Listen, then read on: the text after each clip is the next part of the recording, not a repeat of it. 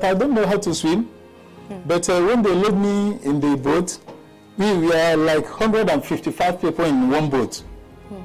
So when we are going to Italy, we have run many hours. So on the way going, our boat now capsized because of the waves, and our boat is pumping boat. So when the waves throw in, and they load us about 3 boats, 2 at the front, we are at the back. When the waves come in a big way and throw, it capsized our boat. 65 people died in the same boat with me. About 30 girls and 35 boys died in the same boat. So when they are dying, they are sinking down. Some was catching my leg. Some drawing my clothes or my bag, shouting, "Biggie, Biggie, Biggie, Biggie." That's how I remove the clothes. I stay hanging, holding the rope that I'm holding on top of the boat. That's how. So after everything, all of us, about 55 people, well, 155 people, the people that remain on top of boats, maybe they are not more than 80 people again. So everybody was crying that we are dying, no rescue. From 4 o'clock in the morning, our boat capsized. We are on top of the water till the next 4 o'clock in the evening.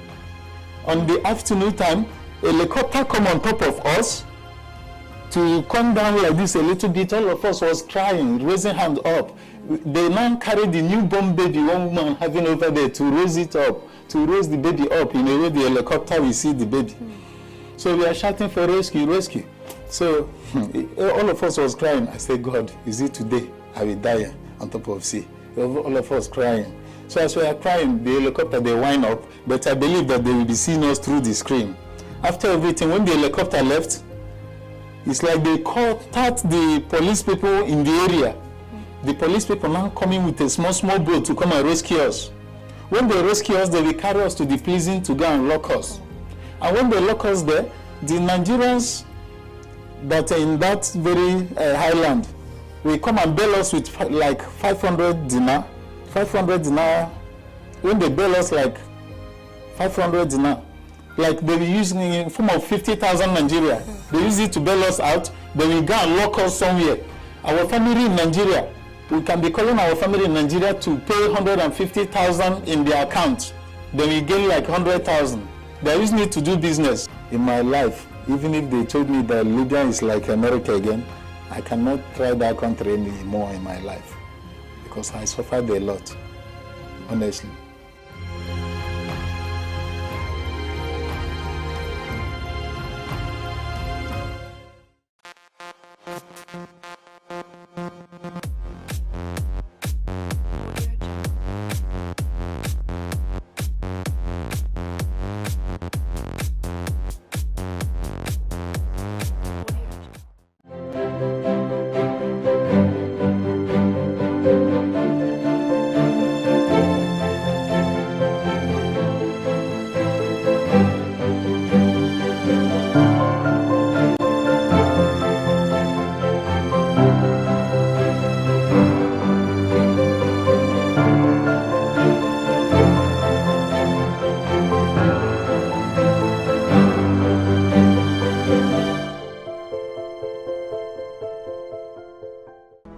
The majestic River Niger.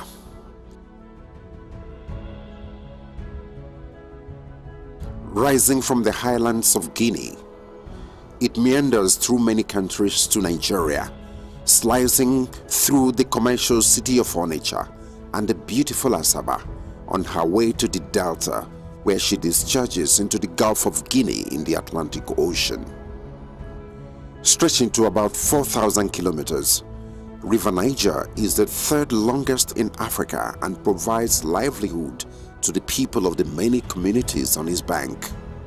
From here, they irrigate their farmlands and fish in its deep waters. Aside providing veritable mode of transportation, it is also a source of power generation. In fact, many people, particularly in Anambra and Delta states, depend on the river for their sustenance. Back in the day, canoes were the primary means of transportation on the river and served to convey goods and people from one bank to the other. But in 1965, 5 years after independence, the first Niger Bridge constructed by Dumez was completed. With the inauguration of the bridge, the main east-west connection in Nigeria was created.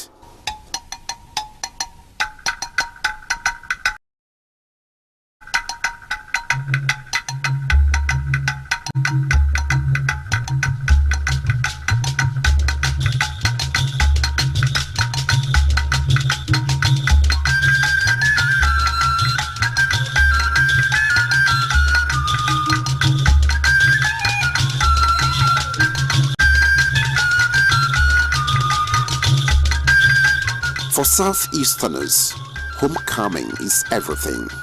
They return en masse at festive seasons to celebrate with kinsmen.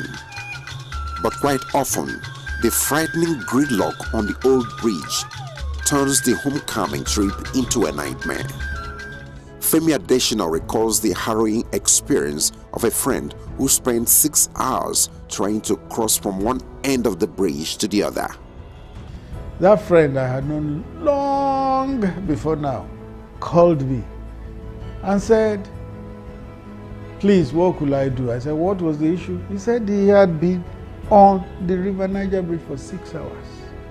6 whole hours. He said, "Can I call somebody so that they can intervene and let the bridge flow?" I said, 6 hours from the foot of that bridge, that when traffic flows, you can cross that bridge in 5-7 minutes. He said 6 hours they had spent on that bridge, and there was no hope that they would get to the other side.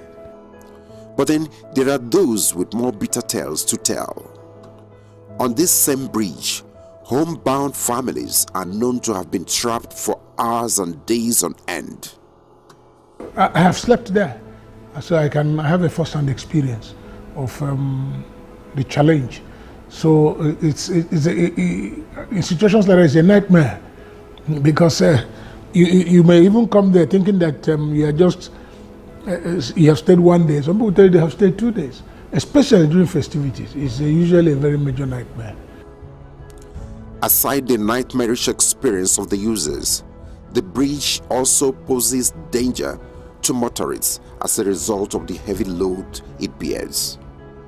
I've had awful experiences flying through that Niger Bridge. It has been an awful experience where we have a dilapidated bridge that for so many years it has lasted. It was so dilapidated that sometimes you'd be scared that you might end up having your car get into the river. So it's an awful experience. There has been lots and lots of tales about that place. We've had records of the bridge quivering, motorists on the bridge actually feeling the quakes and tremors from the bridge. So it was, in one way or the other, going to end up being a nightmare. It was actually a catastrophe just waiting to happen. Now, 57 years after it was built, the second Niger Bridge is coming up quickly to alleviate the plight of the people, reduce the load on the old bridge, and boost the socio-economic potentials of the Southeast.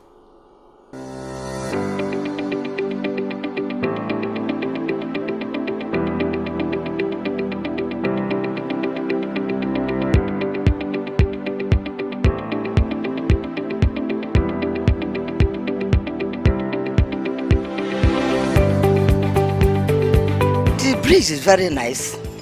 It's very good. So we believe that since the new Niger Bridge have passed, we believe that development can come.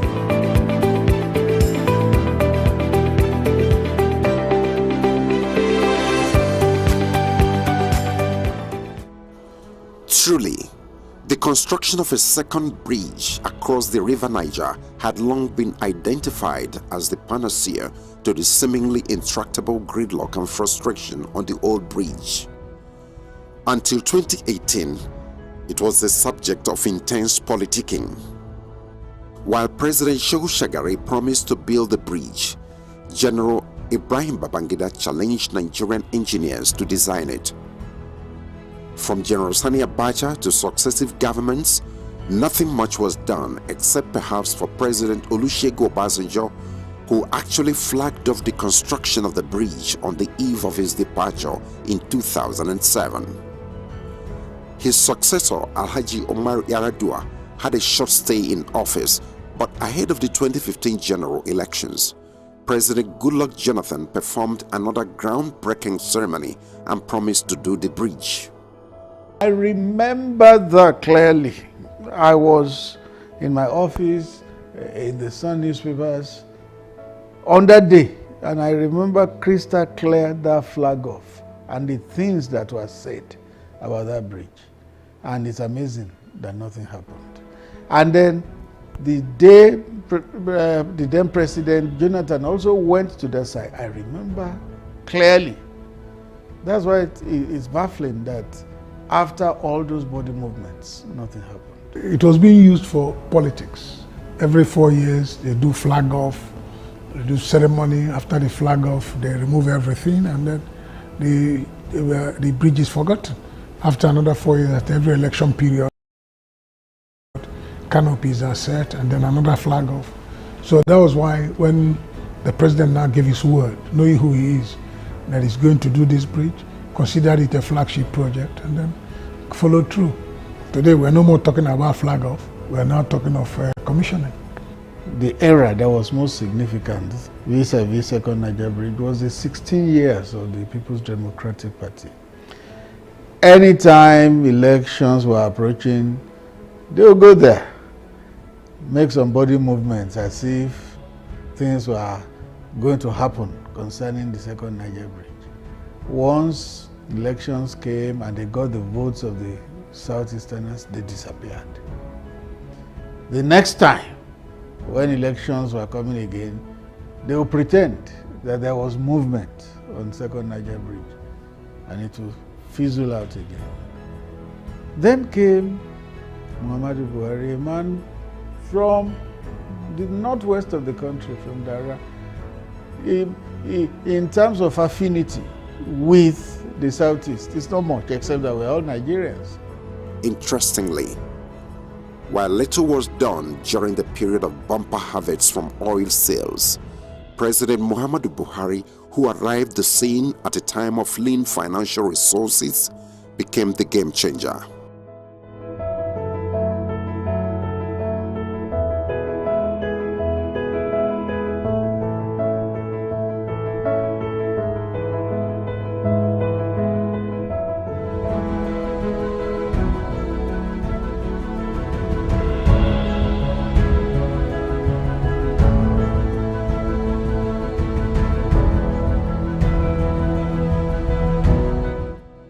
Without the boastful promises and grandstanding of the past, President Buhari plunged headlong into the project.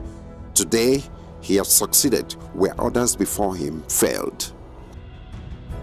I think I'm going to say it unequivocally that President Muhammadu Buhari, that is one of the greatest achievements that he has done for Nigeria. I'm not talking about Southeast, I'm talking about Nigeria as a whole. Because without that bridge, there will be no movement from Southeast to North, from Southeast to West. So even going outside Nigeria, a lot of folks that come to Aba, buy goods, come to Onitsha, buy goods, now have to transfer those goods to other nation states. It is encouraging, it is nice to see that for the first time, we actually have an administration that has looked into that problem and preferred a real solution in the new Niger Bridge. So I think it's a positive step, one that if more of our leaders would emulate, it would make Nigeria a much better place for us to live in. The Second Niger Bridge is an engineering marvel being executed by Julius Berger, the international construction giant. Stretching to a length of 1.6 kilometers, the bridge is equipped with a 10.3-kilometer highway. The toll plazas in both directions of the facility have 8 lanes leading to the bridge. The Owerri interchange on the Onitsha-Owerri road is designed to provide direct access to the bridge from Obosi in Anambra State to Asaba in Delta. Construction of 2 secondary bridges at Amakom and Atani communities are also part of the total package. All the 16 booths have been completed. operation building also completed. We have completed more than half of it. On the eastern side of the bridge lies the ever-bustling Onitsha, a commercial hub that embodies the resilient and enterprising spirit of the people of the southeast. The Onitsha main market, reputed to be the largest in Africa, attracts visitors from across the continent and contributes to the hectic commercial environment of the city. As a result of the intense economic activities in Onitsha and beyond, traffic holdup on the old bridge is perpetual and frustrating. But the ongoing 7-kilometer approach road on the Onitsha side of the new facility will help to eliminate congestion and provide direct access to the second bridge. The idea is to connect the southeast and south-south regions seamlessly to the rest of the country. You see, you are talking of a bridge that links Anambra State, Southeast, Abia, Imo, to the entire Nigeria, coming through Lagos. All right, that is the route. All the containers that come from Lagos coming to the east, that's the route they use. It's quite enormous. It's something that, if you look at the economic benefit, you get very excited. There's quite a lot we can benefit from it, and it's going to impact very positively on the economy of the Southeast. It's going to lead to free flow of traffic.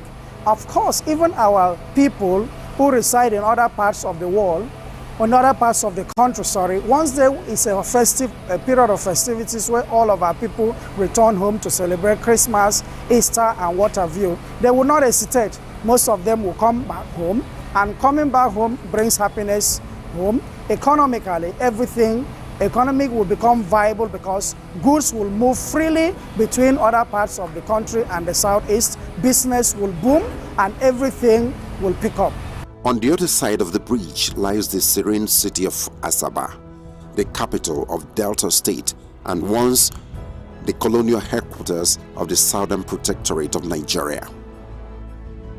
Strategically located on the bank of the river, Asaba serves as the main entryway to the southeast from the Lagos axis.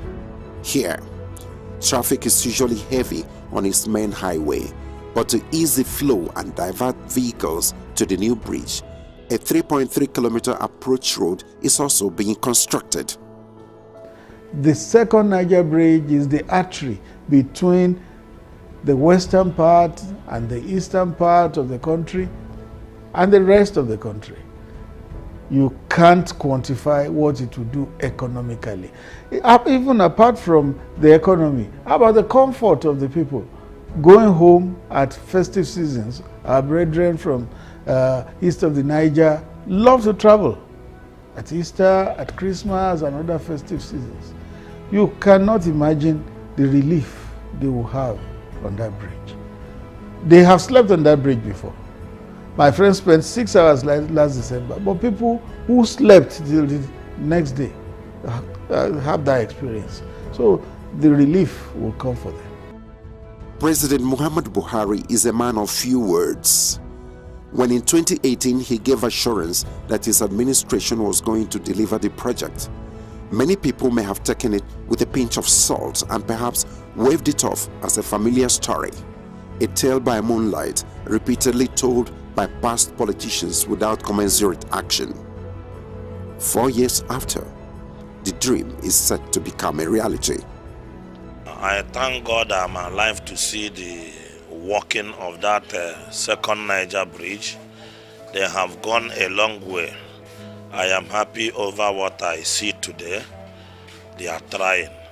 They are trying. I pray, let the Chukwu Okike Abioma guide them. So far they have gone.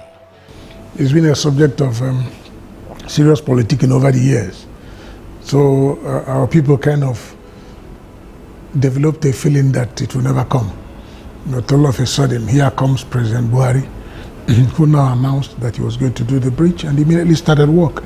It waited this long because they made it political. Instead of really pulling up their bootstraps and walking. They turned it to a political thing. That was why whenever elections were approaching, they would go there to hoodwink the people of the region to get their votes. They turned it into a political thing. But then came President Buhari, who was not interested in fooling anybody, who was not interested in the politics of it, was just interested in action. Under this administration as well, the long-abandoned Onitsha River Port has been revived and may soon become a port of final destination for goods bound for the southeast, thereby decongesting the existing seaports in Lagos, Port Harcourt and other cities. Stakeholders are of the view that the second Niger Bridge will boost activities at the river port and complement the multimodal transportation initiative of the administration. Today, we talk of multimodal forms of transportation. You talk about the road, you talk about the rail, you talk about water and things like that. So this multi-approach is something that has a lot to do with impacting on the economy. So here is the Onitsha River Port that has to deal with the water, and then here is the second Niger Bridge that has to do with the roads, but both complement each other. To ensure compliance to schedule and quality delivery, the project site has witnessed high-profile visitors lately. Aside the Minister of Works, Babatunde Fashola, who pays regular supervisory visits to the site, the Chief of Staff to the President, Professor Ibrahim Gambari, recently led top functionaries of the federal government to see the state of readiness of the bridge. The Federal Executive Council has passed tolling policy, national tolling. National is for the nation as a whole. So which one will be concession, toll fares, and so on, that's secondary. Important, let us finish this road.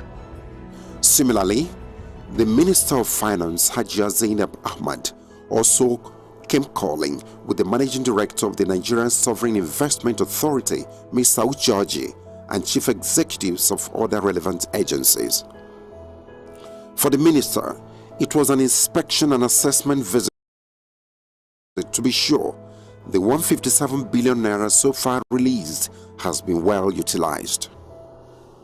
I can report to Mr. President and say I have seen where all the 157 billion naira has gone to. This is a project that is very dear to His Excellency the President. It is designed to uplift the lives and livelihoods of the people of the southeastern part and the southwestern part of our country. Indeed, the transportation industry has experienced unprecedented turnaround in the past 7 years. For a critical sector that supports socio-economic growth, it's never been this good. Apart from equipping the National Inland Waterways Authority to provide navigable pathways for the movement of goods and services, stupendous amount of resources have also been committed into developing a functional rail transportation system. In addition to the second Niger and local Oweto bridges, solid road networks that crisscross the country and connect the geopolitical zones have been constructed.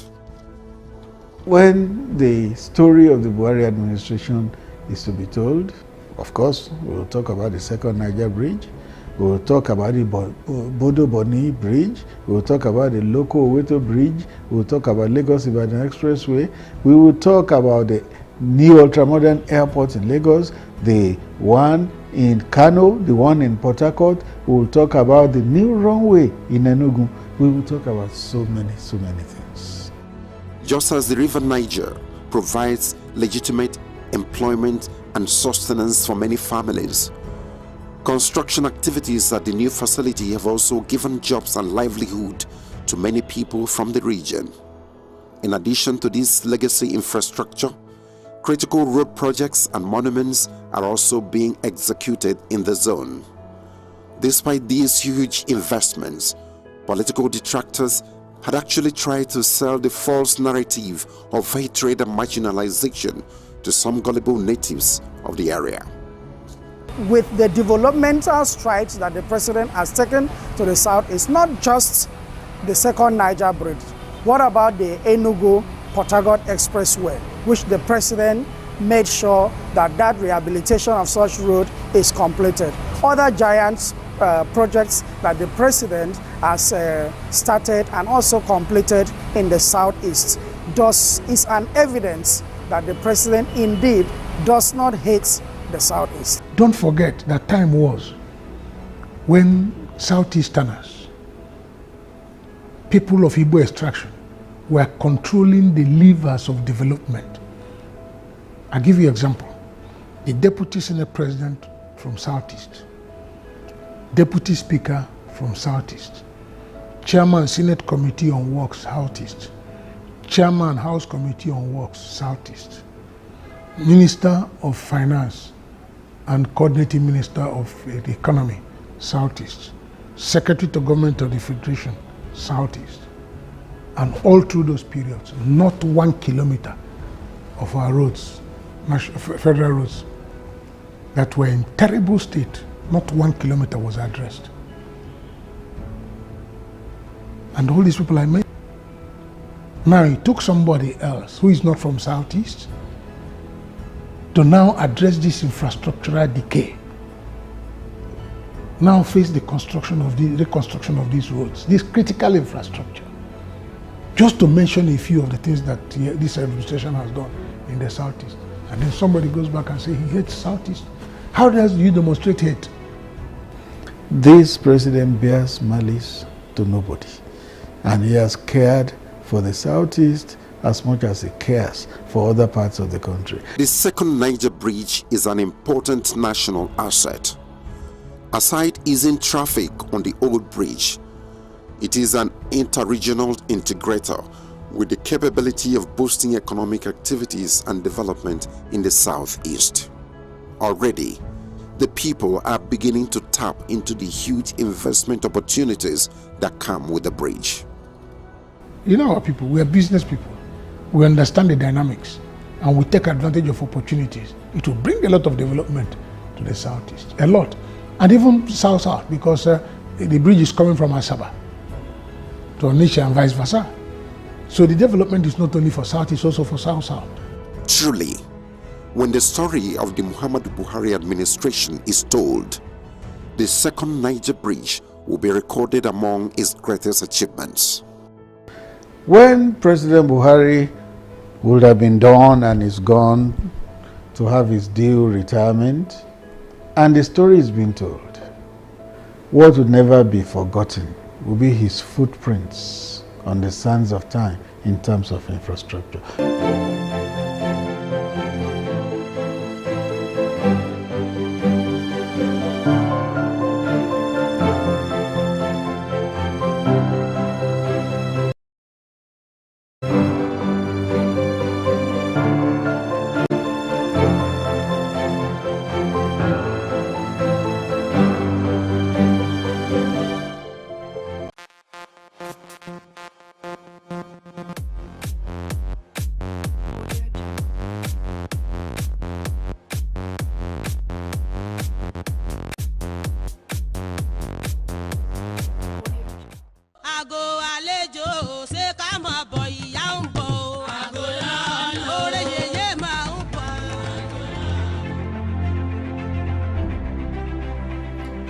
The Osun-Osogbo Sacred Grove in Osogbo, Osun State, southwest Nigeria, is one of the last remnants of primary high forest in southern Nigeria.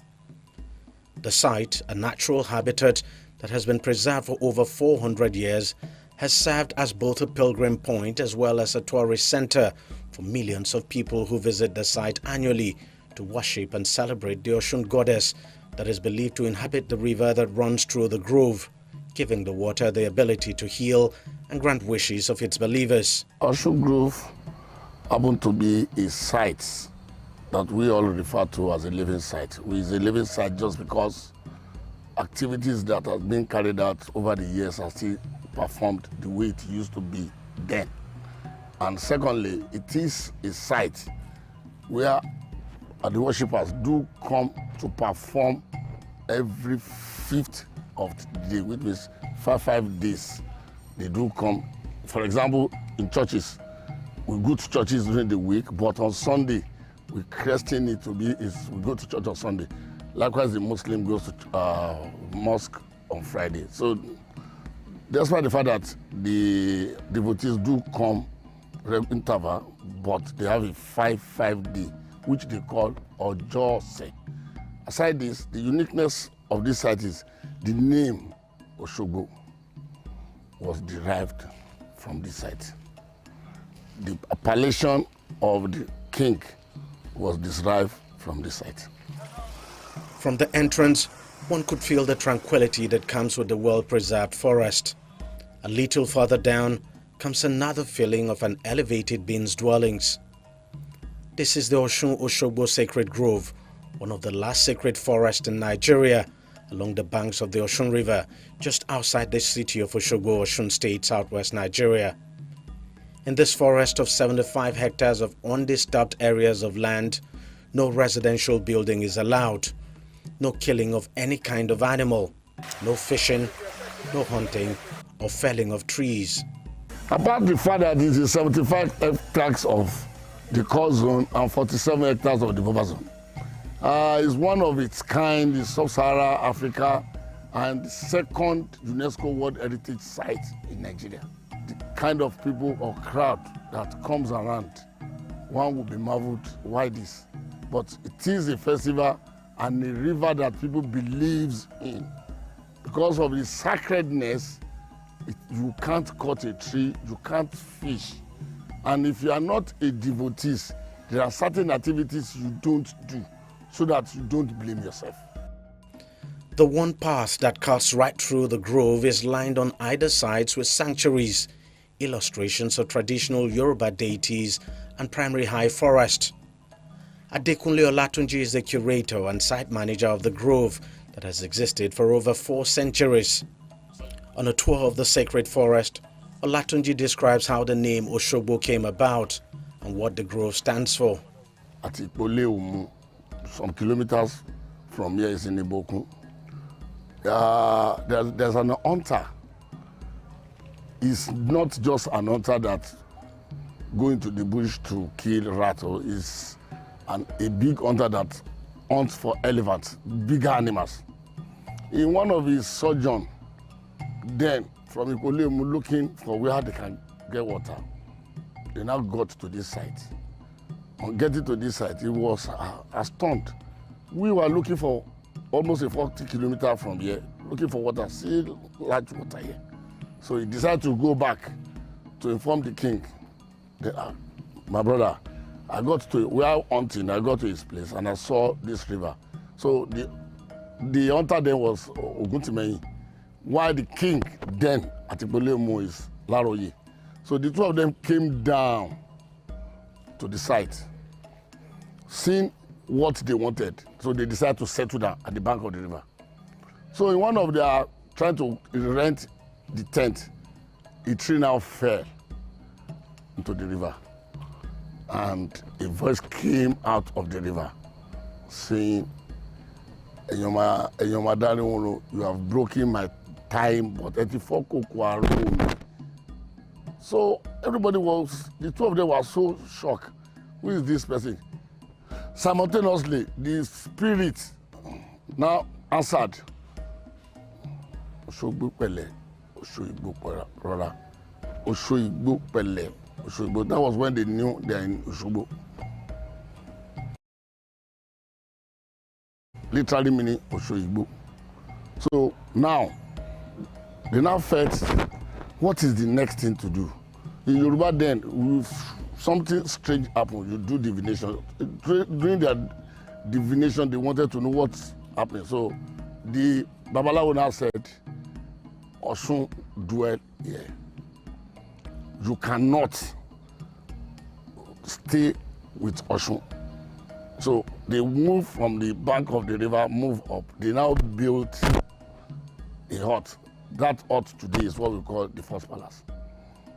And there's these promises between them that if we say we should leave this place, as a powerful person, they felt, how will somebody in the river be telling us to leave?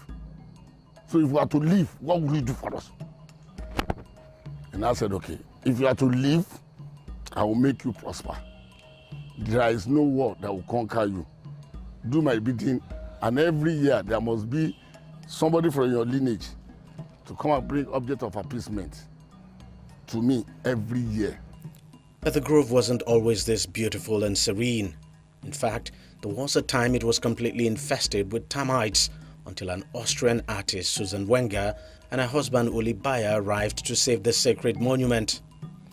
Wenger devoted some 50 years of her life to preserving the forest, and with the help of local craftsmen in the city, she transformed the sacred grove into a sculptural garden with compelling artworks and objects of habitation. Because of them, this 200 acres is now a UNESCO World Heritage Site.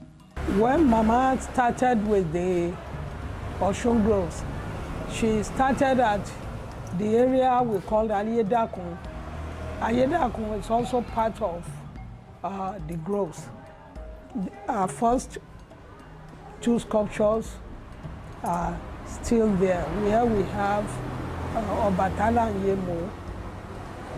And she did that, not in one place, at the main shrine, Ebu Yamako, and inside the forest there are the sculptures there that she made.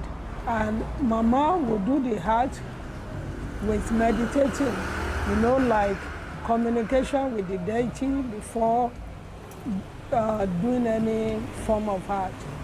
And Mama got her inspiration, from there because she stayed there for a while. She was invited to come and see or assist us in treating this termite attack.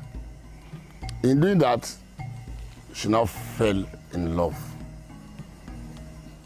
with the culture. So she is so powerful and mystic that if she sleeps, revelations of what she is expected to do for this place will come to her. Then she now felt, for somebody of her status, there's a need for her to have people to work with. Then she now got in touch with the Oba. Then there and then some interested indigenous that were into art then were introduced to her. So that was why they formed what we call a new sacred art movement. With this new sacred art movement, from instruction from her, that's why we have all these structures. Shaded by a canopy of trees with a flight of stone leading downwards, the inner grove lies within a natural depression, marking the exact spot where the first palace of the founder of Osogbo was located. The ancient palace with its ornate pillars and elegant designs has remained in its original state for decades, and its sacredness upheld for as long as it stands. A short walk away from the palace will take you to the Osun River, which on a normal day looks just like any other river except for the utter stillness that pervades the atmosphere around it and the occasional calving in the midst of its waters.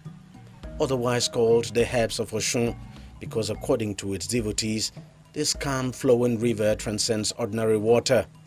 Everything about the Osun Grove revolves around this river. It's like the life of this place. You take it away, the entire place becomes lifeless. This is where the history of the grove actually started from. And every year, thousands of devotees of the Osun goddess converge by the bank of this river, where they pray, believing that all of their problems will be solved by the goddess.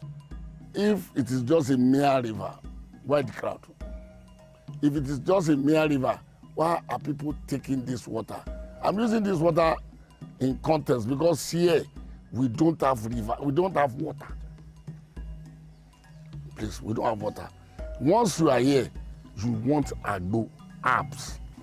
People that needed one thing or the other comes here to seek for assistance from Osun goddess. Believing, that's what I said, it's your faith. Believing he or she will do it for them. Whatever is being taken here is apps, is agbo. if you take it with your faith, be you me, you'll be healed. It has been proven beyond reasonable doubt. While the grove is the site of Oshun's most sacred shrine, many Yoruba deities are also depicted here with sculptures that are centuries old and shrines where their devotees worship. Despite the sanctity attached to it, managing the grove is not without its own challenges. There's no lumber that will come into this site that will not pray will sleep off 72 hours. So that before we wake up, we would have cut down all the trees. We do have poachers, and despite the native laws that we do use to operate, because here you are not supposed to hunt. If you are caught, you'll be taken to the enforcement agency through the Atauja of Osogbo. And because of developmental pressure, as the town grows, you are bound to see people wanting to build closer to the site, thereby giving you problem. You have a challenge, but God is helping us through that native law. That native law, don't cut, don't fish. And aside that, the native law, I will tell you authoritatively, because if all of us goes home, we have night security if they are here. If you eventually decide that you want to catch any fish, you will cook it from now till that kingdom come, it will not done. So you will definitely put yourself into trouble. Once sparkling and clear and home to a variety of fish, today the sacred river is murky and brown. It is now under constant threat from pollution from waste disposal and other human activities. Another fascinating thing about the grove is the standalone suspended bridge right at the heart of the forest and just above the Osun River, built some 87 years ago. The bridge has no pillar holding it because they say the Osun goddess forbids it. One of the unique things to see at the grove is this suspension bridge. We understand it was built in 1935, commissioned in 1936, and the reason why the bridge was constructed was to enable people around here move goods now, especially palm products, from one end of the bridge to the other. And up till this day, the bridge is standing. It's one bridge a lot of tourists who come to this area love to see.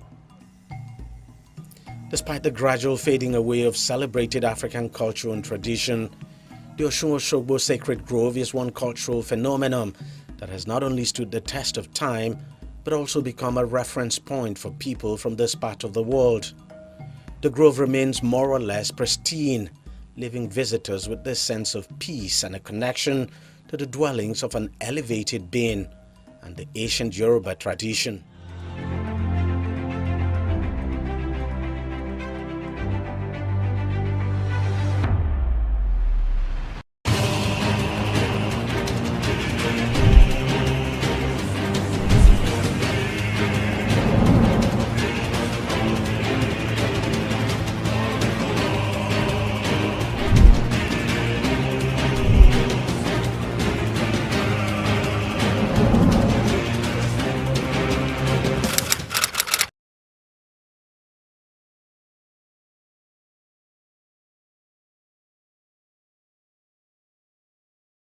You can't travel on a wrong road for too long and expect to arrive at your destination early.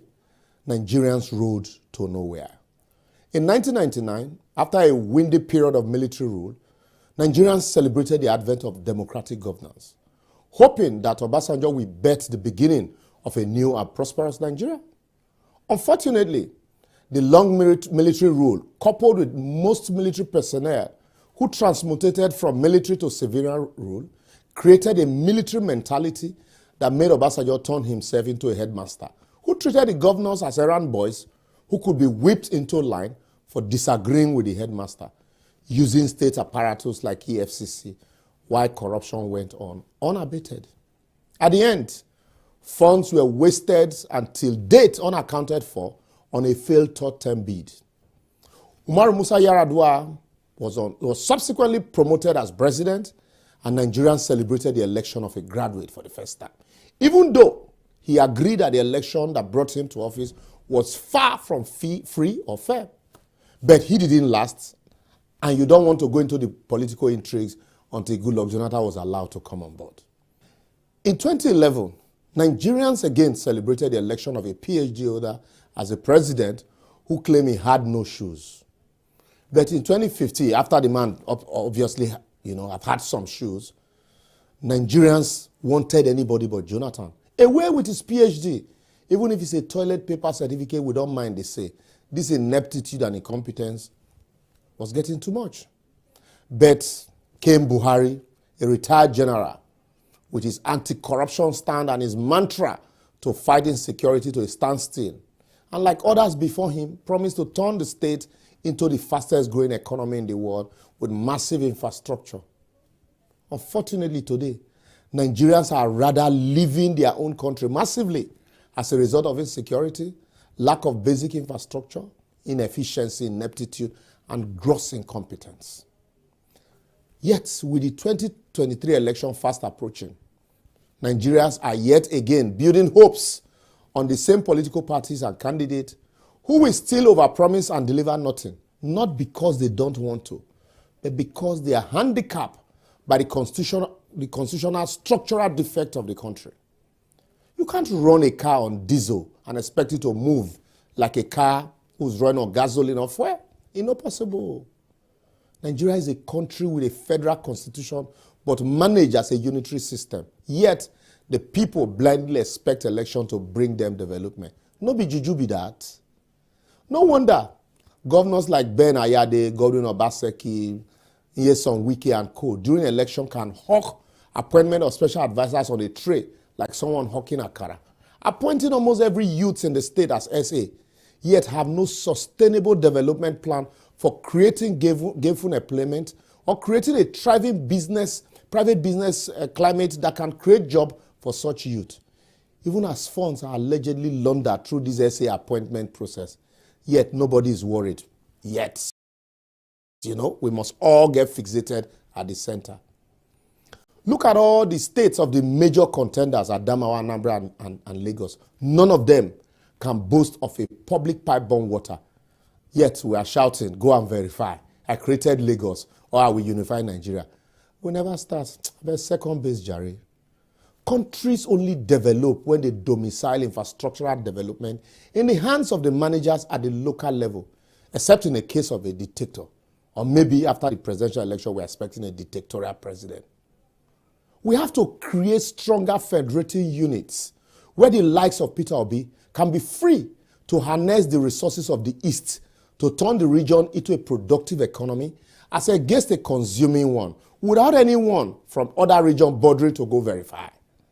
Or where Bola Ahmed Tinubu can use his leadership experience to synergize the resources in the West and create a sustainable economy for them without him convincing other regions that it is his turn. And Atiku can then be free to not only unify the entire North against insecurity, hunger, and banditry, but harness the potential therein for sustainable prosperity without being afraid of a Governor Wike's threats. The region can then contribute to a weaker center for the benefit of the weaker units and protection of our territorial integrity. I will therefore advocate that Nigeria as presently constituted is not working, and no matter who wins the election, with the current constitutional structure, it can never move forward or bet a future of our dream. The earlier we collectively realize that we have traveled on the wrong road for too long and must halt our trip and redirect our coexistence before proceeding on the next journey, the better for all of us. Failure to do this, we will soon realize that after the election, that the various agitations from the federating region may have been suspended for the election and will be renewed with greater strength and vigor after the election, no matter the outcome of the election. For example, if Igbo win, the North and the West will start their own agitation.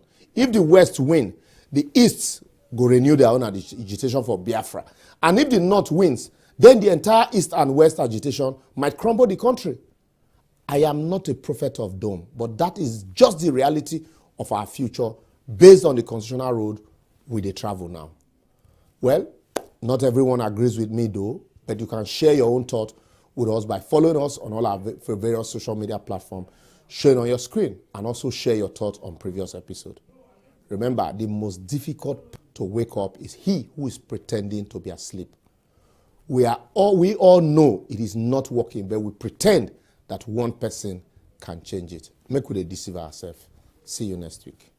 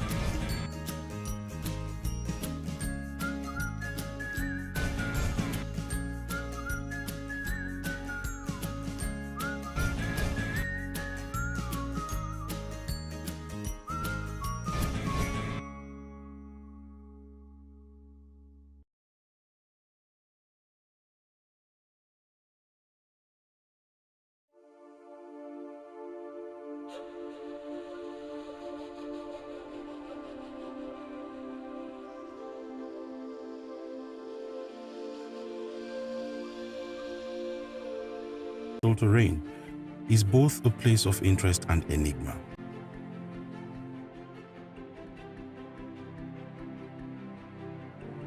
A beautiful disaster, a seaweed from South America, has taken over the lagoon, stopping life in its tracks.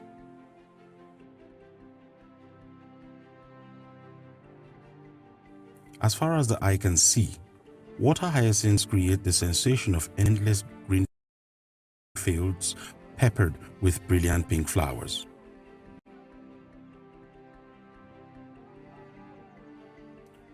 Women are giving birth depending on nature only, and their children are growing up, waiting for power and education, hoping for the future. Àmọ́ gbébòrùn kò jẹ́ ká jẹun. Àbá síìkì kò jẹ́ ká rí bí jáde. Tá olóyún wọ́n máa ń bímọ sínú ọkọ̀. A lè lọ́jọ́ mẹ́ta ká tó gúnlẹ̀ sí tọ́ọ̀kì. Wàhálà yẹn wá pọ̀ jù. A rí bí jẹ àwọn kọ́sítọ́mọ̀ wa tó bá lọ sí ọ̀sà báyìí a máa gbé oúnjẹ lọ fún wọn lọ́hùn ni. A rí bí jáde. Ó dìtẹ́ẹ̀nì wa nílùú. A rí bí lọ síbì kankan. A dẹ̀ rí iṣẹ́ kankan ọ̀sà là ń ṣe. Iṣẹ́ ọ̀sà là ń ṣe. Ṣé ti yẹn sìn? Ọ̀nà mọ́tò yẹn gangan kán wá bá wa ṣe kó dẹ̀ wá bá a la ibi. Kan apá àkógbèmù kan bá a ṣe títì wa. Bá ti bá a ṣe títì wa, a ní gbádùn. From Ologbokere to Bodun, Oriba to Ibon. In coastal villages in Ekpe, people urgently need access to healthcare, clean water and sanitation, energy, and the means to ensure their livelihoods. Omi mímu ó jẹ́ ìṣòro fún wa. Sometimes tá bá máa mu omi àfi ká gbé ọkọ̀ ká cross lọ sí other side láti lọ pọn omi borehole. Kí cross sí other side yẹn máa ń dojú kọ water hyacinth tá bá máa cross. Ìgbà míì ọmọ mi lè lọ kó já lò 3 hours ní ìrìn tí yóò yẹ kó ju 20 minutes. Tí ilẹ̀ bá ṣú wọn, ẹ̀fọn, mosquito ló máa jẹ wọ́n. Tó máa tó wá fa àrùn sí wọn lára. A ò ní hospital tí ìjọba lè fi máa care fún. Ìṣòro ńlá là ń dojúkọ tí àgbàlagbà bá sick, especially tí àwọn obìnrin bá lóyún tán bá máa bímọ. Èmi ọkọ̀ la máa gbé láti bí ká tó dé Ìjìnrìn, èmi àti bímọ sínú ọkọ̀. Èmi ọmọ á bímọ tán máa bleed tó jẹ́ pé èmi faint ká tó lè dé Ìjìnrìn. A dẹ̀ tí ìrọ̀gbọ́n dá sí di wákàtí ìjọba náà láyé ń wojú ẹ̀. Àwọn àgbàlagbà wa tán bá ti dàgbà díẹ̀ tí òtútù bá ti mú wọn àti gbé wọn dé hospital náà wàhálà ni. Èmi tó jẹ́ pé ìrìn hospital tí ò yẹ kó ju 10 minutes or 15 minutes tó jẹ́ pé òbílì kenú la máa lò ká tó lè gbé wọn dé hospital. Èmi àti dákẹ́ ká tó dọ̀hún.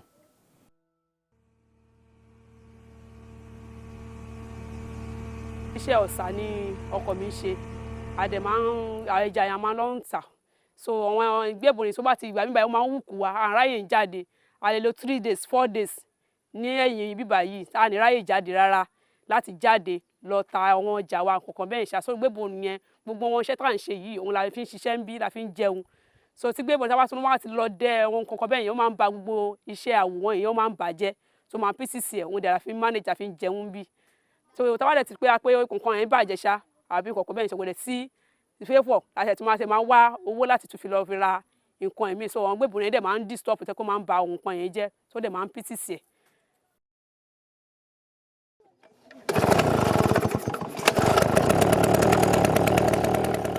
mo jẹ́ ọmọ Ìkòròdú mo wá sí bíbá láti wá ṣe iṣẹ́ apẹja torí wọ́n máa pẹja ń lu yìí torí ẹ̀ mo kọ́ṣẹ́ mechanic mo nídìí owó torí pé iṣẹ́ tí mo kọ́ mo fẹ́ ra irinṣẹ́ mo dẹ̀ fẹ́ ṣe freedom torí ẹ̀ mo wá sílùú láti wá owó láti wá ṣiṣẹ́ ọ̀sà. nǹkan tí mo rí ìbá yìí ni pé bí ìbá yìí bó ṣe wà kò sí iná ń bẹ̀ so school tó dẹ̀ wà ń bíbá yìí náà kẹrì kò tí sí tíṣà púpọ̀ níbẹ̀ kò sí tíṣà púpọ̀ ń bíbá school tó wà ń bíbá bẹ́ẹ̀ kẹ́ wọ́n textbook tó máa ń fún wọn ní ìgboro yẹn wọ́n gbé wá sí bíbá yìí fún wọn student wọn ní bíbá yìí kò dẹ̀ tí wá sí títì kò tún sí omi kò tún sí anything bọ́ọ̀ oríṣiríṣi àwọn bọ́ọ̀ tó wà ní gbòòrò kò sí ní bíbá yìí so nǹkan tó ń tẹ́ wa ní bíbá yìí nìyẹn.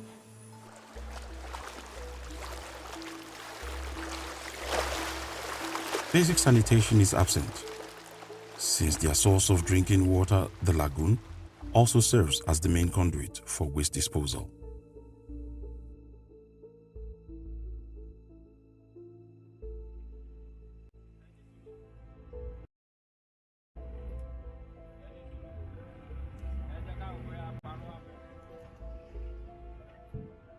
We need to create a coastal development agency at the level of Lagos State that can look at housing, infrastructure, water supply, health system for these people.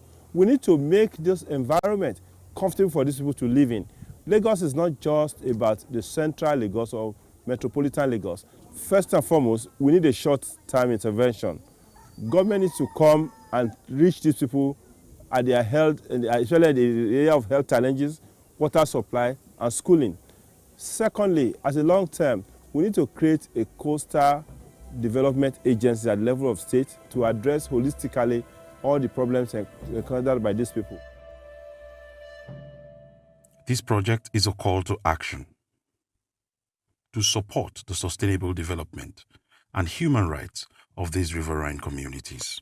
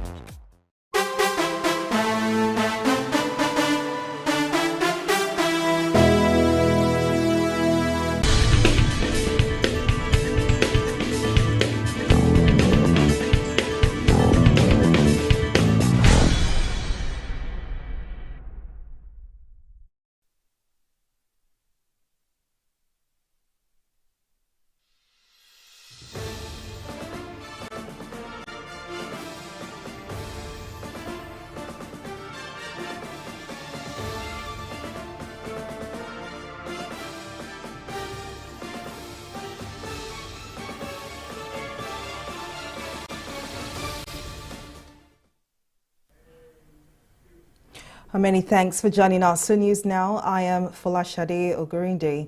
After weeks of fuel scarcity that has pushed up the pump price of petrol, the Nigerian National Petroleum Company Limited has finally provided a reason for the long queues experienced in Lagos, Abuja, and some other major cities.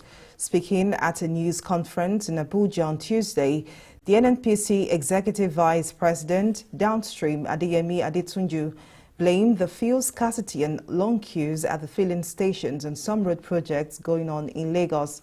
Adetunju, however, explained that the gridlock is easing as the NNPC has programmed vessels and trucks to unconstrained depots, with massive load outs from depots to various states being closely monitored. He also assured Nigerians that efforts are ongoing to ensure that normalcy returns as soon as possible, adding that the NNPC has a national PMS stock of over 2 billion litres, an equivalent to over 30 days of sufficiency. Well, despite these assurances, Lagos residents are still experiencing acute fuel shortage as more filling stations were under lock and key, saying they had run out of fuel. The few stations were dispensing are accused of hoarding fuel, refusing to sell to motorists who have been on the queue as early as 5 a.m. While the reason for the scarcity is still unclear, Nigerians urge the federal government to find a lasting solution to the crisis. Our correspondent, Bisola Adebayo, went to the streets of Lagos to assess the situation and now files in this report. Fuel stations locked. Long queues stretching into hundreds of meters, causing traffic gridlock. This scene is definitely not new in Lagos. For the 10th time this year, residents of Lagos are back on long queues at fuel stations, spending productive man-hours waiting to purchase petrol, a product that seems not to be in supply. It's been bad. I was here since 7 o'clock. Aside from Ikeja cantonment, it has been crawling because of the jerrycans they sell. You can see them there. The queue has been moving slowly and slowly. But it's so pathetic. The station is very bad. It's very bad because I've been here almost 4 hours. I'm by fare. Which I'm supposed to take it walking, but because of a fuel. The queues suddenly appeared in fuel stations across the state about a week ago, and it's gradually becoming a norm. Some of the stations we visited, including this one and this one, are without fuel. The few ones that have the product are selling at a hiked rate. The reason for the situation, however, remains unknown, but some consumers allege hoarding. As you can see, you have seen the queue. So even they have, in fact, they have stopped. They are not selling fuel again now, as I speak. They have already stopped. But I think this is the cheapest filling station for now. They are selling 170 per liter, but other filling stations they are selling 250 per liter. As it is that they have already stopped. So maybe we'll look for some with that black market and get fuel. As the situation puts majority of fuel users in untold hardship, black market sellers are having a few days selling as high as 3 times the normal price. I'm trying to the east first of all. So when I got to the filling station, a lot of queue and it's been locked up. Normally I'm selling at a rate of 250. So because of the queue, I'm in a hurry, so I have to pack and buy from the black market. And black market now, they sell at the rate of 350, which is very high. That's my car over there, so I have to hurry up and get the fuel because I need to leave here because I can't wait for the queue. But in some other places, the situation is not the same.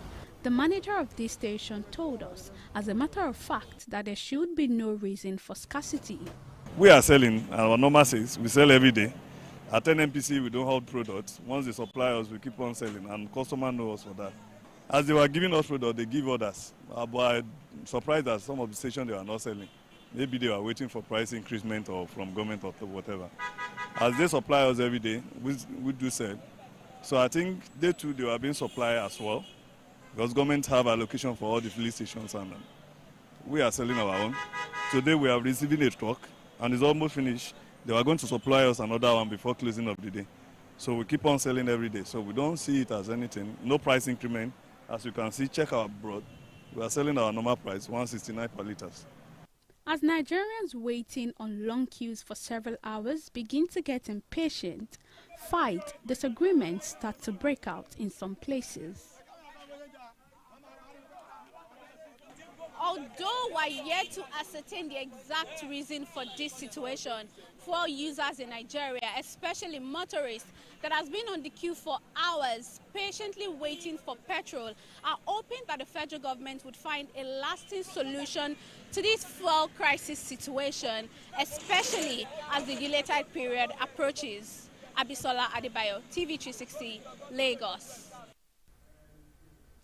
The Labour Party in Kaduna State has condemned the killing of its women leader in the state, Victoria Chintex, by yet-to-be-identified gunmen. She was said to have been killed on Monday night by the gunmen who invaded her residence at about 8 p.m. and shot at her. The victim's husband was also said to have been shot and was rushed to the hospital. Reacting to the development, the party's presidential flag bearer, Peter Obi, has expressed shock over the incident. Obi, on his official social media account, said this is the reason why he has prioritized the war against insecurity as his first task if elected president. Her death comes 3 years after a People's Democratic Party PDP women leader, Salome Abo, was shot and set ablaze at a residence in the Ofu local government area of Kogi State. And still in politics, Governor Nyesom Wike of Rivers State has told members and supporters of the People's Democratic Party PDP that he will soon reveal his choice of presidential candidates for the 2023 elections. Wike made this known on Tuesday while commissioning the Rupogu Igorotu Link Road in the Obio Akpo local government area of the state.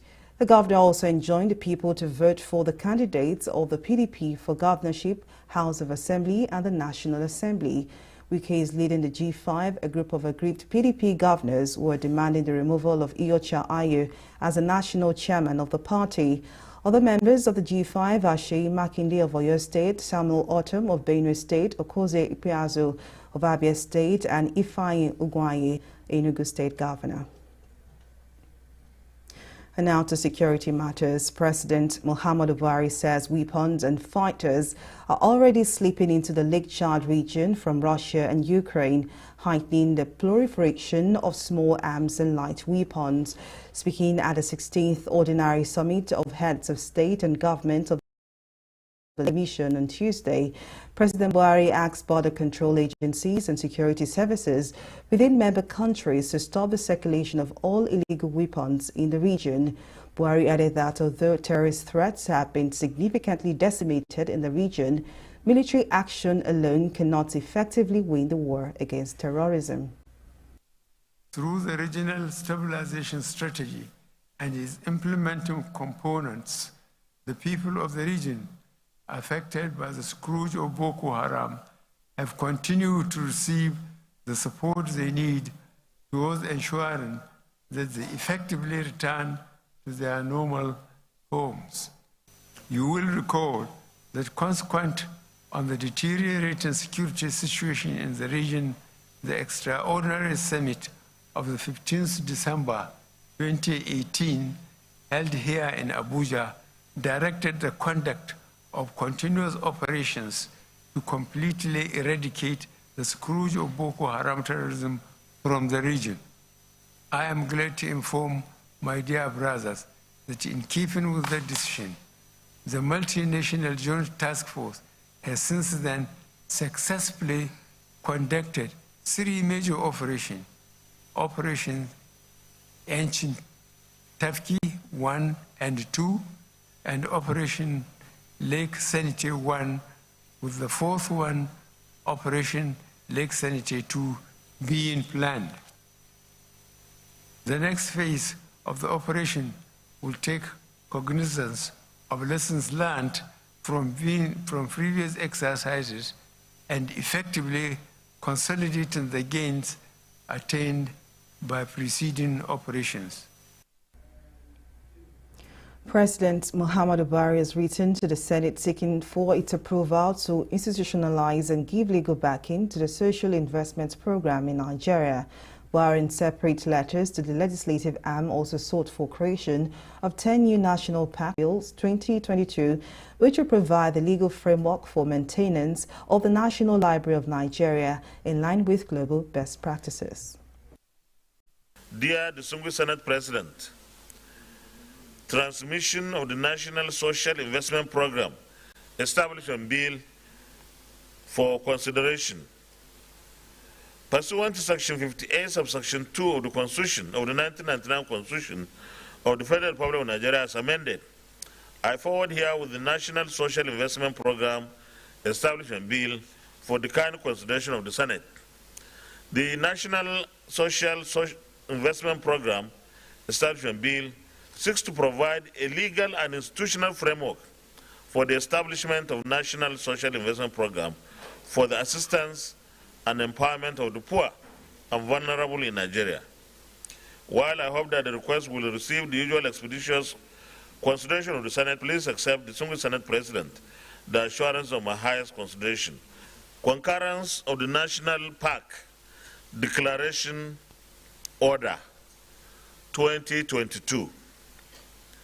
Pursuant to Section 18 of the National Park Service Act, I forward here with the National Park Declaration Order 2022 for the current concurrence of the Senate. The National Park Declaration Order 2022 seeks to establish 10 new national parks. Please find attached the National Park Declaration Order. While I hope that the request will receive the usual expeditious consideration of the Senate. The Senate has mandated its Committee on Niger Delta Affairs to carry out screening of 15-member board of the Niger Delta Development Commission forwarded to it for confirmation by President Muhammadu Buhari last week. President Buhari on Wednesday asked the Senate to confirm the appointment of a special assistant on new media, Loretta Ifaye Onoche, as a substantive chairman of the board of the Niger Delta Development Commission, in line with parliamentary procedure and as listed on the order paper. And Ibrahim Goberi, the president of the Senate, Hamid Lawan, directed the Committee on Niger Delta Affairs to screen the nominees and report back in 3 weeks. Distinguished senators will recall that the request from Mr. President and Commander-in-Chief on the 2023 budget estimates of the Niger Delta Development Commission, NDDC, was read on Wednesday, 23rd November 2022. Mr. President, with your permission, I wish to move that the request be referred to the relevant committee for further legislative action. I so move. Thank you. Distinguished colleagues, those in favor of the motion that the 2023 budget estimates of the Niger Delta Development Commission, NDDC, be referred to the relevant committee, say aye. Those against, say nay. The ayes have it.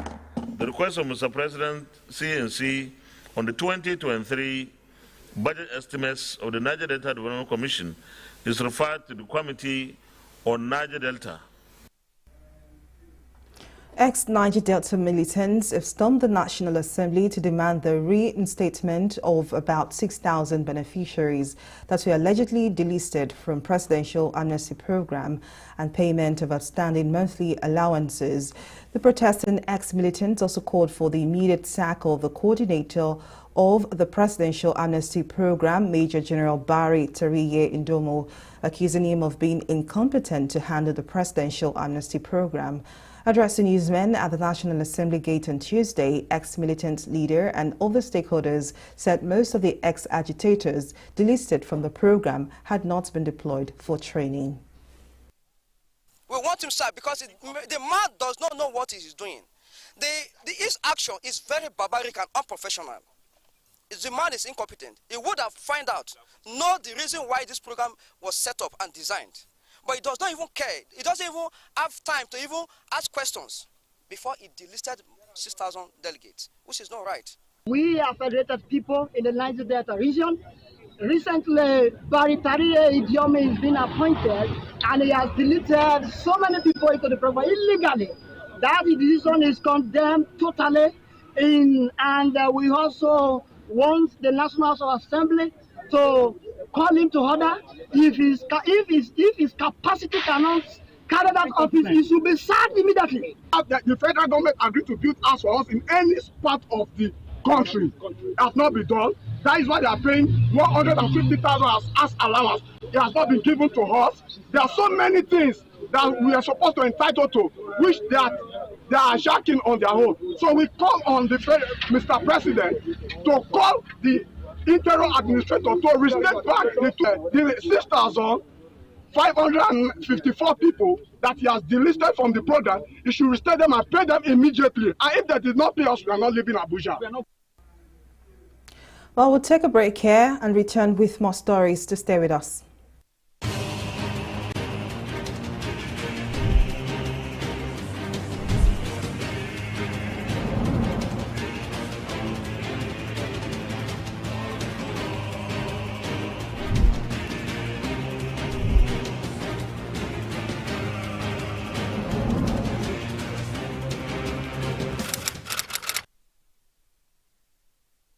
Nigerians, elections are here again. Let us shun violence. Let us play the game according to the rules. Do not be a thug. Say no to violence. Let's rise and defeat violence, crime, and sabotage against the peace of our nation. Nigeria is the only country we have. We must do everything to keep it united. We must avoid any act that promotes hate and disintegration. Say no to separatist movement, terrorism, fake news, hate speech, religious bigotry, and any act that tends to divide us as a nation. Watch out for strange gatherings and suspicious movements. Restrict access to sensitive documents and data, the disclosure of which may damage national security. Educate your staff and family, particularly on measures to safeguard information and report security breaches. Apply relevant legal security guidelines to protect yourself and your neighbors. Due to misinformation and wrong choices, some idle persons resort to vices in their greed to get rich quick. They resort to kidnapping, killing, the heinous crimes. Avoid wrong use of the social media. Before you broadcast that false message, think twice. Ask whether it will promote peace or violence. For safety at home, still be security conscious. Educate your household on safety tips. Report all suspicious movements and persons to the security agencies nearest to you. Be a good citizen. Be patriotic. To pass security information, please call 0813-222-2105, 0915-339-1309, 0908-837-3514, or send a mail to dssPR@dss.gov.ng. This message is from the Department of State Services, DSS. Welcome back. Well, in case you missed any of our news bulletin, for more updates, do log on to our website on www.tv360nigeria.com. You can also follow us on our social media platforms on Twitter, Instagram, and YouTube at TV360 Nigeria. On Facebook, we are TV360 Online.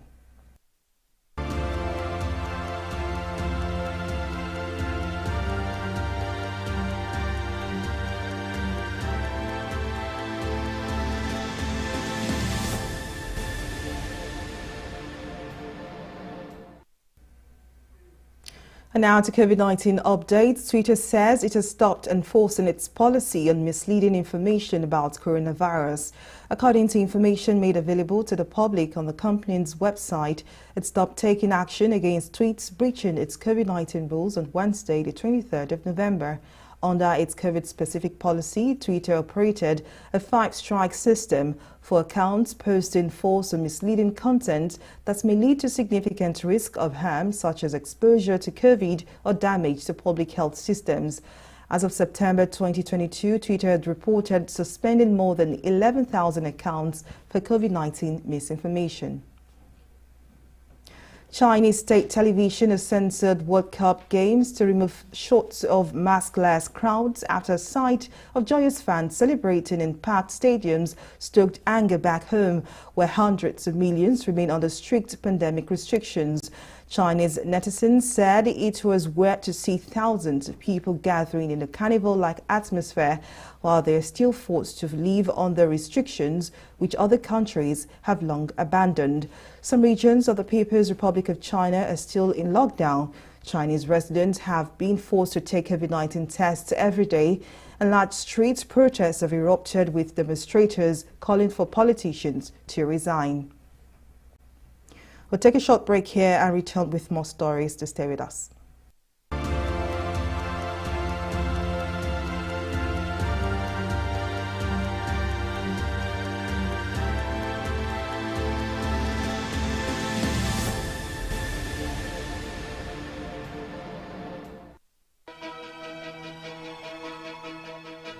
Opinions are free, facts are sacred, but truth is universal.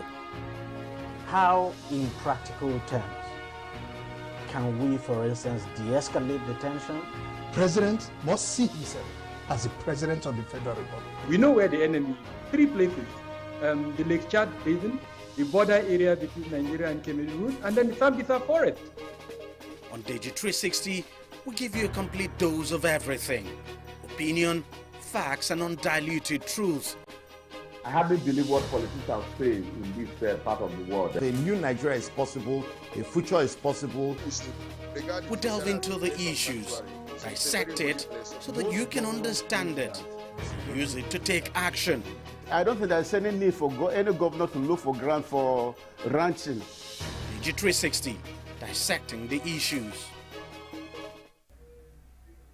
Welcome back. And in business, the Minister of Finance, Budgets and National Planning, Zainab Ahmed, says a 206 billion naira captured in the Ministry of Humanitarian Affairs 2023 budget proposal was wrongly coded by the Budget Office. According to a statement issued by the Special Advisor on Media and Communications, Ministry of Finance, Yunusa Abdullahi, the minister made this known on Tuesday at a meeting with the House Committee on Appropriation. While dismissing the budget's padding allegation, Ahmed explained that the 206 billion naira was an oversight. According to her, the 206 billion naira was for the National Social Safety Nets project funded by the World in the Humanitarian Ministry. The Central Bank of Nigeria, CBN, says non-oil exporters repatriated $4.98 billion into the country in the first 9 months of the year.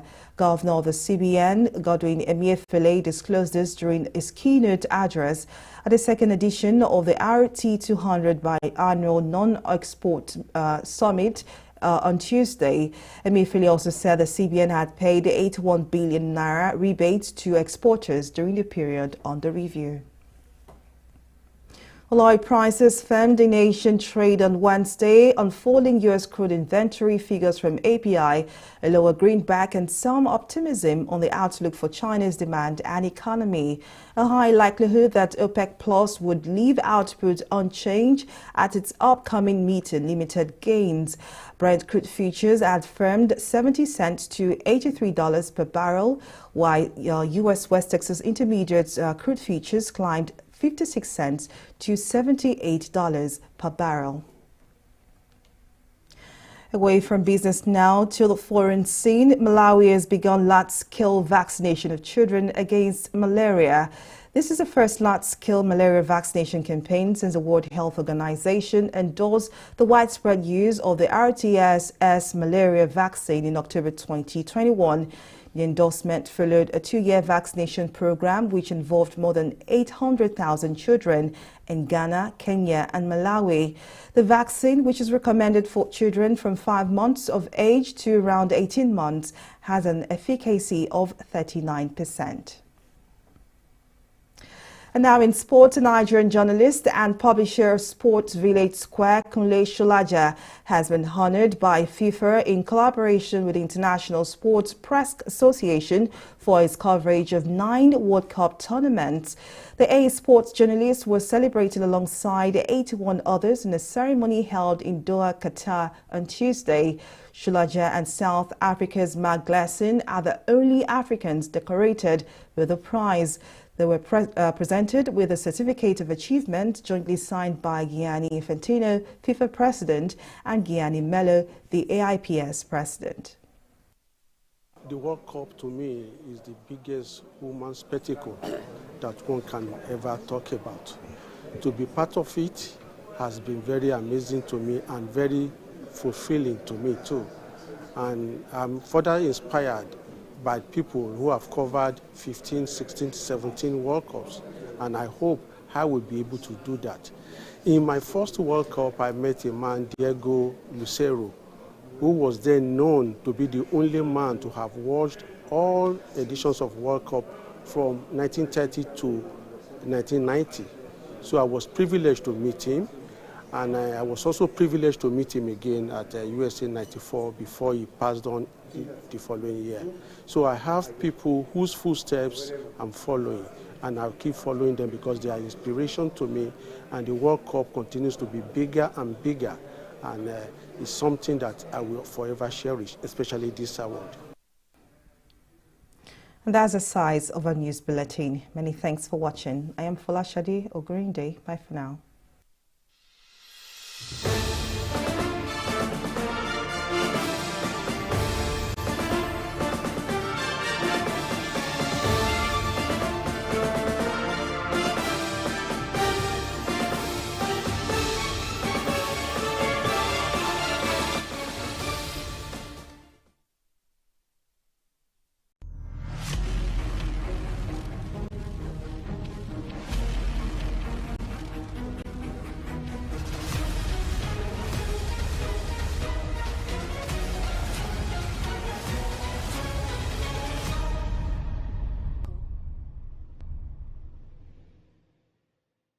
Nigerians, elections are here again. Let us shun violence. Let us play the game according to the rules. Do not be a thug. Say no to violence. Let's rise and defeat violence, crime, and sabotage against the peace of our nation. Nigeria is the only country we have. We must do everything to keep it united. We must avoid any act that promotes hate and disintegration. Say no to separatist movement, terrorism, fake news, hate speech, religious bigotry, and any act that tends to divide us as a nation. Watch out for strange gatherings and suspicious movements. Restrict access to sensitive documents and data, the disclosure of which may damage national security. Educate your staff and family, particularly on measures to safeguard information and report security breaches. Apply relevant legal security guidelines to protect yourself and your neighbors. Due to misinformation and wrong choices, some idle persons resort to vices in their greed to get rich quick. They resort to kidnapping, killings for rituals, and other heinous crimes. Avoid wrong use of the social media. Before you broadcast that false message, think twice. Ask whether it will promote peace or violence. For safety at home, still be security conscious. Educate your household on safety tips. Report all suspicious movements and persons to the security agencies nearest to you. Be a good citizen. Be patriotic. To pass security information, please call 0813-222-2105, 0915-339-1309, 0908-837-3514, or send a mail to dsspr@dss.gov.ng. This message is from the Department of State Services, DSS.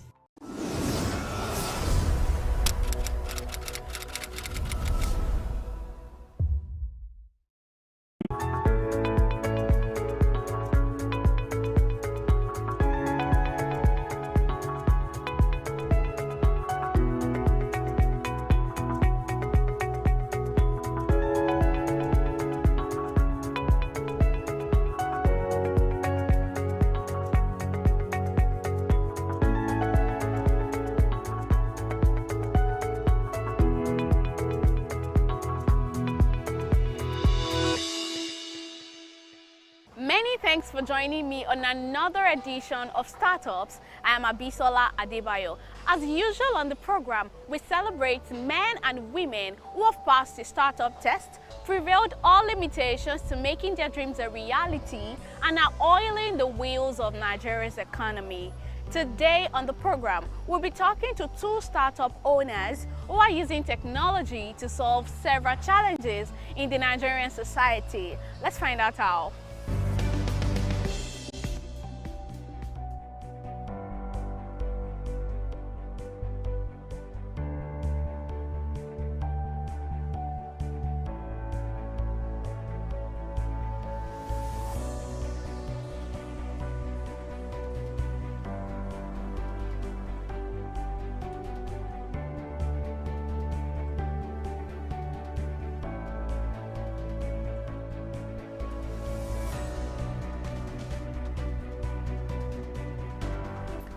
Grey Hub now becomes an innovative hub and co-working space, as well as a creative industry focused center where people come to do their works, where startups come around, especially startups that are tech related or tech inclined, come around to grow their businesses.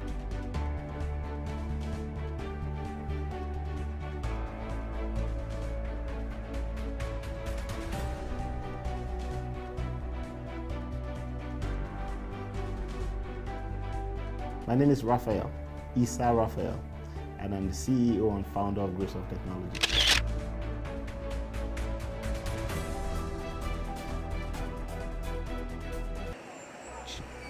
In recent years, Nigeria's rising unemployment rate has become the center of social and economic concern.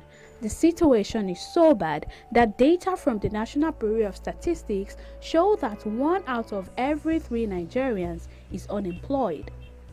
Seeing the rate of unemployment, which has led to increased poverty in the country, Issa Raphael decided to establish Grey Hub Technologies.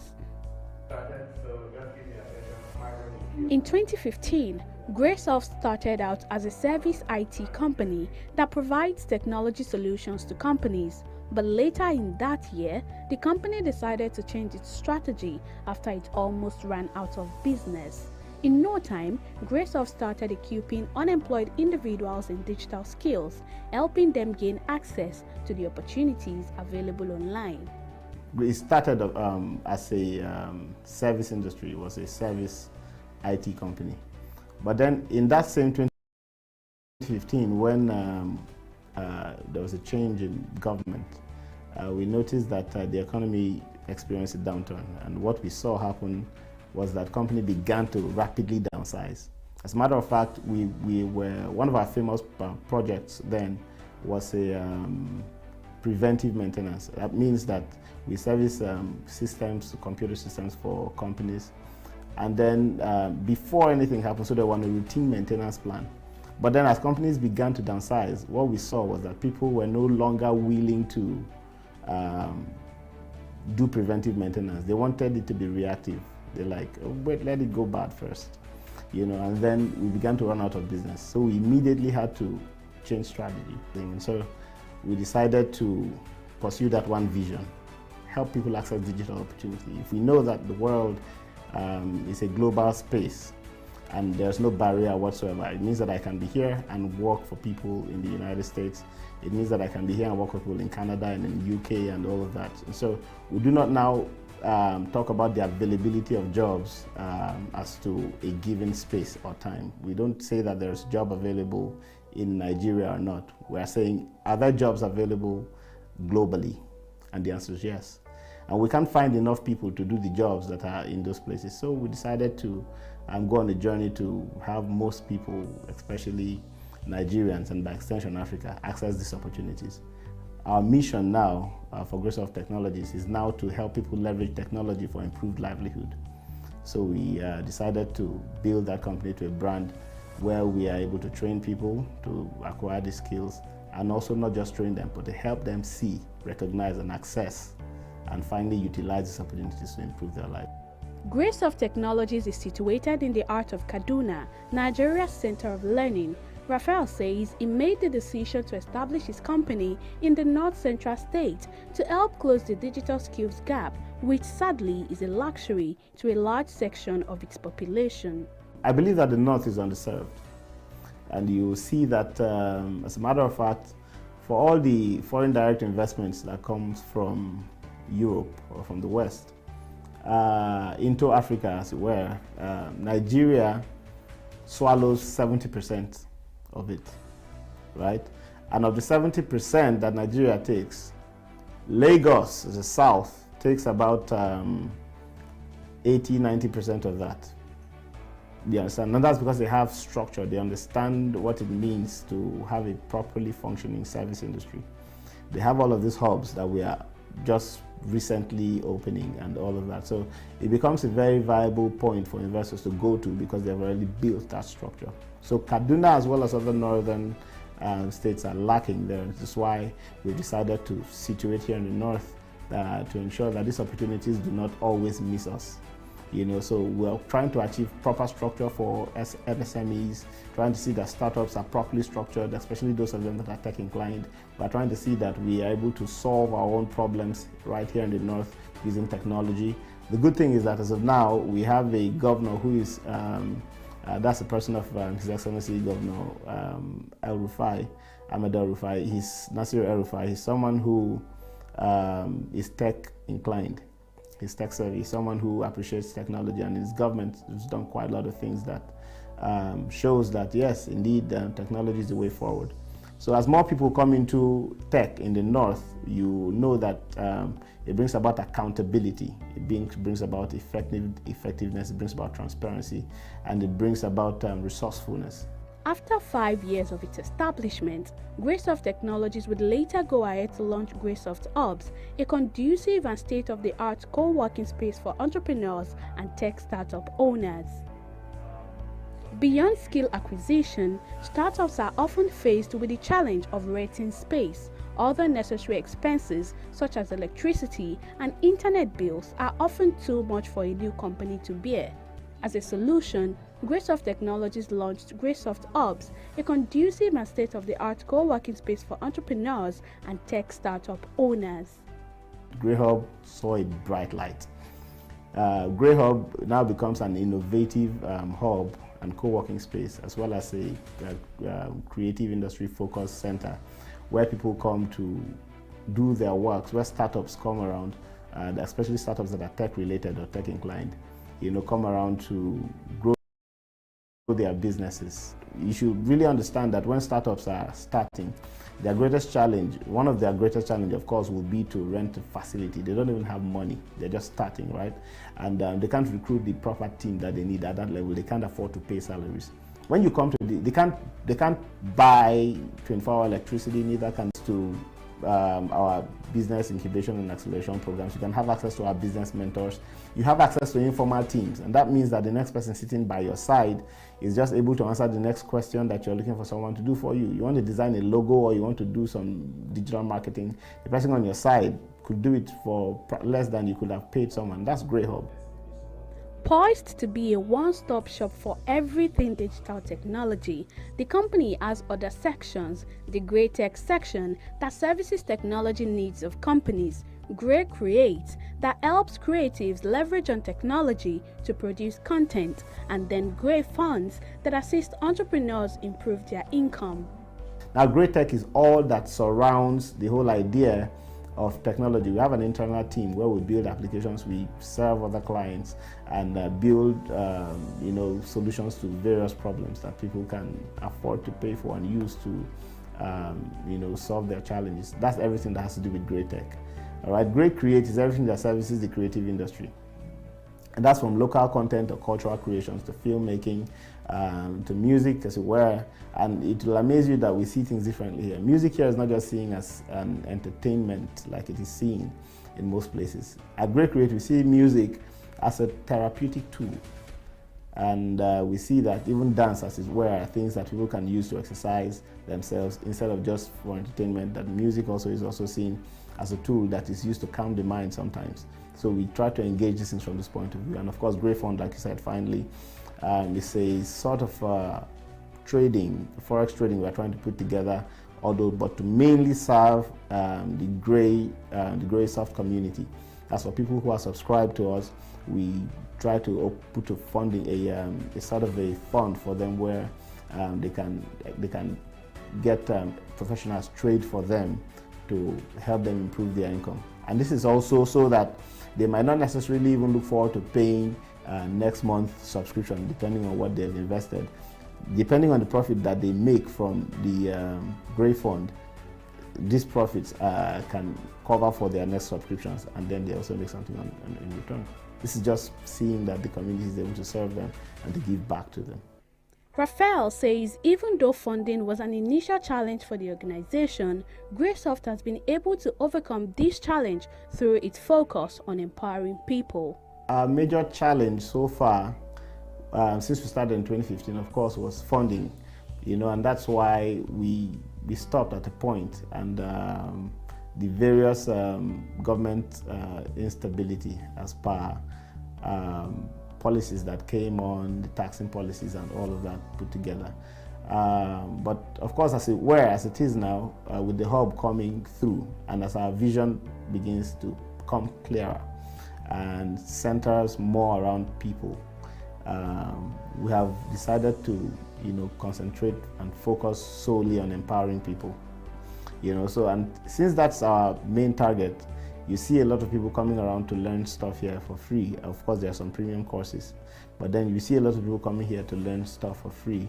And because of the things that they're able to learn, they also want to give back to also stay and train more people. And of course, that now reduces the number of people that you want to pay for, because they have learned for free, and they're also willing to train other people also for free. So funding, as it were, is no longer a problem for us, because we have a culture where money as it is not what drives us here. We seek after creating value. The advent of the global coronavirus pandemic has drawn focus to the importance of supporting entrepreneurs with technology. This has helped Greysoft contribute to its success story. Among other things, the company is now a certified Certiport authorized testing center, licensed to give certifications for digital skills worldwide. As a matter of fact, Graysoft is a certified Certiport authorized testing center. So we are licensed to give professional certifications for courses, Microsoft related courses, IBM, Adobe courses, and all of these professional standard courses. Very much recently, I'd even tell you that we, on our launch, we executed a memorandum of understanding with the Kuka Center, where Bishop Matthew Kuka himself was here.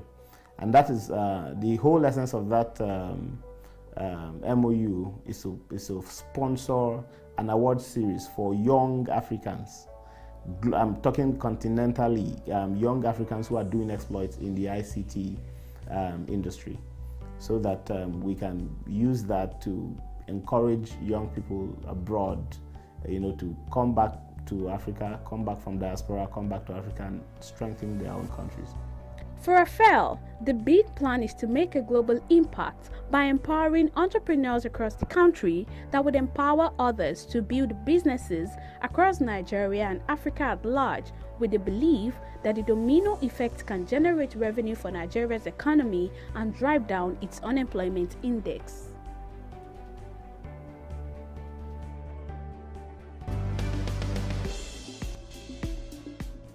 Well, just like Raphael said, the world is now a digital space that we have no choice but to adjust to the new normal.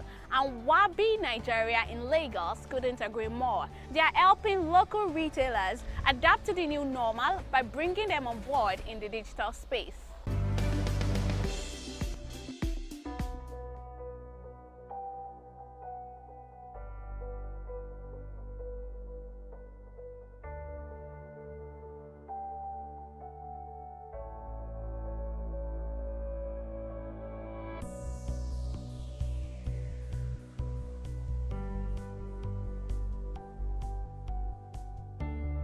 Wabi is a brainchild of Coca-Cola. So we do have that leverage in the name that we work with, Coca-Cola. Really, the key thing we're offering is convenience for our retail outlets, helping them be in a digital space, play alongside the big boys, and also be in a position where they can enhance their trade.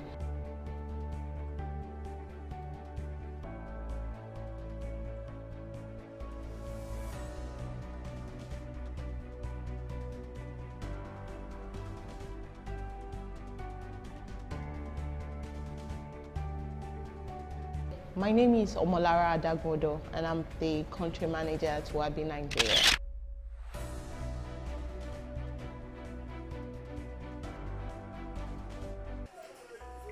Nigeria's informal retail market is currently worth over $100 billion and continues to grow by the day, significantly contributing to the nation's economy.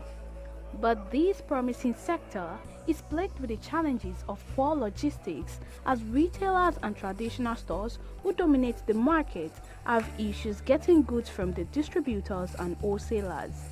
They would have to go through the stress of visiting the market, search for products to buy, and even transport them to their stores. This process is usually time, energy, and resources consuming. Seeing this challenge, Wabi decided to open a country office in Nigeria to digitize the existing traditional trade channels and allow wholesalers and distributors in the FMCG space sell their product directly to the traditional stores online. In Nigeria, we have two parts of the business that we will be working very hard to grow: Wabi 2B and Wabi 2U. Today, Wabi 2B is live. And Wabi 2B is that section of the business that helps these retail outlets order products from wholesalers that are around them. So imagine someone who's used to going into the open market to ask for prices on products, moving from one shop to the other, getting to a point where they can order all the products they need on one platform in the comfort of their shops. We see that the traditional trade channels are being left behind in the digital mode. So what is happening and what we see going on is that digital commerce, e-commerce as it were, is building giants even in the space of selling groceries and daily needs. So it is important to make sure our traditional trade channels are able to play in the digital world to be prepared for a great digital move as we have seen is going on. Now they see the need to go online. Now they have incentives to make them want to buy online because they see that why do I need to stress to go to the market, right? Somebody is going to give me the products I need at the best prices and I can get everything I need in one place. So it becomes easier for them to transact. Wabi2B is a digital platform where wholesalers can sell directly to retailers. On the platform, retailers can compare their prices, which gives them the opportunity to buy at the best price, and as a result, they make increments in sales.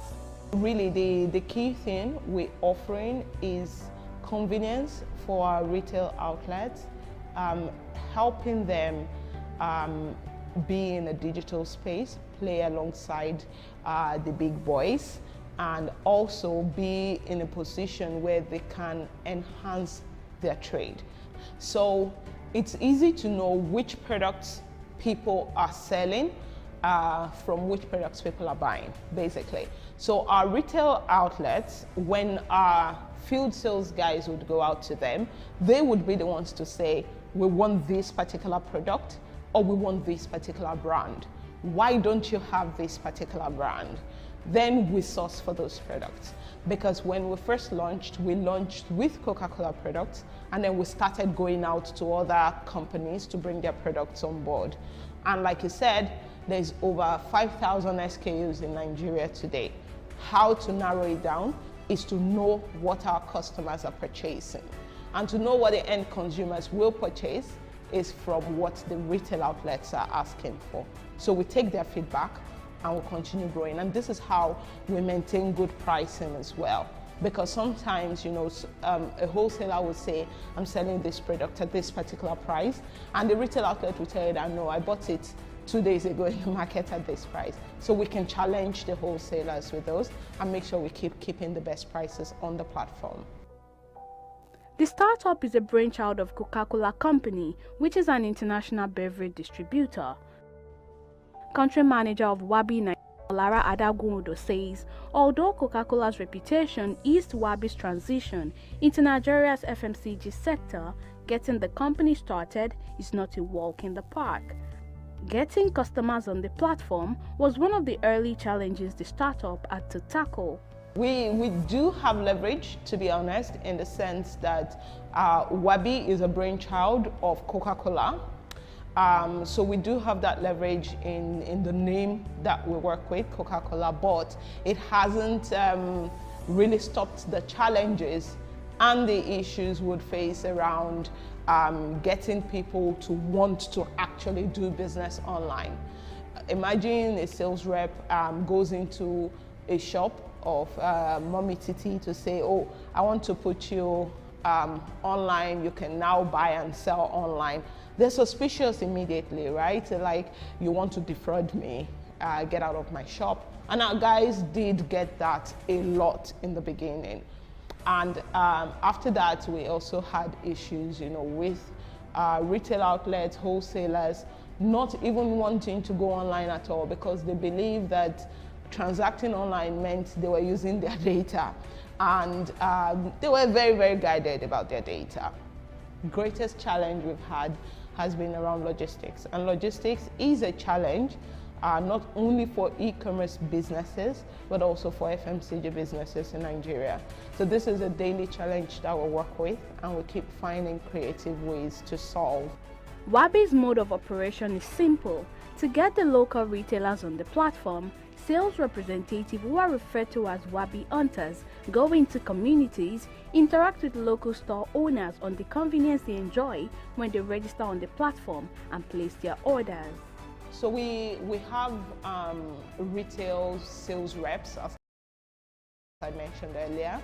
They go directly to the shops. We have a specific number of sales reps who are assigned to certain areas, and they go directly to those shops and try to bring them on board.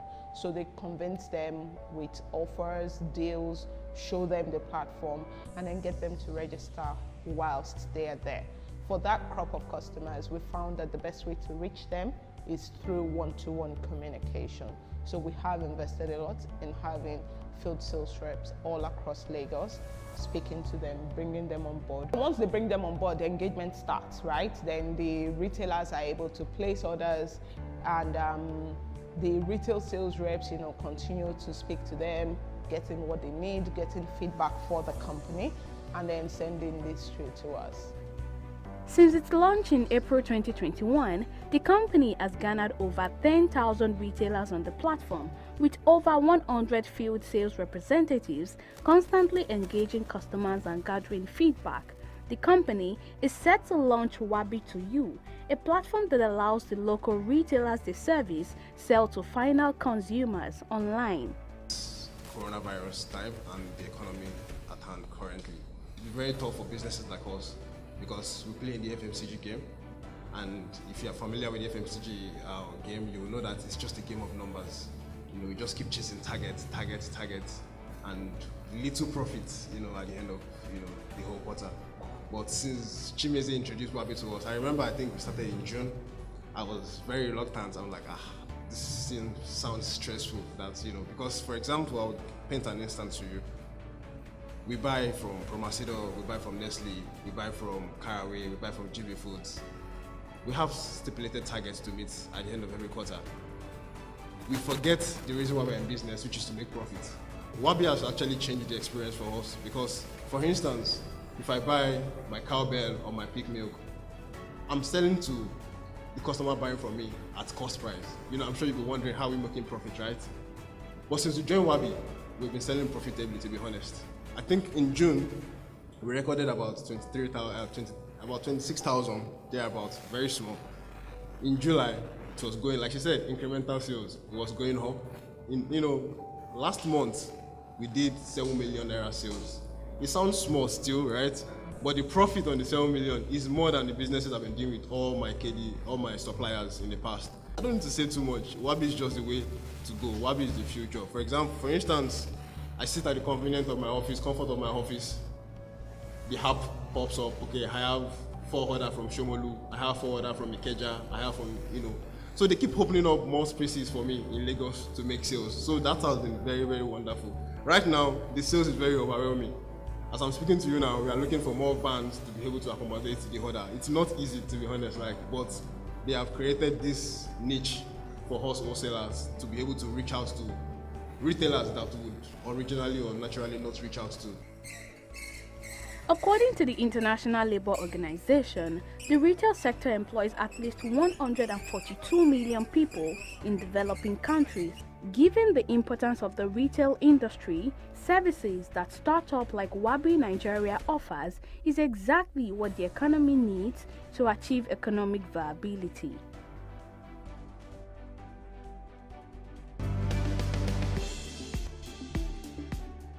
That's all we have for you on this edition. It's been a pleasure having you on the show.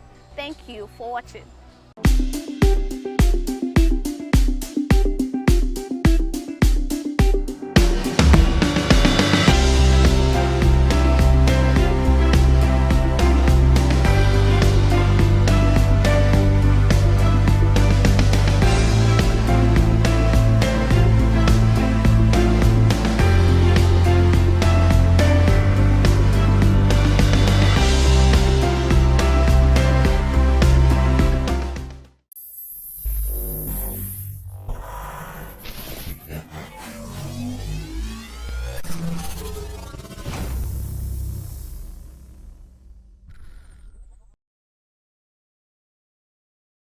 COVID-19 is an infectious disease caused by a new coronavirus introduced to humans for the first time.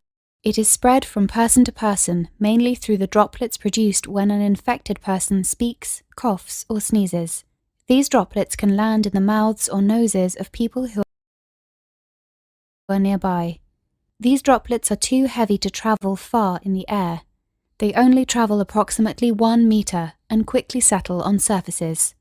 This is the reason person-to-person spread is happening mainly between close contacts. The exact time that the virus can survive on surfaces is not yet known. So it is wise to clean surfaces regularly, particularly in the vicinity of people infected with COVID-19. Hands touch many surfaces, which can be contaminated with the virus.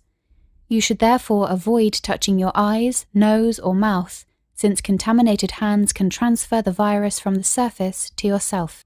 When coughing or sneezing, cover your mouth and nose with the bend of your elbow or use a disposable tissue. If a tissue is used, discard it immediately into a closed bin. The most effective way to prevent the spread of the new coronavirus is to clean your hands frequently with an alcohol-based hand rub or soap and water. This will eliminate the virus if it is on your hands. Stay healthy and prevent the spread of COVID-19.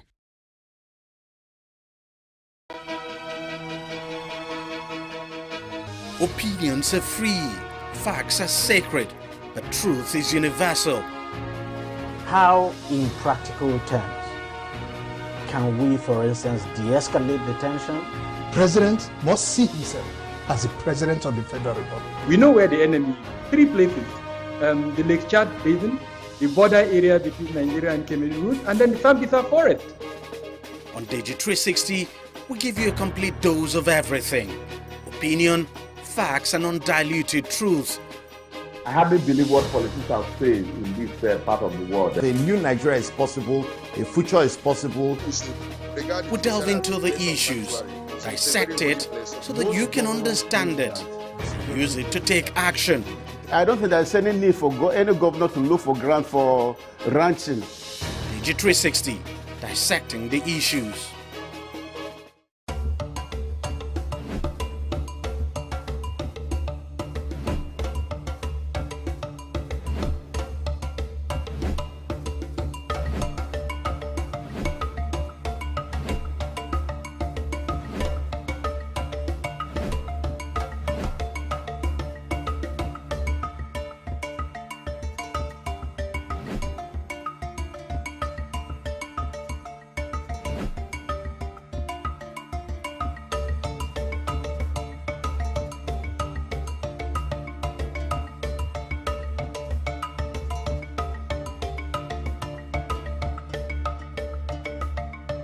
What we're having here today, the theme of the exhibition is wet in waste. That is, what are the wet you can get from waste product, that is coconut shell. So, and the reason why we are saying wet in waste is that we have so many processors around. We have people that use coconut for their products, like coconut oil, coconut candy, coconut flakes. The name has so many. But what do they do to the shell? Nothing. So if you eat coconut, the shells, you throw it off. But some of them, they use it for making fire, fueling their fire while cooking. But that can cause environmental pollution. So we are using this now to tell a story that, okay, instead of destroying the environment, why don't you get the wet that is involved? Instead of throwing it to block our drainages, why don't you turn it to a wet making machine? So that is just the short story behind the wet in waste.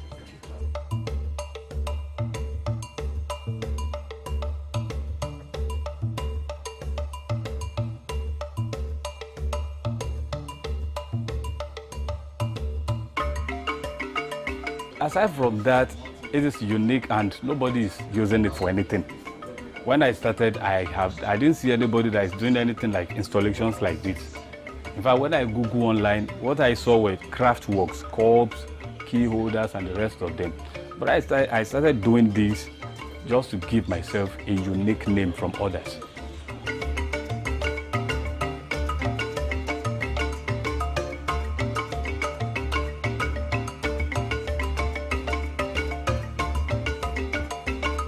the response has been very, very good. Though initially when I started, people were like, what type of thing is this?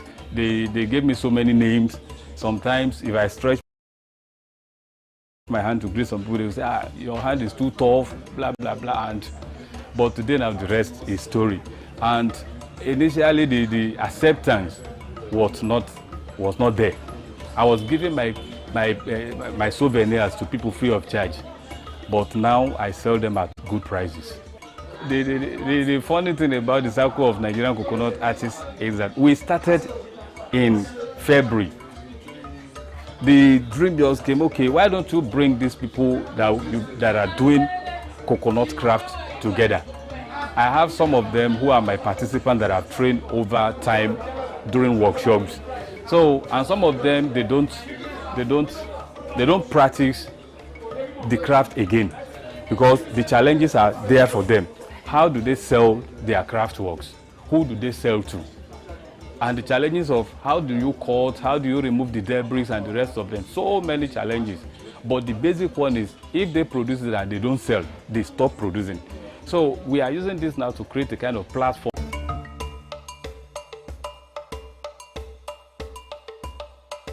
We'll cut the shells. When you cut the shells, you remove the debris, you sand it in and out and cut the shapes you want. Then, if you want to do stuff like this, you start joining them together with gum. You have handsaw, you have jigsaw, you have bandsaw, depending on the level at which you are. If you are just starting, you can't get a bandsaw because to buy a bandsaw now is expensive. So you can start with the hand hacksaw.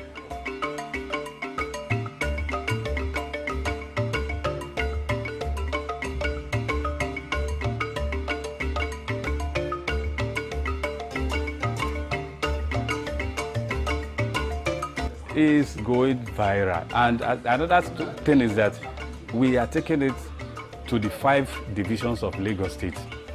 After Badagry, we are going to other divisions. We have Ikorodu, we have Epe, we have mainland. So we are taking this show around there. So if we have the opportunity of showcasing it 10 days in other divisions, so we'll do, just to encourage the young ones around so that they can join us in removing debris from my environment and turning it to waste, to wet.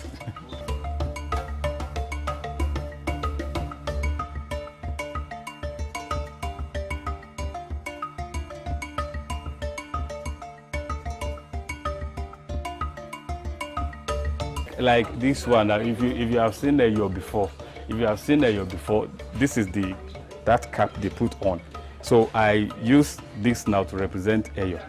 Instead of putting the whole thing, it will be too big for me. So I just decided to work on the cap alone. So that is that about Eyo. And here we have Yeye Oge. Like this Yeye Oge, I don't know, I just love the work. Now, I use this to tell a story of a young lady. And generally, most of our ladies, they are the only one who has been questioning God, that why do you create me this way?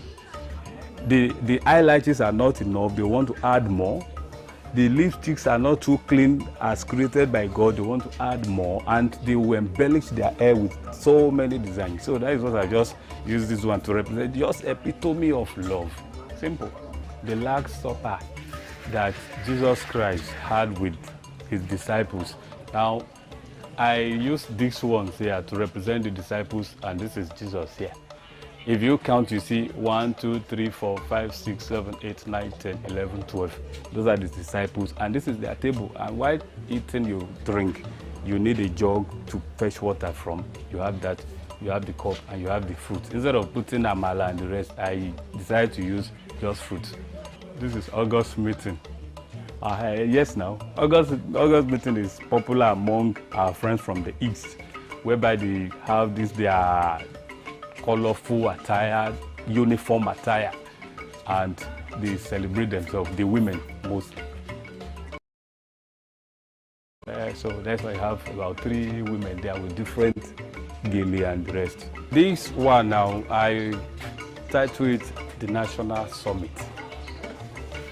There's so many stories behind it. Now, at the center you have banana, and the objects surrounding it looks like monkeys. So, yes now, without much decoration, you see this is the mouth, this are the eyes for monkeys. Now, but I'm using this now to represent the Nigerian setting or the Africa setting, whereby we have delegates, people who will send them, okay, go and represent us. But they are not particular about the people that sent them. When they get to the zoo there, or when they get to that area whereby you have flowers, you have adorable things around them, they forget those of us who sent them. The only thing they are particular about is the national cake. So I use the banana here now to represent the national cake. So that is what all of them are after. They have adorable things. That's why I use leaves, just to represent things like flowers.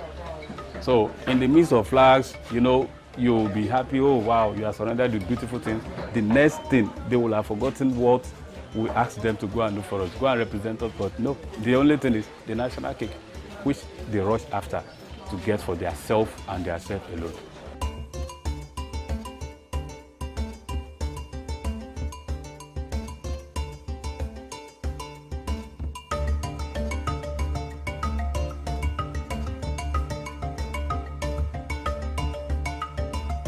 My experience as one of the artists is that we, in this part of our area here in Badagry, we that are involved in this kind of work is not well appreciated, in the sense that, you know, here this is our area.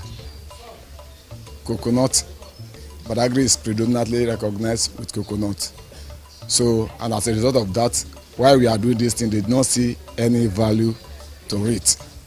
So, like Jesus Christ, you know, does not have value at his hometown. So that is the similar story that we are having towards this. But outside that, we are using this thing to promote our culture, to know that this craft can bring economical value for our teeming youth.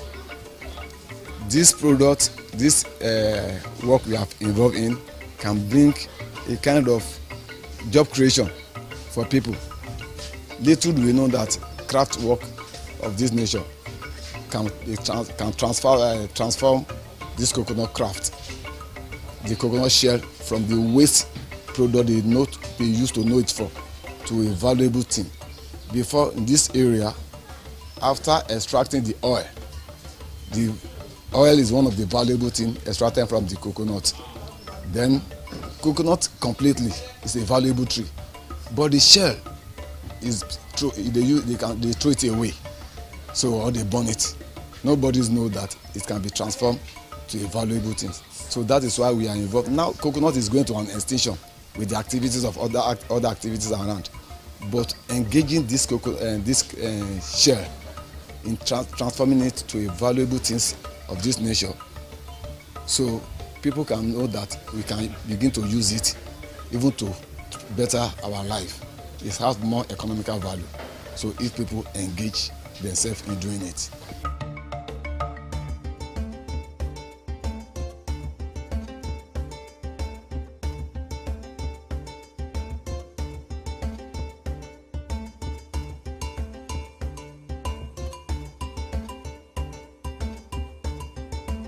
I'm an indigenous of Ajido in this Badagry environment.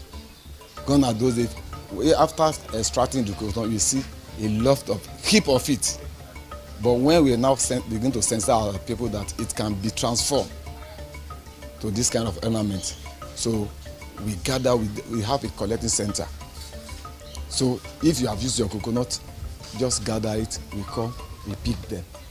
And better still, we just, if you want to get maybe the one we use for the consumables, the one we can use for either cups, jugs, the one that we can use for consumption of either drink or food. Those ones we need a good quality of coconut. Those ones we go to farm to select better coconut. So, but those ones we can use for decoration of those ones, so we can pick shell. Those are the waste ones. We can use those ones and use those ones and transform it then to this type of ornament.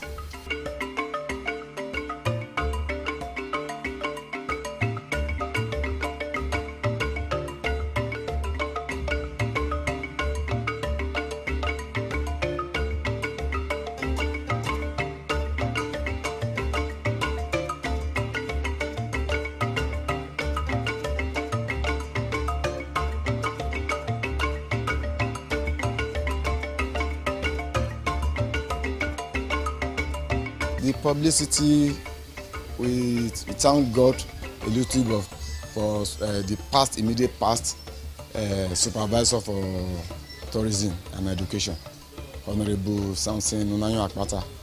He has been helpful in that regard by collaborating with us in sensitizing people.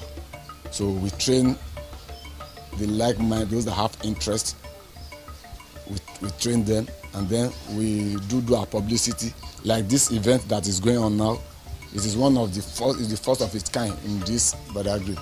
It's just to publicize this and to create the awareness that something of this nature is ongoing. It has come out and have come to stay. So we, the craftsmen, are highly involved in this, and we are ready to partner with whosoever that is willing to partner with us, even to give it more publications.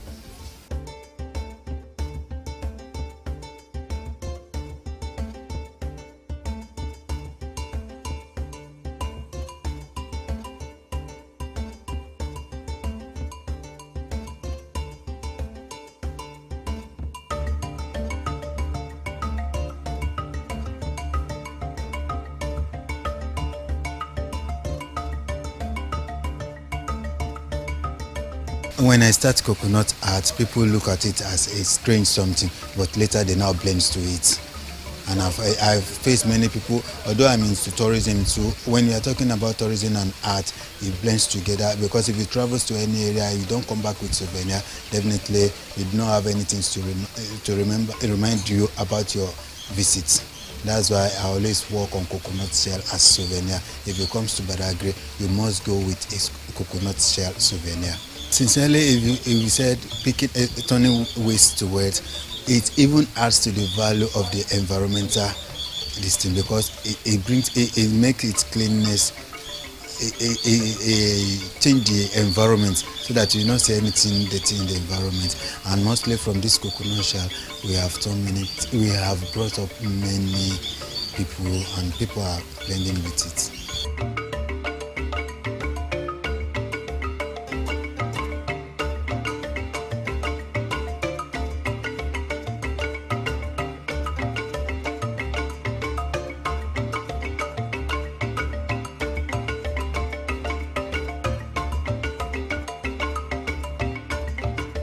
I named this remembrance. It always tells you to remember that whenever you are doing in life, there is a time you go and the footprints will be there. And you have to remember that we are not going to live forever. And you have to remember that nobody is going to stay with you in that grave. Whatever you are doing, forget about religion, forget about everything, but your humanity service matter a lot. That's why I name it Remember. These are brooch. You can see we have brooch of local government. These are Lagos local government, Ministry of Tourism. We have another brooch. This pendant, map of Africa.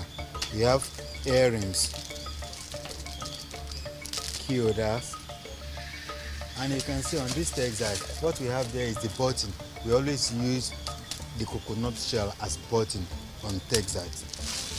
Pen holder, and so on. And these are little takeaway items you can get from coconut. This cup, this coconut purse. You use it in different ways. You can keep your jewelries. You can use it as safe to keep your jewelries. For example, you buy something, you can put it inside. You can put it inside, you lock it, and you can use it for your decoration, for beach outing or anything like that. Use it. We have meeting like this.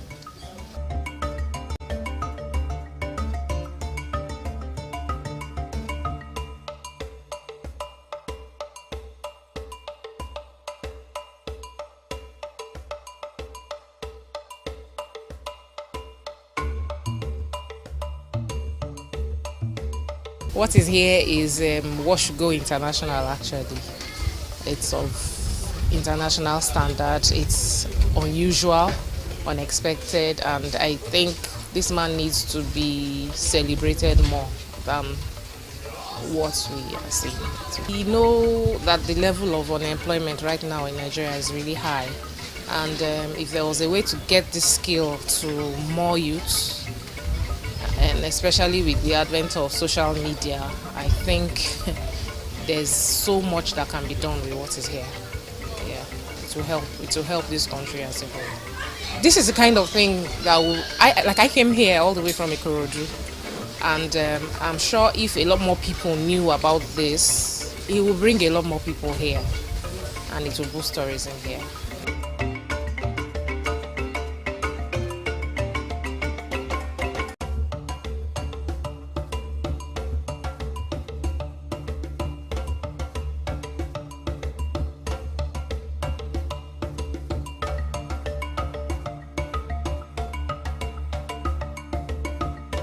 I was excited, like I did not believe that they can use coconut to do so many things like this, and it was beautiful. When I reach my school, I can tell them about it, that we saw many things, that the people that are not here, so that they will see, they can come here to look at it, and some people would like to join or do something like this. I can now see that coconut is very important in Badagry, that we can use it to do many things. And when I see it on the ground, I can pick someone to do like the key holder. Me too, I can try. And I can encourage some people to look at it, that coconut shell can do many things, that we can use it to do jug in our house, and spoon, and the key holder, many things.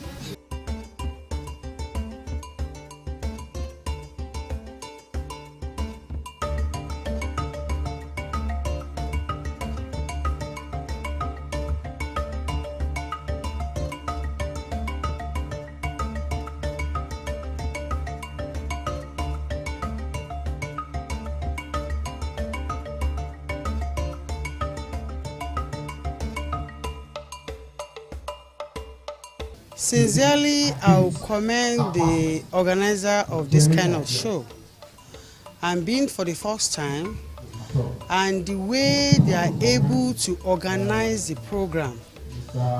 Before this time, I have to question them. I do question them that why are they using Badagry for the starting points, due to some challenges that we have to come down to this place.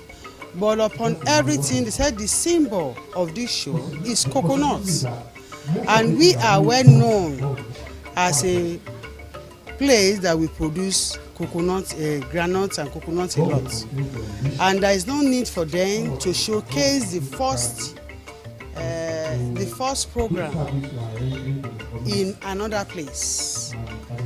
And the main thing behind this event is for them to know the value and what the end product of coconut, what we can derive from it, so that it will not be wasteful, at least creating wealth out of nothing.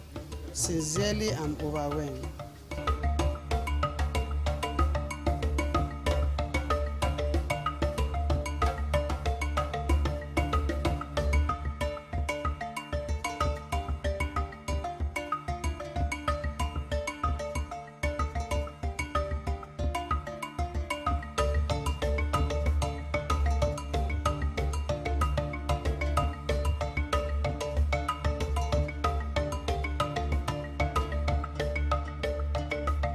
Each artistic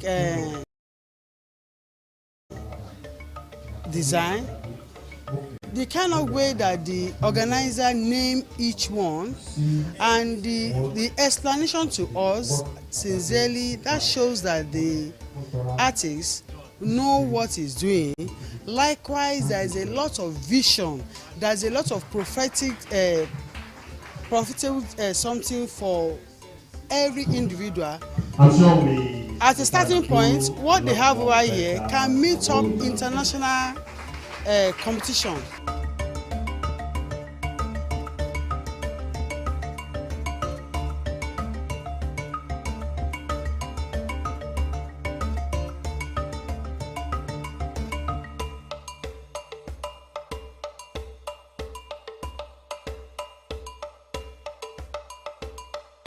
It's not anything that is new to me, because I've been with the artists for a very long time. It started from very awkward creation. I mean, very, very awkward background, you know. It started from nothing to something.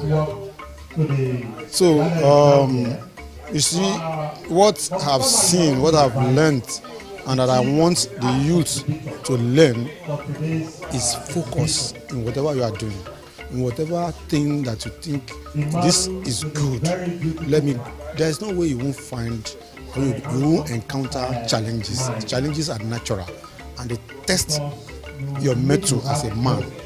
If you want to succeed in life, you must face challenges.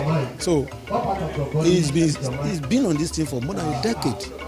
And what I saw today is amazing. It's really, really amazing. And it's telling me that there's still more to explore in this community. Things that are insignificant that I will see as nothing. We can really make it something. And that was that done.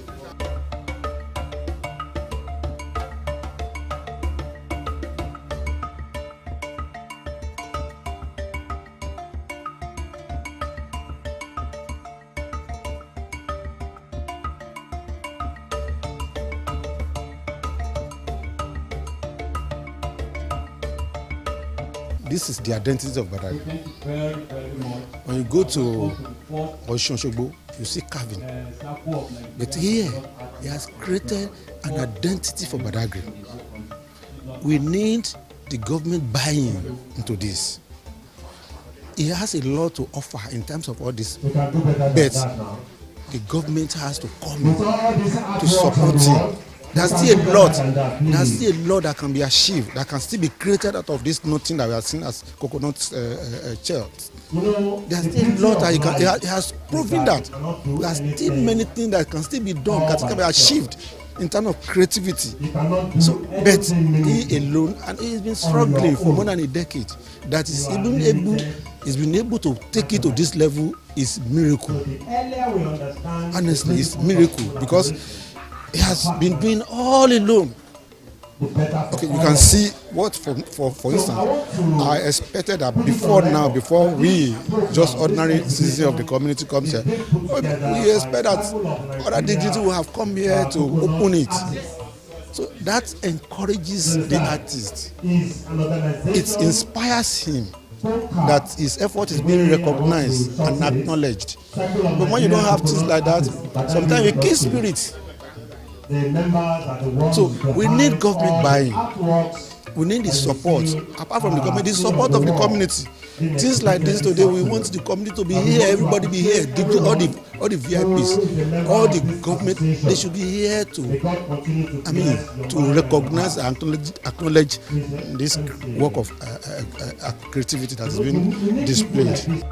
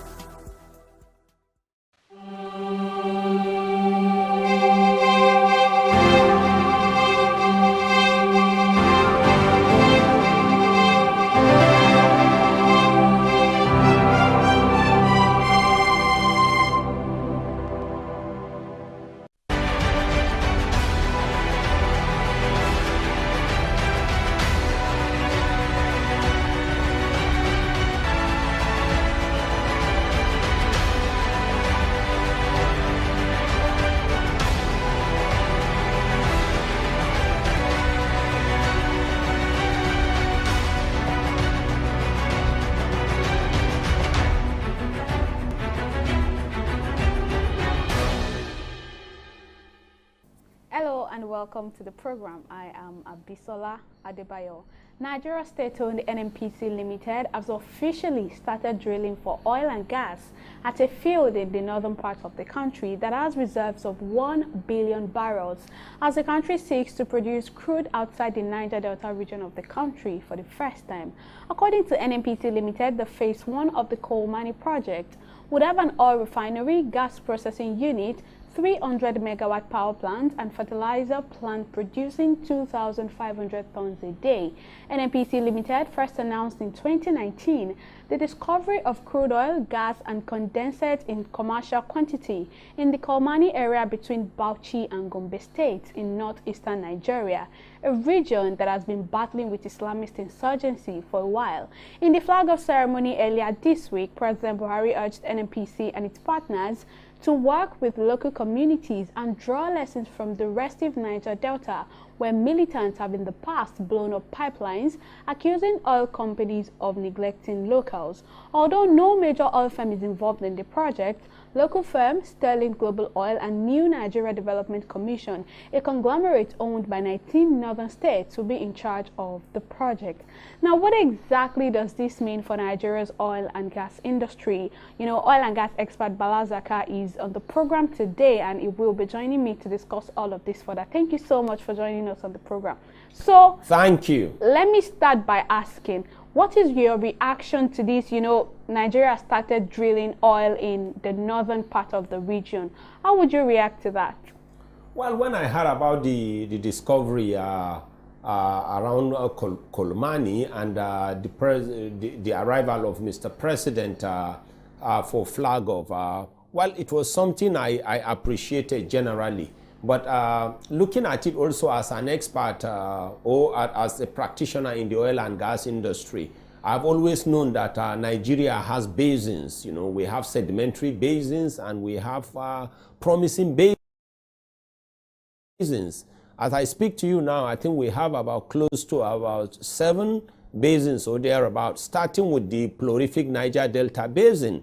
You know, we have so much fossil fuel there, or oil and gas, as people describe it. When you look at Lagos area or Lagos axis, I mean, Lagos axis falls into the basin we call Dahomey Basin. Oil has been discovered also there. When you look at the Anambra Basin, you know, I mean, oil and gas have been discovered. Then we have other basins that I have always described, or we can technically describe as potential basins. And those basins are like the Benue Trough, the Chad Basin, the Gongola Basin, and you have the Bidda Basin and the Sokoto Basin. So technically, Kolmani falls under Gongola Basin. So based on these discoveries, I mean, we are happy as practitioners, we are happy as Nigeria, and I think the oil and gas industry globally is happy. What we are waiting to see is the crystallization of activities, you know, so that at the end of the day, I mean, Nigeria will benefit from it, surrounding communities will benefit from it, the oil and gas industry community, whether locally or globally, will appreciate these discoveries. This particular oil field is proposed to produce an estimated 50,000 barrels of oil per day. You know, that sounds like a big deal. What would you say to that? Well, when you talk about endowments, when you talk about progress, as long as it is called progress, even if the increment or the increase is infinitesimal, as long as it is a positive increase, I mean, people will always appreciate it. What we don't want as Nigeria is we don't want stunted growth. We don't want a progress that will be backwards. But as long as it's a positive progress moving forward, we will appreciate it. Because you're just talking about oil now. You know, as we speak, Nigeria's proved reserve in terms of crude oil endowment is in excess of 36 billion barrels. And when you talk about crude natural gas, Nigeria's proved reserve in terms of natural gas is in excess of 200 trillion cubic feet. And when you talk about potential reserve, you're talking about something close to about 600 trillion cubic feet. That is huge. Because as you see Qatar today. I mean, World Cup is going on in Qatar. As lit as Qatar, as bright and as rich and as glamorous as Qatar, Qatar is just benefiting from just natural gas or their gas endowment. Then a country like Nigeria has natural gas and also crude oil endowments. In fact, Nigeria is more of a gas nation than a crude oil nation. So when you look at that, the only thing you can ask is what has been wrong in terms of trying to transform Nigeria into a great country? What is that thing that has made it difficult for Nigeria to diversify so that we can look like other great nations? So now, how beneficial exactly is this discovery going to be to, Nigeria's revenue generation? Well, first of all, when you talk about fossil fuel, Nigeria has been enriched. And whether people accept it or not, as we speak today, crude oil and gas constitute a very strong energy source globally. And people should not be deceived. In the next century and the century beyond, crude oil and gas will continue to be relevant and will continue to remain a very strong source of energy. Because as I speak to you right now, even coal is a very strong energy source and income generator for some nations. So moving forward, crude oil and gas will continue to be relevant. But we even are talking about cleaner fossil fuel. Even when you go to cleaner fossil fuel, Nigeria is more of a gas nation than an oil nation. What has always been the problem of Nigeria is trying to manage our God-given endowments. And let us get it very, very clear. Quote me that I said, the natural endowments that we have had, whether in energy or human beings or other solid mineral, is something that we can only appreciate the Almighty. But management, having visionary leaders that will make sure Nigeria is on the right pedestal and that will make sure Nigeria is on the right track, has always been the problems that we've been having. Because as I speak to you right now, Nigeria has everything to be an energy hub. Nigeria has everything to be the continental hub for Africa.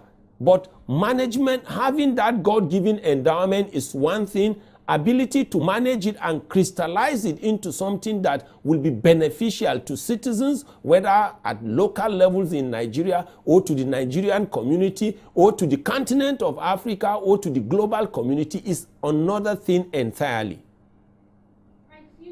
Talking about management now, the situation with the Niger Delta region is not news to a lot of people, despite how blessed that region is. So what are the things that you would think the government should do or put in place so they would not repeat the same mistakes with the Niger Delta region? I think this is my suggestion to the government of Nigeria. The government of Nigeria should come out clean. If we are having insecurity issues, say we are having insecurity issues. If we are having vandalization or theft or kidnapping issues, say we are having that. And the reason why it's always good to come out clean and be honest is when you say the truth, then people are ready to cooperate with you. But if you are losing investors and you are telling your citizens that the investors are moving away because they want to go into other sources of energy or they are diversifying. Meanwhile, in real sense, the investors are running away from business climate hostilities. Business climate hostility, this time around, I'm not talking only about the oil and gas industry. When you talk about business climate hostilities, they are probably running away from armed robbery. They are probably running away from extortion. They are probably running away from general insecurity. They are probably running away from community issues. They are probably running away from high cost of operations, like energy cost and the rest. So sometimes it's good to say it so that citizens will collectively make sure they support their governments to get it right. Because if the government is doing well, then citizens can be taken care of. Right, so do you think this discovery might eventually spur solution to the security challenges in that region? Because how exactly is the government expected to attract foreign investment if there is no security in that region? Well, like one thing about first of all, let us get this clear. Crude oil and gas is an international product, or they are international products. And that simply means you will continue to get foreign direct investors. You will continue to see the interest of the international investors and the international community. But there is one thing about the oil and gas industry. No matter how sweet your crude oil looks like, no matter how high the API gravity looks like, no matter how high what we call mobility ratio of your crude oil looks like, no matter how nice looking and other characteristics, or attributes of your crude oil and gas look like, if there is no security, your country or your product or your environment will not look like an attractive investment haven. So the first thing oil and gas industry practitioners look out for is security. So, and the security in the context of Nigeria is something artificial. With all the opportunities that are bound now that should make Nigeria to generate so much money, it is not the fault of anybody but Nigerians that we have bandits. It is the fault of Nigerians that we have kidnapping. It is the fault of Nigeria that we have community issues. It is the fault of Nigeria that we have pipeline vandalization. But if we can come together in national interest and most importantly, support our leaders and make sure also we have visionary leaders, of course, security is something we can nip in the bud. Once we fix security, then everybody, whether local or international investors, will see Nigeria as a positive and a very good investment haven. And if they come in to invest, coupled with the corporations of Nigeria, then it will be a win-win situation for all parties. Right, so let me ask you this question as an expert. Are you confident that this project will be a success? Considering the fact that even the refineries, most of the refineries in this country are not even working right now. Whenever I'm asked a question about the success of Nigeria, especially in terms of crystallizing God-given wealth, into positive products, I tend to be a bit reserved. I will continue to be a bit reserved because I have my practical reasons. As I speak to you right now, despite the need for energy, fossil fuel, in the context of Nigeria, quote me that I said, in Nigeria today, we do not have up to 15 active drilling rigs. And if you don't have active drilling rigs, how are you going to produce to meet up with your OPEC quota? How are you going to produce to even meet up with your internal budget plans and take care of your budget deficit? So it is one thing to be blessed with the resources. It is another thing to make sure you have visionary leaders that are supported and are surrounded by supporting lieutenants, so that everything about that endowment will yield positive products for the general benefits of everybody, whether the citizens, whether the country, whether foreign direct investors, whether the continent of Africa or the global community. Right, so this discovery is the first of its kind in the country's north. Do you expect more of this in that side of the country? Well, as far as I'm concerned, like I said, we have potential basins. In fact, those basins, we call them potential basins, and sometimes they are described as frontier basins, especially in the Petroleum Industry Act. What that simply means is they have so much endowment that we can never tell whether maybe they are in commercial quantity or they are not in commercial quantity. One thing about endowment is this: you can have it down there, but sometimes it is the technology that will determine whether you can deploy the technology and be able to recover whatever you need. Sometimes again it could be security issues.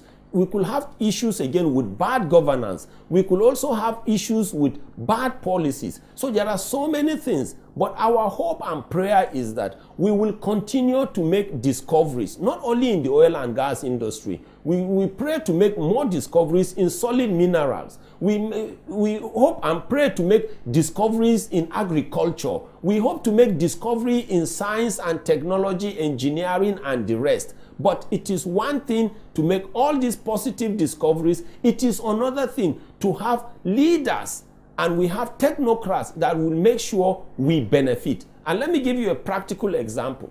Right. If you look at the way and manner the oil and gas industry in Nigeria has been mismanaged, quote me that I said, had it been the crude oil and gas in Nigeria or that we have in Nigerian reservoirs were not natural gifts, if they were to be based on creativity of leaders, if they were to be based on transparency of leaders, if they were to be based on the morality of leaders, quote me that I said Nigerian crude oil and gas will have disappeared to the reservoir of some countries.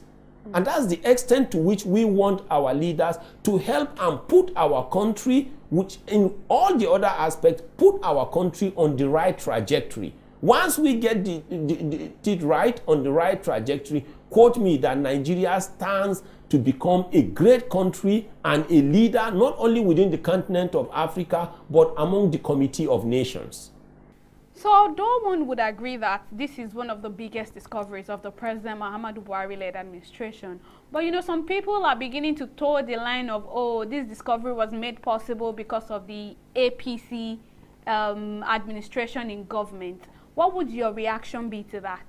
Well, this is the way I will answer your question. If you ask an average person that doesn't really know much about the history of oil and gas in Nigeria, they will tell you that crude oil was discovered in Oloibiri in 1956 or 58. But I can tell you as a practitioner that searching for crude oil in the Niger Delta started as far back as 1948.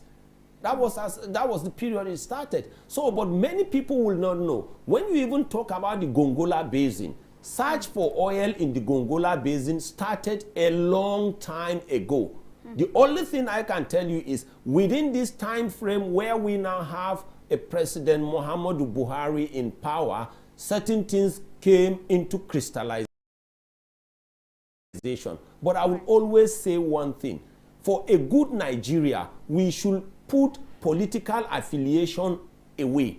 We should put religious affiliation away. We should put regional affiliation and sectarian affiliations away. What we need to do is to look at national interest. And our prayer is that, yes, Kolmani activity started ages before even President Muhammadu Buhari thought of going into politics. But within his time as a president, yes, certain things crystallized. And our belief is long after President Muhammadu Buhari, we will see more. Other frontier basins will be explored. But at the end of the day, Nigeria will be the one to be better for it. Not any political party, not any individual, but the totality of Nigerians. Right. Oil and gas expert Bala Zakka, thank you so much for coming on the program and thank you for your insights. Thank you. Well, we'll go on a short break now, and when we return, we'll be talking about something else entirely. Stay with us.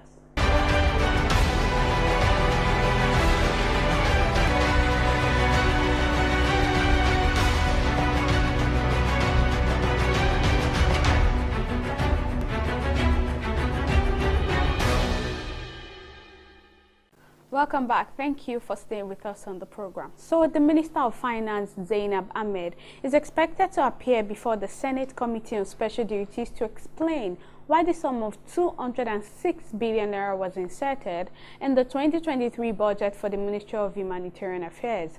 The committee issued the summons when the Minister of Humanitarian Affairs, Disaster Management and Social Development, Sadiya Farouk, defended our ministry's 2023 budget proposal earlier this week. The decision was made sequel to the ability of the Minister of Humanitarian Affairs to provide details of the proposed allocation. Farouk told the panel that she did not know how the 206 billion naira was inserted into our ministry's budget by the Ministry of Finance. She explained that our ministry in 2022 requested for funds for some projects for the Northeast Development Commission and the National Social Safety Net project, which was not released then, adding that she was surprised that 10 times the requested fund was now allocated in the 2023 budget. The Senate has now asked that the Minister of Finance appear before it with details and plans for the allocation made, despite the country's dwindling revenue and struggling economy. Anyways, joining me to discuss this further is Dr. Larry Suraj, is the chairman of Human and Environmental Development Resources Center. Thank you so much for joining me on the program. So this budget padding allegation, what do you think is going on? How would you react to it? Well, I think what we can say is now going on is part of those things that we've actually happened to condemn with this government, which is about lack of coordination in the management of the affairs and also the operations of the government of President Muhammadu Buhari. And that is actually working now in the interest of, accountability. And also the oversight function of the National Assembly is also being appreciated, now. And I think they are waking up to that responsibility of real budget provision and proposition scrutiny. This is actually the role that the National Assembly was statutorily mandated to play. But what the National Assembly has been doing before now is either to conspire for padding or even pad their own budget. And at the same time, many times, the conspiracy with the civil servants and also the ministries. But the discordance that we've always experienced with this government, which has been almost the hallmark of the government with ministers, arguing on the particular issues separately within this government, is actually playing out. So with the denial by the humanitarian affairs of how the 206 billion got into the budget provision, it's good for democracy and it's interesting. And it would be better if we eventually have the National Assembly seeing this to a logical conclusion for people to also be appropriately indicted and the president mandated to take necessary actions. Interestingly, it is not just the Ministry of Humanitarian Affairs. I think the total of what has been in the public domain would be in the range of over 400 billion. We've seen that there's almost the same thing in the budget for the Ministry of Defense. There's the same thing in the Ministry of Health and several other ministries where several amount of money have found their way into the budgetary provisions for this several ministries. And obviously from the Ministry of Foreign Affairs, which is the last stop before the budget preparation gets to the president for transmission to the National Assembly. So for me, this is where you're seeing the positive impact of the negative activities and operations of the government. So what exactly will be the implication of this situation? The implication of that is for, the people who are responsible for this. I mean, because the Ministry of Finance cannot make provision that does not emanate from the assigned ministries. So there's no way that the Ministry of Finance can justify any form of inflation of the budget of any ministry.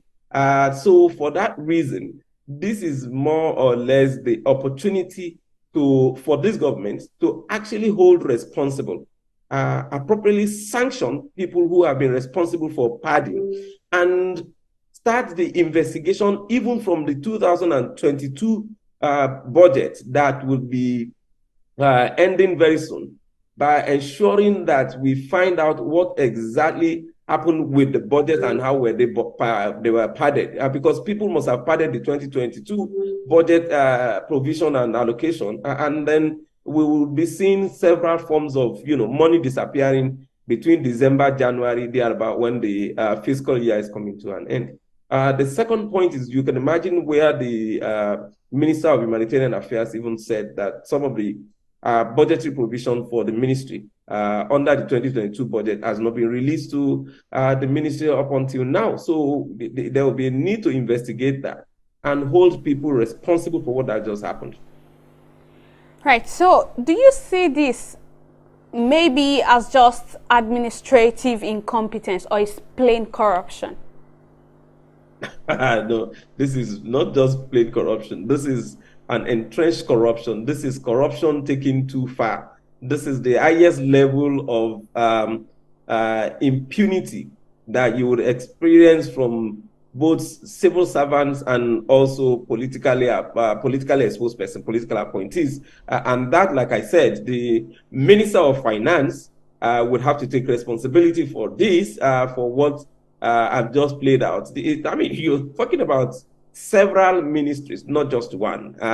You're talking about a situation where ministries have not even in any way made some of these provisions before. One thing that is also clear is the fact that some areas where the civil servants have, as a tradition, padded the previous budget must have actually also been blocked.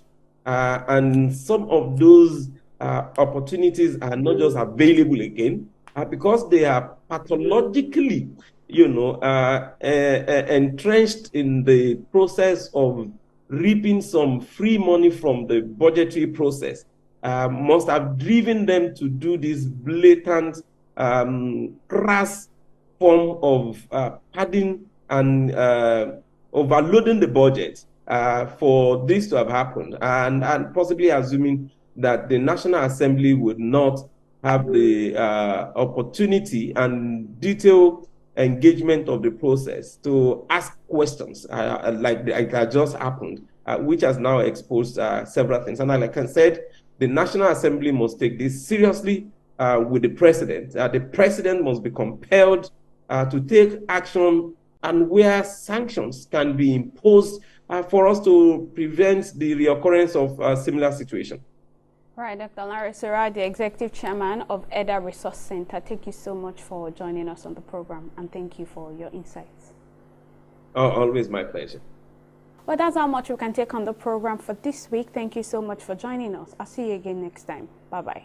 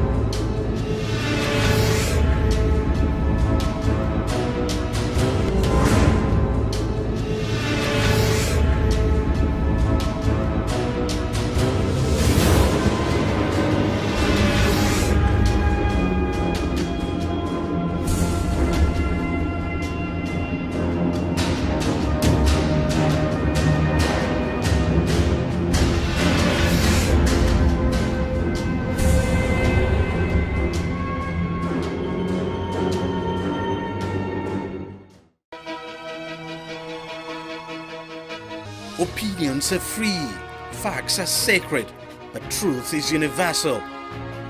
How, in practical terms, can we, for instance, de-escalate the tension? President must see himself as the President of the Federal Republic. We know where the enemy is. 3 places. The Lake Chad Basin, the border area between Nigeria and Cameroon, and then the Sambisa Forest. On TV360, we give you a complete dose of everything. Opinion, facts and undiluted truth. I hardly believe what politicians say in this part of the world. A new Nigeria is possible, a future is possible. We delve into the issues, dissect it so that you can understand it. use it to take action. I don't think there's any need for any governor to look for grant for ranching. TV360, dissecting the issues.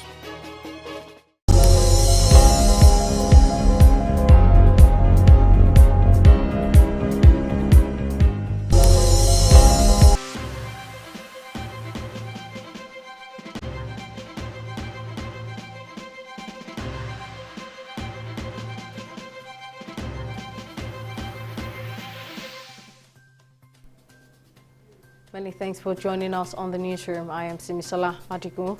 After weeks of fuel scarcity that has pushed up the pump price of petrol, the Nigerian National Petroleum Company Limited has finally provided a reason for the long queues experienced in Lagos, Abuja and some other major cities.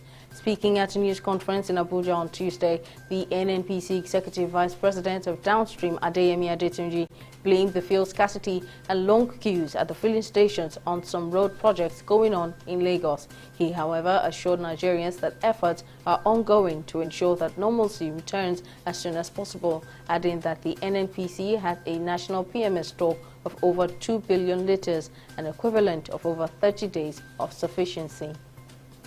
The Labour Party in Kaduna State has condemned the killing of its woman leader in the state, Victoria Chimtex, by yet-to-be-identified gunmen. She was said to have been killed on Monday night by the gunmen who invaded her residence at about 8 p.m. and shot at her. The victim's husband was also shot and was rushed to the hospital. Reacting to the development, the party's presidential flag-bearer, Peter Obi, who expressed shock over the incident on his official social media account, said occurrences as this is the reason why he has prioritized the war against insecurity as his first task if elected president. Meanwhile, the All Progressives Congress Presidential Campaign Council has launched a portal to enable it raise funds for its campaign across the country. Speaking on Tuesday at the launch of the APC portal in Lagos, Kashim Shettima, the vice presidential candidate of the party, said the initiative would afford supporters of the party the opportunity to contribute to the campaign. On his part, Babajide Sanwo-Olu, governor of Lagos State, said the campaign is about the supporters of the party. The Chinese city of Guangzhou has relaxed COVID prevention rules in several districts on Wednesday in an effort to implement rules authorities announced this month aimed at easing the burden of the relaxation of curbs comes after the city of 19 million people recorded fewer coronavirus cases over the past days.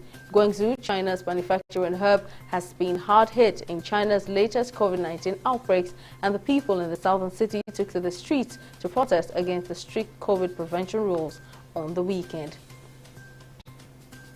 Kogi State government has signed a memorandum of understanding with Chinese investors for the provision of technology security architecture to track movement in and out of the state from a central control center.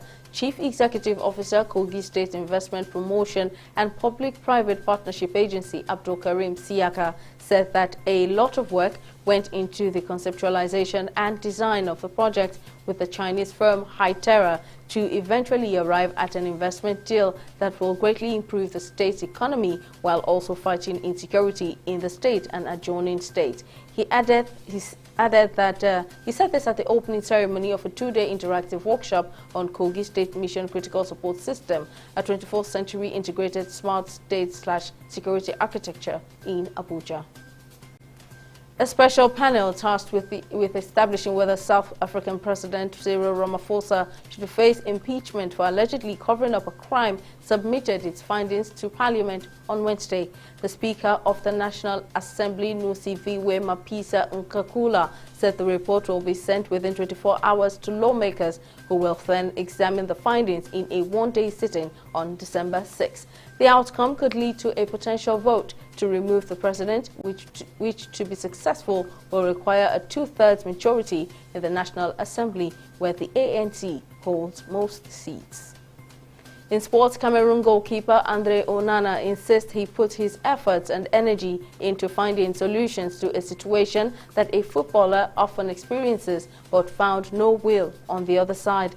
Onana was omitted from the squad for Cameroon's World Cup match against Uruguay on Monday after his fallout with coach Rigobert Song. Song said on Monday that Onana could have been reintroduced to the team if he had changed his attitude and respected the rules. However, the conflict between the 26-year-old and his national team coach is described as irreparable. That's all on the newsroom at this time. Thank you for watching.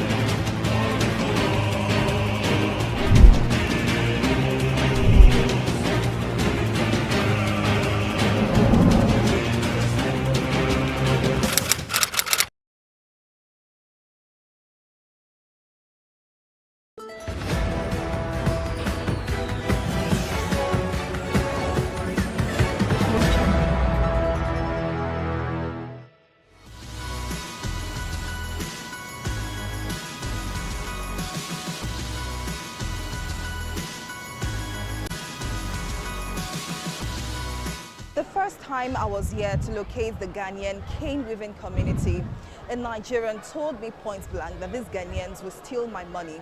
I was curious and I wondered why these two nationalities who share same profession would have such level of animosity between them. And I'm here to find out why. If you're familiar with Maryland in Lagos, it is difficult to miss this beautiful display of handmade cane crafts.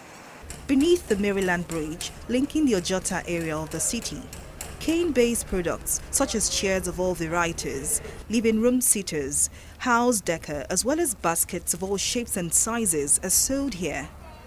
But behind this lush display of artistic brilliance lies a culture of discrimination against the migrant population of Ghanaian cane artisans, one which has been in practice for decades now. Unlike their Nigerian counterparts, Ghanaian cane artisans are restricted to a remote part of this cane weaving community. So what is the genesis of this unfair practice and why has it been perpetrated for so long? To find out, we paid a visit to Monkey Village, just behind the Maryland cane weaving community where the Ghanaian cane weavers live and work. This is Monkey Village right here in Mende, Maryland, Lagos, Nigeria. In what appears to be the outback of the area, Ghanaian cane weavers are not allowed to venture beyond these parameters. While Nigerians are allowed to display their products, Ghanaians serve as laborers who manufacture these cane products for a fixed price. 54-year-old Adeyemi Bolarinwa concentrates hard as he weaves this basket. His calloused hands work deftly, and in a matter of minutes, he finishes one of his orders. Bolarinwa's father is Nigerian, but his mother is Ghanaian. Despite his being a Nigerian, Bolarinwa cannot sell his products directly to buyers. He can only sell to a group of Nigerian cane weavers, who in turn sell directly to customers. It's a rule among the Cane Weavers Association here which restricts non-Nigerian cane weavers from dealing directly with customers. They brought some job for one Nigerian man, according to the history, from 1986. Then the man delayed the job, and they saw another Ghanaian man. They went to, as a Sheraton hotel. So they went to the Ghanaian man. The Ghanaian man did the thing in time as they want. So the contract go to that Ghanaian man. So then, now those people are the indigenous work against foreigners that they can share a place together. So the moment they granted that law still will work from 86 up to by this time. So Ghanaians don't have any choice to meet customer or something like sell in direct. So always we are in backyard that when they receive the order, they come and give us a job. That's the situation where we are facing now. As migrant workers, Bolarinwa says he and other Ghanaians have no choice than to obey this restrictive rule. So they keep their heads low and make the best of their meager income. A stranger cannot be like citizen, so we have no choice, and there's no any help. Because if someone came that we want to give you advance, they used to tell the person that this is my foreign, you to take your money around or something like that. So we have no choice. We are there in panic. And we just manage it because that's their handicraft. That's their hand job. We can't. That's my professional. No, actually, it's my professional. So anyhow, bear it. I'll manage it. We asked Bolarinwa if the Ghanaian cane weaving community in Maryland had made any attempt to report to relevant authorities. He says no one has come to help despite many complaints. We used to let people from Ghana embassy to come and interview us at times. But there's no help. There's no help. We try a lot. We join their group, Nagacon and this and that, but at times, the way the thing they go, we see that there's no help. So the work will be like a struggle, with a struggle for our needs. Anyhow, we manage it and bear it. It gives further details of the mode of operation between the Nigerian cane sellers and the Ghanaian cane weavers. We arrange every basket within price, where it's a popular no. Then any quantity where the person want to come and book from you, he can give you advance. Then after finishing the product, we take your balance. That's the way we are going. Then I submit for them, I take my balance. Some people are pay cash, some people can give you in half basis. He can give you advance. When you finish, supply the thing to the who come and done the work with you. Then you take your balance from.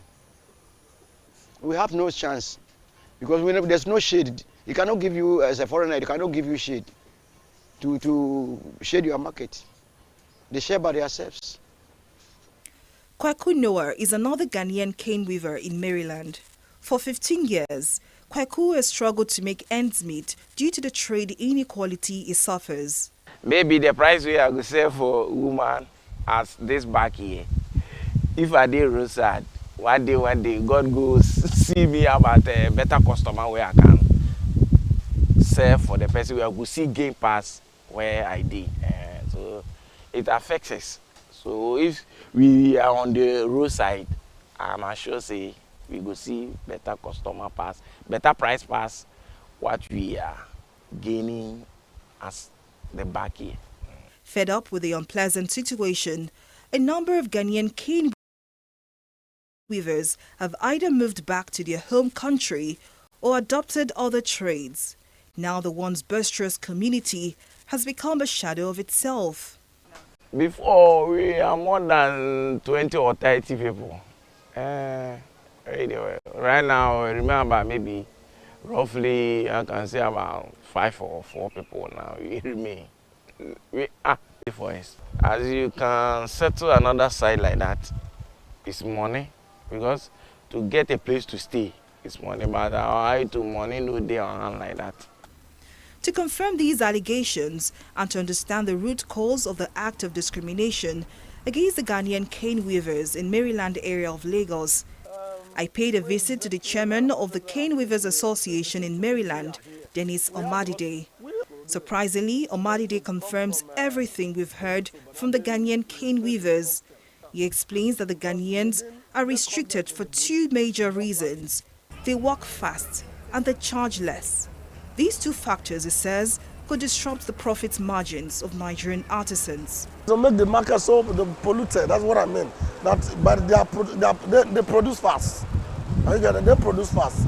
So by the time you are trying to draw a kind of item that will come to market, it's like this. Then when they overflow, then that market will not depreciate on that area. The reason why we do that, then they are trying to frustrate the market in terms of sales in the beginning. So that's why we notice that instead of that to happen, let us stay on their own, then we should stay on our own. Omadide says while the migrants are not allowed to mix with Nigerians and display their trade, they are however free to establish their business in other locations. That is the normal procedure, the constitution, what we have. That when they come, they will work for us. We normally collect basket from there to sell to our customer. So we don't want them to close to us in that way. It's like they will know how much we are selling to the owner. So that is why they not do it. But now it is old. For now they have access free, direct to customer. But they are not the midst of us here. Some day for Abalikoro, some day are turning down. That is how. So whose responsibility is it to protect the interests of Ghanaians in Nigeria? We had requested an official response from the Ghanaian consulate in Lagos to find out if the mission is aware of the discrimination and what it is doing to stop the menace. TV360 Nigeria did not receive an official response from the Ghanaian consulate, but in a meeting we had with the Consul General, Senator Gifte Bukari, key officials of the consulate, the president of the Ghanaian community in Lagos, Augustine Appiah, as well as the Ghanaian cane weaver, Charles Sapong. It appears the consulate is aware of the problem, but may not want to ruffle any further. I'm just coming out from a meeting with the Ghanaian Consulate General, Senator Gifte Bukari, who appeared irate about a request for an interview, especially the part that spoke about publishing the findings of this investigation with or without an official response from the consulate.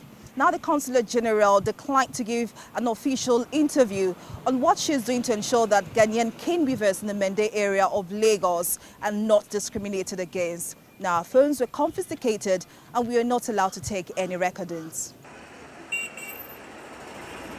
As the second largest country with a migrant population of over 1.3 million, Nigeria has a national policy to address labor migration issues.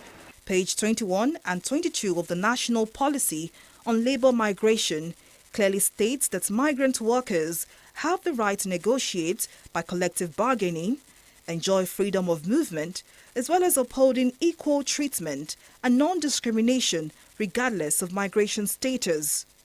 But it appears some Nigerian businesses are not willing to accommodate migrants. Director General of Nigerian Association of Chambers of Commerce, Industry, Mines and Agriculture, Nasima Shola Obadimu, says the unfair treatment of Ghanaian cane weavers is nothing short of bullying. It's just a case of bullying. It's to some level a case of harassment. You know, even within the Nigerian environment, you can open a shop and start selling pepper, and the second day some people will come to you that they want to seal your shop. So is there any law in Nigeria limiting the trading activities of migrant workers in Nigeria? We have this ECOWAS treaty that encourages free movement of goods and services within the West African sub-region. So for West African nationals,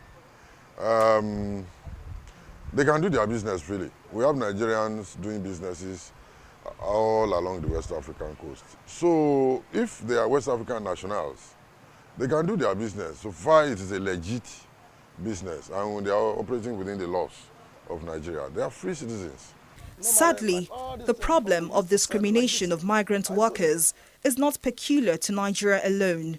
There have been documented cases of discrimination against Nigerians in Ghana, xenophobic acts against other Africans in South Africa, and the general attitude of hostility against Africans, which experts say has affected the social, political, and economic cohesion of the continent. As a Nigerian, if I'm heading up to Ghana, there's this orientation, European orientation, that yes, I'm heading up the north of Africa. So they don't see this whole reality of trade between borders and trade within African countries. They just see everybody as a suspected migrant, as prospective migrants. So heading up to Ghana means you may be heading up further to Mauritania or that to Libya or Morocco, such thing. So and in this whole situation, people are made to be criminal, made to appear like criminals, because the moment you go across the barriers, the borders, and then you are not with the right documents, so to say, then you are seen as a criminal. And being a criminal means, yes, you have been identified as somebody who is illegal. And then you can see from this perspective, when one migrant does something that is wrong, so it is tied to a lot of other migrants at the end of the day. So we have this whole problem in the world now where we prejudice, or we just wrap up figures to say when one person is bad, the first person you meet at the end of the day, you just wrap up his tribe to be part of this whole problem. They are what's affected because they are not captured and documented. So their country is not aware they are here, and our country is not aware they are here. I mean documentation-wise. Okay, so people like that will hardly go to the embassy to make reports or report to the Nigerian authority. Most times they will look for a way to manage the situation for as long as they can before they leave. So what can be done is that it goes back to the same point I made before, that our orientation agency, you understand, must make sure that they talk about these things. It's not talked about. Bolariwa and Kweku may have resigned to fate and lost all hope of ever competing fairly with their Nigerian counterparts, but these talented cane weavers hold on to the dream of returning to their homeland someday, where they can live and work freely without fear or discrimination. Folashade Ogrinde, TV360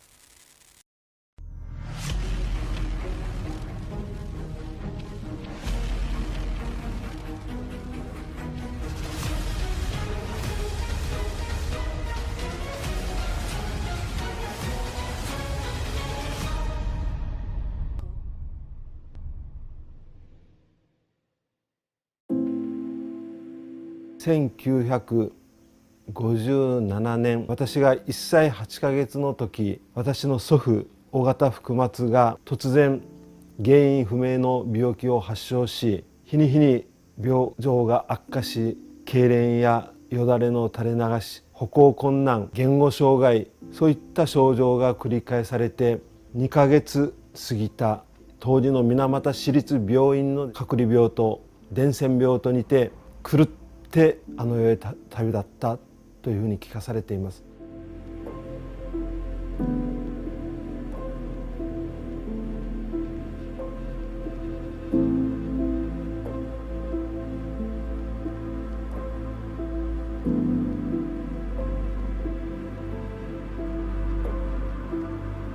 さらには祖父福松が病気を発症したその1週間前に生まれた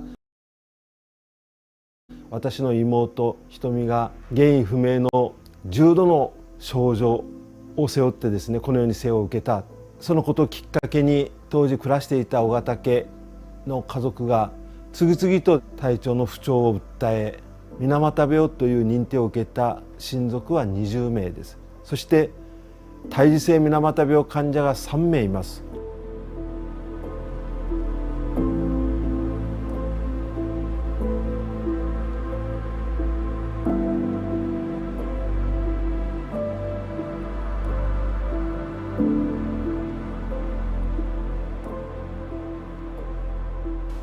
私は水俣病資料館で語り部をしております尾形正美と言います。本業としてはですね、尾形建具店という木工商です。仕事をしながら語り部活動を行っております。大人になってから気づいたんですけども、ものすごく、手足の感覚が通常の人に比べたらですね、低下していることが明らかになりました。メチル水銀中毒が原因というふうに分かってはいくんですけども、水俣病特有の偏見差別がさらに尾形家に襲いかかったわけです。水俣病はうつるという噂が飛び交ったためにですね、私たちの被害を明らかにすることができなかったわけです。私も物心ついた時から幸せになりたいというその願いの中でですね、水俣病は邪魔だと思うようになりました。家族にも隠し、家庭を持ち、そしてやがて子供が生まれました。女の子でした。娘が大学に向かうその前日だったと思います。私にこんな言葉が書きました。正直に生きなさいと言っているお父さんこそが正直に生きないとね。その娘の言葉がですね、私の胸に突き刺さったような気がしたんです。38歳の時でした。そして私が選んだ道、娘のためにも自分のためにも世の中のためにも、人類が初めて体験したとされる水俣病の被害者であることを明かさなければならない。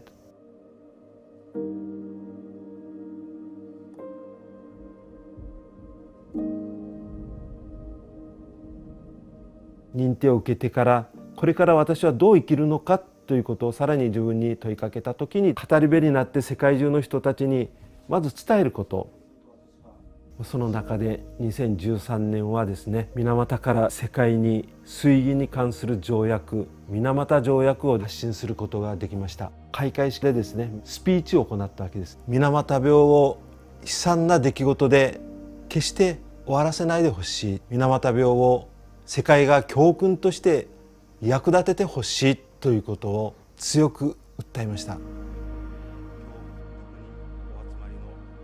界の皆様、ようこそ水俣に。水俣湾郊外水俣病、ここは爆心地です。で、本来ここは海だったんです。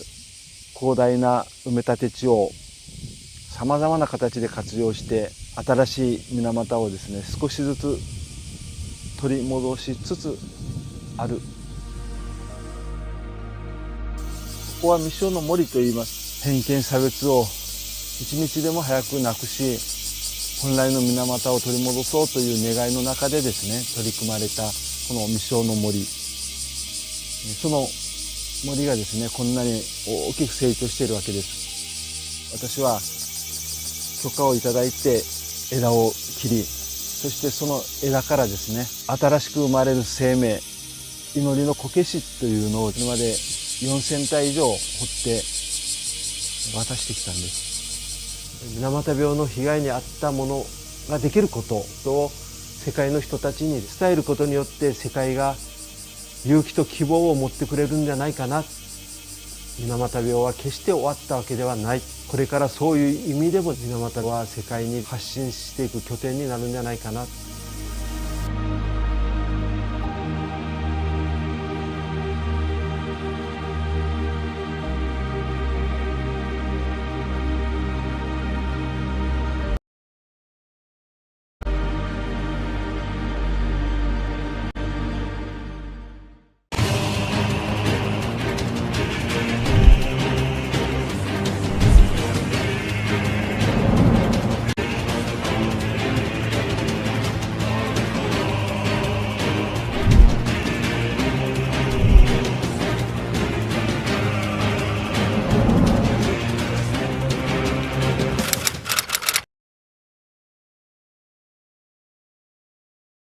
Nigerians, elections are here again. Let us shun violence. Let us play the game according to the rules. Do not be a thug. Say no to violence. Let's rise and defeat violence, crime, and sabotage against the peace of our nation. Nigeria is the only country we have. We must do everything to keep it united. We must avoid any act that promotes hate and disintegration. Say no to separatist movement, terrorism, fake news, hate speech, religious bigotry, and any act that tends to divide us as a nation. Watch out for strange gatherings and suspicious movements. Restrict access to sensitive documents and data, the disclosure of which may damage national security. Educate your staff and family, particularly on measures to safeguard information and report security breaches. Apply relevant legal security guidelines to protect yourself and your neighbors.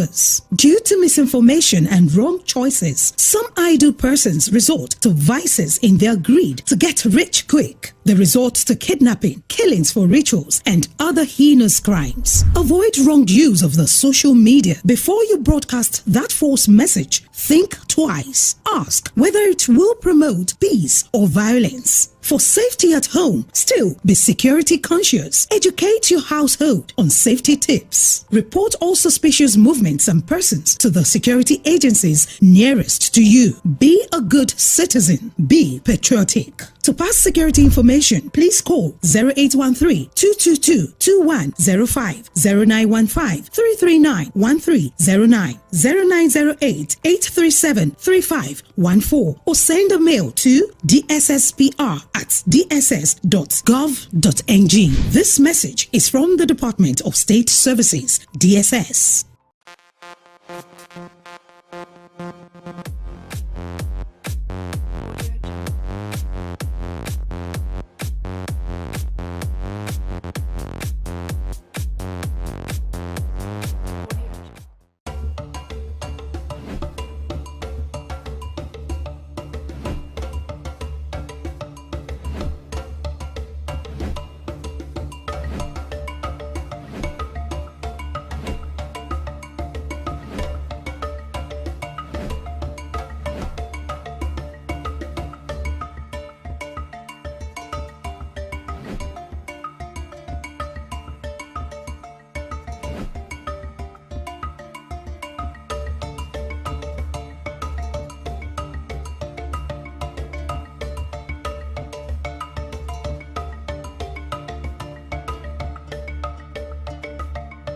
Danfo is the most recognizable cultural icon or artifact as it is in Lagos currently. You know, when you look at every city in the world, most cities have like a particular structure or object or something you can use to represent or identify them.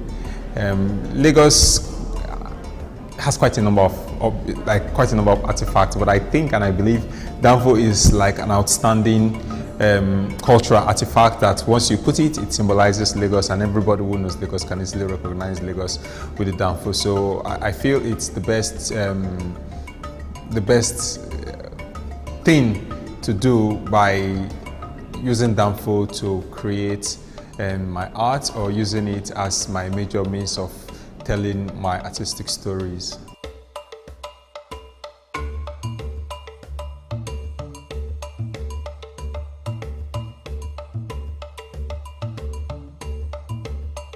Portraits of public figures in Lagos.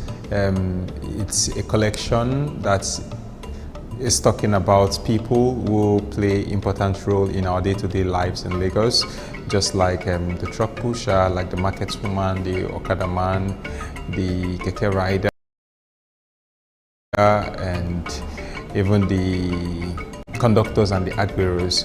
They are making Lagos go in and keep Lagos moving. So I believe when we talk about public figures, some people might want to think about some particular people who really are not serving the public. So I believe these people have been playing important roles, and they've been serving people over the years. Have you ever imagined like a particular driver who runs like 5 trips in a day, and he runs the road for 1 week?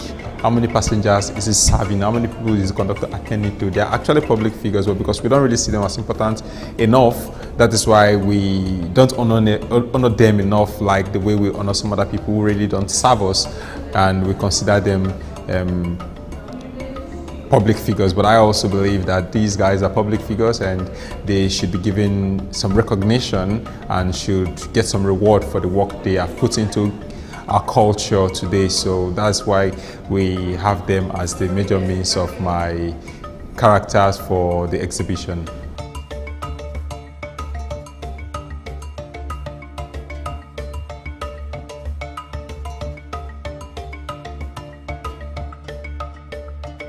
I want to believe minimalism is a reflection of my personality, because every artist sort of is representing himself or herself, and it's the way you behave, the way you think, the way you do things, and the way you love things. That's how you will create your own art. So your artwork is just like a reflection of your personality. So it's just an expression or an extension of you. So when you see minimalism, probably it is me you're seeing, and it is the way I think and the way I behave that is reflecting in my work. And another thing I like about these works is that it's very easy for you to get people interested in the message, because there is nothing else distracting them from the message. So minimalism takes people straight to the point. So once they see just one line, there must be something about it, and that is all we are trying to decode. And it makes more sense instead of clouding a painting or a drawing or an artwork with so many other unnecessary subject matter.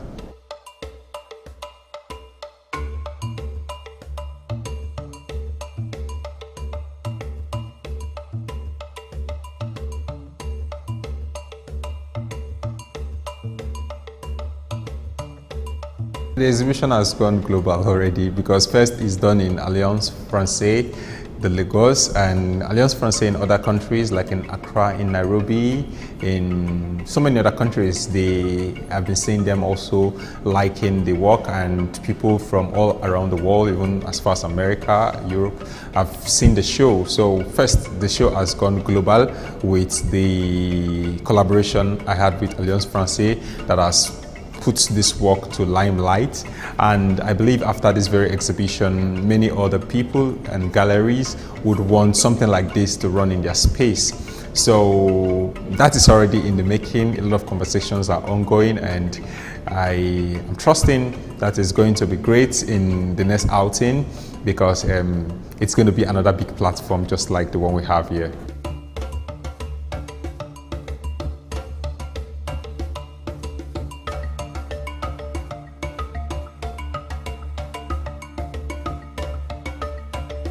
for these works in this particular exhibition, they are all paintings, and the paintings were done with acrylic on canvas. And so basically it's acrylic on canvas I used for this work. Although I work with so many other materials, like I do digital creation sometimes and I print on canvas as well, then I also do installation. So I quite have multiple forms of art, but for this exhibition, acrylic on canvas.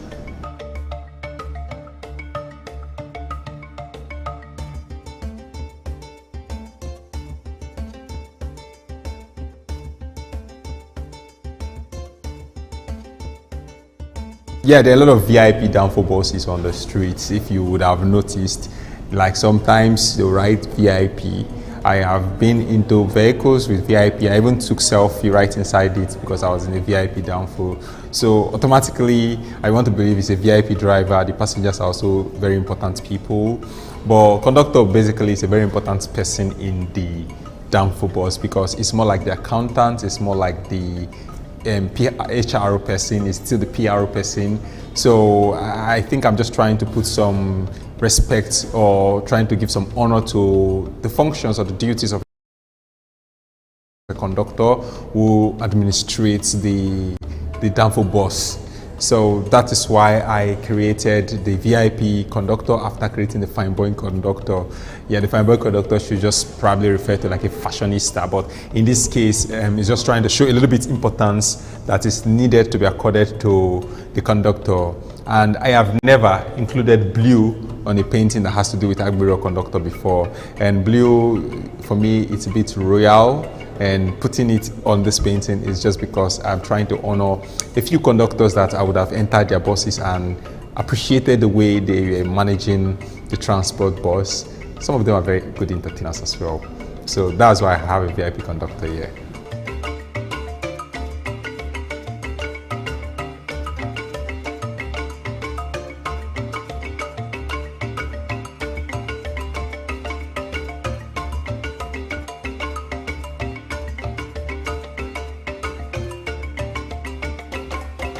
This is Market Woman. My mom is actually the market woman, and I was born around that period when she used to be actively selling in the market. She used to sell at Boundary Market because we were living at Ajegunle then. So right in this painting, I depicted myself and her, like I'm the one at her back, and she's carrying me like she would carry me to everywhere when I was young as a child. And I tried creating a design of a wrapper with the tomatoes and pepper she used to sell. So that's why you have the circles of orange, yellowish, reddish kind of colors, which shows pepper tomatoes. And right here I depicted like the yellow and black nylon that they use in selling in the market. Although it could also serve like a downfall because she probably would be entering downfall too at that point in time. So I just try to create a story that will show the everyday experience the regular market woman goes through. They leave the house very early in the morning, sometimes around 4, 5, even with babies like me when I was small. And whatever the weather was, the children experienced it with their parents. So that's my life, and that's what the painting is about.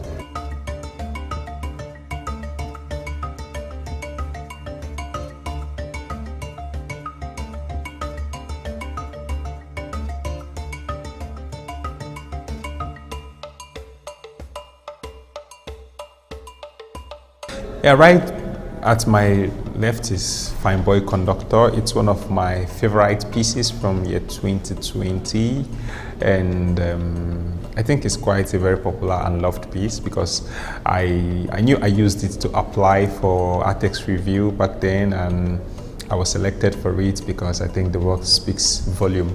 And you know, like I said earlier about the other piece who was a conductor, I was talking about the importance of conductor in the Lagos traffic system, and I have met a fine boy conductor before. I can remember one particular guy that I entered his bus from mile 2 to Oshodi.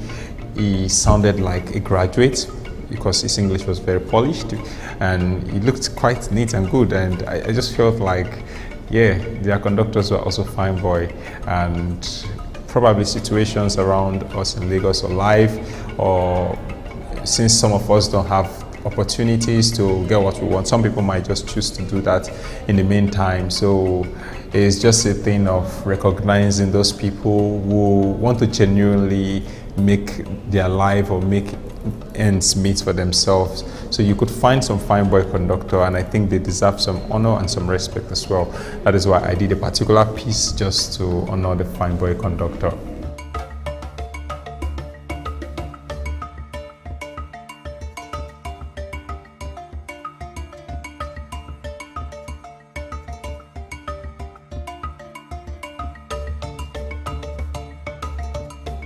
I have another of my beautiful pieces, and it's the Danfo driver.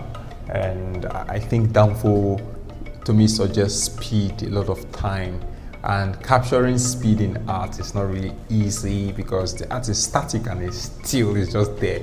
But I think I tried showing the speed in the body of the driver himself by showing some kind of cut lines which you could also connect to the way they design Danfo buses. But another thing I have known about the Danfo drivers is that because of the hardship of the road and the people they are dealing with, they have to have a different kind of high, and their highs are red because they have to deliver.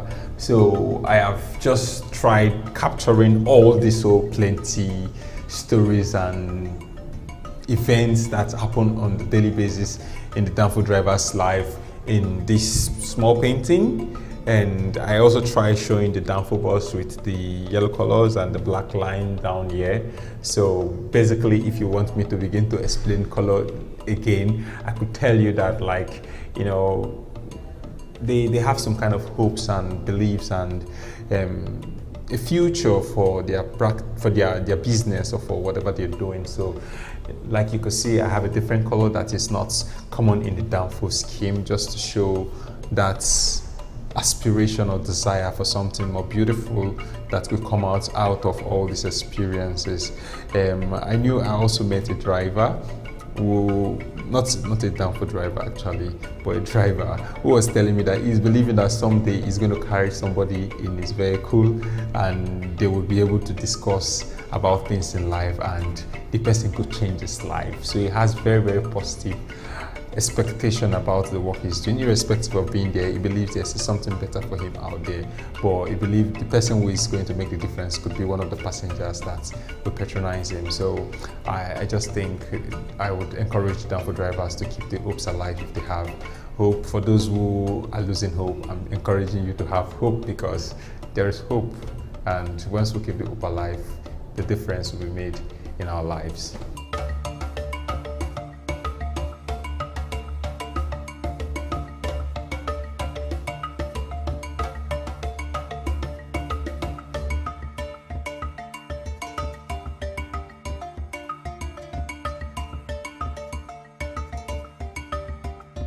I have my Danfo chief right here beside me, and I know in every kingdom they kind of have like royalties or chiefs or kings or people that they hold to some respect or some regard.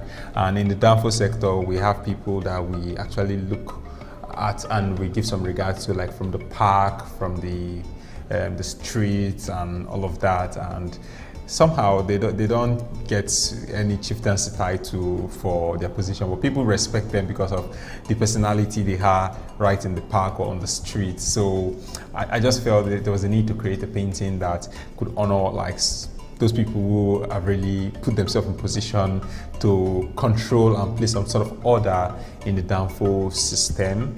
So in the painting, I tried creating like a bead made with black and yellow, just to use the Danfo color for the chief.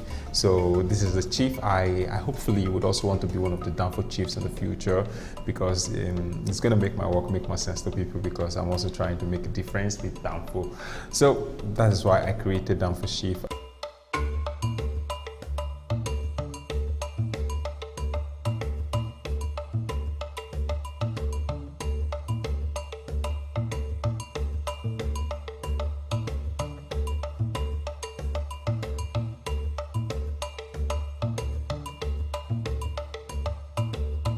For those of us who patronize Danfo buses, we have met different people inside the bus, and we know one of those popular characters I have personally encountered are those fashionistas or those slave mama, as we call them, and you may never believe some of them enter Danfo buses because of the way they carry themselves. They could enter a Danfo bus to a journey, like they started the journey with a Danfo bus, but they end up entering maybe like a ride or a drop later, and they don't want to create the impression or give anybody the impression that they patronize Danfo. And I think what I want to do is to get us to talk about that story, about those kind of people. And so that is why I did the yellow CC, and the yellow just resonates with the color of the Danfo. So she's a Danfo CC, and she's more or less like every other passenger, but she wouldn't want to be associated with Danfo. But I am saying, babe, I saw you in the Danfo bus.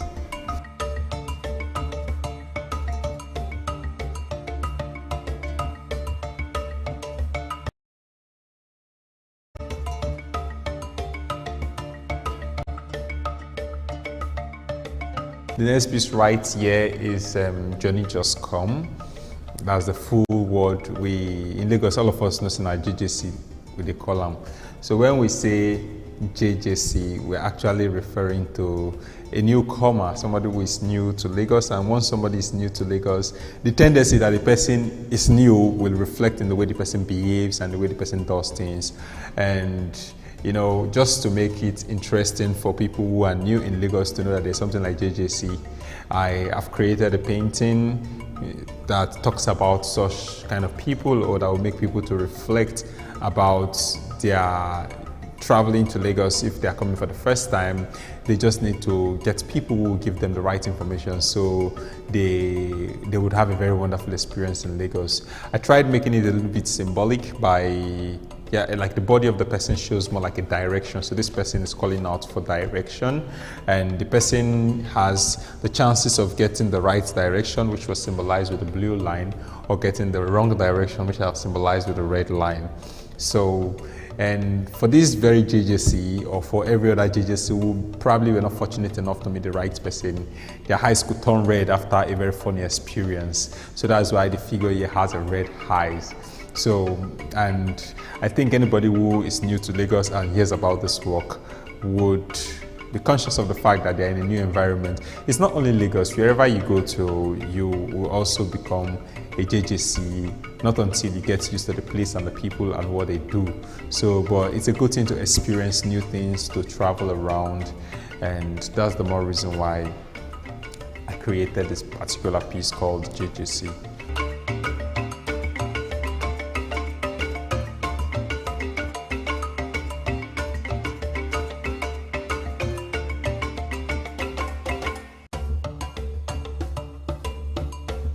The prevalence of Okada in Lagos especially, I think, is as a result of the constant traffic we experience.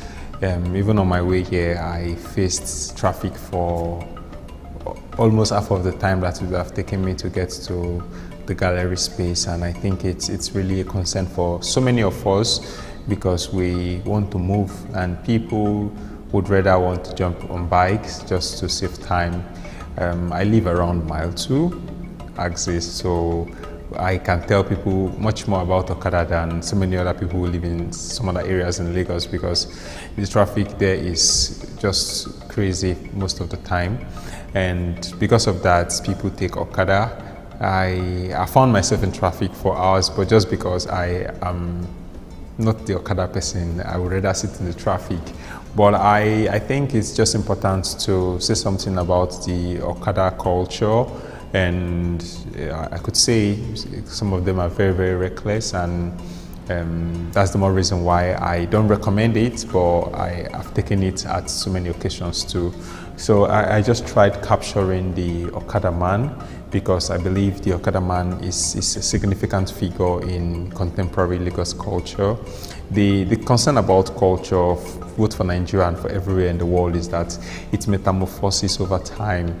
There are things that were used when I was a kid that I'm no longer seeing them used by anybody anymore. And that is how the government have tried to see how they could face off Okada, even if it is still there. But I just believe that every aspect of our experience or our Lagos today should be documented, and all the characters should have a place on my canvases. So that's why I created this Okada Man. But this piece is interesting because it depicts somebody who has become what he's doing, like you become your profession. You are inseparable from your profession. You cannot be understood in isolation. You could see the man holding the bike, and you could see the circles down there. So, but his body has become part of the machine that keeps the Okada going. So you can't separate the Okada from the man. And everybody in Lagos knows that we call them Okada Man. So we have even used the language, that's the linguistic connection of the word for that person to include his profession. So calling him Okada Man is like tying Okada to his hand, cuts the word truck away from the pusher, so it goes together. And the truck pusher is one person, but in the painting too, the truck and the person, they are one. So it's just that kind of interesting thing I think I've been able to create through this particular piece right here before us.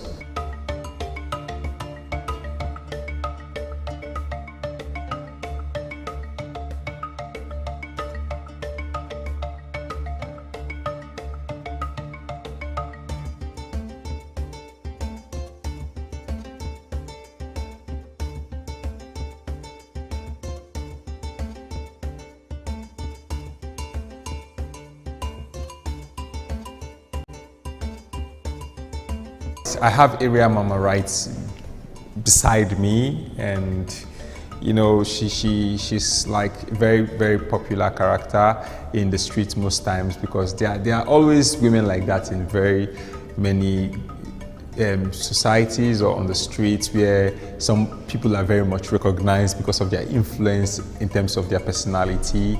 And in most cases, like in Lagos setting, when it has to do with the Danfo guys and all those kind of things, they are very colorful people. They wear like different colors, like very fashionista. You see several piercing, you see colored hairs, and you know, all of that. So I'm just trying to depict that flashiness of an area mama in this very painting.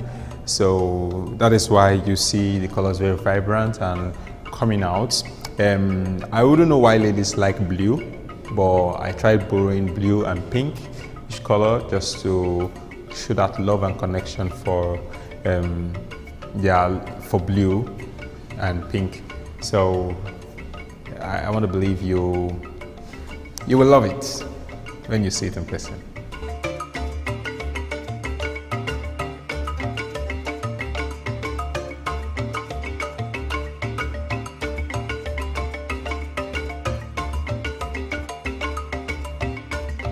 I think it's an interesting tribute to all the people working on the street of Lagos, because we all know that Lagos is very, crowded and busy, and the hustle and the bustle of Lagos.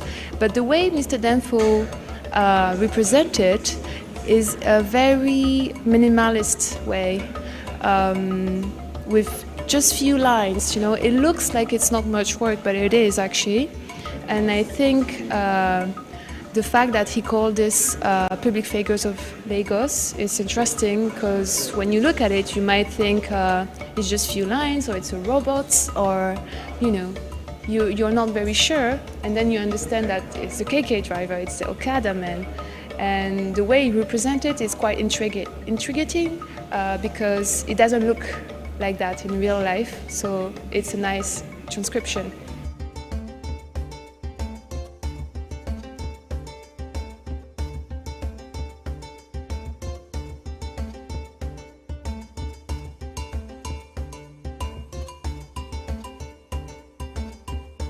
I've known the artist for more than 12 years now, and he has passed through my studio a couple of times. I knew him when he was in school. He was always bringing his ideas, and I saw him as a young man who is full of ideas and is always itching to express himself. So when he came up with the idea of Danfo, in fact, what I told myself was that I'll come and sit at the show, and I'm here. What I've seen today is the use of lines, shapes, what we call geometry, to achieve an effect of what we also call minimalism, meaning that you can use a line to represent a human being. That means you have minimalized that particular figure. So that is what he has employed to express himself, and it has come out in a very beautiful way, because when you go through the work, you will see stories rendered in a very simple way that is not complicated, and that's also very easy for anybody, any Dikanhari, to understand. That is the essence of what he has done, and I think I need to commend him, because many artists will not do this part.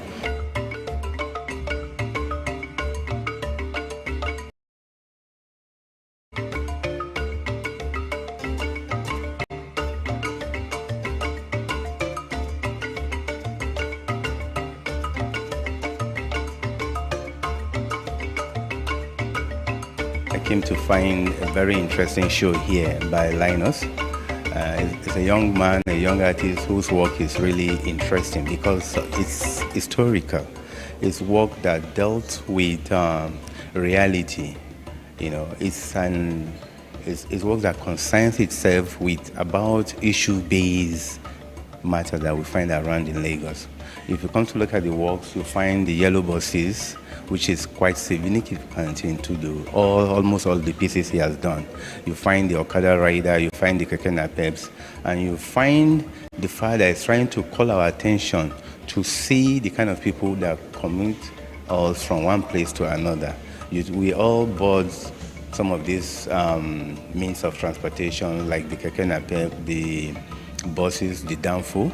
And some of these drivers are sometimes very high on drugs, and we kind of risk our life allowing them to drive us, even roughly on the road. And if you try to talk to them, they complain. For you to find an artist quite interested in these details is something that piqued my interest in coming to the show to see what the artists have done. And sincerely speaking, it's awesome what I'm seeing on ground.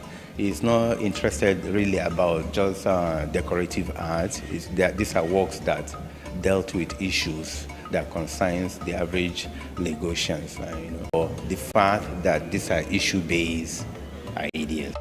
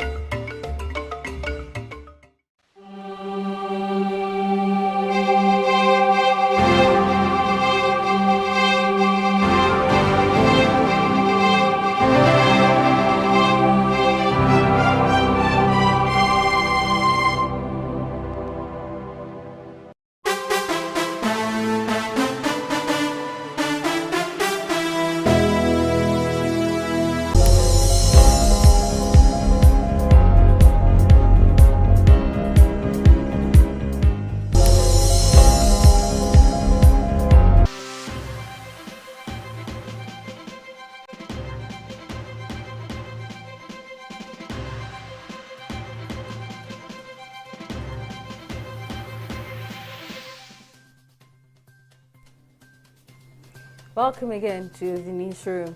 Lecturers under the aegis of the Academic Staff Union of Universities, ASU, have received full salaries for the month of November 2022. The lecturers in October 2022 were also paid pro rata half pay, according to the Minister of Labour and Employment, Chris Ngige.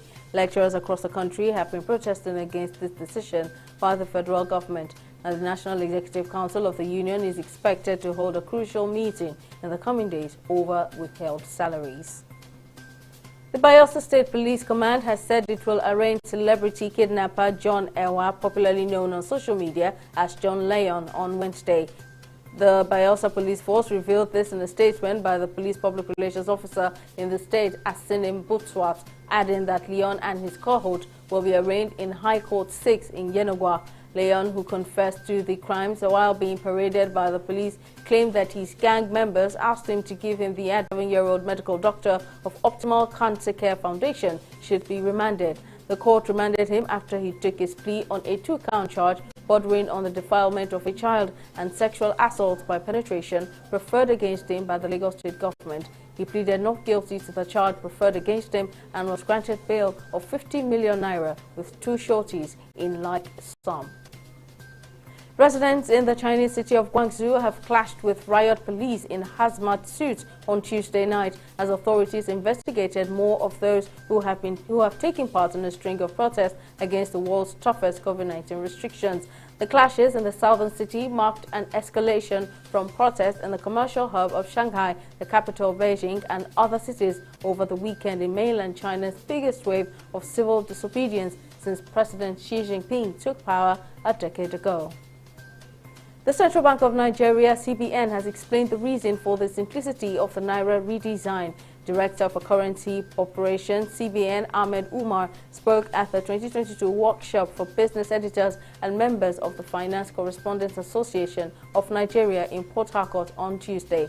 Represented at the event by head of the Policy Development Division, Currency Operation Department, Umar said the Apex Bank had limited time to tackle the problem of counterfeiting, currency hoarding, among others.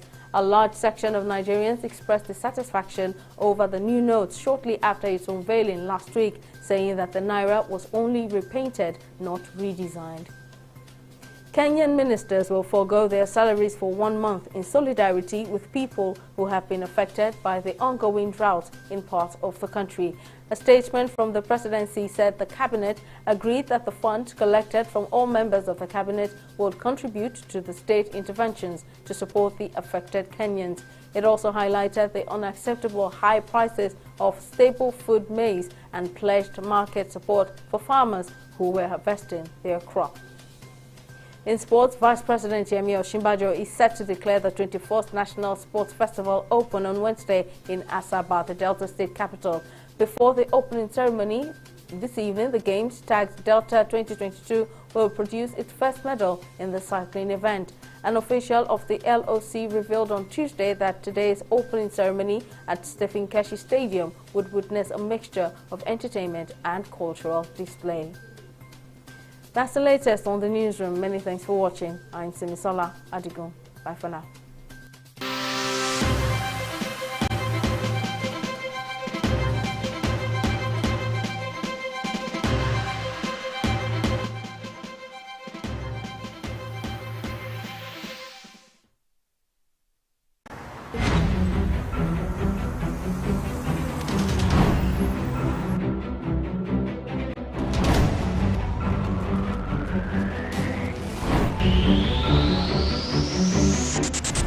Thanks for joining us on News Now at this time.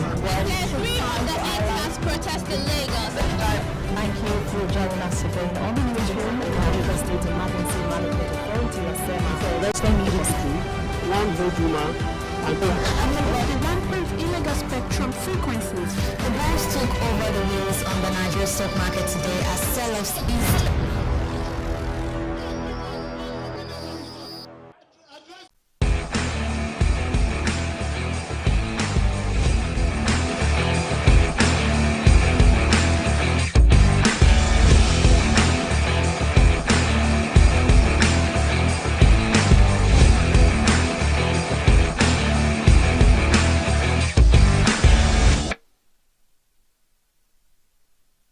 Good day and welcome to your exciting program on TV360 Sport. I'm sure a lot of people still World Cup fever as what is going on across the globe in Qatar. We also know that as football is one of the oldest sports in the country, not just in the country, across the globe, we know that there are other sports coming up to ensure that those participating in this club also have a say when it comes to talking about sport, and that's what we do on 360 Sport. I'm Mudashiru Shitu, and I'll be joined by Kemi Awe Kemi Awe is Executive Director of Cubing Nigeria. You wonder what cubing is all about. Cubing is a sport that has to do with your techniques, that has to do with your ability to think fast while using a cube on your hand. And joining me is Kemi Awe. It's good to have you on the show, man. Good to be here too. Yes, let's start with cubing and cube. How did it become a sport in this part of our world? Okay, speed cubing is a mental sport, really. And speed cubing is all about having to solve the Rubik's Cube within the shortest possible time. It's not so popular in this part of the world, but in the Western world, it's making waves. Yeah, but that's been now the reception, the sport, knowing that it's a sport that is still trying to, you know, get its legs across in the country. How did it get into Nigeria first and foremost? Okay, the Rubik's Cube has been in existence for over 45 years now. It was actually, invented by Professor Eno Rubik, a Hungarian professor of architecture and sculpture. It was created in the course of him wanting to teach his students how to think in 3 dimensions, how to think in 3D. And he came about inventing the Rubik's Cube. And that's why it's named after him, because his name is Eno Rubik. So the cube itself was named after him, being the inventor.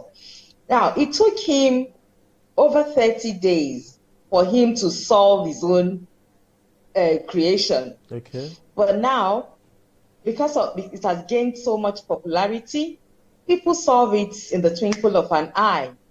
4 seconds, you see people solving it within 4 seconds. Now, that is the 3x3, the 3x3 variants, because there are other variants. There is the 2x2, 3x3, 4x4, on and on and on. Okay, now, you are one person that's brought the sport in the country. Do you have the connection between you? Do you just want to try something new, or you think this is what it's? Why did you join to be part of this new sport into the country? Why did you bring the sport into the country? Okay, let me correct something. I didn't bring it into the country. Okay. Rather, though when I was younger, I played with it, but I was never ever able to solve it when I was small. But becoming an adult, and my son went to a camp in Abuja, a mathematics camp in Abuja, and it was used as a mathematics manipulative, in that camp. So when he brought it back home, we were like, oh, this is what I used to play with. My husband too said, oh, I used to play with this thing too.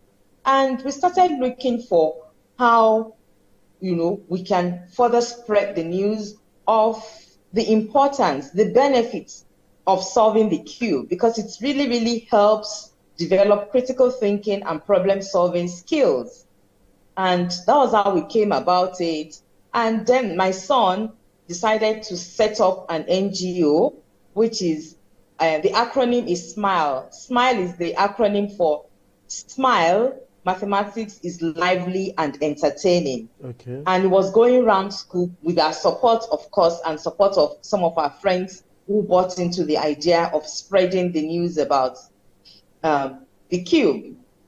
So we went around schools, introducing it to schools and encouraging them to take it up as a sport. Then we started researching into what is happening globally about it.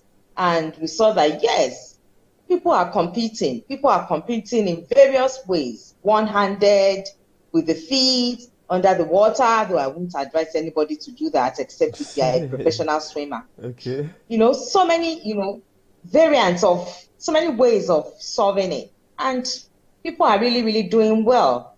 For instance, Max Park is an American. Okay. And even though he's an autistic child, but he's leading the pack in the 3x3. He's holding the world record in 3x3. And so we want to encourage our young ones and the youth to take it up as a sport. So we decided to register as a regional organization. So we registered as a regional organization, keeping Nigeria registered as a regional organization. We submitted our application with the World Cube Association. And, you know, we were granted that opportunity to further spread it throughout Nigeria. And so here we are, keeping Nigeria, trying to promote speed cubing amongst our youth and the children. Okay, interesting. Before I go to the development of the sport in country, I want to ask, how been the reception, people's reaction towards the sports? Has it been challenging? Have it been encouraging? How has it been? Because, you know, it's a new sport, and some might think it's an elite sport. It's a sport for the genius ones. It's a sport for the smart thinking child. But it's a sport, it's not just a sport for everybody. You have to have your IQ in a particular percentage for you to be part of this sport. How true is that? Oh, it's been quite challenging. It's been very, very challenging. Mostly people that, you know, take it up are people that have traveled outside the country, and they are aware that, oh, they are aware of the benefits of solving the cube. Even though we don't want to make it an elitist sport, but it's mostly people that are, I don't want to use the word elitist, that perhaps intelligent, that are imbibing the culture of speed cubing. Okay. But we need to really, really take it to the grassroots. And we'll appreciate if government organizations like the sports organization being run by the government is also, you know, open to it. We've tried to approach some ministry of sports, not just in Lagos, I think Ogun, but we've not made a headway yet. And also the World Cube Association is also pushing for it to be recognized as a sport worldwide. Maybe by the time the WCA makes a headway, then Nigerian governments will also take it up, maybe. But we are trying our best so far. Okay. We go around schools, and some mostly private schools, because they are the ones that could afford a cube. You can't do the sports without having the cost of cubing and all that. So where do you get all your the resources, the energy to still forge ahead regardless? It's actually the passion that is driving me, and we have friends that we ask for support. So mostly family and friends. The resources, financial resources, are coming from mostly family and friends. And of course, what is driving me, the major driving force, is the passion. I really, really love Nigerian children and youth to take their place in in that space, that speed cubing space worldwide. And I'm sure we'll achieve it. Okay, we'll take a quick short break. When we come back, we'll be asking about the development of cubing in Nigeria and several events you've done and the forthcoming events. Don't go away, it's still 360 Sports.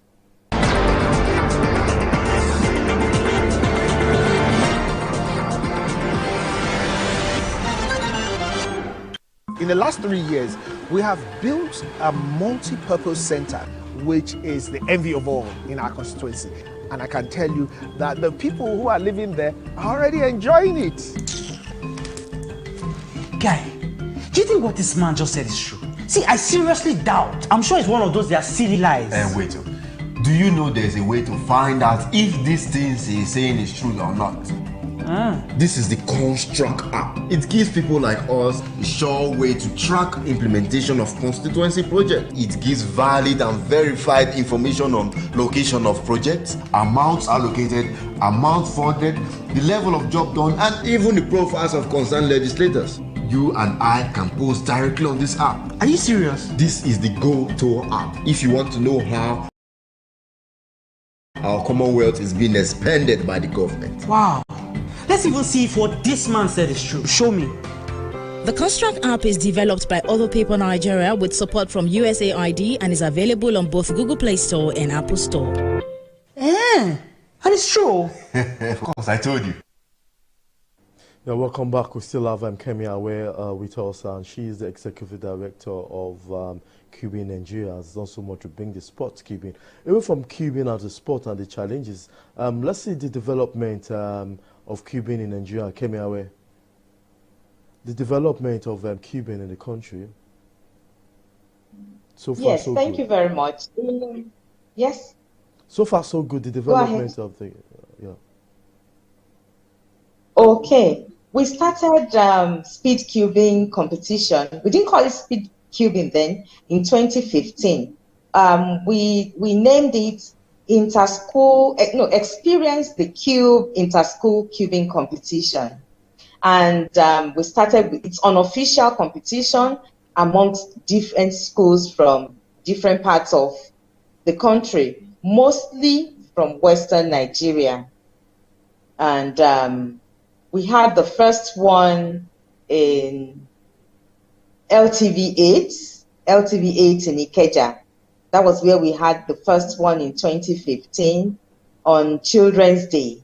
So the following year, we also had, that was in 2016, we had another one there in the same venue.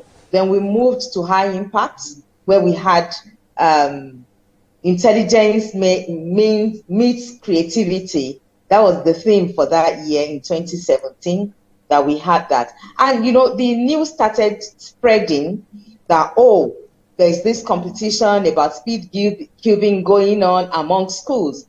So each year we were experiencing a higher number of schools registering to participate, and it's been growing since. However, COVID-19 disrupted activities. Okay. In 2019, we had the first official competition. Because of what we've been doing in the cubing community, the WCA got to know about us, and they agreed for us, they agreed for us to have an official competition, and a delegate was sent in. A delegate was sent in from Morocco because we did not have a delegate in Nigeria then. So a delegate was sent in from Morocco. So we had the first official cubing competition in Nigeria, alongside our usual, what we've been having over the past 4 years, the Experience the Cube Inter-School Cubing Competition. And there we had, we set a national record, of course. It was our first time, and we also set a continental record. Okay. One of our participants, Paul Eyikume,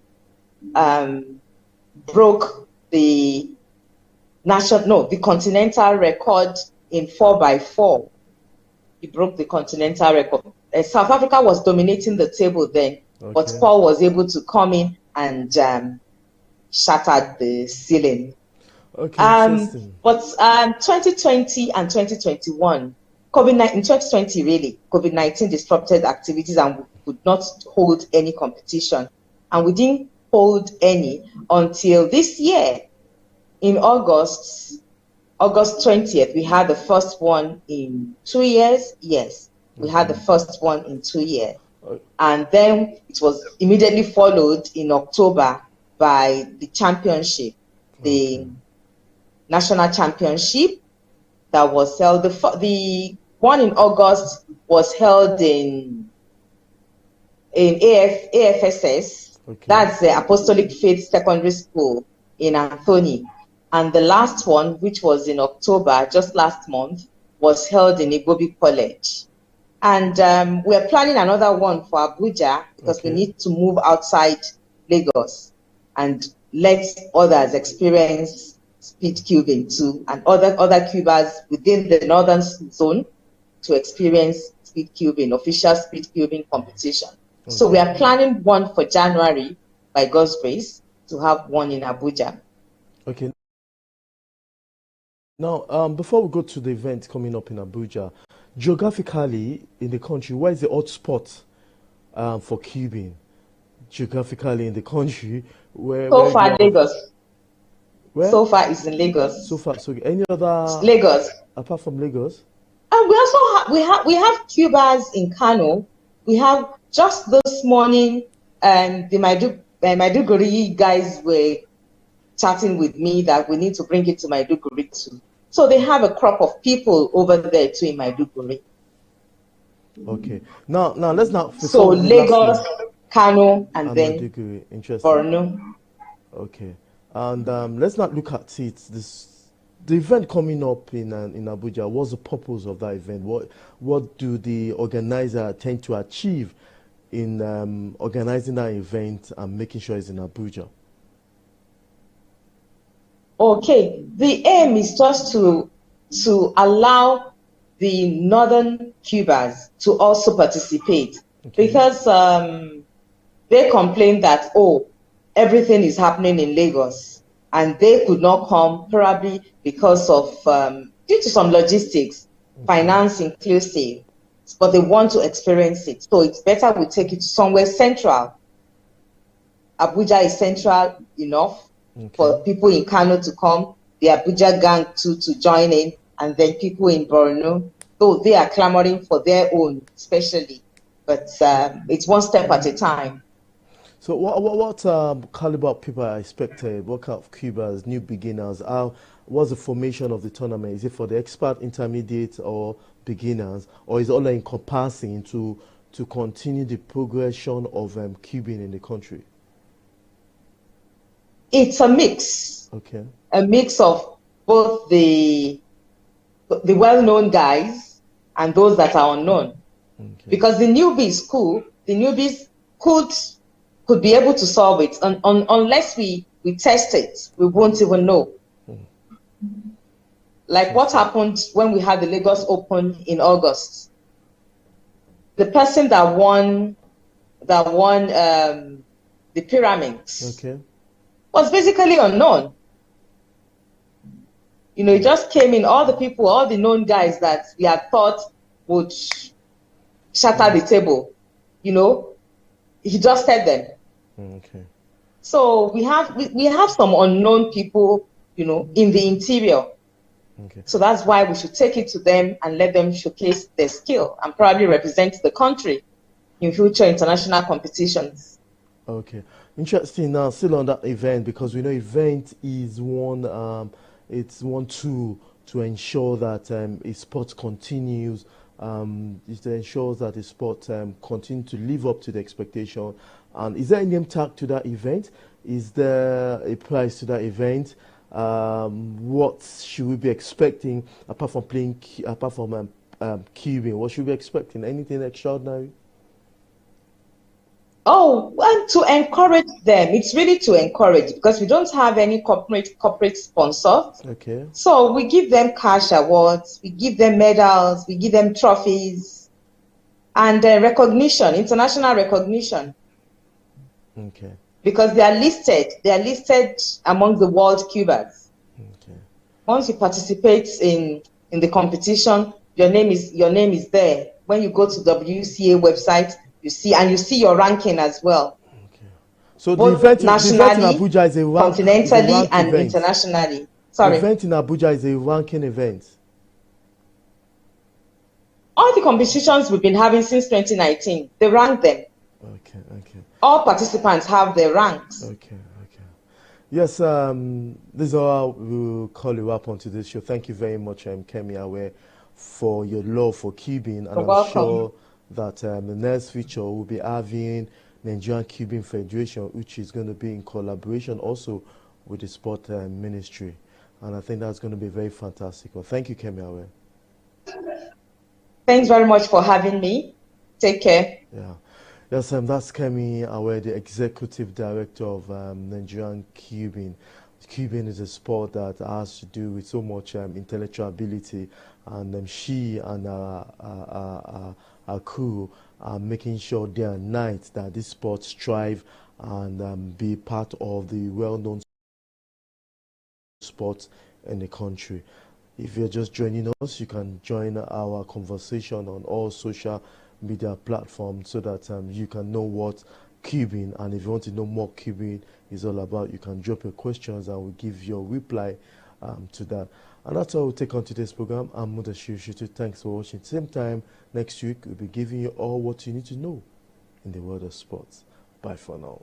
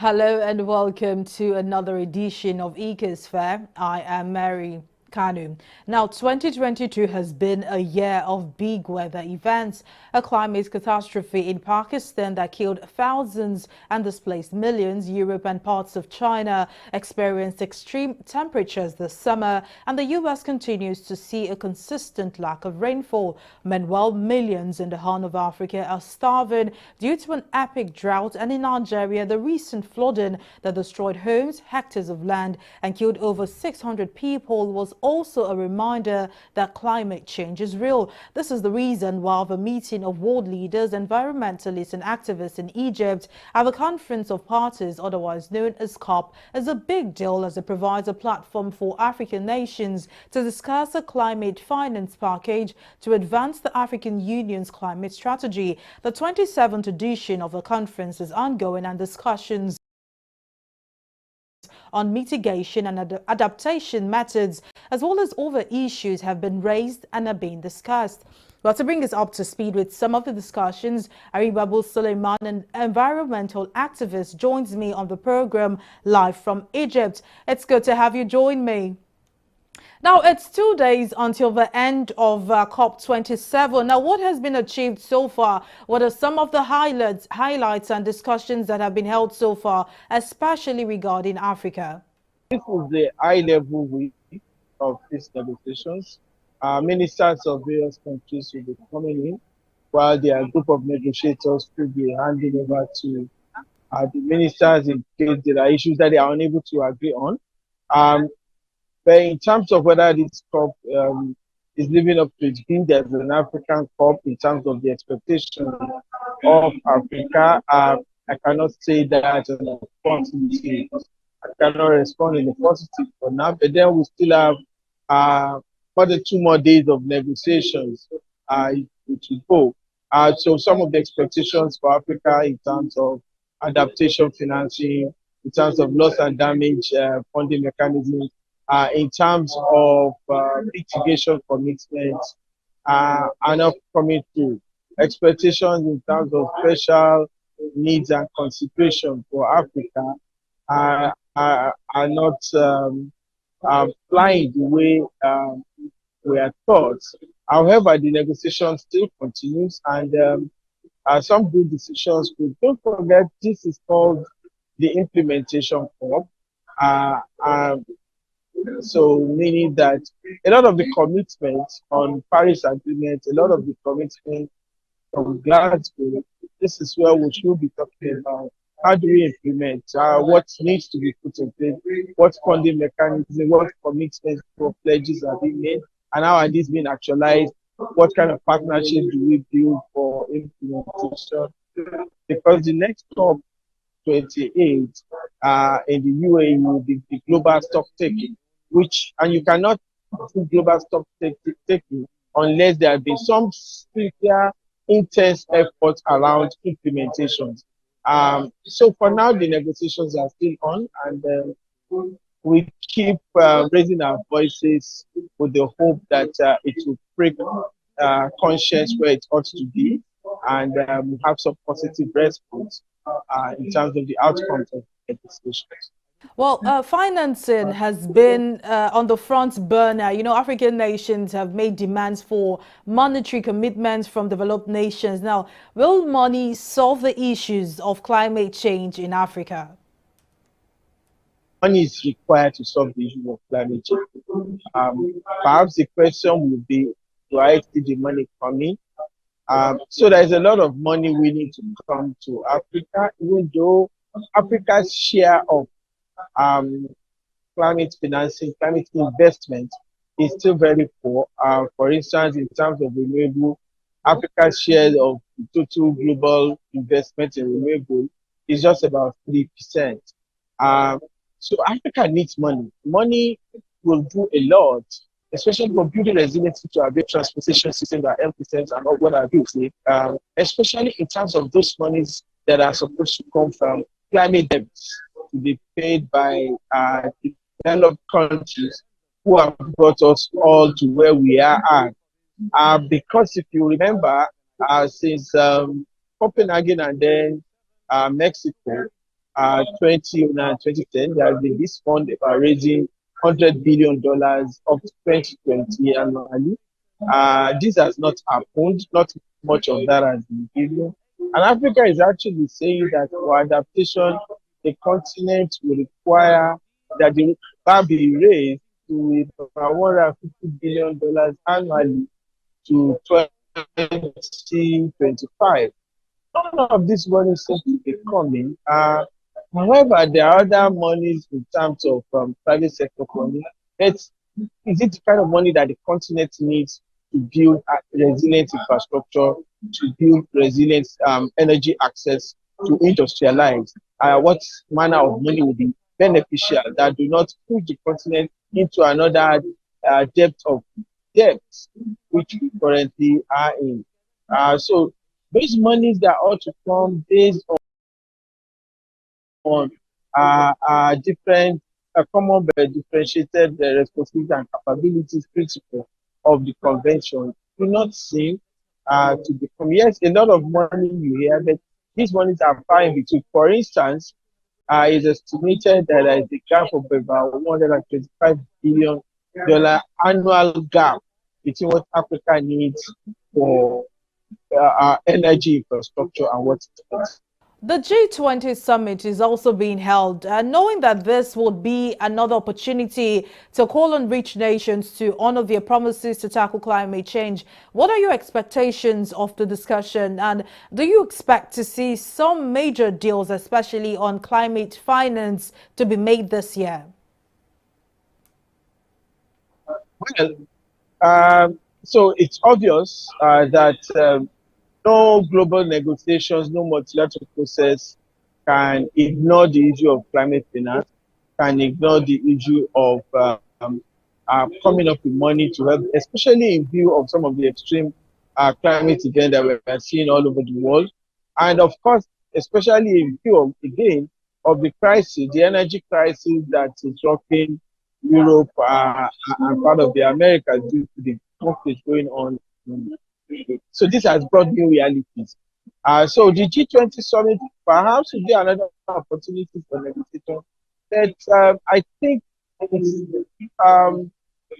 really calling out the integrity of the negotiations, the sincerity of the multilateral process. Just looking more like endless negotiations.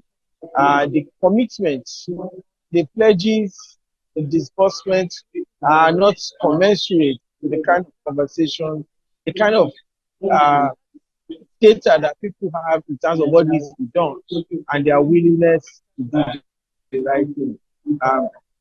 Pretty low on ambition and actualization. Well, all right now, Suleiman Aribabu, environmentalist, thank you for joining me on the program. We'll take a break now, but when we return, the program will continue. Just stay with us.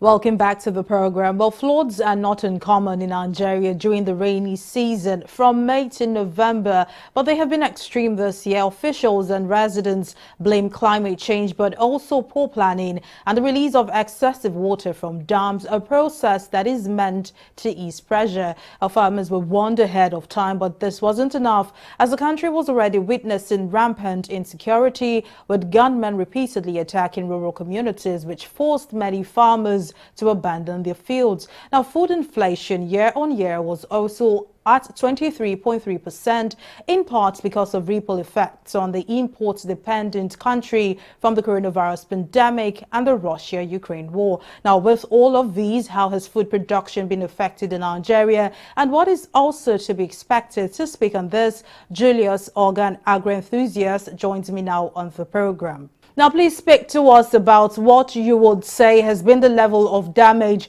the floods have wreaked on crop yields in Nigeria. Yeah, thank you very much for having me on your show once again. I'll go straight to the point. I would say that we've lost a lot as a nation. We've lost farmlands, we've lost property, we've lost about 600 of our citizens to death by the floods. And I'll go on to give you some examples. In Jigawa State alone, NEMA, that is the National Emergency Management Agency, reports that more than 1,500 farming communities in 22 local government areas in Jigawa State were impacted by the flood. In Bayelsa, the whole state was almost inundated and submerged. In Nasarawa, 45,000 hectares of land belonging to Olams. Olams is the biggest commercial rice farm in Nigeria, was impacted. And Olams reports that it has lost about $15 million of investment to the flood. So we are still, as I speak to you, counting the cost of damage in terms of property, in terms of farms, and in terms of humans that we lost in the deluge. Now, the flood aside, we went from insecurity worries and how farmers were being killed in their farmlands to worrying about the effects of climate change on food production and now the flooding. Now, would you term this a national crisis in the agricultural sector? It is beyond a national crisis, my sister. It is a national calamity. It's a national emergency because what has happened is going to have a long-term effect. Farms that were inundated are completely lost. Farmers have lost their yield for the year. Now, let's even look at the fact that we do not have a very active national reserves. We are supposed to have reserves in the national grain, in the silos, in the national silos and the national grains reserves program. But we don't have enough to cushion what is going to be the after effect of what we have experienced from the floods. The after effect is going to be, there's going to be very poor, if any, harvest. And thereafter, there's going to be rising costs and inflation in food prices. So if we do not have enough reserves in the national reserves to supplement what we have in the market, then there's going to be mass hunger in the land. But that is in a very mild way of trying to paint a picture of what we are about to face. So I think it's a national emergency. The flood caused loss of lives and properties, but would you say it has been all bad for agriculture in Nigeria? Say that again, please. I didn't get your question. If you can hear me, I asked that the flood caused, well, probable loss of lives and properties, but has it been all bad for the agricultural sector in Nigeria? Definitely. No other sector is worse impacted. And if you consider the fact that the majority of our active population are actually subsistence farmers, then you understand the picture of what is ahead of us. It is, farmers are very well impacted, I must say, because we've lost livestock, we are also losing farm produce. They practically lost their investment because if for Olam's, for instance, $15 million of rice estate, 45,000 hectares of rice, it's beyond what some African countries could invest in as their total, production for the year. So we're actually in for difficult times, I must say to you. There is no way of overstating the impact of what has happened, because there is our farming is basically seasonal. We depend on rain-fed agriculture. So the rains came and we intended to, make the best of it. And the rains came in form of a disaster. So you can imagine what it is. I mean, we know that water is needed. So in essence, are you trying to say that that huge amount of flood, the water, did not do anything positive for the crops in the country? I would say both yes and no. Flooding is entirely not a bad incident. It's not supposed to be entirely a disaster, but because of land degradation over time, because of the way we live, because of the way communities and cities are spread, this is why we suffer the shocks even more. Flooding causes damage in the sense that it washes away farmlands, like we saw in Anambra, and we also lost human lives. It causes landslides in many instances, and then it inundates property and washes off crops. It also causes other effects, like the aftermath could be like we'll have waterborne diseases like diarrhea and cholera because water sources have been polluted. So, but then if you look at history, you'll see that the Nile River Basin in Egypt, for instance, uses the flood waters as an agricultural production stimulator. So when you have the river basins, which are natural receptacles for too much water, they get silted up with manure. So the soil basically improves after the flood. So you can find out that if you go to some riverine areas, there are people who move close to river basins and cultivate they do dry season farming, especially relating to vegetables on river basins. Why? Because the flood has deposited silted alluvial soil and brought nutrients from other places to the river basin area. That's the benefit of having floods. But in a situation whereby we have degraded land, you find out that the water channels are clogged to the refuse or have been built up. Then the water is beginning to find areas where it is going to settle. That is when we have damaging floods. And in places like Anambra, you know what happens in Anambra? The governor has described it as the landslide capital of Africa.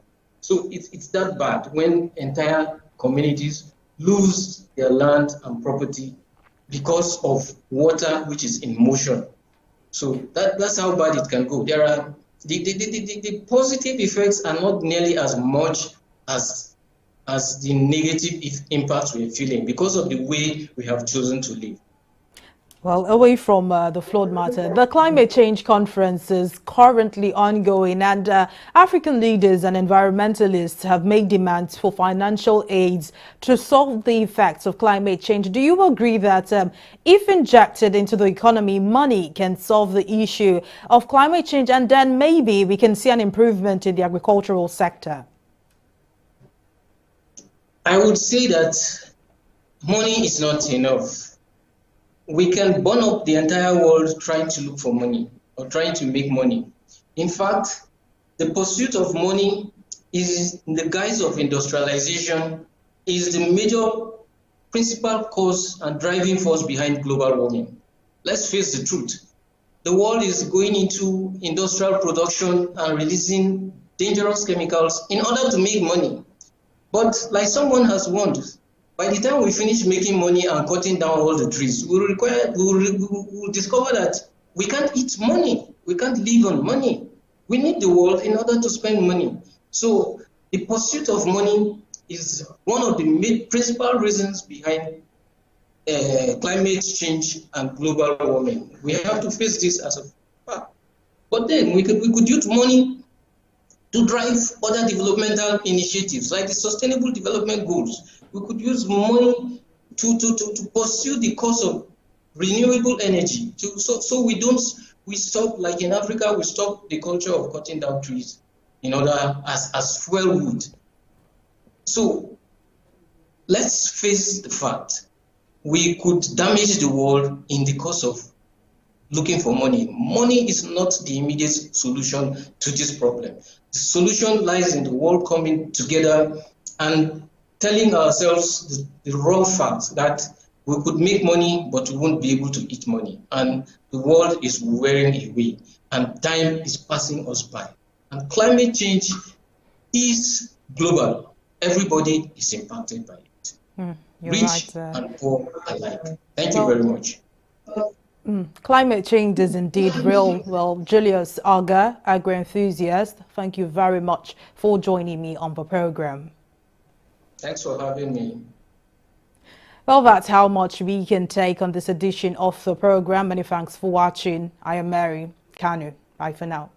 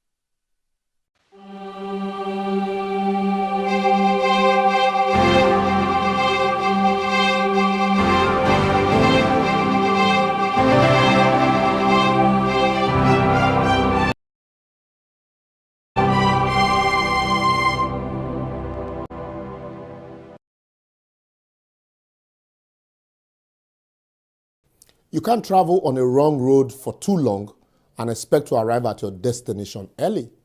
Nigerians rode to nowhere. In 1999, after a windy period of military rule, Nigerians celebrated the advent of democratic governance, hoping that Obasanjo will bet the beginning of a new and prosperous Nigeria. Unfortunately, the long military rule, coupled with most military personnel who transmutated from military to civilian rule, created a military mentality that made Obasanjo turn himself into a headmaster, who treated the governors as errand boys who could be whipped into line for disagreeing with the headmaster, using state apparatus like EFCC, while corruption went on unabated. At the end, funds were wasted until date unaccounted for on a failed third-term bid.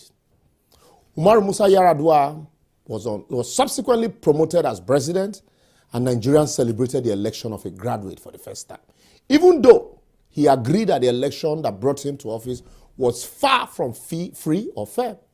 But he didn't last, and you don't want to go into the political intrigues until Goodluck Jonathan was allowed to come on board. In 2011, Nigerians again celebrated the election of a PhD holder as a president who claimed he had no shoes. But in 2015, after the man obviously, have had some shoes, Nigerians wanted anybody but Jonathan. Away with his PhD. Even if it's a toilet paper certificate, we don't mind, they say. This ineptitude and incompetence was getting too much. But came Buhari, a retired general, with his anti-corruption stand and his mantra to fight insecurity to a standstill. And like others before him, promised to turn the state into the fastest growing economy in the world with massive infrastructure. Unfortunately today, Nigerians are rather leaving their own country massively as a result of insecurity, lack of basic infrastructure, inefficiency, ineptitude, and gross incompetence. Yet, with the 2023 election fast approaching, Nigerians are yet again building hopes on the same political parties and candidates who will still overpromise and deliver nothing, not because they don't want to, but because they are handicapped by the constitutional structural defect of the country. You can't run a car on diesel and expect it to move like a car who's running on gasoline or fuel. It's not possible. Nigeria is a country with a federal constitution but managed as a unitary system. Yet, the people blindly expect election to bring them development. No be juju be that. No wonder governors like Ben Ayade, Godwin Obaseki, Nyesom Wike and co. during election can hawk appointment of special advisors on a tray like someone hawking akara, appointing almost every youth in the state as SA, yet have no sustainable development plan for creating gainful employment or creating a thriving private business climate that can create jobs for such youth. Even as funds are allegedly laundered through this SA appointment process, yet nobody is worried. Yet, we must all get fixated at the center. Look at all the states of the major contenders, Adamawa, Anambra, and Lagos. None of them can boast of a public pipe-borne water. Yet we are shouting, go and verify. I created Lagos, or I will unify Nigeria. We never start. But second base, Jerry. Countries only develop when they domicile infrastructural development in the hands of the managers at the local level, except in the case of a dictator. Or maybe after the presidential election, we're expecting a dictatorial president. We have to create stronger federating units where the likes of Peter Obi can be free to harness the resources of the East to turn the region into a productive economy as against a consuming one, without anyone from other regions bothering to go verify. Or where Bola Ahmed Tinubu can use his leadership experience to synergize the resources in the West and create a sustainable economy for them without him convincing other regions that it is his turn. And Atiku can then be free to not only unify the entire North against insecurity, hunger, and banditry, but harness the potential therein for sustainable prosperity without being afraid of a Governor Wike's threats. The region can then contribute to a weaker center for the benefit of the weaker units and protection of our territorial integrity. I will therefore advocate that Nigeria as presently constituted is not working, and no matter who wins the election, with the current constitutional structure, it can never move forward or bet a future of our dream. The earlier we collectively realize that we have traveled on the wrong road for too long and must halt our trip and redirect our coexistence before proceeding on the next journey, the better for all of us. Failure to do this, we will soon realize that after the election, that the various agitations from the federating region may have been suspended for the election and will be renewed with greater strength and vigor after the election, no matter the outcome of the election. For example, if Igbo win, the North and the West will start their own agitation. If the West win, the East will renew their own agitation for Biafra. And if the North wins, then the entire East and West agitation might crumble the country. I am not a prophet of doom, but that is just the reality of our future based on the constitutional road we dey travel now. Well, not everyone agrees with me though, but you can share your own thought with us by following us on all our various social media platforms shown on your screen, and also share your thoughts on previous episodes. Remember, the most difficult person to wake up is he who is pretending to be asleep. We all know it is not working, but we pretend that one person can change it. Make we deceive ourselves. See you next week.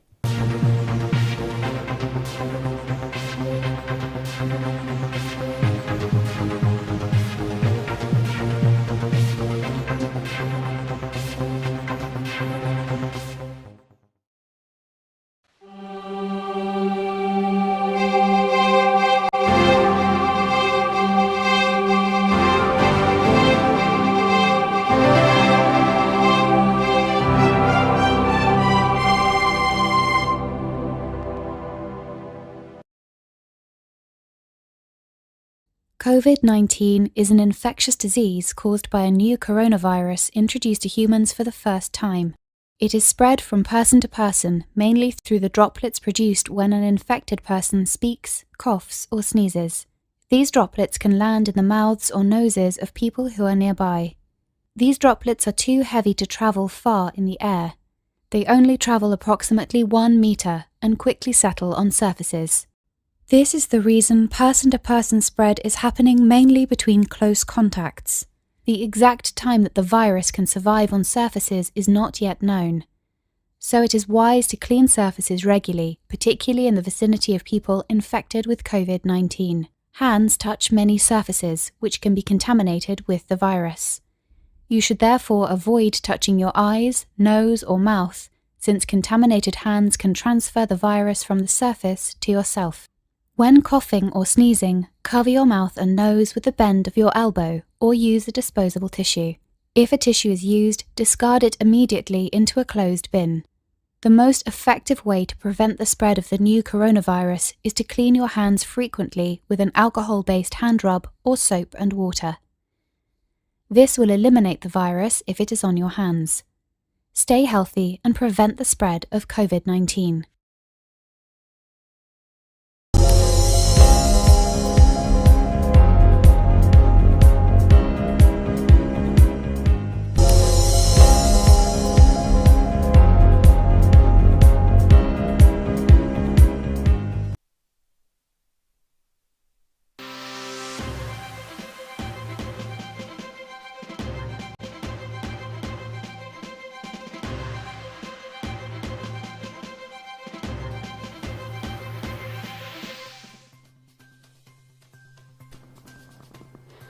Many thanks for joining us on the newsroom. I am Abisola Adebayo.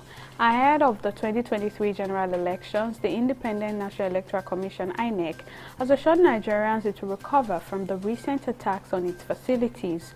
Speaking at the induction retreat for resident electoral commissioners held in Lagos on Wednesday, INEC Chairman Mahmood Yakubu explained that the lost materials will be replaced, but there is a limit to the Commission's ability to keep replacing lost or damaged items in just 86 days to the general election. To forestall a recurrence of these attacks, Yakubu said the Commission will work closely with security agencies as well as the Nigerian National Petroleum Company Limited (NNPC Limited) has blamed the 4 queues in Lagos State and Abuja on some construction projects going on in the state. NNPC's Executive Vice President Downstream Adeyemi Adetunji gave this explanation while addressing a news conference in Abuja on Tuesday. He explained that the recent queues in Lagos are largely due to ongoing road infrastructure projects around Apapa and access road challenges in some parts of Lagos Depot. He however revealed that the gridlock is easing out and NNPC has programmed vehicles and trucks to unconstrained depots to ease the situation. President Muhammadu Buhari is currently presiding over the Federal Executive Council meeting at the State House in Abuja. The meeting has in attendance Vice President Yemi Osinbajo, the Secretary to the Government of the Federation, Boss Mustafa, the Chief of Staff to the President, Ibrahim Gambari, and other ministers. Meanwhile, this is the first meeting the President will be presiding over after returning from an official trip in Niamey, the Republic of Niger, where he attended the African Union Summit on Industrialization and Economic Diversification. People in the Chinese city of Gunzhou clashed with riot police in Amzat Suit on Tuesday night as authorities investigated more of those who have taken part in the string of protests against the world's toughest COVID-19 restrictions. The demonstrations, which escalated over the weekend as it spread to Shanghai, Beijing and elsewhere, are one of the biggest acts of public defiance since President Xi Jinping came into power in 2012. Following the postponement of the Abuja-Kaduna road services, the federal government has commenced the installation of closed-circuit television cameras on train coaches. This is coming a few days after the Minister of Transportation, Muazu Sambo, announced the extension of the train services. According to report, the contractors are fixing 3 cameras on each coaches, making it 6 in a bid to avoid the recurrence of the previous attack that made the rail service close operation for several months. The Speaker of South Africa's Parliament has received the report from a panel tasked to establish whether President Cyril Ramaphosa should face impeachment for allegedly covering up a crime. The panel investigated the circumstances around an alleged cover-up of a robbery that took place at his private firm Falafala back in February 2020. It handed over its report to Speaker Nosivize Mapisa Kakula at a televised interview on Wednesday morning. The Speaker, however, announced that the report will be made public on the 6th of December. Meanwhile, on the sporting scene,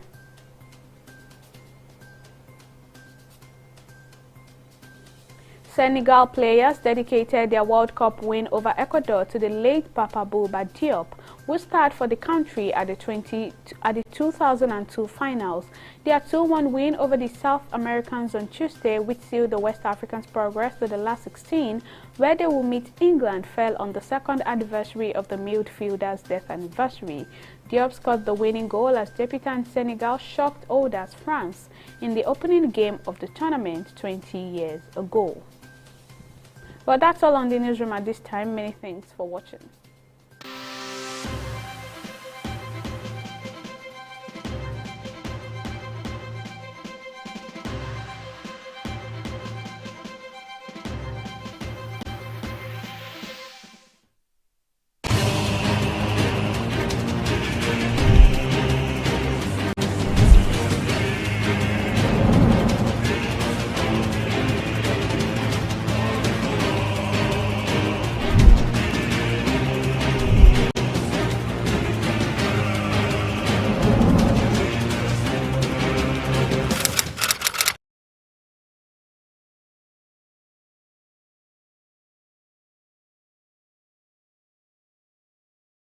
Nigeria would have been far developed if we didn't abandon our traditional government for an unknown one.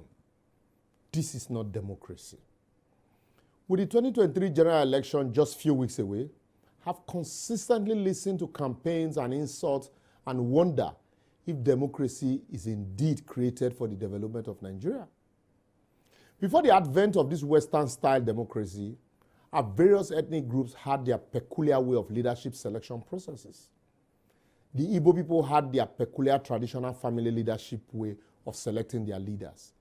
The Yoruba had a much more advanced democratic style of selection process, while the Hausas and Fulanis also evolved the system peculiar to them, ditto other tribes. But we completely jettisoned those processes and procedures when we embraced the Western-style religion and democracy that we hardly understand until date, we are still struggling to grow waiting we no understand. The Chinese man copied the Western style but retained their leadership process and culture and even their own style of governance. Same for Saudi Arabia, United Arab Emirates, the Dubai that we want to run to now. Even India is still far better than us. But today, our copied democracy, rather than bringing us together, has further divided us. If it is the turn of the North, it will be the turn of the South. Then the person will be, is he a core Northerner or peripheral Northerner? Is he a Northern Christian or a Northern Muslim? Nobody talks about competence. If it's then the South, then you ask, is it South-South, Southeast, or Southwest? Is he a Christian? Which denomination? The last governor was a Catholic, so this one must be a Pentecostal Anglican. No, it was Imo that produced the last person. Now it must be Anambra, even though they are all Igbos. The next question will be, how come Lagos that produced the speaker is still producing the vice? But they are both Yorubas. And nobody in all of this remember the Alika, Ogun, Ifa, or Amadioha worshippers. Yet, all these people are Christians. Yet, most states cannot account for all of the 450 billion naira, 13% derivation as standing fund paid to Niger Delta State recently by President Buhari. Delta State got 142 billion naira and roads in Delta cannot be called road. Yet the governor is still borrowing.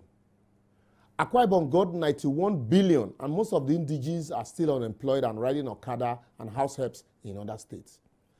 Bayelsa got 87 billion and has remained a glorified village. Rivers State got 83 billion and the governor claimed he spent all building bridges, even though we know na lie. But at least he has something to show. Edo got 17 billion and yet the governor has not been able to complete a Kenwan road and the promised Gelegele seaport is a mirage. Although those one got 12 billion and yet nobody remembers the states except the governor is campaigning for APC. Imo got 10 billion. Well, no wonder the governor hosted the president twice and is still looking for who to host. Abia got 5 billion and now the Osusioma bridge, you call the Osusioma center table, has been painted. And the governor now has turned into a modeling, wearing different attires with Wiki and others, while Lagos got 4 billion. Meanwhile, all these children unborn and the future generation of their country or their state. But just imagine if the various regions had self-governance, same way they had different leadership governance process pre-colonial era, and such funds were collected as taxes from within, nobody go fit chop all because it is the sweat of all within, and all eyes go there on the money. Otherwise, if you try and people will carry cutlass. But today, we are told to concentrate our gaze at the center, which is far from all of us, even though when the central drops small thing, as they do consistently, we are never aware until they tell us, and by that time the money don't finish, just like this one had happened. I will therefore advocate that unless we develop and evolve our own leadership system, style alongside our peculiarity and historical traditional perspective, unique specifically to the region, devoid of these Western influences and practice and religion, we keep trying to grow what we do not understand and end up destroying what we already have, even the education we acquired and our culture and the said democracy that we are growing. Well, I know it sounds confusing, but a view of some of our previous episodes shown on your screen might throw more light on this topic. Remember, do what works for you and not what works for everybody, as you are not everybody. See you next week.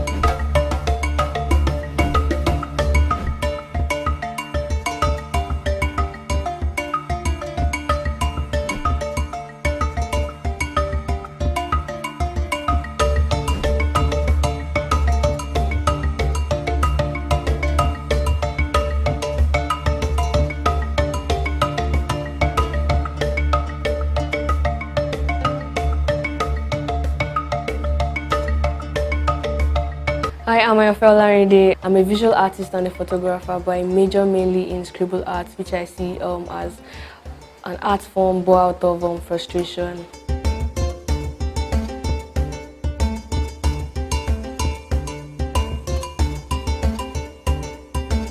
My very first scribble painting was done based on frustration. I was at Artist Connect in 2015, where I was challenged to actually do an art piece, and I felt really frustrated because around that time I was just using pencil to work and I was handed a pen to draw. So I just started doing jaga jaga, trying to find something from it, and then along the line I realized I was actually just making sense. I could see a face in the painting I was doing. So I realized that there was something called scribble arts later on when I researched on what I'd done at the Artist Connect.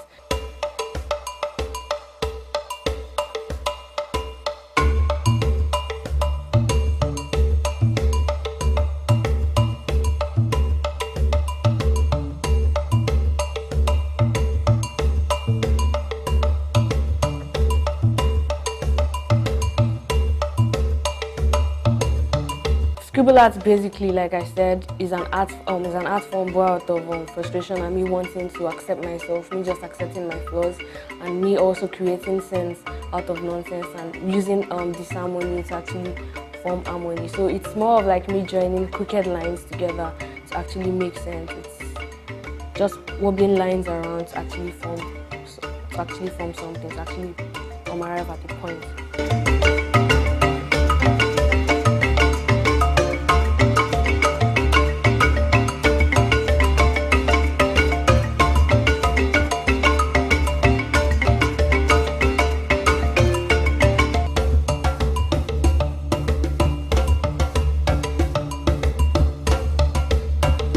I can remember far back as secondary school in SS1.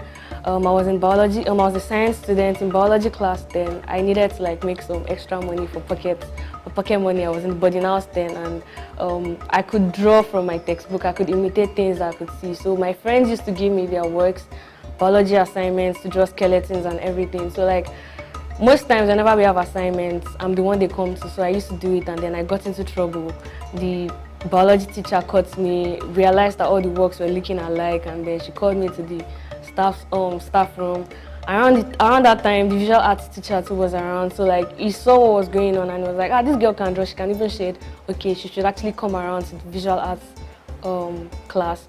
So I enrolled for the visual art vocational studies then. I was doing science and I was also doing art on the side. So I started developing interest because art to me was just for fun. I didn't really know that I had the gift. I just knew that, okay, I could just draw things, and I realized that most of the times when I draw, it was basically from what I was feeling at that time, or basically because I just wanted to feel good.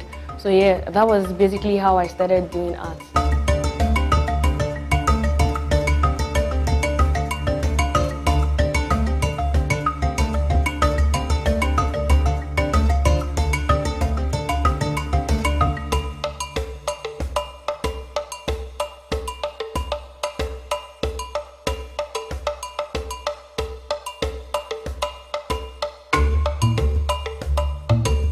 Initially, my inspiration basically was only from myself. I was inspired by my own journey through life, but along the line, I started getting more interest in things around me. I started getting more interest in history.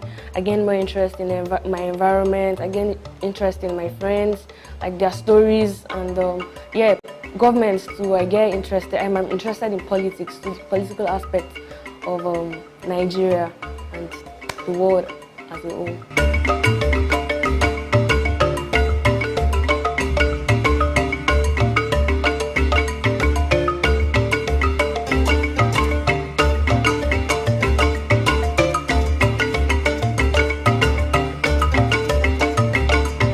My achievement. Okay, first off, I think being an artist first is an achievement for me because people are destined, people are born for greatness, yes, and people have been given different skills. Some people do hairdressing, some people do makeup, some people dance and all of that, but I'm really thankful to God for this gift that I have, which is art. So I see that as an achievement because it consoles me, it fills me up. And then secondly, I was nominated for the Future Awards Africa last year, which was very, very surprising because I was nominated beside the people I see as my bosses. So like being around those people and being the youngest amongst them was quite overwhelming. And then I got some other nominations from Leading Women's Africa. I was 1 out of 100 Leading Women's Africa, most inspiring women in the world. So like that's like the major highlights for like the awards I've won. There's also the one for creativity, most creative students in the whole of Unilag. There's one for most creative students in Africa, and yeah.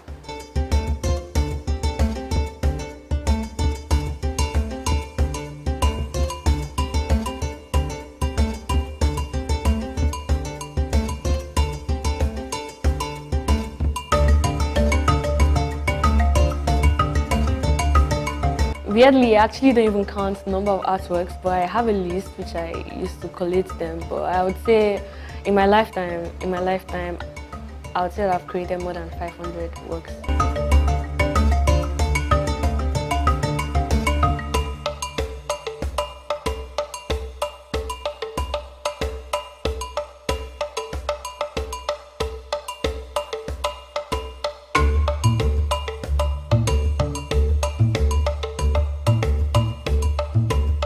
I dance. Before I started doing art, I used to dance.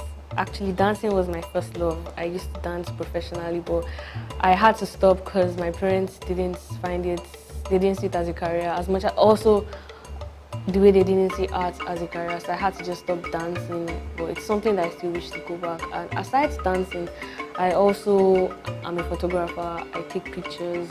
I also do short films.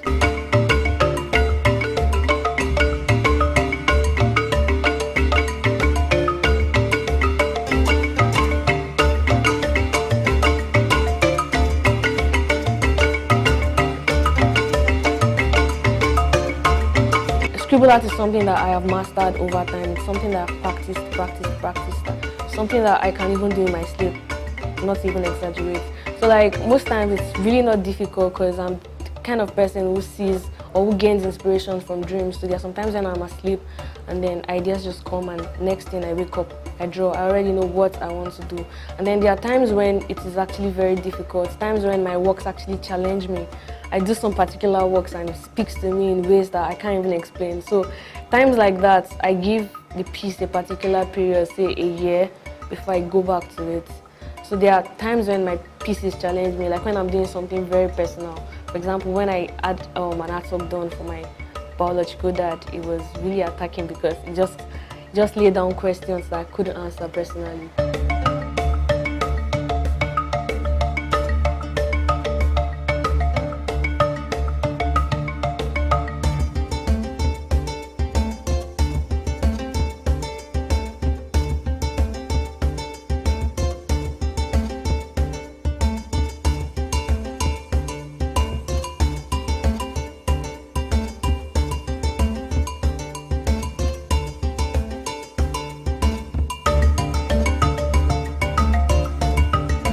A scribble artist, my own process is, right, there's no direct path. It's usually in a scribbled form. Scribbled form is meaning it's a jaga form. Because I'm seen as a jaga artist, like I said. They see me as one person that just does nonsense, actually makes sense. So most times I twist and twirl before I actually make a point. Twist and twirl in the sense that I can decide to just get the sketchbook and then from a point I'm doing jargons all over, just doing jargons, not making any sense. And then it gets to a point where I actually realize what I am trying to do, the message I'm trying to pass across, and then I start building on that particular piece. So from that point, I'm already forming an image.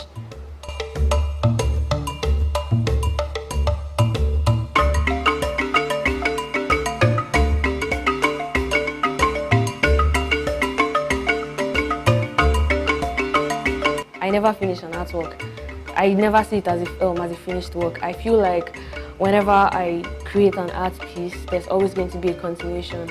And most times, it is when people get to buy the works off me that I call it finished because I no longer have it in my possession. But sometimes I break down pieces into series because I can't finish one on a particular canvas.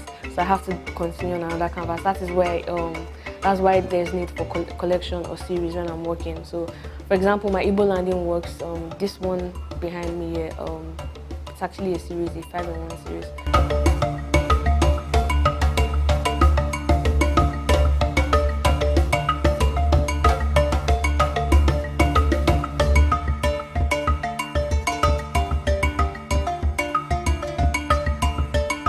Jean-Michel Basquiat actually indirectly influences my style. He's a new expressionist. I also have interest in new expressionism. I like his method, and I feel like his approach towards creating has influenced me in so many ways because, like I said earlier, I basically just approach the canvas and I see drawing on the canvas as me learning. I see it as an opportunity to learn. So whenever I draw, whenever I scribble, it's more like I'm actually learning. So that is how it is for Basquiat. So whenever he approaches his canvas, he just basically scribbles, paints around. He scribbles, paints around, and while doing that, he figures out some things about what he's doing. So I think that's the same thing because I see art as a learning process. So he has impacted me in that form. Although Basquiat is dead, but yeah, I still look up to him a lot.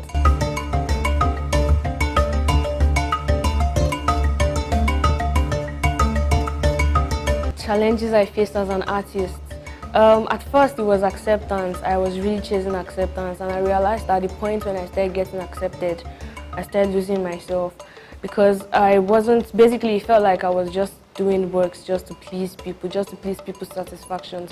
And around that time I was doing that because I was doing realism works. I was drawing faces realistically. And then I realized I wanted something more, and in the process I started doing my own thing. I started doing scribble art. So yeah, at first it was acceptance, then there was the financial aspect.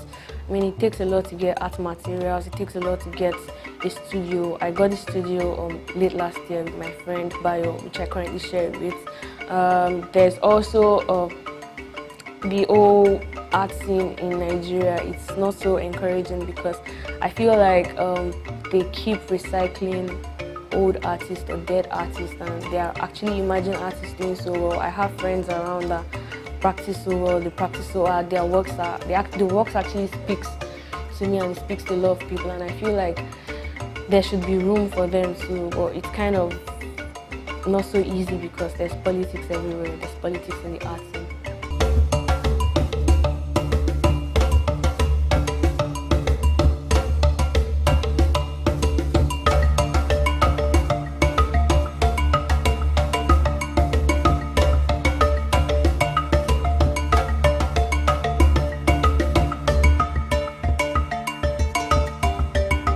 My plans actually change over time because I'm human, I grow, and I realize that sometimes I actually want stuff bigger and sometimes I want stuff a little more subtle, right? So currently I would like to actually have a hub where people like me wouldn't get the opportunity to create, wouldn't get the opportunity to study what they wanted to study, can actually come around and feel at home. People who probably find themselves doing things they really don't want to do can actually come home and meet other people, network, create. So there's going to be an art school, there's going to be a dance school, basically a creative hub where people can come around and learn. So that is like my dream. I would like to own a hub where people can do that, expose new talents, encourage them. And currently I've started doing that little by little with my NGO. It's called Charity with Arts. We go to the streets or we go to orphanages and then we teach kids how to draw. We don't only just feed them or give them clothes, we also teach them, because I feel like once you have a skill, you already have a weapon, or you have your passports to the world, like to travel the world. So basically we just impact that knowledge and get them to practice more.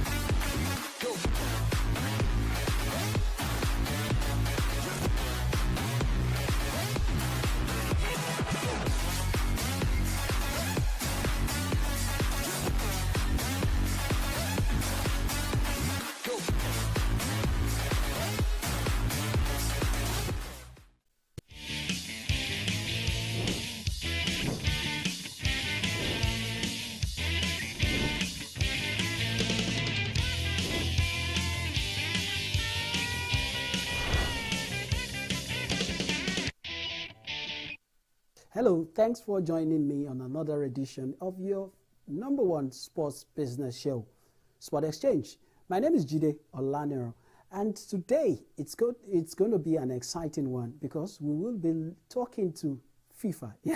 Yes, anyway, we'll be looking at what FIFA has got to show for the last 1 year. In the build-up to the FIFA World Cup, and the FIFA president has been the cynosure of all eyes, and he said so many things, and because football is big business, and it is also a money-spinning one for that matter, we will be looking at some of the things that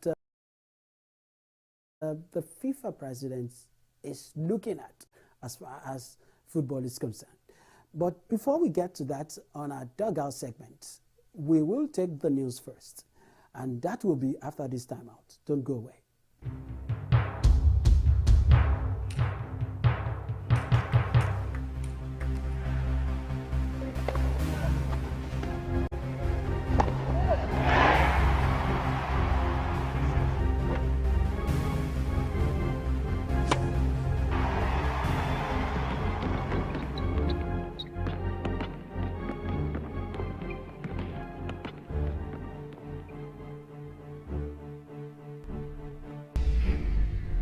Fantastically finished. Welcome back, straight to news, and we're starting from FIFA. FIFA has generated record revenues of $7.5 billion during the 4-year commercial cycle leading up to the Qatar 2022 World Cup. The Soccer Global Governing Body confirmed to media in Qatar that it had sold out all sponsorship packages for the tournament. The revenue figure eclipses the previous high set during the Russia 2018 World Cup by more than $1 billion and comes after the organization added YouTube, Visit Las Vegas, and Fine Hygienic Holding to the regional third-tier supporter category. And we move on, still talking about FIFA and the World Cup. Several Qatar 2022 sponsors have brought up contractual concerns with FIFA following its late decision to ban alcohol from stadiums during the World Cup, according to The Guardian newspaper.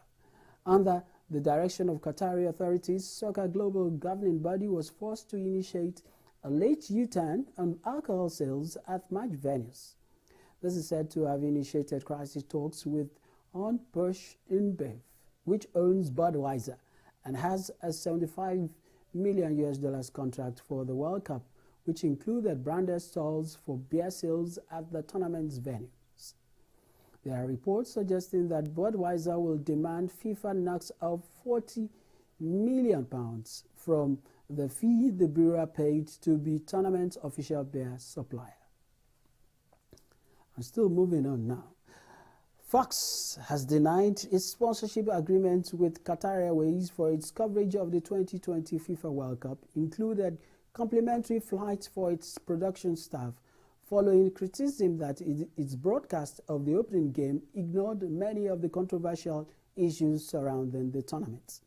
Conversation in the build-up to Qatar 2022 has been dominated by the country's human rights record, its treatment of migrant workers, and its suitability as a host for the event.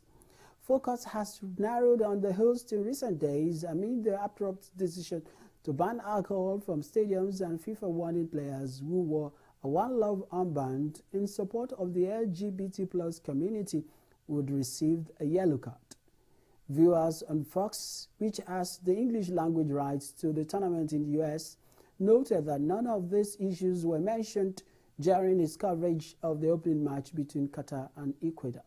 However, The Guardian notes that the channel did air an interview with the Secretary General of the Organizing Committee, Hassan Al-Tawadi, without mentioning the controversies, while also praising various elements of the tournament, including air conditioning and catering. Away from FIFA and the World Cup, the recent collapse of the FTX exchange, which counts some significant rights holders among more than 1 million individual creditors, will permanently alter the cryptocurrency sector's relationship with the sports industry. Coming in the wake of the similar funding issues amid the so-called crypto winter, the collapse of FTX potentially marks the end of a short but lucrative association between the world of sports and cryptocurrency firms. The rush from rights holders to sign deals with brands in the cryptocurrency space once looked like it could fill the sponsorship hole being created by tighter regulation on the betting industry.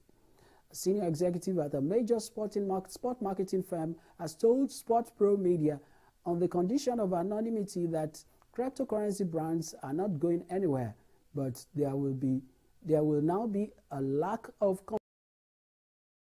confidence from the sports industry in doing deals with them. Going forward, there looks to be heightened scrutiny even on the firms that have shown good business practices up to this point. And finally, Formula One has announced the launch of Formula One Academy, an all-female support series aimed at developing drivers to compete at the highest levels of motorsport. The series will begin racing in 2023 and consist of 5 teams, which will be run by existing Formula 2 and Formula 3 outfits. 3 cars will be entered by each team to make a 15-car grid. The inaugural season is planned to have a 7 event of 3 races each, amounting to a total of 21 races, with 1 round likely to be in support of a Formula One Grand Prix. The full 2023 calendar will be revealed in due course. And that's the news beat. We'll go on a break again, and when I return, it will be the dugout segment where we'll be having the FIFA president.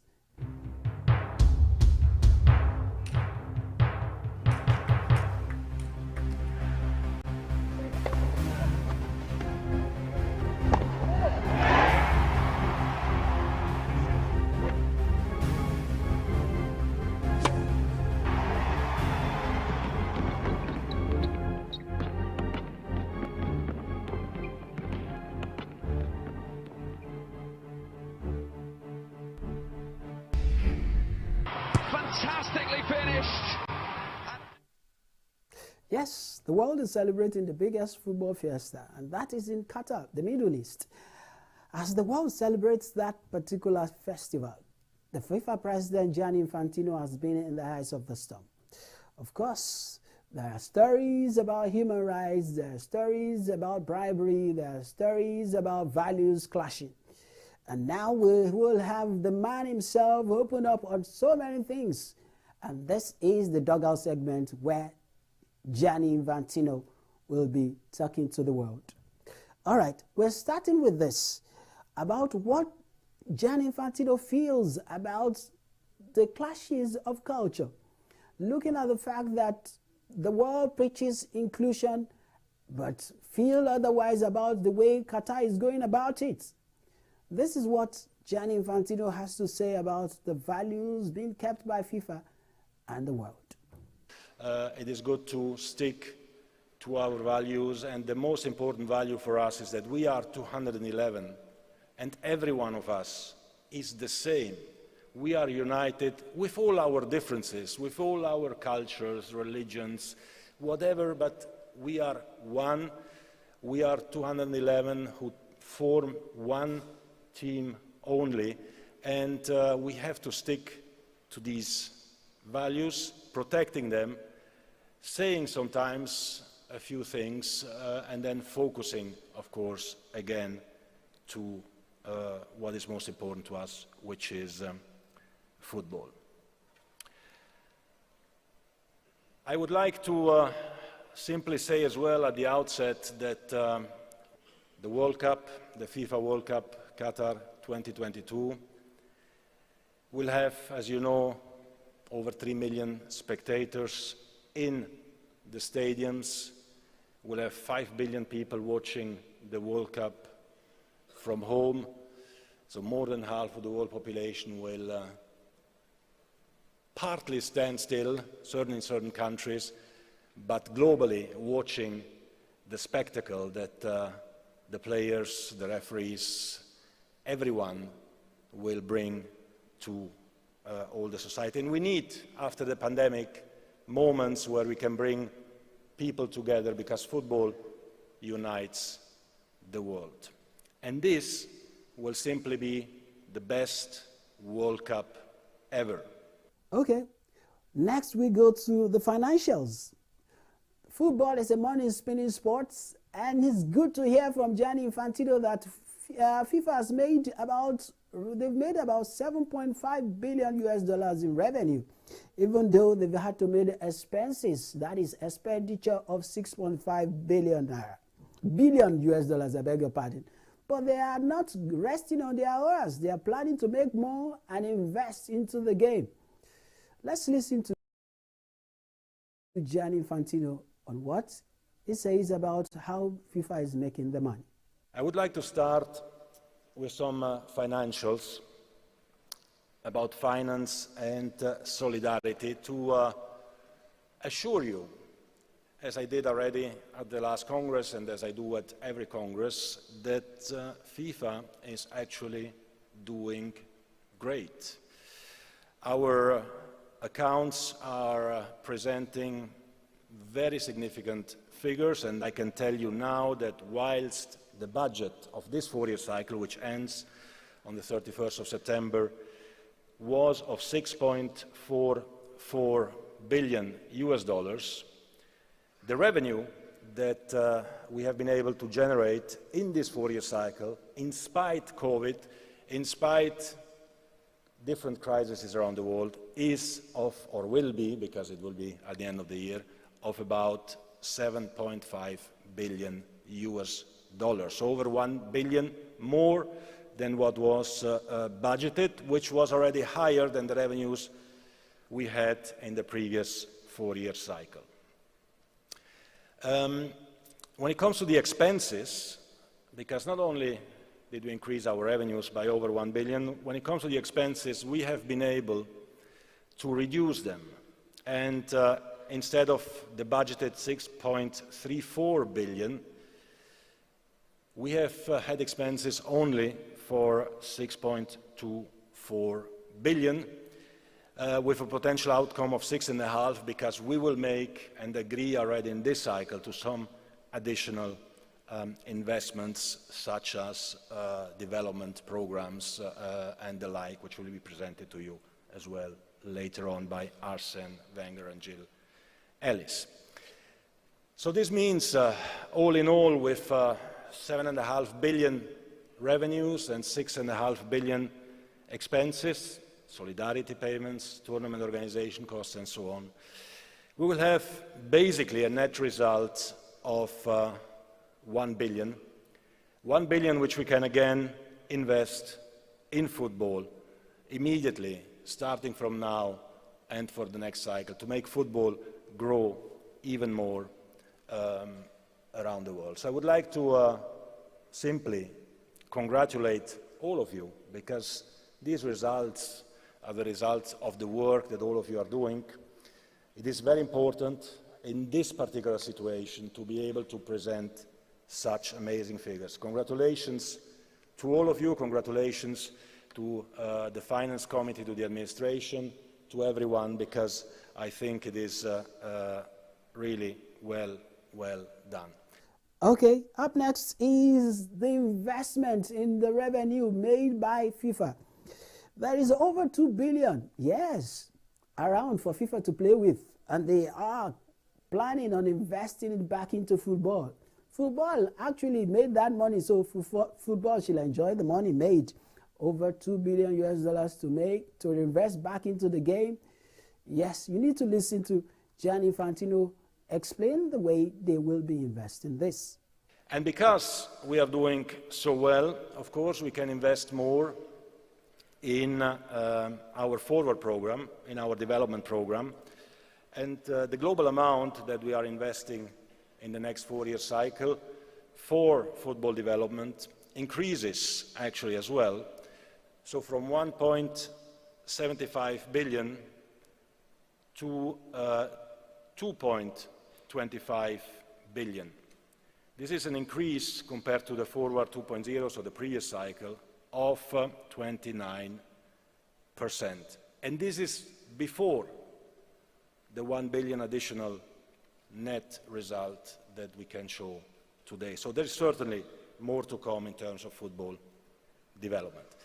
Concretely, and it's important, it's interesting to show this every now and again, this means for every association that instead of the $250,000 a year that you were receiving only in 2015, so before my election in 2016, today every association around the world receives $2 million every year as a minimum.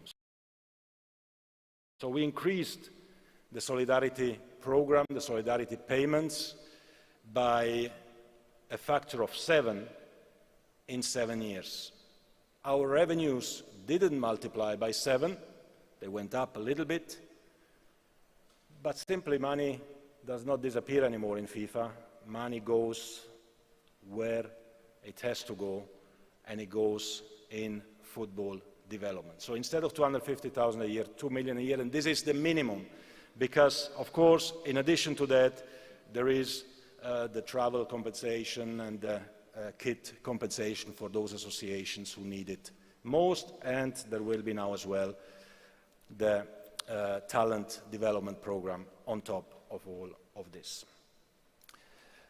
So concretely, you can see the figures, 8 million per association for the cycle, plus 1.2 million for the travel and equipment contributions, 60 million for the confederations, and 5 million for the zones or regional confederations.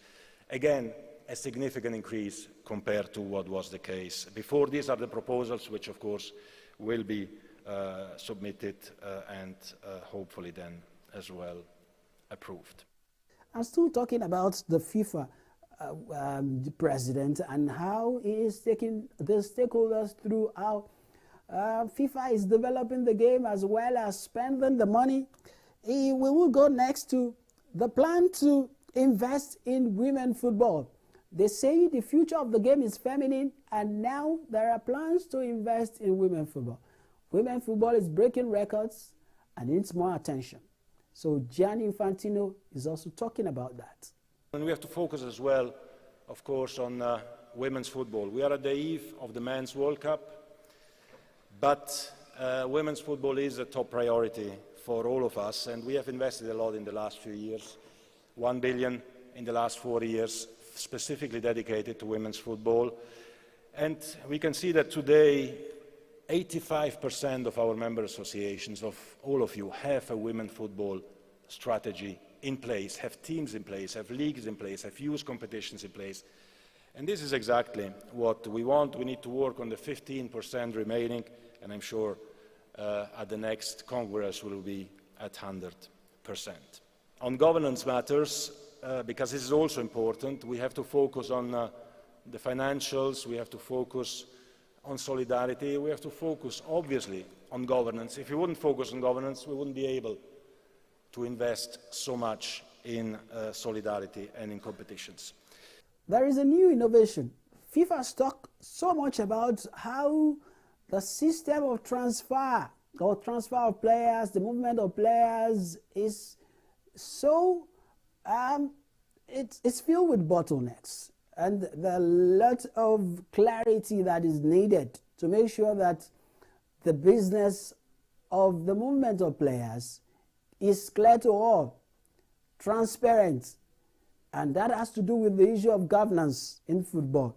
And the FIFA clearinghouse is there now. It's just launched. The FIFA just launched the FIFA clearinghouse, which is for the exchange of players, transfer, money made by every stakeholder in this process.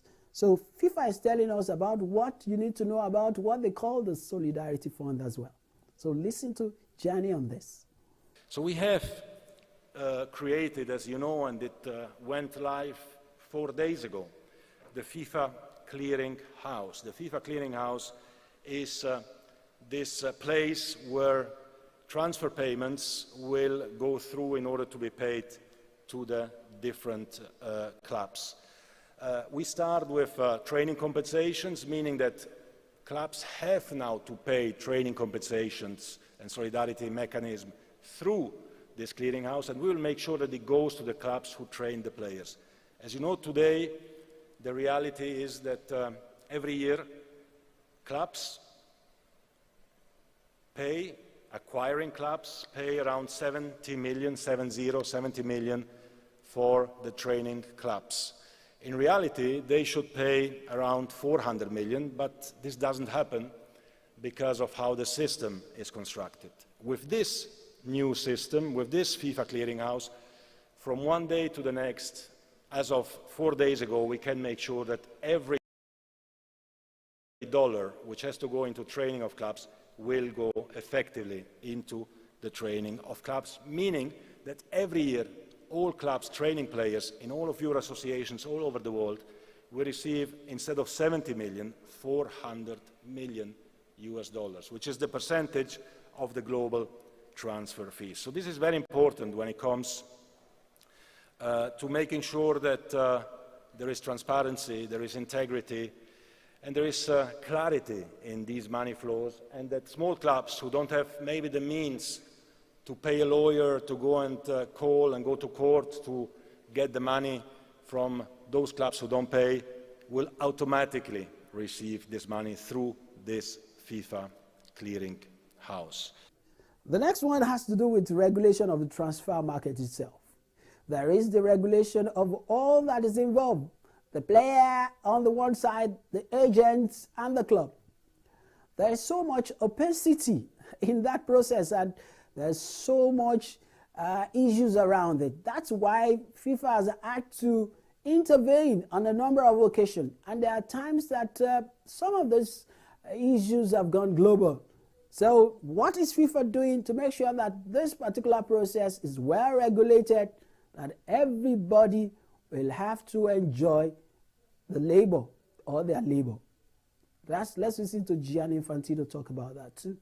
We have in the last year as well adopted several transfer system reforms, for example on the loans of players, on youth football, on women's football, and of course as well on coaches, which were not regulated so far. It seems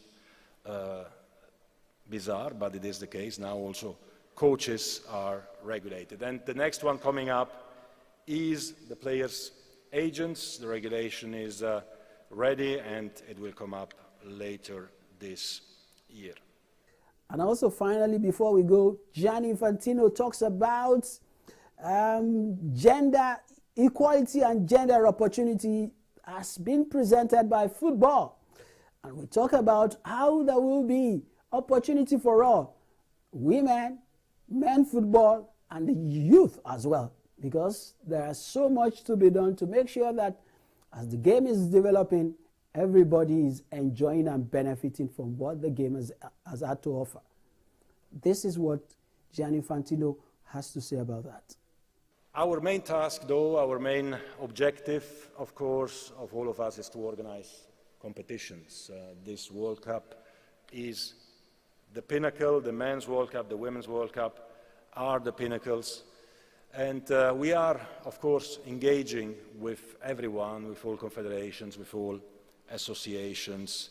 And we made real progress in this respect, and we will come out soon, hopefully, with some important announcements there. But I really feel that we have a united front because we all share the same views. We want more youth competitions, so the under-17 will or should be played every year instead of every 2 years, and we have to increase the number of participants to give more chances for participations. We have to think, when it comes to women's football, on a women's club World Cup as well, because clubs are the basis of football, and we need to foster that as well at a global level. We need to think about the Olympic Games, why the men's competition has 16 teams and the women only 12. Why can the women not also have 16 teams in the Olympic Games? So these are topics that we will have to discuss and bring on the table. Some decisions are with us, others, when it comes to the Olympic Games, of course, are with the International Olympic Committee. When it comes to men's football as well, we need to see how can we make sure that there are more matches between countries of different confederations. We have some good ideas that we will obviously present to all of you in this respect, again with the collaboration and unity of everyone involved. And then the Club World Cup, which also for the men's competitions has to become a real big, important Club World Cup, giving real chances to more teams from all over the world to participate in a global competition. So this is all very much work in progress to make sure that we don't have more games, but we have more relevant games, more important games, more games between countries and clubs of different confederations, so a better balance in this respect. And we have always to make sure, I'm sure that everyone in this room agrees on that, when we speak about FIFA tournaments, we need to have the best of the world participating in these events and tournaments. So, in conclusion of this address, simply to say again, thank you to everyone. I just wanted to show you in a few minutes that we have been working in the last 7-8 months since the last Congress. We have been preparing not only for the World Cup, but also making sure that FIFA is more stable and solid than ever. Sure that you are proud of FIFA as we are, and remembering always that football unites the world. Again, it is a great pleasure for me to welcome you once again to your house, to our house in Doha, to celebrate football, to celebrate the World Cup, to celebrate unity, and to enjoy and have fun. Thank you very much. Yes, thanks for joining me on this edition. Thanks to Gianni Infantino also for reaching out through this program. I want to believe, and I believe that you, if you are a stakeholder in the game of football, you've heard from Gianni Infantino as football business is growing and how we need to do everything to make sure that we grow the game, and not only that, the game also benefits the grassroots, benefits our local markets wherever you're watching from. So I wish you all the best, and let the game begin as it has already started in Qatar, and we will keep following it and we will enjoy it till the end. Till I come your way next time, I'm yours truly today, tomorrow, and of the future in sports business, Jide Olaniran.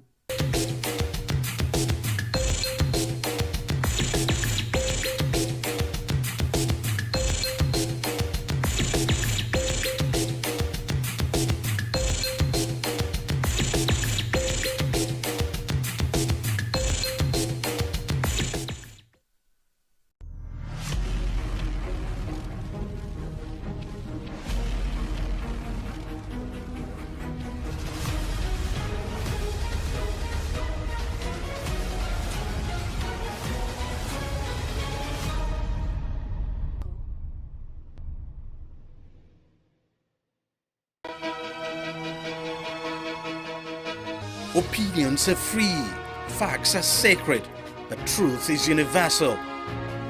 How, in practical terms, can we, for instance, de-escalate the tension? President must see himself as the President of the Federal Republic. We know where the enemy is. 3 places, the Lake Chad Basin, the border area between Nigeria and Cameroon, and then the Sambisa Forest. On TV360, we give you a complete dose of everything. Opinion, facts and undiluted truth. I hardly believe what politicians say in this part of the world. A new Nigeria is possible, a future is possible. We delve into the issues, dissect it so that you can understand it, use it to take action. I don't think there's any need for God.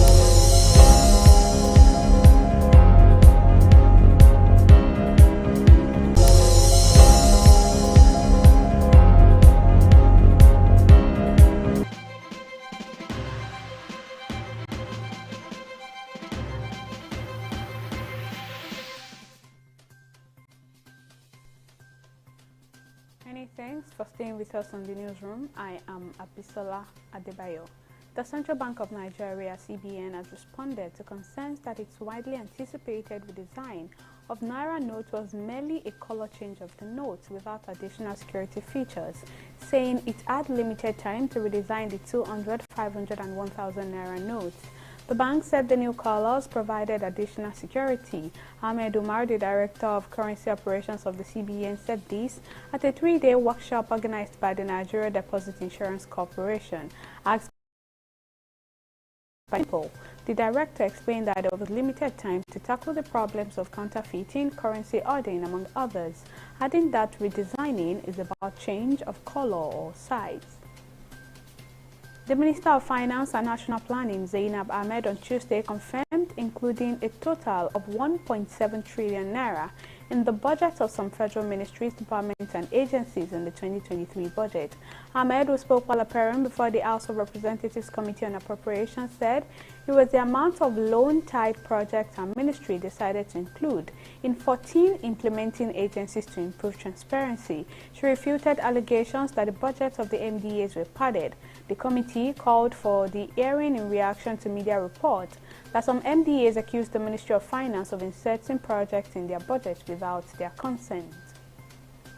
Ahead of the 2023 general elections, the Independent National Electoral Commission, INEC, has assured Nigerians it will recover from the recent attacks on its facilities. Speaking at the induction retreat for resident electoral commissioners held in Lagos on Wednesday, INEC Chairman Mahmood Yakubu explained that the lost materials will be replaced, but there is a limit to the Commission's ability to keep replacing lost or damaged items in just 86 days to the general elections. To forestall the recurrence of these attacks, Yakubu said the Commission will work closely with security agencies and traditional rulers. A key measure of China's factory activities dipped again in November, according to the latest official figures. The Purchasing Managers Index fell to 48, down from 49.2 in October. It comes as strict COVID restrictions and weakening global demand weigh on the world's second largest economy. In recent days, there have been violent protests against President Xi Jinping's zero-COVID measures that have seen major cities being put into lockdowns. Kogi State government has signed a memorandum of understanding with Chinese investors for the provision of technology security architecture to track movement in and out of the state from a central control center.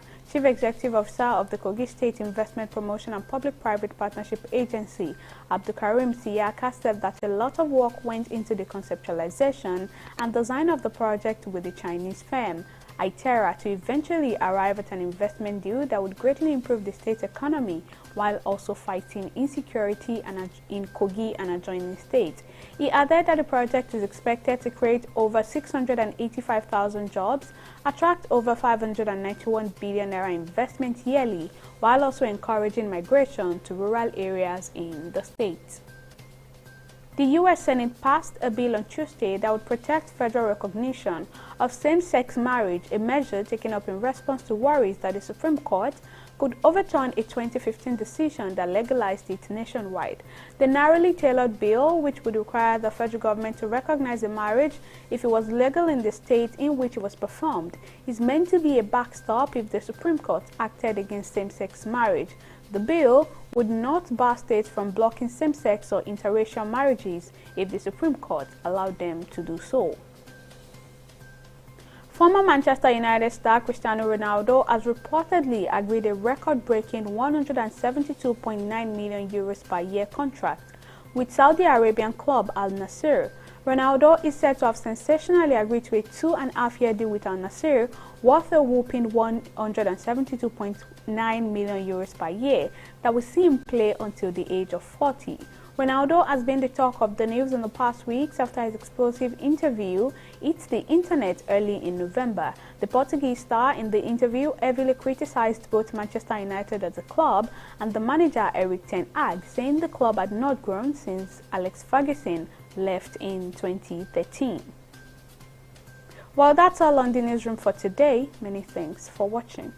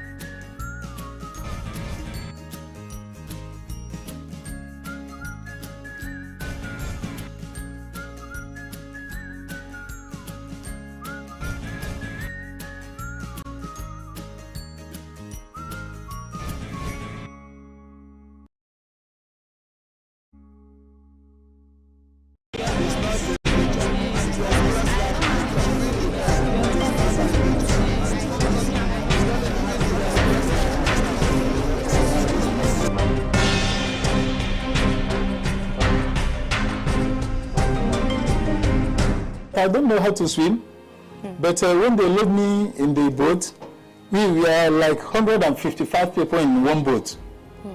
So when we are going to Italy, we have run many hours. So on the way going, our boat now capsized because of the waves, and our boat is pumping boat. So when the waves throw in and they load us about 3 boats, 2 at the front, we are at the back. When the waves come in a big way and through, it capsized our boat. 65 people died in the same boat with me. About 30 girls and 35 boys died in the same boat. So when they are dying, they are sinking down. Some was catching my leg, some drawing my clothes or my bag, shouting, "Biggie, Biggie, Biggie, Biggie." That's how I remove the clothes. I still hanging, holding the rope that I'm holding on top of the boat. That's how. So after everything, all of us, about 55 people, well, 155 people, the people that remain on top of boats, maybe they are not more than 80 people again. So everybody was crying that we are dying, no rescue. From 4 o'clock in the morning, our boat capsized. We are on top of the water till the next 4 o'clock in the evening. On the afternoon time, a helicopter come on top of all of us crying. So as we are crying, the helicopter, they wind up, but I believe that they will be seeing us through the screen. After everything, when the helicopter left, it's like they caught the police people in the area. The police people now coming with a small boat to come and rescue us. When they rescue us, they will carry us to the prison to go and lock us. And when they lock us there, the Nigerians that are in that very highland will come and bail us with like 500 dinar. 500 dinar. When they bail us like 500 dinar, like they will use in form of 50,000 Nigeria. They use it to bail us out. They will go and lock us somewhere. Our family in Nigeria, we can be calling our family in Nigeria to pay 150,000 in their account. Then we get like 100,000. They are using it to do business. In my life, even if they told me that Libya is like America again, I cannot try that country anymore in my life because I suffered a lot, honestly.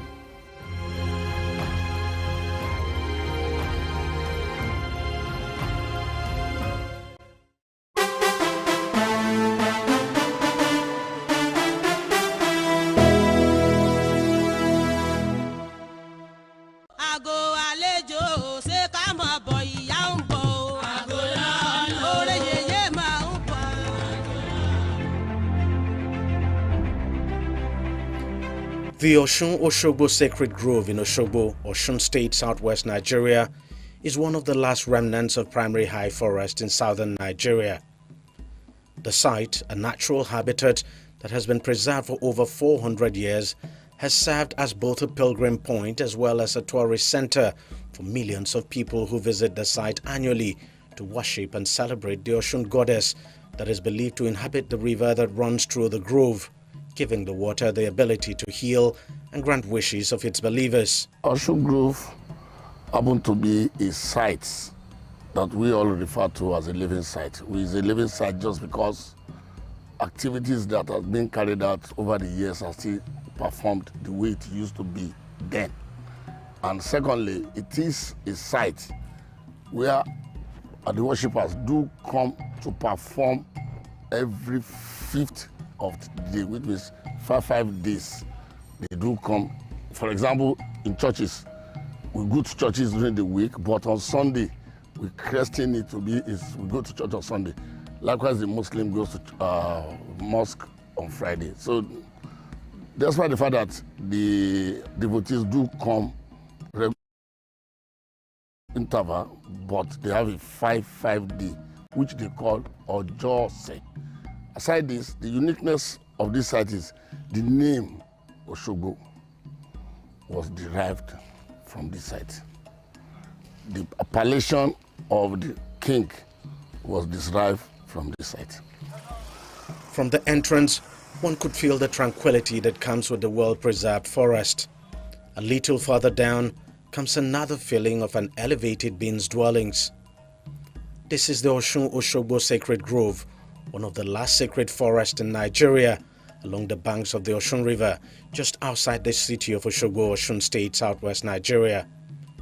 In this forest of 75 hectares of undisturbed areas of land, no residential building is allowed, no killing of any kind of animal, no fishing, no hunting or felling of trees. Apart the fact that it is 75 hectares of the core zone and 47 hectares of the buffer zone. It's one of its kind in sub-Saharan Africa and second UNESCO World Heritage Site in Nigeria. The kind of people or crowd that comes around, one will be marveled why this. But it is a festival and a river that people believes in. Because of the sacredness, you can't cut a tree, you can't fish. And if you are not a devotee, there are certain activities you don't do so that you don't blame yourself. The one path that cuts right through the grove is lined on either sides with sanctuaries, illustrations of traditional Yoruba deities and primary high forest. Adekunle Olatunji is the curator and site manager of the grove that has existed for over 4 centuries. On a tour of the sacred forest, Olatunji describes how the name Osogbo came about and what the grove stands for. At Ikpole, some kilometers from here is in Iboku. There's an hunter. It's not just an hunter that going to the bush to kill rat, or is a big hunter that hunts for elephants, bigger animals. In one of his sojourn, then from Ikpole looking for where they can get water, they now got to this site. On getting to this site, he was astounded. We were looking for almost a 40 kilometers from here, looking for water, still large water here. So he decided to go back to inform the king. My brother, I got to, we are hunting, I got to his place and I saw this river. So the hunter then was Oguntimeyin, while the king then at Ikpole is Laroye. So the two of them came down to the site, seeing what they wanted. So they decided to settle down at the bank of the river. So in one of their trying to rent the tent, a tree now fell into the river. And a voice came out of the river saying, Enyoma darling, you have broken my time, but 84 kokwa. So everybody was, the two of them were so shocked. Who is this person? Simultaneously, the spirit, now change happened. You do divination. During their divination, they wanted to know what's happening. So the Babalawo now said, Osun dwell here. You cannot stay with Osun. So they moved from the bank of the river, moved up. They now built a hut. That hut today is what we call the first palace. And there's these promises between them that if we say we should leave this place, as a powerful person, they felt, how will somebody in the river be telling us to leave? So if we are to leave, what will you do for us? And I said, okay, if you are to leave, I will make you prosper. There is no war that will conquer you. Do my bidding, and every year there must be somebody from your lineage to come and bring object of appeasement to me every year. But the grove wasn't always this beautiful and serene. In fact, there was a time it was completely infested with termites until an Austrian artist, Susan Wenger, and her husband Uli Bayer arrived to save the sacred monument. Wenger devoted some 50 years of her life to preserving the forest, and with the help of local craftsmen in the city, she transformed the sacred grove into a sculptural garden with compelling artworks and objects of habitation. Because of them, this 200 acres is now a UNESCO World Heritage Site. When Mama started with the Osun Groves, she started at the area we called Ayedakun. Ayedakun is also part of the groves. Our first two sculptures are still there, where we have Obatala and Yemo. And she did that, you know, not in one place, you know, at the main shrine, Ebu Yamako, and inside the forest there are the sculptures there that she made. And Mama would do the heart with meditating, you know, like communication with the deity before doing any form of art. And Mama got her inspiration, you know, from there because she stayed there for a while. She was invited to come and see or assist us in treating this termite attack. In doing that, she now fell in love with the culture. So she's so powerful and mystic that if she sleeps, revelations of what she is expected to do for this place will come to her. Then she now felt, for somebody of her status, there's a need for her to have people to work with. Then she now got in touch with the Oba. Then there and then some interested indigenous that were into art then were introduced to her. So that was why they formed what we call a new sacred art movement. With this new sacred art movement, from instruction from her, that's why we have all these structures. Shaded by a canopy of trees with a flight of stone leading downwards, the inner grove lies within a natural depression, marking the exact spot where the first palace of the founder of Oshogbo was located. The ancient palace with its ornate pillars and elegant designs has remained in its original state for decades, and its sacredness upheld for as long as it stands. A short walk away from the palace will take you to the Osun River, which on a normal day looks just like any other river except for the utter stillness that pervades the atmosphere around it and the occasion of the grove actually started from. And every year, thousands of devotees of the Osun goddess converge by the bank of this river, where they pray, believing that all of their problems will be solved by the goddess. If it is just a mere river, why the crowd? If it is just a mere river, why are people taking this water? I'm using this water in context because here we don't have river, we don't have water. Please, we don't have water. Once you are here, you want agbo, apps. People that needed one thing or the other comes here to seek for assistance from Osun goddess. Believing, that's what I said, it's your faith. Believing he or she will do it for them. Whatever is being taken here is apps, is agbo. If you take it with your faith, be you me, you will be healed. It has been proven beyond reasonable doubt. While the grove is the site of Osun's most sacred shrine, many Yoruba deities are also depicted here with sculptures that are centuries old and shrines where their devotees worship. Despite the sanctity attached to it, managing the grove is not without its own challenges. There's no lumber that will come into this site that will not pray will sleep off 72 hours, so that before we wake up, we would have cut down all the trees. We do have poachers, and despite the native laws that we do use to operate, because here you are not supposed to hunt.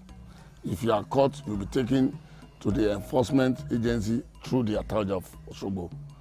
And because of developmental pressure, as the town grows, you are bound to see people wanting to build closer to the site, thereby giving you problem. You have a challenge, but God is helping us through that native law. That native law, don't cut, don't fish, And aside that, the native law, I will tell you authoritatively, because if all of us goes home, we have night security if they are here. If you eventually decide that you want to catch any fish, you will cook it from now till that kingdom come, it will not done. So you will definitely put yourself into trouble. Once sparkling and clear and home to a variety of fish, today the sacred river is murky and brown. It is now under constant threat from pollution from waste disposal and other human activities. Another fascinating thing about the grove is the standalone suspended bridge right at the heart of the forest and just above the Osun River, built some 87 years ago. The bridge has no pillar holding it because they say the Osun goddess forbids it. One of the unique things to see at the Grove is this suspension bridge. We understand it was built in 1935, commissioned in 1936, and the reason why the bridge was constructed was to enable people around here move goods now, especially palm products, from one end of the bridge to the other. And up till this day, the bridge is standing. It's one bridge a lot of tourists who come to this area love to see.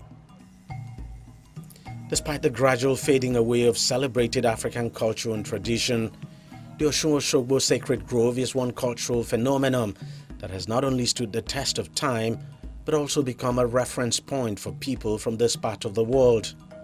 The grove remains more or less pristine, leaving visitors with this sense of peace and a connection to the dwellings of an elevated being and the ancient Yoruba tradition.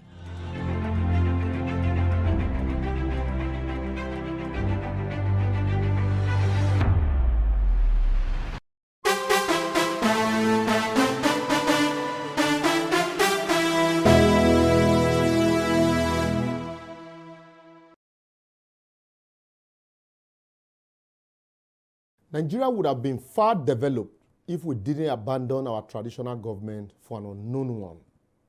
This is not democracy. With the 2023 general election just a few weeks away, have consistently listened to campaigns and insults and wonder if democracy is indeed created for the development of Nigeria. Before the advent of this Western-style democracy, our various ethnic groups had their peculiar way of leadership selection processes. The Igbo people had their peculiar traditional family leadership way of selecting their leaders. The Yoruba had a much more advanced democratic style of selection process, while the Hausas and Fulanis also evolved a system peculiar to them, ditto other tribes. But we completely jettisoned those processes and procedures when we embraced the Western-style religion and democracy that we hardly understand.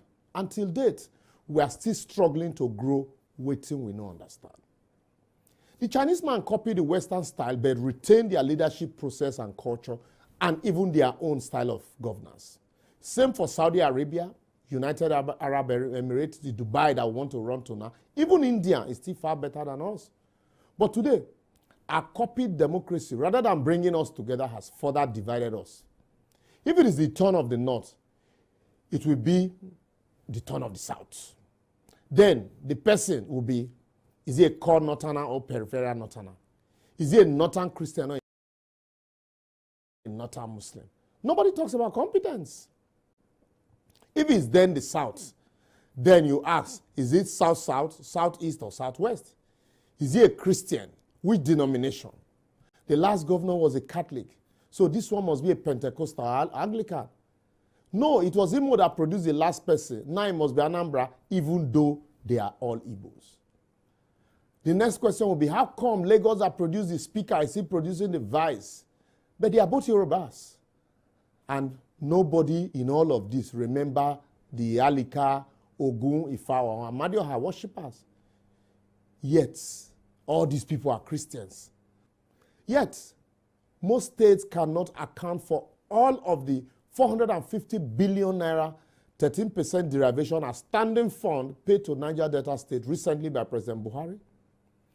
Delta State got 142 billion naira and roads in Delta cannot be called road. Yet the governor is still borrowing. Akwa Ibom got 91 billion and most of the indigenes are still unemployed and riding Okada and house helps in other states. Bayelsa got 87 billion and has remained a glorified village.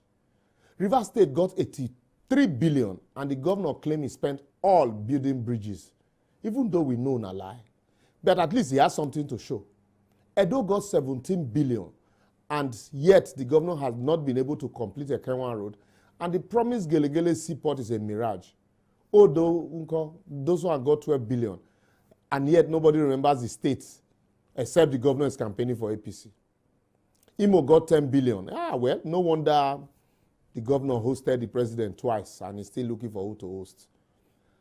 Abia got 5 billion. And now the Osusioma Bridge, you call the Osusioma center table, has been painted. And the governor now has turned into a modeling, wearing different attires with Wiki and others, while Lagos got 4 billion. Meanwhile, all these governors practice either Christianity or Islam, and the religion didn't teach them that as trustees of public funds, they are only accountable to the people and must use such funds judiciously and be accounted to all the people that they govern. Their education also didn't teach them that mismanaging such funds will spell doom for their future, the children unborn, and the future generation of their country or their state. But just imagine if the various regions had self-governance, same way they had different leadership governance process pre-colonial era, and such funds were collected as taxes from within, nobody go fit chop all, because it is the sweat of all within, and all eyes go there on the money. Otherwise, if you try and people will carry cutlass. But today, we are told to concentrate our gaze at the center, which is far from all of us, even though when the central drops small thing, as they do consistently, we are never aware until they tell us, and by that time the money don't finish, just like this one had happened. I will therefore advocate that unless we develop and evolve our own leadership system, styled alongside our peculiarity and historical traditional perspective, unique specifically to the region, devoid of these Western influences and practice and religion, we keep trying to grow what we do not understand and end up destroying what we already have, even the education we acquired and our culture and the said democracy that we are growing. Well, I know it sounds confusing, but a view of some of our previous episodes shown on your screen might throw more light on this topic. Remember, do what works for you and not what works for everybody, as you are not everybody. See you next week.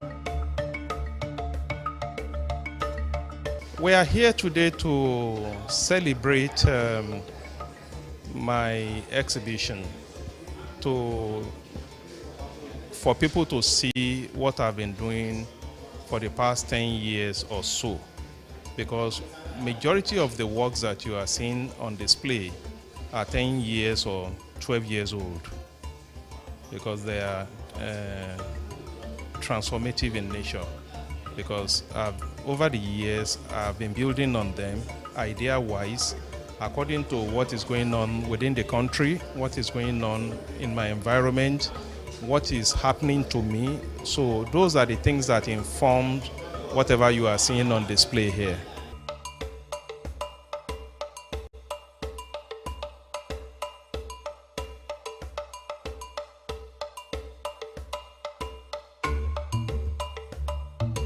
The exhibition is more or less like the artist is doing his birthday, whereby people will come, wish you well, some will come, pass one or two comments, compliment-wise or the otherwise.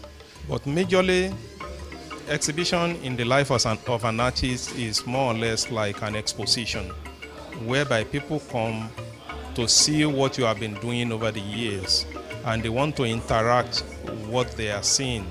Probably that will inform some questions, reaction, observation, and reservation.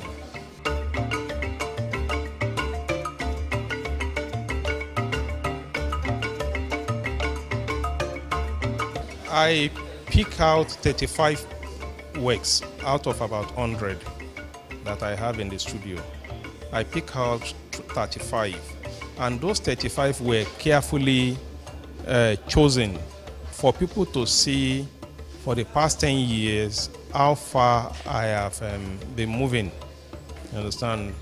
Because I started my journey from the Polytechnic to Universal Studio of Art to University of Benin, to Obafemi Awolowo University, Kunle Adeyemi Studios.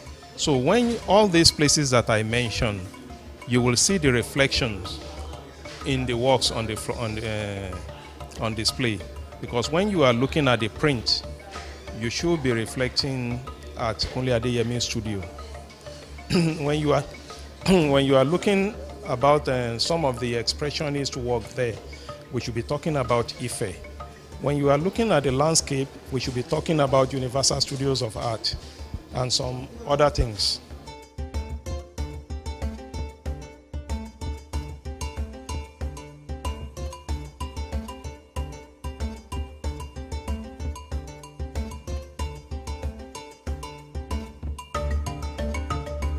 It is not an easy feat, but the truth of the matter is this. As an artist, let me take it from this angle. He who God has given talent, God has given problem. Every artist will face one challenges or the other, especially when you are at the point of a creative, when you are creating the work. Creating the work is one thing, but when the idea hits you, how do you bring it forward? Bringing it forward is always a challenge. Most of the time when you visit the artist studio, you see piles of works that are unfinished. Not that the artist cannot finish them, but the original ideas that the artist is having probably is unable to connect or reconnect with it. So that is the reason why every artist will have one challenge or the other, especially in the area of bringing out your ideas. The area of the fund, materials, everything, that one is a general thing for everybody. Because for the artist, you have to source for your materials. And me as a painter, I have to look at the reactions of my materials, the colors, and every other thing. For the sculptors, they have to look at the materials they are going to use. Is it going to be wood carving? Is it going to be cold cast? Is it going to be bronze or any other thing? So we have challenges here and there. On the other hand, some artists, they have studio challenge. Where are they going to work? Probably the studio is not big enough. The studio is not conducive enough. For an artist, the challenge is very, very diverse.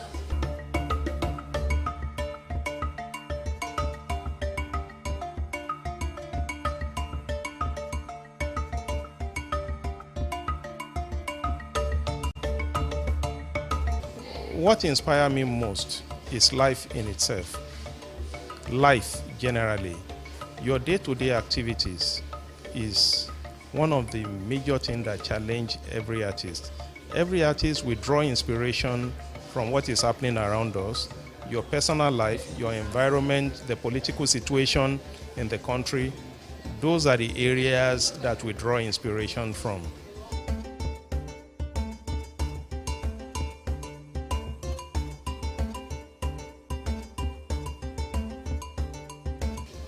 This is more or less a surrealistic expression of me trying to look at what is going on in the country. You understand? I merely use the lizard as a metaphor of what is going on in the country. I use the calabash more or less like a globe. That is the Nigeria, that's why you can see green, white, and green, you understand? And the general populace entirely. So I'm using this lizard here to represent Mr. President, because I titled it the flag bearer is the one that everybody will be referring to as Mr. President. And that is the chief of staff up there, the person in charge of the administration of the presidency or the governor office. And every other lizard there, you can see that we still have some other citizen, other lizard in green, white, green, here and there, you understand? And you see other lizard clouded in a flag of other nation. This is Israel, this Germany or so, this is France, this is Brazil, this is Ghana, UK, China, sorry, this is Japan, and that is China. So I use all this lizard to suggest other nations that are benefiting from Nigeria.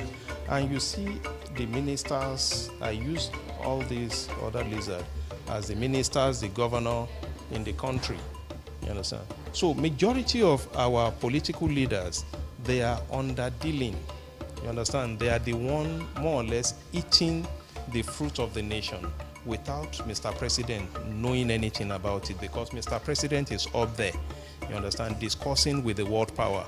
Meanwhile, the commissioners, the ministers, the governors, they are down here trying as much as possible to milk the fruit of the nation. So now you can see this one here. This one have succeeded in going up, discussing with Mr. President in itself. So Mr. President is here, and this is China. Because when you look at everything that we are using today, from our phone to our road construction, everything, China are already taking over. So the Chinese are already discussing with Mr. President, while the commissioners, the ministers, every one of them are under dealing at the background. That is why some ministers are more richer than the president, some governors are more richer than the president, even some local government chairmen are richer than the governor. So if we are unable to solve these corruptions going on here, it is going to lead us to that place where we have the other work there. That other work is what I title civil action. That if you are unable to solve the problem here, the country is likely going to go in flame, whereby we are going to have massive protests. And if at that point we are unable to solve that problem of that massive protest, it will lead us to the third work, whereby the nation will experience outright war. So you can see here, so that is why I titled this work Premonition. Premonition is that what I am more or less predicting what is likely going to happen if this issue of insecurity, corruption, nepotism, tribalism, if we cannot solve all those problems at this stage, by the time we get here, there is going to be massive unrest in the nation, whereby you see people will come all over. All Nigerians will come from wherever they are, and they are going to have massive protests in Nigeria. So if we are unable to solve that problem here, then we are going to move. That will lead us to the total breakdown of law and order, whereby the country will go in flame. You understand? The country will go in flame, whereby we are going to have outright war. As at that time, the issue of negotiation will not be there again. So at this point, if you are unable to still resolve it, then the country will disintegrate. You can see that at this point, the green, white, green is gradually fading off. So we have the fourth one that is suggesting that if at this point we can still not get it right, that the country will break into pieces, whereby everybody will go their different ways. So that is the political angle of this exhibition. So we still have the other aspect that deals with our cultural landscape, our day-to-day activities like the market scene that you can see there. That is our day-to-day activities that is happening around us. So that is the the motive of this exhibition to translate messages to people.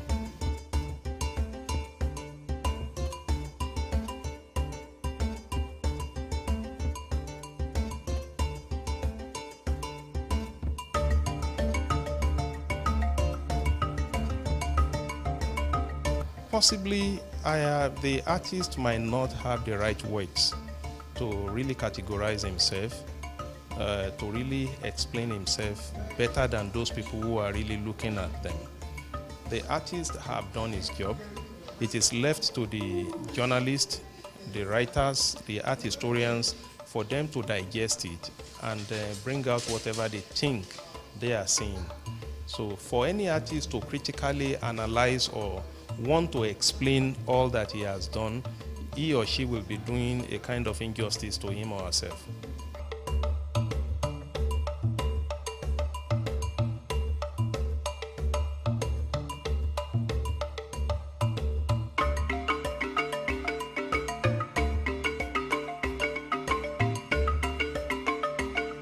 Art is inborn. Though we have some persons that they will go and learn how to draw, but as an artist, once you call yourself an artist, it means it is inborn. So whatsoever you are going to create will come naturally, either in the area of sculpture, painting, graphics, ceramics, it will come naturally. So the reason why the artist will go to school is for artists to be refined. Every artist at the tutelage, we are more or less like a crude oil. When you tap crude oil from the ground, it will have to go through refining process, whereby you get some other valuable materials from the crude. So from the point, your entry point into the school, you are crude. You go through the school for you to be refined. So when you are refined, that is when you either become a painter, a sculptor, a graphic artist, a cinematographer, or any other thing. So at that point, that is when you say that I'm a professional, I'm an artist, I'm a painter. But at the point of when you enter the school, you are nobody.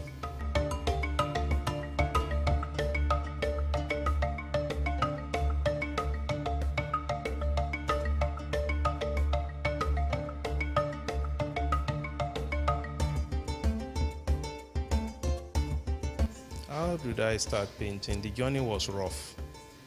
It was rough, smooth, bumpy, but we are here today. I just want to cut it short.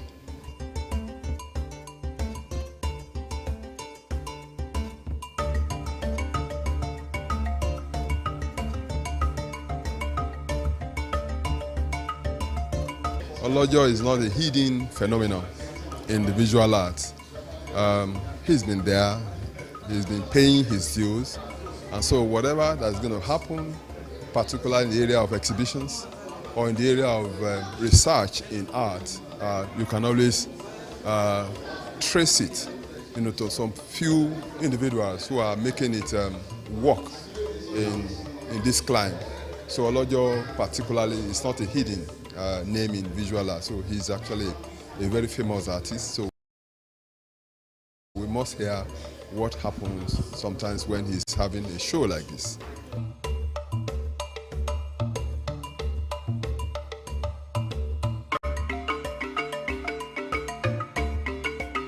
I have seen, just like the title of the exhibition, Entreaties, I have actually seen him breaking boundaries, into the areas of paintings, the area of media, mixed media.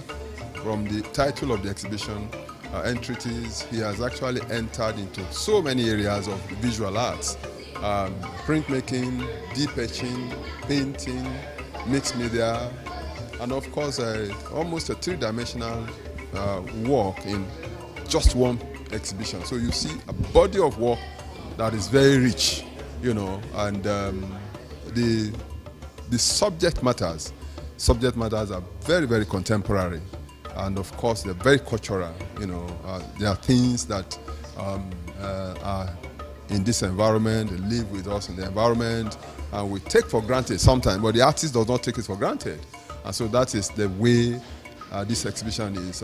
You can actually see the artist that is conscious of lines, the artist that is conscious of the elements of design, the artist that is conscious of the principle of design. So some of these things are put together, and we can actually see that in this exhibition.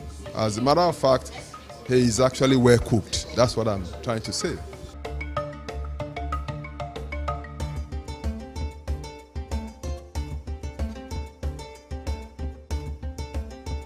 The importance of exhibitions like these are very, very numerous, but I would be able to tell you some few ones. Well, the artist in his studio or in his studio is actually making research, working, using different materials to put down his vision or visual into form. And so importance of exhibitions like this is to show an expose of what the artist has been doing over time. And like I said initially, body of work. So the artist is not a busybody person, but he's actually busy, focused on his work, and from there he's able to, over time he will grow. And that is what we are able to see in this exhibition. So exhibitions like this measure the growth of artists.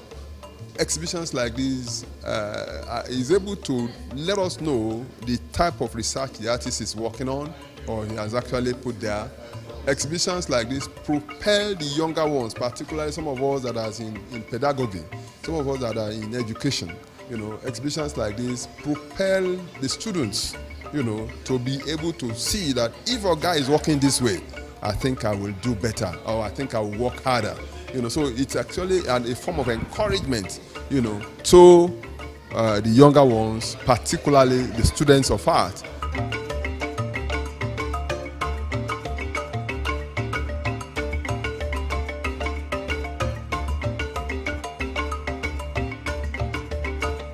And more importantly, again, is a means of value or a measure of value to the clientele. How do I mean? A collector buys your work, you have been able to expose this, and a collector is interested in your work, and at the end of the day, it becomes a value to him. If, for instance, he buys this work in a primary market this way, and then later on in life takes it to the secondary market, it becomes a value, And so some of these things are things that we should be able to expose our people to, particularly in the area of exhibitions.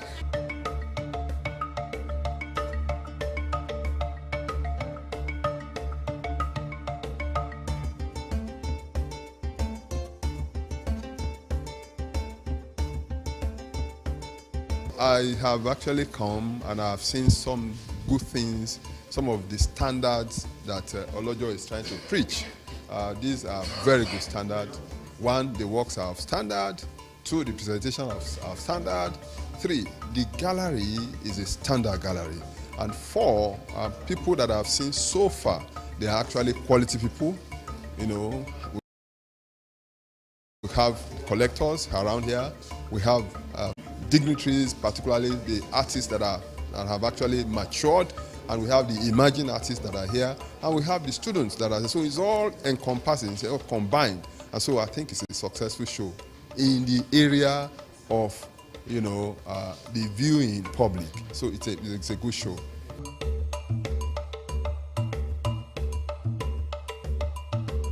I'm happy with the progress it's making.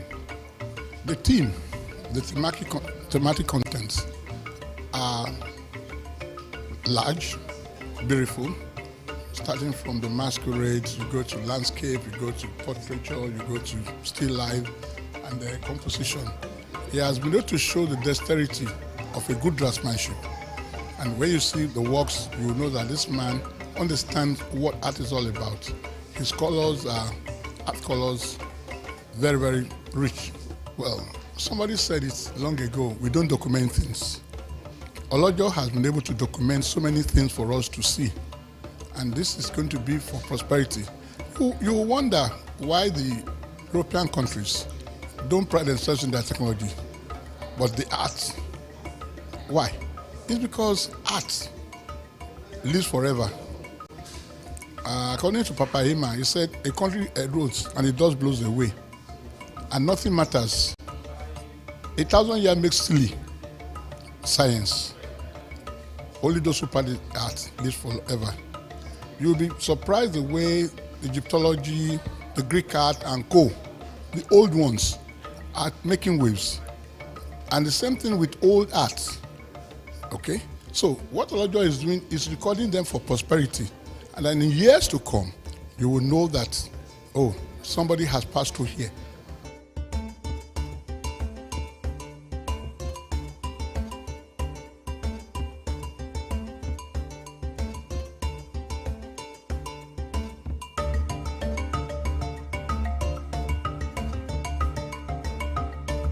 I'm excited, really gladdened. I'm happy with myself that I'm able to make it to this exhibition, yes. Without any doubt, the collections that we have here are a true definition of the several years of efforts that the artist exhibiting, Prince Olojo Kosoko, has put into his exploration of his art. It's a total definition of his transition, yes. Splendid.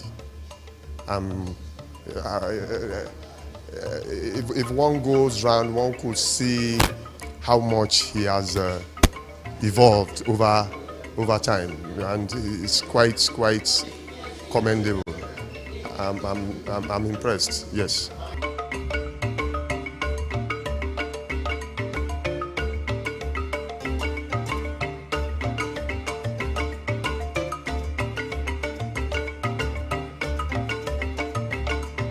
It is to bring to the society the consciousness that is responsibility of artists to bring to consciousness,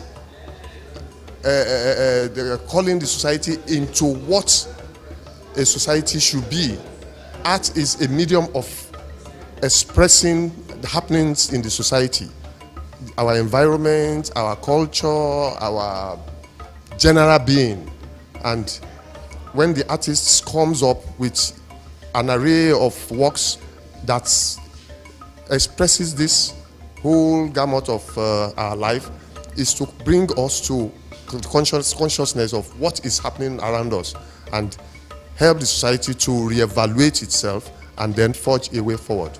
Yes, that's the purpose of art exhibitions, for us to get to know ourselves, where we are coming from, where we are now, and what we should be projecting forward.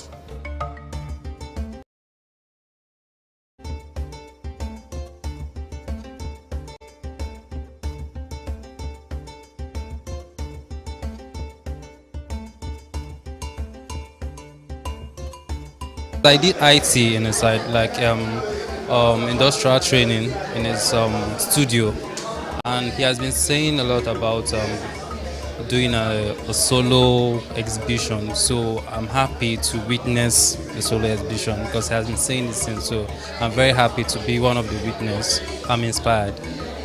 Just one word, I'm very inspired because I see forms, landscape,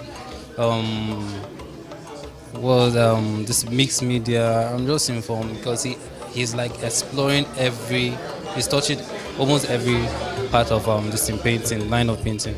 So landscape but I really know him as a very strong landscape painter, because Mr. Olojo, when he handles landscape, he just I've been a witness of it. When he was doing landscape painting, he starts a painting from just one theme and he just creates an entire scene just from his head. I don't know how he does that, but maybe through experience and travels and all those stuff. So he's just really good at it.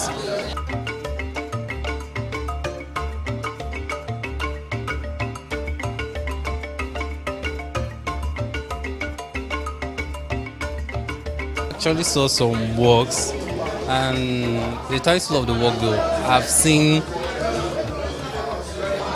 so many work, like 3 or 4 works that I want to do something about it.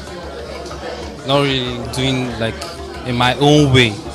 The title just inspired me, like, okay, this is like one of them upstairs. It says polygamist.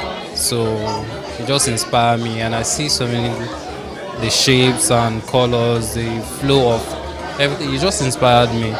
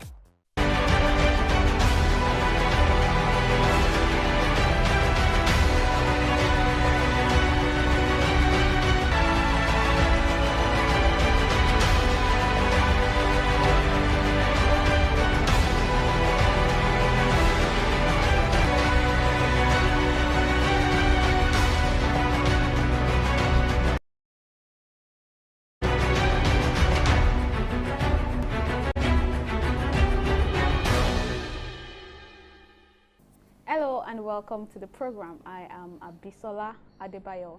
Nigeria state-owned NNPC Limited has officially started drilling for oil and gas at a field in the northern part of the country that has reserves of 1 billion barrels as the country seeks to produce crude outside the Niger Delta region of the country for the first time. According to NNPC Limited, the phase 1 of the coal mining project would have an oil refinery, gas processing unit, 300 megawatt power plant and fertilizer plant producing 2,500 tons a day. NNPC Limited first announced in 2019 the discovery of crude oil, gas and condensate in commercial quantity in the Kolmani area between Bauchi and Gombe states in northeastern Nigeria, a region that has been battling with Islamist insurgency for a while. In the flag-off ceremony earlier this week, President Buhari urged NNPC and its partners to work with local communities and draw lessons from the restive Niger Delta, where militants have in the past blown up pipelines, accusing oil companies of neglecting locals. Although no major oil firm is involved in the project, local firm Sterling Global Oil and New Nigeria Development Commission, a conglomerate owned by 19 northern states, will be in charge of the project. Now, what exactly does this mean for Nigeria's oil and gas industry? You know, oil and gas expert Bala Zaka is on the program today, and he will be joining me to discuss all of this further. Thank you so much for joining us on the program. So, thank you. Let me start by asking, What is your reaction to this? You know, Nigeria started drilling oil in the northern part of the region. How would you react to that? Well, when I heard about the discovery around Kolmani and the arrival of Mr. President for flag of, well, it was something I appreciated generally. But looking at it also as an expert or as a practitioner in the oil and gas industry, I've always known that Nigeria has basins. You know, we have sedimentary basins and we have promising basins. As I speak to you now, I think we have about close to about 7 basins or thereabout, starting with the prolific Niger Delta Basin.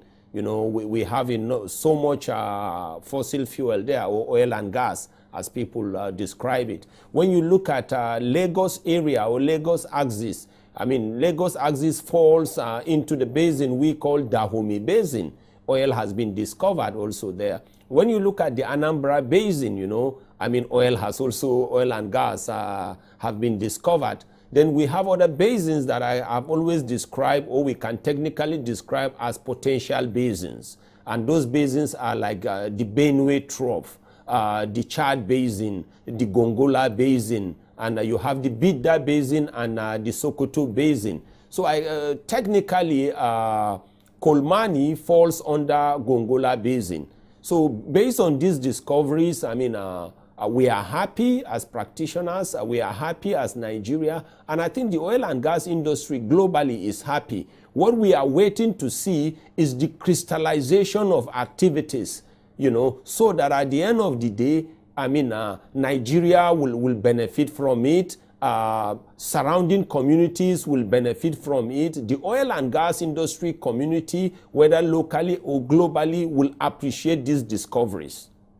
This particular oil field is proposed to produce an estimated 50,000 barrels of oil per day. You know, that sounds like a big deal. What would you say to that? Well, when you talk about endowments, when you talk about progress, as long as it is called progress, even if the increment or the increase is infinitesimal, as long as it is a positive increase, I mean, people will always appreciate it. What we don't want as Nigeria is we don't want stunted growth. We don't want a progress that will be backwards. But as long as it's a positive progress moving forward, we will appreciate it. Because you're just talking about oil now. You know, as we speak, Nigeria's proved reserve in terms of crude oil endowment is in excess of 36 billion barrels.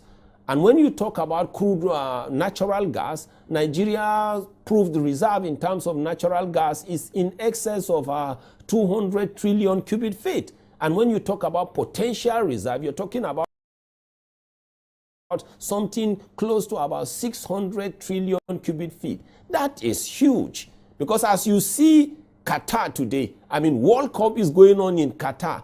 As lit as Qatar, as bright and as rich and as glamorous as Qatar, Qatar is just benefiting from just natural gas or their gas endowment. Then a country like Nigeria has natural gas and also crude oil endowments. In fact, Nigeria is more of a gas nation than a crude oil nation. So when you look at that, the only thing you can ask is what has been wrong in terms of trying to transform Nigeria into a great country. What is that thing that has made it difficult for Nigeria to diversify so that we can look like other great nations? So now, how beneficial exactly is this discovery going to be to, you know, Nigeria's revenue generation? Well, first of all, when you talk about fossil fuel, you know, Nigeria has been enriched. And whether people accept it or not, as we speak today, crude oil and gas constitute a very strong energy source globally. And people should not be deceived. In the next century and the century beyond, crude oil and gas will continue to be relevant and will continue to remain a very strong source of energy. Because as I speak to you right now, even coal is a very strong energy source, an income generator for some nations. So moving forward, I mean, crude oil and gas will continue to be relevant. But we even are talking about cleaner fossil fuel. Even when you go to cleaner fossil fuel, Nigeria is more of a gas nation than an oil nation. What has always been the problem of Nigeria is trying to manage our God-given endowments. And let us get it very, very clear. Quote me that I said, the natural endowments that we have had, whether in energy or human beings or other solid mineral, is something that we can only appreciate the Almighty. But management, having visionary leaders that will make sure Nigeria is on the right pedestal and that will make sure Nigeria is on the right track, has always been the problems that we've been having. Because as I speak to you right now, Nigeria has everything to be an energy hub. Nigeria has everything to be the continental hub for Africa. But management, having that God-given endowment is one thing. Ability to manage it and crystallize it into something that will be beneficial to citizens, whether at local levels in Nigeria or to the Nigerian community or to the continent of Africa or to the global community, is another thing entirely. Talking about management now, the situation with the Niger Delta region is not news to a lot of people, despite how blessed that region is. So what are the things that you would think the government should do or put in place so they would not repeat the same mistakes with the Niger Delta region? I think this is my suggestion to the government of Nigeria. The government of Nigeria should come out clean. If we are having insecurity issues, say we are having insecurity issues. If we are having vandalization or theft or kidnapping issues, say we are having that. And the reason why it's always good to come out clean and be honest is when you say the truth, then people are ready to cooperate with you. But if you are losing investors and you are telling your citizens that the investors are moving away because they want to go into other sources of energy or they are diversifying. Meanwhile, in real sense, the investors are running away from business climate hostilities. Business climate hostilities, this time around, I'm not talking only about the oil and gas industry. When you talk about business climate hostilities, they are probably running away from armed robbery. They are probably running away from extortion. They are probably running away from general insecurity. They are probably running away from community issues. They are probably running away from high cost of operations, like energy cost and the rest. So sometimes it's good to say it so that citizens will collectively make sure they support their governments to get it right. Because if the government is doing well, then citizens can be taken care of. Right, so do you think this discovery might eventually spur solution to the security challenges in that region? Because how exactly is the government expected to attract foreign investment if there's no security in that region? Well, like one thing about first of all, let us get this clear. Crude oil and gas is an international product, or they are international products. And that simply means you will continue to get foreign direct investors. You will continue to see the interest of the international investors and the international community. But there is one thing about the oil and gas industry. No matter how sweet your crude oil looks like, no matter how high the API gravity looks like, no matter how high what we call mobility ratio of your crude oil looks like, no matter how nice looking and other characteristics, or attributes of your crude oil and gas look like, if there is no security, your country or your product or your environment will not look like an attractive investment haven. So the first thing oil and gas industry practitioners look out for is security. So, and the security in the context of Nigeria is something artificial. With all the opportunities that are bound now that should make Nigeria to generate so much money, it is not the fault of anybody but Nigerians that we have bandits. It is the fault of Nigerians that we have kidnapping. It is the fault of Nigeria that we have community issues. It is the fault of Nigeria that we have pipeline vandalization. But if we can come together in national interest and most importantly, support our leaders and make sure also we have visionary leaders, of course, security is something we can nip in the bud. Once we fix security, then everybody, whether local or international investors, will see Nigeria as a positive and a very good investment haven. And if they come in to invest, coupled with the corporations of Nigeria, then it will be a win-win situation for all parties. Right, so let me ask you this question as an expert. Are you confident that this project will be a success? You know, considering the fact that even the refineries, most of the refineries in this country are not even working right now. Whenever I'm asked a question about the success of Nigeria, especially in terms of crystallizing God-given wealth, you know, into positive products, I tend to be a bit reserved. I will continue to be a bit reserved because I have my practical reasons. As I speak to you right now, despite the need for energy, fossil fuel, in the context of Nigeria, quote me that I said, in Nigeria today, we do not have up to 15 active drilling rigs. And if you don't have active drilling rigs, how are you going to produce to meet up with your OPEC quota? How are you going to produce to even meet up with your internal budget plans and take care of your budget deficit? So it is one thing to be blessed with the resources. It is another thing to make sure you have visionary leaders that are supported and are surrounded by supporting lieutenants, so that everything about that endowment will yield positive products for the general benefits of everybody, whether the citizens, whether the country, whether foreign direct investors, whether the continent of Africa or the global community. Right, so this discovery is the first of its kind in the country's north. Do you expect more of this in that side of the country? Well, as far as I'm concerned, like I said, we have potential basins. In fact, those basins, we call them potential basins, and sometimes they are described as frontier basins, especially in the Petroleum Industry Act. What that simply means is they have so much endowment that we can never tell whether maybe they are in commercial quantity or they are not in commercial quantity. One thing about endowment is this: you can have it down there, but sometimes it is the technology that will determine whether you can deploy the technology and be able to recover whatever you need. Sometimes again it could be security issues. We could have issues again with bad governance. We could also have issues with bad policies. So there are so many things. But our hope and prayer is that we will continue to make discoveries, not only in the oil and gas industry. We pray to make more discoveries in solid minerals. We hope and pray to make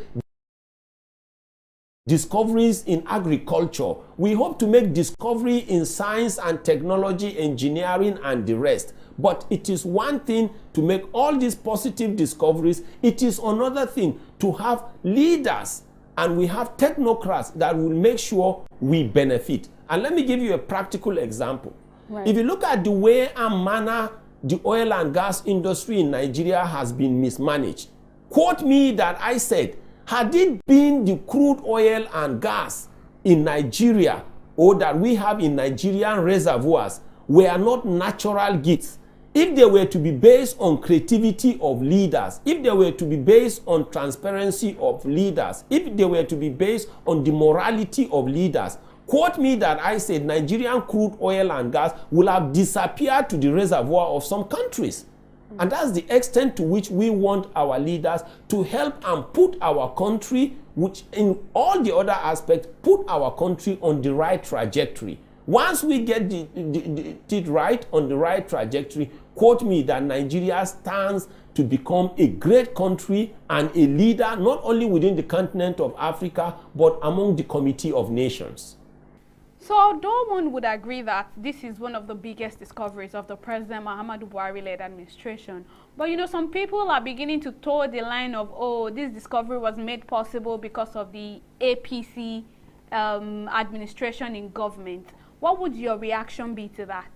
Well, this is the way I will answer your question. if you ask an average person that doesn't really know much about the history of oil and gas in Nigeria, they will tell you that crude oil was discovered in Oloibiri in 1956 or 58. But I can tell you as a practitioner that searching for crude oil in the Niger Delta started as far back as 1948.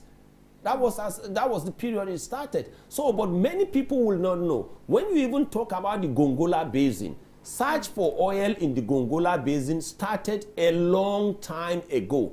The only thing I can tell you is within this time frame where we now have a President Muhammadu Buhari in power, certain things came into crystallization. But I will always say one thing. For a good Nigeria, we should put political affiliation away. We should put religious affiliation away. We should put regional affiliation and sectarian affiliations away. What we need to do is to look at national interest. And our prayer is that, yes, coal mining activity started ages before even President Muhammadu Buhari thought of going into politics. But within his time as a president, yes, certain things crystallized. And our belief is long after President Muhammadu Buhari, we will see more. Other frontier basins will be explored. But at the end of the day, Nigeria will be the one to be better for it. Not any political party, not any individual, but the totality of Nigerians. Right. Oil and gas expert Bala Zakka, thank you so much for coming on the program, and thank you for your insights. Thank you. Well, we'll go on a short break now, and when we return, we'll be talking about something else entirely. Stay with us.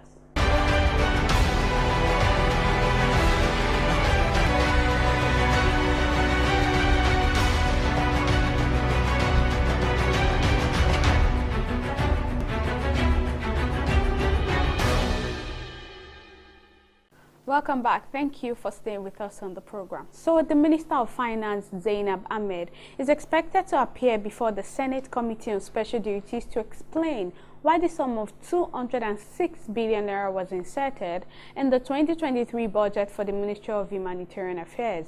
The committee issued the summons when the Minister of Humanitarian Affairs, Disaster Management and Social Development, Sadiya Farouk, defended our ministry's 2023 budget proposal earlier this week. The decision was made sequel to the ability of the Minister of Humanitarian Affairs to provide details of the proposed allocation.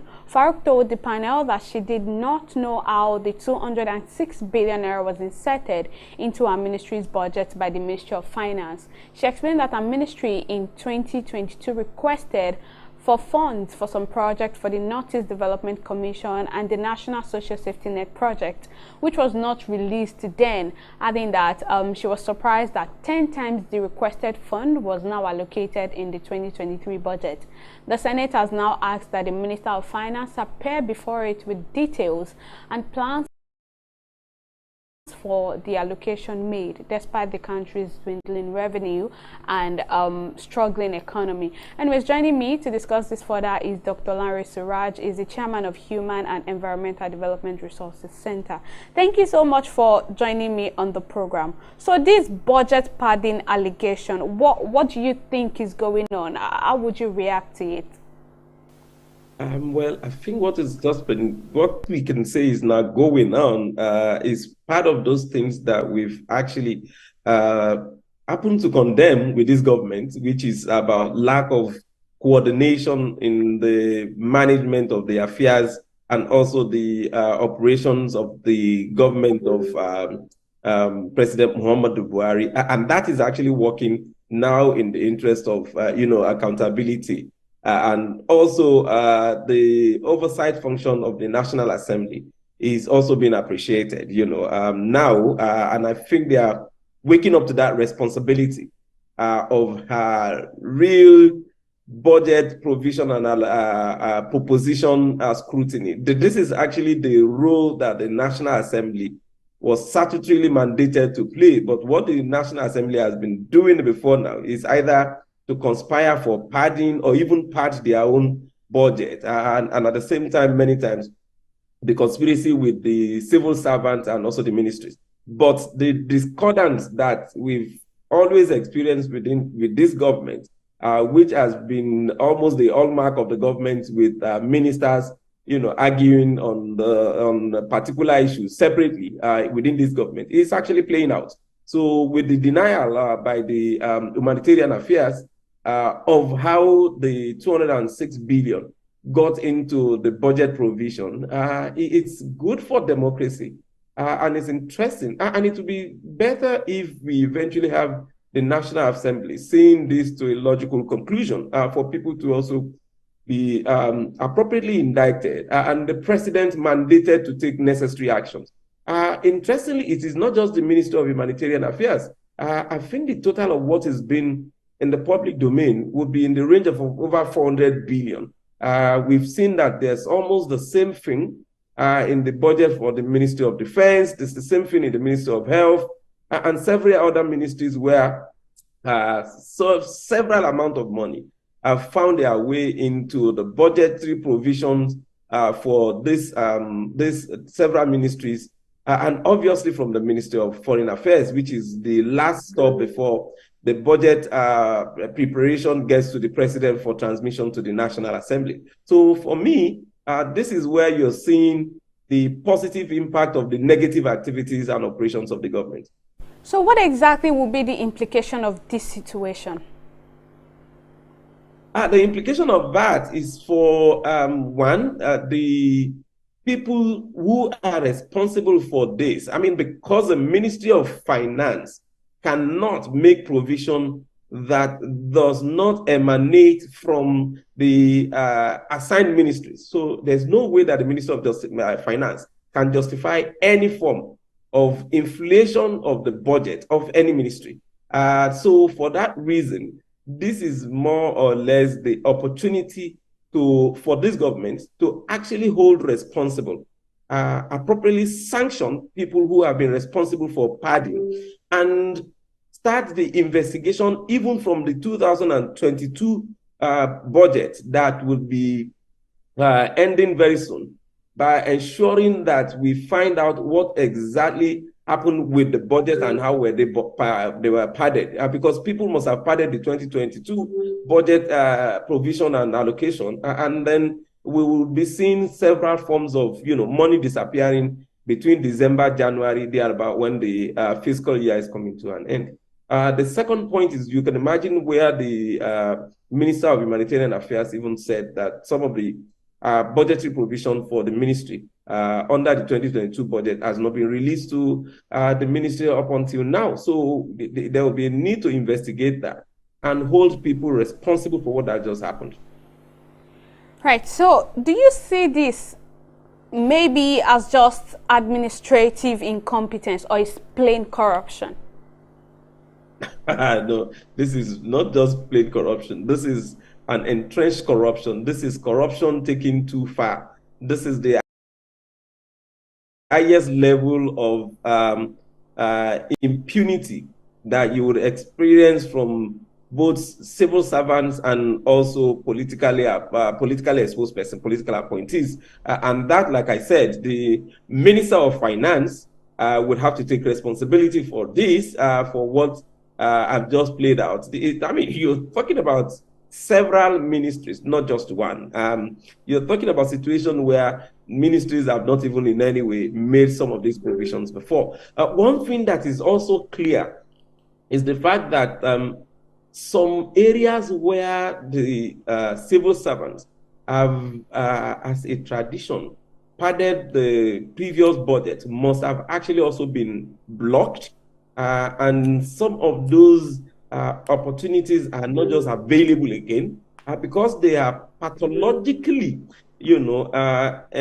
entrenched in the process of reaping some free money from the budgetary process, must have driven them to do this blatant, crass form of padding and overloading the budget for this to have happened, and possibly assuming that the National Assembly would not have the opportunity and detailed engagement of the process to ask questions like that just happened, which has now exposed several things. And like I said, the National Assembly must take this seriously with the president. The president must be compelled to take action and where sanctions can be imposed for us to prevent the reoccurrence of a similar situation. Right, Dr. Larry Sura, the Executive Chairman of EDA Resource Center, thank you so much for joining us on the program, and thank you for your insights. Always my pleasure. Well, that's how much we can take on the program for this week. Thank you so much for joining us. I'll see you again next time. Bye-bye.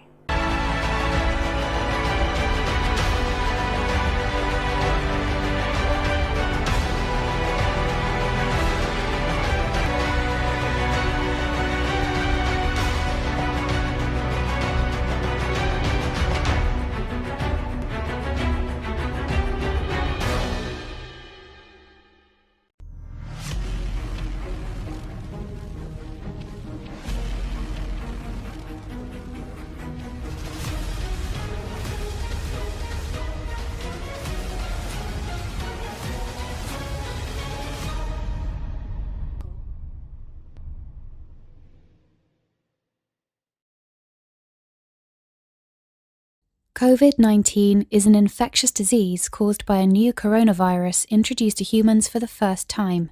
It is spread from person to person, mainly through the droplets produced when an infected person speaks, coughs, or sneezes. These droplets can land in the mouths or noses of people who are nearby.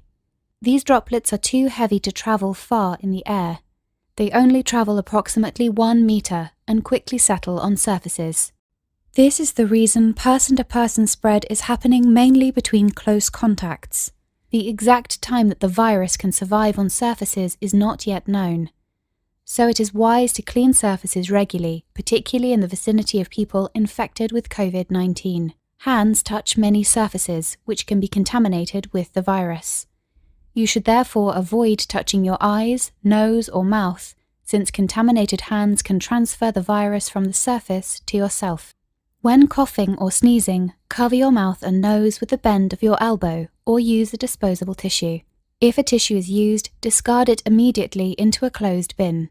The most effective way to prevent the spread of the new coronavirus is to clean your hands frequently with an alcohol-based hand rub or soap and water. This will eliminate the virus if it is on your hands. Stay healthy and prevent the spread of COVID-19.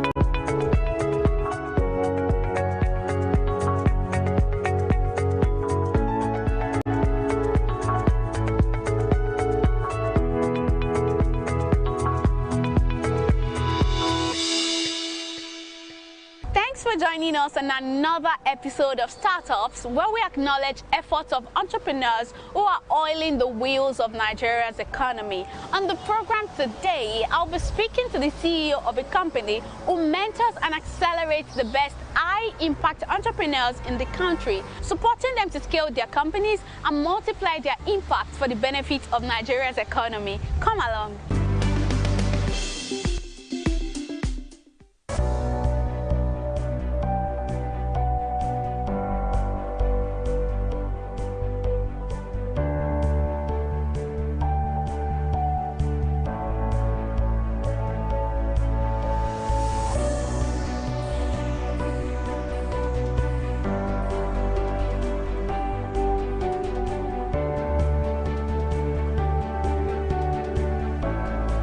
We exist to help entrepreneurs dream bigger, scale up, and pay it forward.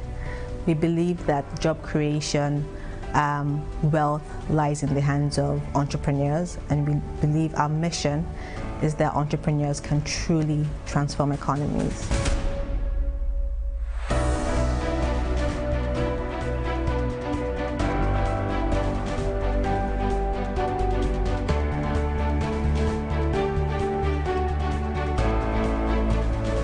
My name is Tosin Fanirodada, and I am the Managing Director and CEO at Endeavor Nigeria.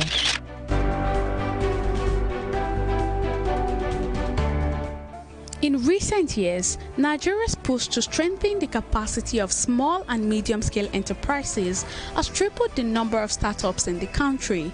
But this growing sector is often plagued with issues surrounding access to capital as well as network to potential investors for global development.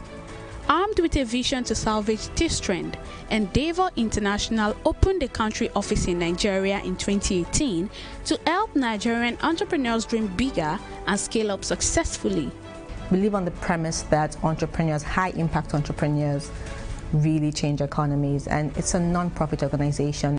Having jobs, creating and creating wealth and transforming economies and emerging markets is what makes us happy.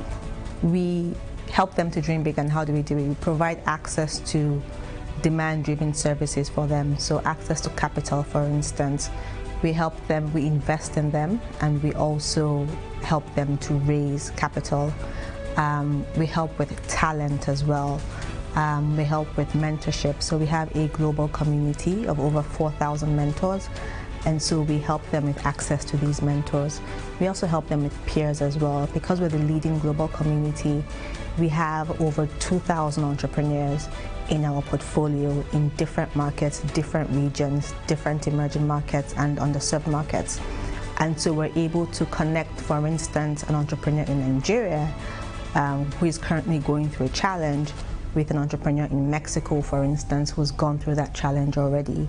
And our entrepreneurs really like our peer-to-peer community. And lastly, we help with access to market. Again, because we're in 40 markets, it's easier for us to have conversations around scaling to a different market that we have an office in. We're able to help you with like industry deep dives in that particular market, and also help you with introductions, commercial introductions through our mentor network in that particular market as well. Endeavor Nigeria's mode of operation is quite simple. They survey the local startup market, identify companies that are on the verge of scaling, and foster positive business relationships in order to usher in a new era of growth for them. We're very close to the network and to the ecosystem in general, and so we tend to know the entrepreneurs that are on that verge to be scale-ups or on that trajectory to be scale-ups. And we tend to stay close to them. We tend to even start the journey much earlier than when they're ready to be Endeavor entrepreneurs. And so we would have a first call or first meeting with the entrepreneur, get to know the entrepreneur better, get to know their business better, see where they are in terms of how they fit into our selection process. It starts with a meeting with the team, and then you move to the second stage, which then goes into something we call second opinion reviews. And this is where we have mentors in our network. It could be our local network or a global network, assessing a company, assessing the entrepreneur, seeing if the business is scalable, seeing if the entrepreneur will be transparent, in terms of being able to listen to feedback and grow from feedback, and also ensuring that the business is at an inflection point, meaning that where the business is today with Endeavor's support and Endeavor's network, growth will be turbocharged to the next level. And so that's on selection, and then once they come into the network, we then support them with our services. But it's through relationships. It could also be through referrals. So referrals from other entrepreneurs in the network, referrals from mentors in the network, referrals from board members as well, and also from the team. In just 3 years of operations, Endeavor Nigeria has given support to 24 entrepreneurs who are decision makers in more than 10 startups, including unicorns, and have continued to record accelerating growth. We've grown the network, so now we have 24 entrepreneurs leading 13 companies, which is not bad for an office that is less than 5 years old. We have 33 mentors. I think we added about 12 to 15 mentors this year. We've grown the team. We're now a team of 8.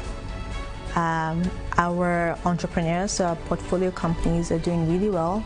We do have a unicorn in our portfolio. We also have so many other companies that are raising.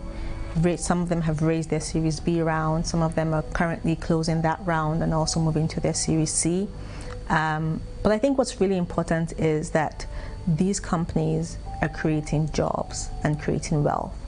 So just from an Endeavor Nigeria portfolio, in 2020, our portfolio companies made $250 million plus in revenue for the Nigerian market, for the Nigerian economy, and that's a lot for less than 20 companies. And also, if you just look at jobs, for instance, Endeavor portfolio companies have created over 100,000 jobs in Nigeria. But like all great visions, its actualization did not come cheap. Bringing entrepreneurs on board does not come on a platter of gold. The chief executive officer of the company, Tosin Fanirodada, says it's been a learning curve and the company is fast improving and surmounting its early problems. In terms of challenges, on the selection side, it could be something as timing, for instance. Entrepreneurs are busy, some of them are raising capital, some of them are dealing with 100 employees for the first time, some of them are dealing with regulators, so they have so many other priorities and challenges that they're dealing with. And so sometimes we have to be patient and not be a distraction and enable them to focus on whatever priorities or challenges they're dealing with at that time. And so sometimes that can slow the selection process down. If I go to servicing, once they become Endeavor entrepreneurs, it's pretty much whatever they're going through, so whatever challenges they're currently facing. In October 2021, Endeavor Nigeria launched its special scale-up program. For 10 weeks, 7 entrepreneurs from 4 companies were given intensive training on how to address common but critical issues which often determine the very survival of a company. The Scale-Up program is an acceleration program through which we're providing support to the most exciting, fast-growing companies in the Nigerian tech ecosystem. There are 4 core aspects of the program. The first aspect is mentorship. So before we started the program, we kind of talked to each company to find out their strategic challenges. So each company was paired with a mentor. So each company has had at least one mentorship session with their paired mentor.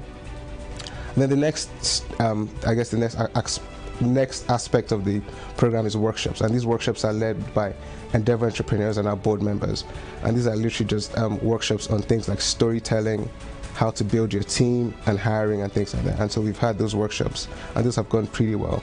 And another thing we've done is make commercial introductions, so introductions to people within the network or companies within the network, and we've done that for 1 or 2 companies. So that's mostly how the program has gone. Bringing the majority of high-impact entrepreneurs in the country on its network, as well as fostering economic growth on a larger scale, are some of the paramount projections of Endeavor Nigeria. 2 things for me actually. One is to bring as many high-impact entrepreneurs, if not all high-impact entrepreneurs in Nigeria, into the network, to truly help them scale, to help them think global, and to help them pay it forward. And the second is this thing that we talk about, the multiplier effect, which is what our event, Catalyzing Conversations, that we just finished, was themed on. And for us, the multiplier effect is, one, just creating big bubbles in the ecosystem. So having successful entrepreneurs who have been able to raise capital, who have been able to scale their businesses, having them reinvest their time and money in the next generation of entrepreneurs. You're able to unlock other sectors. So if we get payments right, for instance, we can unlock commerce, we can unlock logistics. If we get healthcare right, we can unlock financing for hospitals, because then there's a track record and then there's data to help these hospitals digitize them and grow as well. In 2021, startups in the country raised $1.27 billion in investments, representing 44% of the total funding raised in Africa. However, with services that Endeavor Nigeria is offering, this incredible feat might just be a starting point for the country's startups ecosystem. You'll agree with me that everybody needs a push here and there to be able to achieve their full potentials, right? Well, I believe you'll also be impressed to know that another startup in Lagos is helping Nigerian farmers achieve their full production potentials through the use of hardware and software solutions.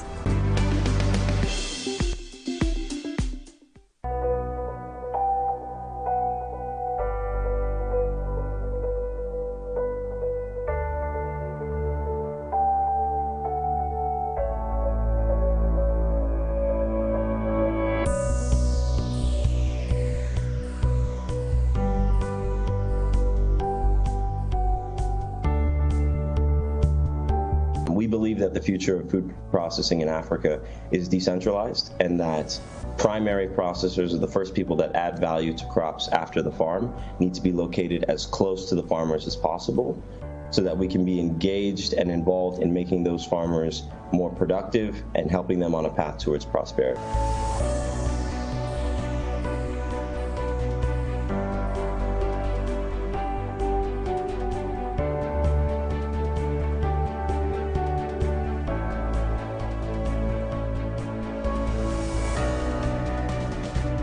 I'm Ikenna and Zoe. I'm the co-founder and CEO of Relief. From being a toast of international market, oil palm farming in Nigeria is now a shadow of its former self. The country's palm oil production sector, which used to boom in the past, is now struggling to meet local demand. Being a crop that requires serious processing power, farmers go through a lot to extract vegetable oil from the palm kernels. They often use rocks and other inappropriate hardware to break the kernels, and what they get is low-quality oil palm, largely unfit for high-quality vegetable oil manufacturing. Two young Nigerian entrepreneurs, Ikenna Nzewi and Uzoma Yogu, saw a problem that can be fixed. In 2017, they established Relief. With its technology-driven solution, Relief is able to make cracking oil palm nuts as easy as a pie for these farmers. Today, smallholder farmers use rocks to process their palm nuts. So what they'll have is they'll have a rock on the floor, they'll put a palm nut on top, and then they'll have a rock in their hand and crack open the nuts. As you can imagine, this is a very slow process, and it impacts the quality of the palm kernels that the farmers are able to create. And so many of the palm kernels are cracked and messed up, which leads them to go rotten more quickly, or the smallholder farmers include some of the shell from the nut with the kernels, which also messes up the food processing process. So when farmers first meet Relief, they're surprised that we buy the palm nuts, because generally people will wait until the farmer has cracked the nuts and then they buy the kernel from the farmers. But we go a step earlier and we buy the nuts from the farmers, we deshell them with our proprietary technology, Kraken, and then process them into vegetable oil, which is then sold to consumer brands. So farmers are a little bit surprised that we buy the commodity that we do at first, but they're very excited to work with us because we provide financing to enable them to increase their productivity. And then all the loans that we give them, they are able to pay back those loans with the palm nuts. So basically the byproduct, those nuts which used to be a headache for them to process, they can now use these nuts to basically access working capital to grow their businesses. So it's a win-win situation that's created for both smallholders, Relief, and the consumer brands that we supply. Relief basically provides capital funds and loans to farmers in exchange for the palm nuts. They buy the nuts and process them into palm oil using Kraken, a machine they created, then sell the oil to processors and local manufacturers. We operate a network of smart factories with proprietary processing equipment that we've developed ourselves. And we use these factories to buy raw materials from smallholder farmers, process them, and then sell inputs to consumer brands that you would use or find in your supermarket. It first starts with us selecting the site for a factory. We select factories where we can work very close with smallholder farmers within 50 kilometers of that factory. We then go out and make outreach to the farmers, explain to them how our business works and the value that we can provide them, and then we buy their raw materials process them, and sell the finished goods. So what we do very tangibly today is that we buy palm nuts from smallholder farmers.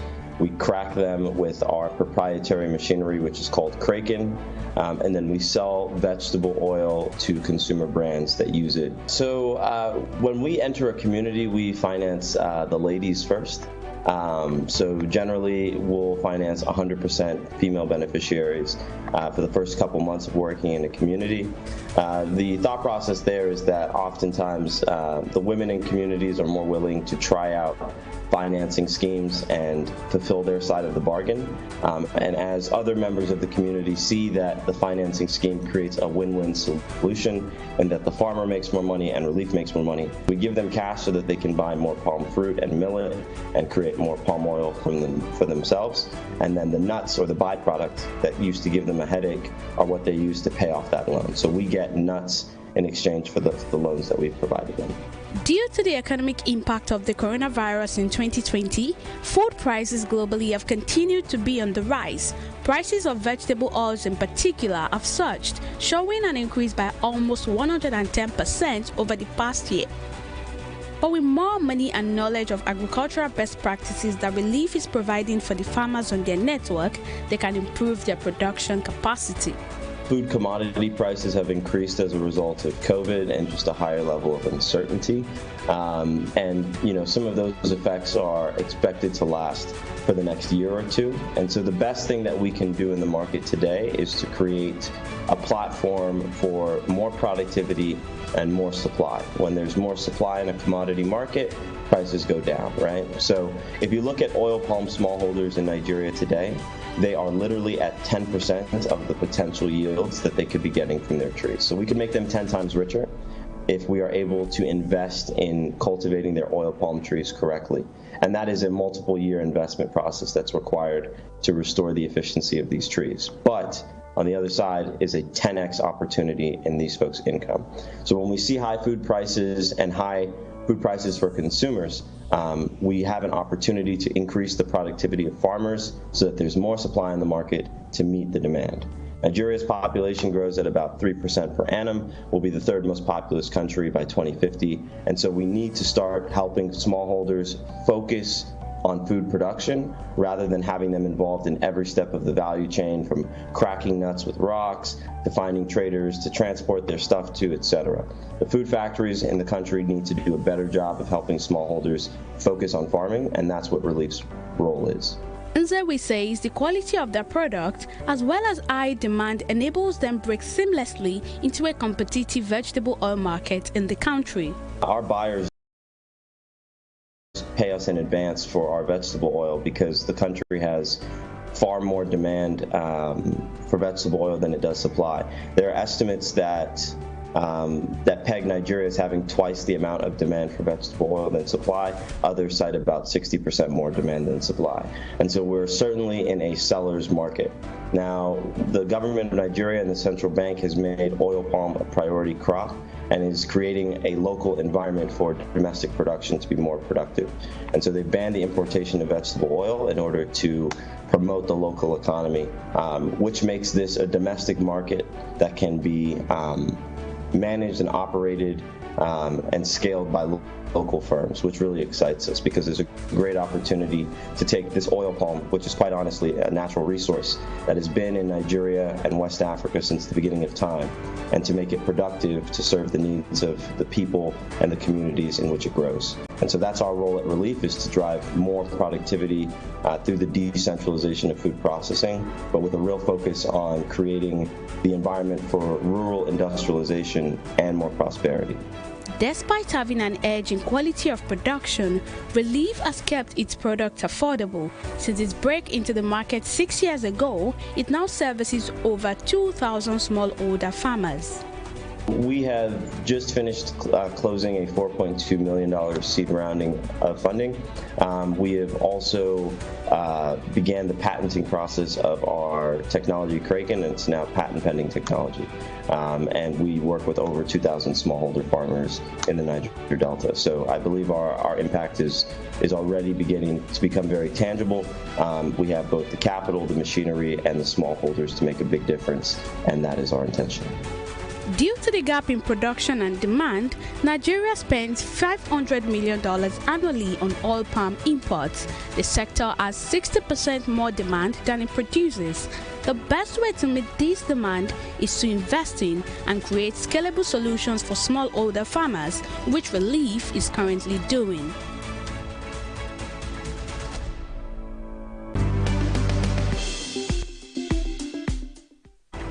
On this edition of Startups. Thanks for being a part of it. Till next time, I am Abisola Adebayo.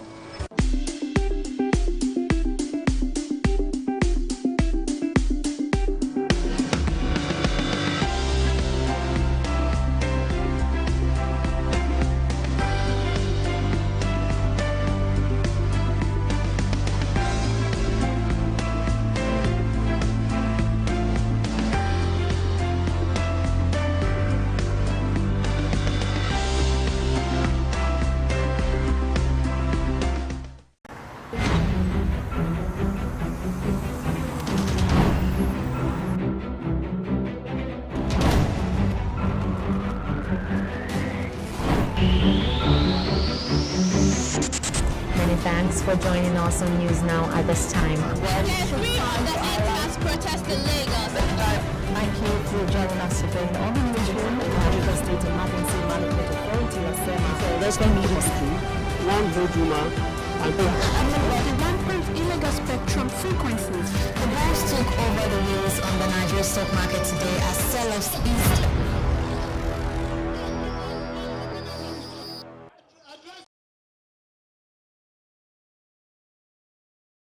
Nigeria would have been far developed if we didn't abandon our traditional government for an unknown one. This is not democracy. With the 2023 general election just a few weeks away, have consistently listened to campaigns and insults and wonder if democracy is indeed created for the development of Nigeria. Before the advent of this Western-style democracy, our various ethnic groups had their peculiar way of leadership selection processes. The Igbo people had their peculiar traditional family leadership way of selecting their leaders. The Yoruba had a much more advanced democratic style of selection process, while the Hausas and Fulanis also evolved a system peculiar to them, ditto other tribes. But we completely jettisoned those processes and procedures when we embraced the Western-style religion and democracy that we hardly understand. Until date, we are still struggling to grow waiting we don't understand. The Chinese man copied the Western style but retained their leadership process and culture and even their own style of governance. Same for Saudi Arabia, United Arab Emirates, the Dubai that we want to run to now. Even India is still far better than us. But today, our copied democracy, rather than bringing us together, has further divided us. If it is the turn of the North, it will be the turn of the South. Then the person will be, is he a core Northerner or peripheral Northerner? Is he a Northern Christian or a Northern Muslim? Nobody talks about competence. If it's then the South, then you ask, is it South-South, Southeast, or Southwest? Is he a Christian? Which denomination? The last governor was a Catholic, so this one must be a Pentecostal Anglican. No, it was Imo that produced the last person. Now it must be Anambra, even though they are all Igbos. The next question will be, how come Lagos that produced the speaker is still producing the vice? But they are both Yorubas. And nobody in all of this remember the Alika, Ogun, Ifa, or Amadioha worshippers. Yet, all these people are Christians. Yet, most states cannot account for all of the 450 billion naira 13% derivation as standing fund paid to Niger Delta State recently by President Buhari. Delta State got 142 billion naira and roads in Delta cannot be called road. Yet the governor is still borrowing. Akwa Ibom got 91 billion and most of the indigenes are still unemployed and riding Okada and house helps in other states. Bayelsa got 87 billion and has remained a glorified village. Rivers State got 83 billion and the governor claimed he spent all building bridges, even though we know na lie. But at least he has something to show. Edo got 17 billion and yet the governor has not been able to complete a Kenwan road And the promised Gelegele seaport is a mirage. Although those one got 12 billion, and yet nobody remembers the states except the governor is campaigning for APC. Imo got 10 billion. Well, no wonder the governor hosted the president twice and he's still looking for who to host.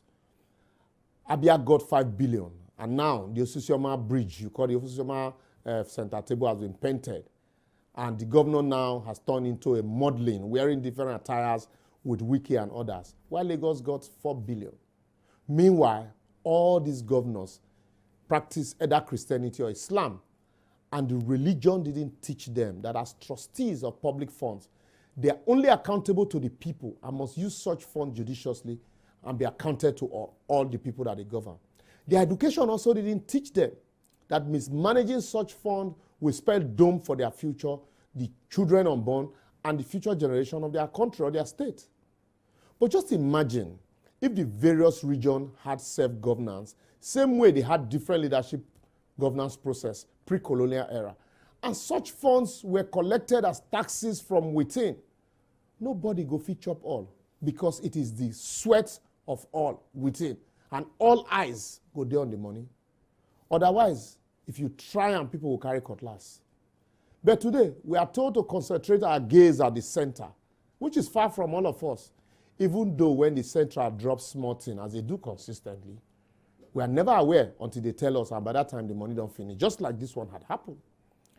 I will therefore advocate that unless we develop and evolve our own leadership system, style alongside our peculiarity and historical traditional perspective, unique specifically to the region, devoid of these Western influences and practice and religion, we keep trying to grow what we do not understand and end up destroying what we already have, even the education we acquired and our culture and the said democracy that we are growing.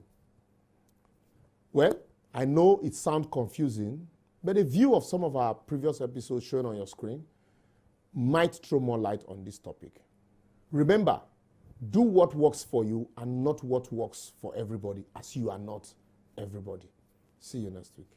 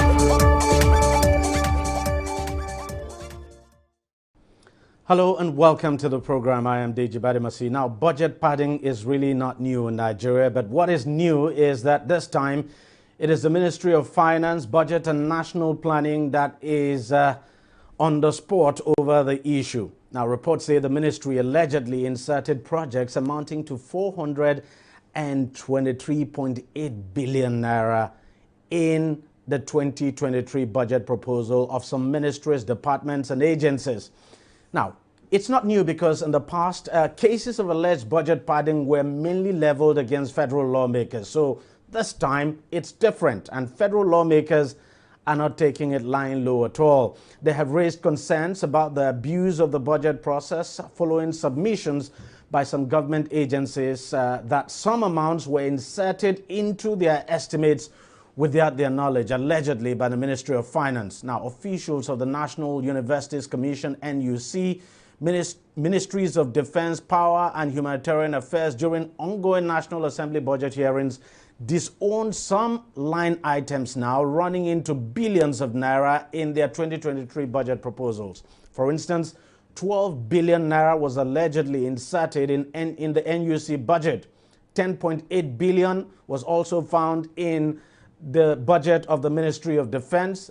And then the Minister of Humanitarian Affairs also disowned the sum of 206 billion naira insertion in her ministry's budget. In the case of the Ministry of Power, 195 billion naira was found in the ministry's budget for no reasonable explanation. The ministers, however, told lawmakers that they could not explain what the sums are meant for or the details of the projects tied to the funds, since they were not part of their proposals sent to the Finance Ministry for the 2023 fiscal year. They blamed the Finance Ministry for allegedly inserting the money into their budgets. Well, this is quite, to be candid, this is unheard of. Now being joined on the program by two gentlemen. I have Lanre Suraj, who, of course, is an anti-corruption activist. He joins us from Abuja. And I also have Nasir Kura, who joins us from Kano. Thank you very much, gentlemen, for joining us on the program. Let me start with you, Mr. Kura. What do you make of this? Help us to make sense of this. How does one explain this? Well, it's simply a clear case of fraud, economic irresponsibility, and perhaps impunity at this critical stage of Nigeria's political transition, and to some extent, its own economic, challenges also that are further accentuated, the crisis of development. And one, it shows the lack of respect for due processes on the part of the executive, and also a determination to continue with these processes, these acts that are perhaps at best, anti-democracy, inimical to our economy, and perhaps that are withholding our development as an economy and as a nation. So this put together is, to some extent, this is how this put together is what we can say can explain this madness that we are experiencing, this level of impunity, this economic irresponsibility on the part of our own executives. Let me come to you, Lanre. Just as I said, this is nothing new, but in the past, it's always against the lawmakers. It's the lawmakers who are accused of inserting or padding up the budget, inserting projects and all of that. But this time, the Ministry of Finance is being accused. And you listen to some of the explanations now given by some of these ministers, you get the impression that this is like the civil servants now doing their own thing, because obviously from what we're gathering now, it's actually the civil servants who prepare the budgets anyway. Yeah, I think, like I said, I should say that, this is actually a welcome development. It is part of that situation where you can get some good out of a bad situation. The bad situation is that of this government that is, I think, is in the history of Nigeria, the most unorganized, the most disjointed, the most uncoordinated government that Nigeria has ever experienced. And in the midst of that is what you're seeing, where the ministers usually don't agree, even after they leave the same Federal Executive Council meeting. They grant press interview and interaction, saying two different things, speaking on the same issues from different opposing point of view. So that has actually now for Nigerians escalated to the point where we are seeing this level of exposing, and we should really take it seriously. It's also an indication that things are not going well anymore for many of the politicians and the civil servants. So either it is through some of the internal mechanisms that are playing out, for them, usually where you would have the normal practice of budget padding from many of the individual ministries. It is now being escalated either through some of the civil servants in those ministries, working with the ones in the Ministry of Budget and National Planning to have the padding done at that end when the prying eyes of either the minister or the others will not be there. For us, we should commend the National Assembly. This is the expectation of us from the National Assembly. This is their statutory duty and responsibility. So for them to have picked out some of these padded sections of the budget, they deserve some measure of commendation, and we would want them to keep this up. We wouldn't want to see a situation where this will either be swept under the carpet, or they will also become accomplices by getting a share of whatever it is that is inserted in the budget illegally, for them to eventually pass them.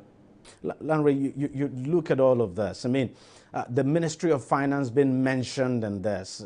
It's just a mess. I mean, this is the most disappointing thing. The minister flees on the ranking of the ministerial list of President Buhari. She actually ranks amongst the few, I think you can say to some extent, remarkable ones.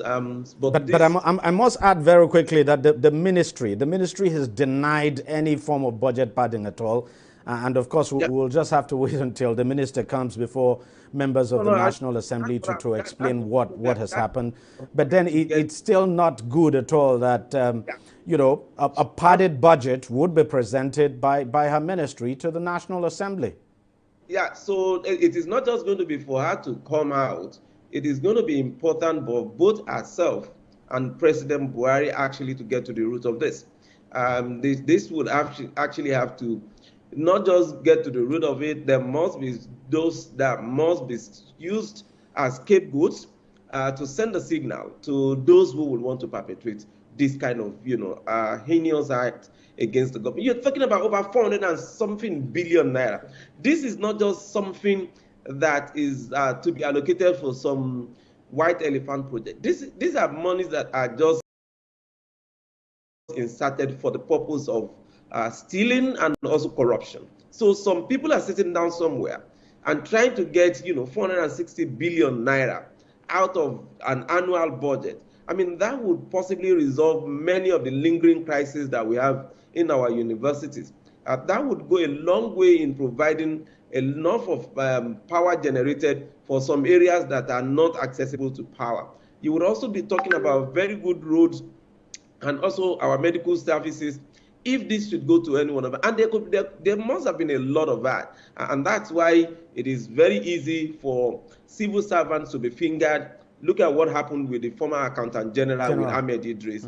And you're talking about billions or almost trillion of naira, as over 700 million naira worth of asset was also seized from this. Another former Accountant General, Otunla, the one that came long before Ahmed Idris. So it tells you clearly that the issue many times is not just about politicians, and it is more even of our civil servants and bureaucrats than even our politically exposed persons. And that is why it will be very difficult to deal with corruption, because most times we tend to look at the politicians, we forget the civil servants, and these civil servants are always there.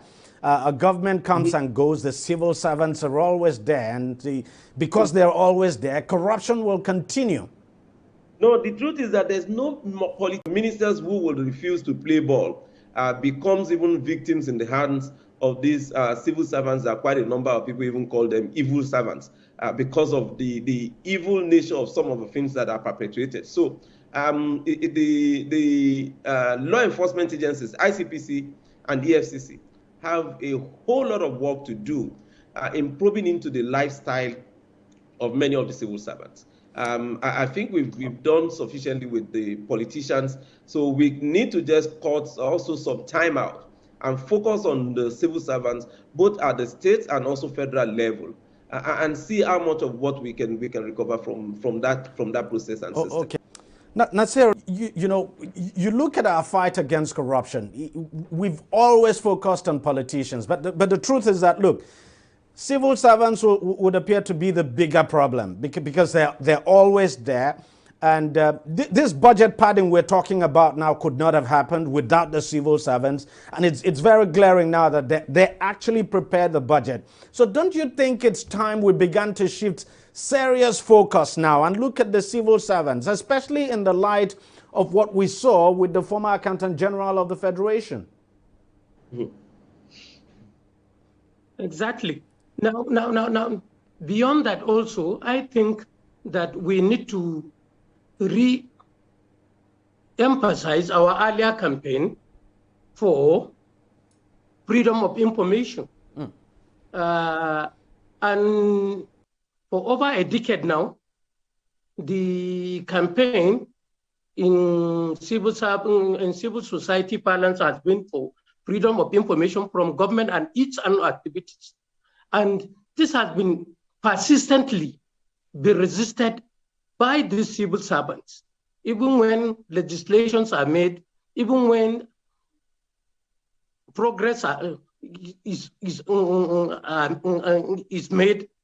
Hardly will these civil servants key in to this, noble cause for, one, transparency in government, transparency in economic activities.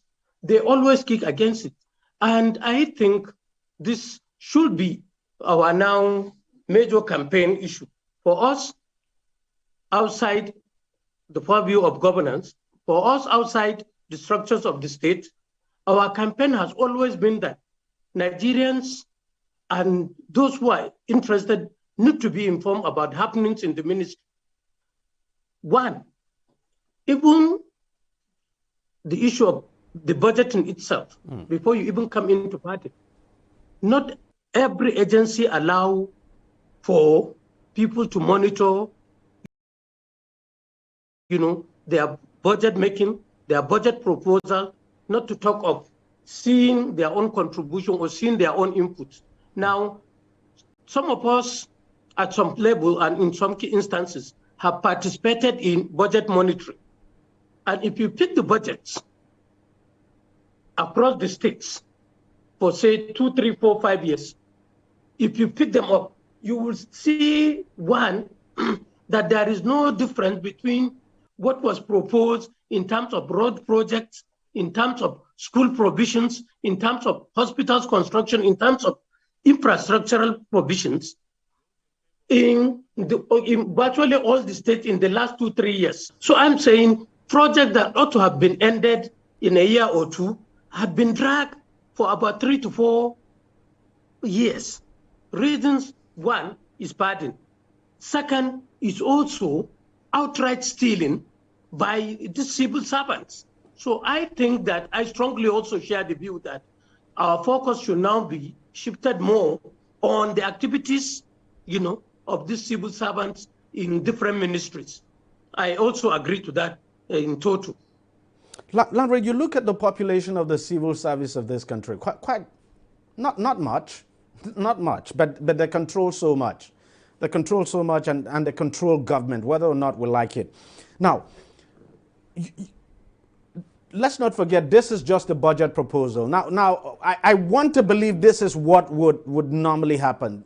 This is just a budget proposal, and usually after every budget proposal, when it comes to release of funds now, not all of the money will be released. But then, because these civil servants are in charge, when monies are released, one of the first things they tend to do would be to sort out those areas that they had actually padded first before they begin to talk about. Is that actually what happens? Exactly. I mean, unfortunately, if you listen to the response of the Humanitarian Affairs Minister, she made it clear that even the budget for 2022 of about 20 billion that was there for the ministry, has not even been released by the Ministry of Finance, much less where now over 200 billion has been surreptitiously inserted in their budget without their knowledge.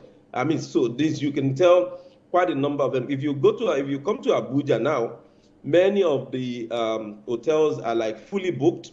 Activities are almost like on daily basis with different ministries and departments and agencies of government, because this is the last minute when quite a number of those activities are hurriedly implemented, when there will be little oversight monitoring, and because it's almost coming to the end of the year, and they use the excuse of, oh no, we need to just expend some of those budgetary provisions before the next fiscal year. Also, for that reason, December is usually, I mean, it's known in Abuja generally, is usually the period for the civil servants, ministries, departments, and agencies to spend most of the money, and that is where quite a whole lot of, the diversion, the corruption, and mismanagement do happen.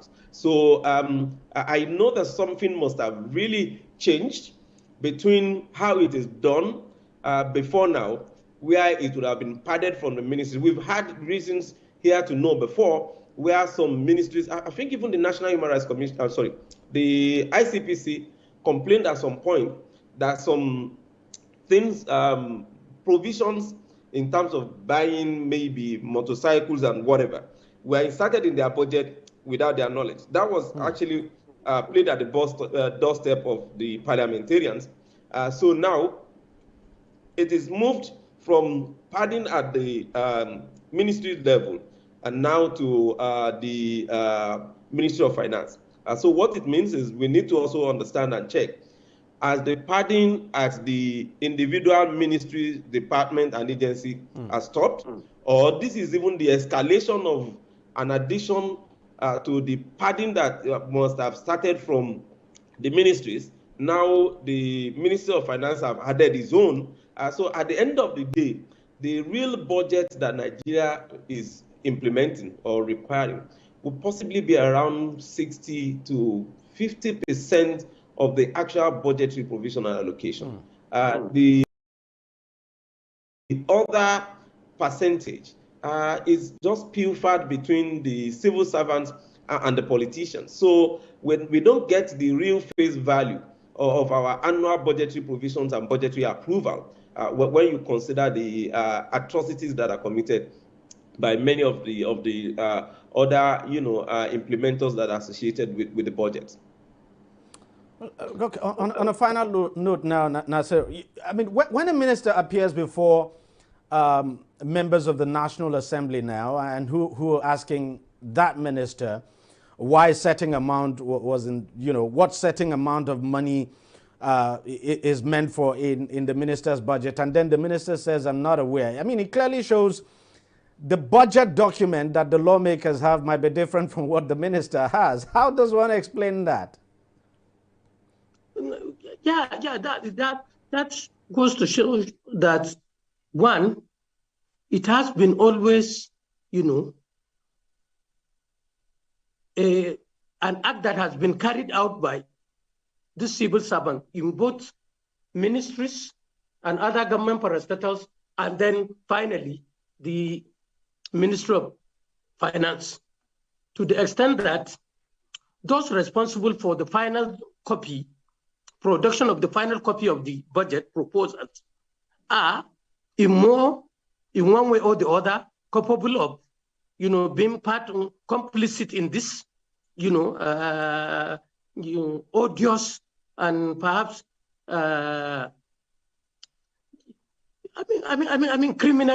criminal act. And also, we need to check further with those responsible at the different ministries and parastatals, those civil servants that are also saddled with the responsibility of, one, drawing up and submitting this budget, and their counterparts, in the Federal Ministry of Finance. And it is not just enough for the minister to say, okay, I don't know. The minister ought on her own, collect after need to have gone peruse through what was presented to the National Assembly, it is through that process that the minister will be able to understand whether items were inserted or items were, removed from the proposal that are the copy she has. Now, having done so, one other thing that I think that I will, advise that we take very seriously is the input of civil society organizations at these levels, particularly beyond the observer status. They are given, in the National Assembly.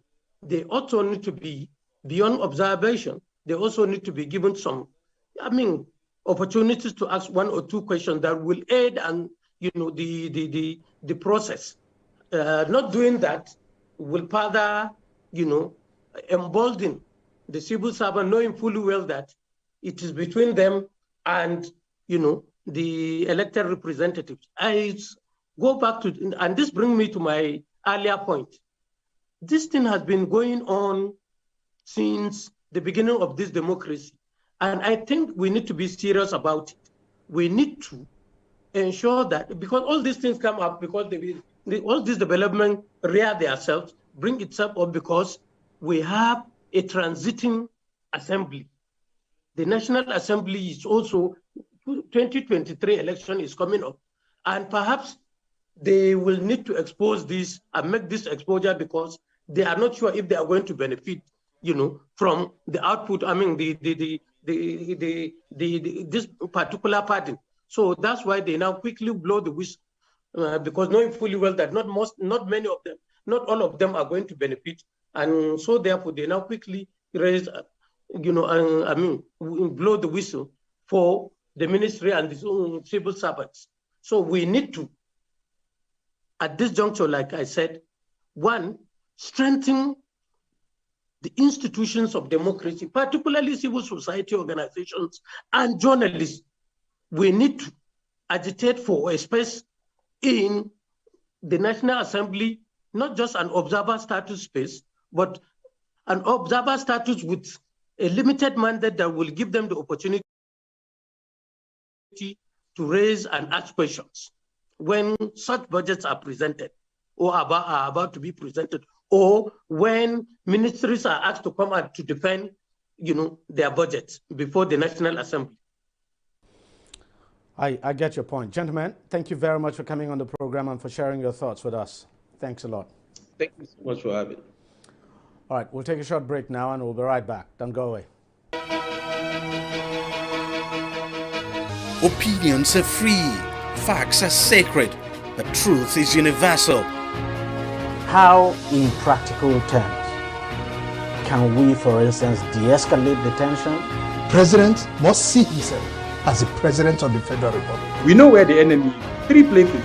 The Lake Chad Basin, the border area between Nigeria and Cameroon, and then the Sambisa Forest. On TV360, we give you a complete dose of everything. Opinion, facts, and undiluted truth. I hardly believe what politicians say in this part of the world. A new Nigeria is possible, a future is possible. We delve into the issues, dissect it so that you can understand it, use it to take action. I don't think there's any need for any governor to look for grant for ranching. TV360, dissecting the issues. Welcome back. Now, Nigeria last week launched new banknotes replacing the 200 naira, 500 naira and 1,000 naira notes in an effort to fight counterfeiting, the financing of terrorism, and others. Now, during the launch, President Buhari underscored the importance of redesigning the new naira notes. He explained that it will aid the country to address the issue of illicit financial flow, fight corruption, improve the nation's economy, as well as ensure the advancement in the value of the naira. On his part, the governor of the Central Bank of Nigeria, Godwin Emefiele, debunked insinuations that the early unveiling of the new note is meant to target some Nigerians. According to him, the CBN will intensify the monitoring process and interrogate the process of withdrawals. Emefiele maintained that there will be heavy restrictions on the volume of cash that people can withdraw over the counter as it works with the Economic and Financial Crimes Commission to monitor the purpose of any heavy transactions. Let's take a listen more now to what he said. What we've had in the past is the insistence that, oh, this is a cash economy. There is no economy that is imbued with the thinking that it has to be cash economy. The world has moved away from cash, predominantly cash, to cashless economy. And I think Nigeria and the Central Bank of Nigeria is prepared at this time to move towards a cashless economy. And that is the reason why, following the redesign and issuance of this note, we would go forward to insisting that cashless will be nationwide. We will restrict the volume of cash that people will withdraw over the counter. If you need to draw large volumes of cash, you will fill uncountable forms. We will take your data, whether it's your BVN, your NIN, so that security agencies like EFCC or enforcement agencies like EFCC and ICPC can follow you and be sure that you are taking that money for good purpose. We have to work as a country. Nigeria is the biggest country, both in population and economy in Africa. And we have to ensure that we do things the right way that also positions us as a leader in Africa and one of the leading countries in the world. We must do things right, and I think it will start from. Well, joining me now to discuss this further is microeconomic expert, Professor Ken Ife. He joins us from Abuja. Prof, thank you very much for joining us on the program. Let me start by asking how important this redesigning is for the country.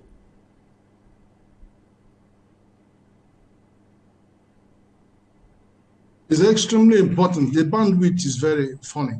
It's extremely important because for so many reasons, it's been long overdue.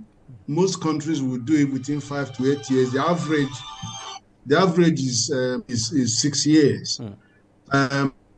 With technology, over 20 years, we haven't done it. The technology has caught up with us.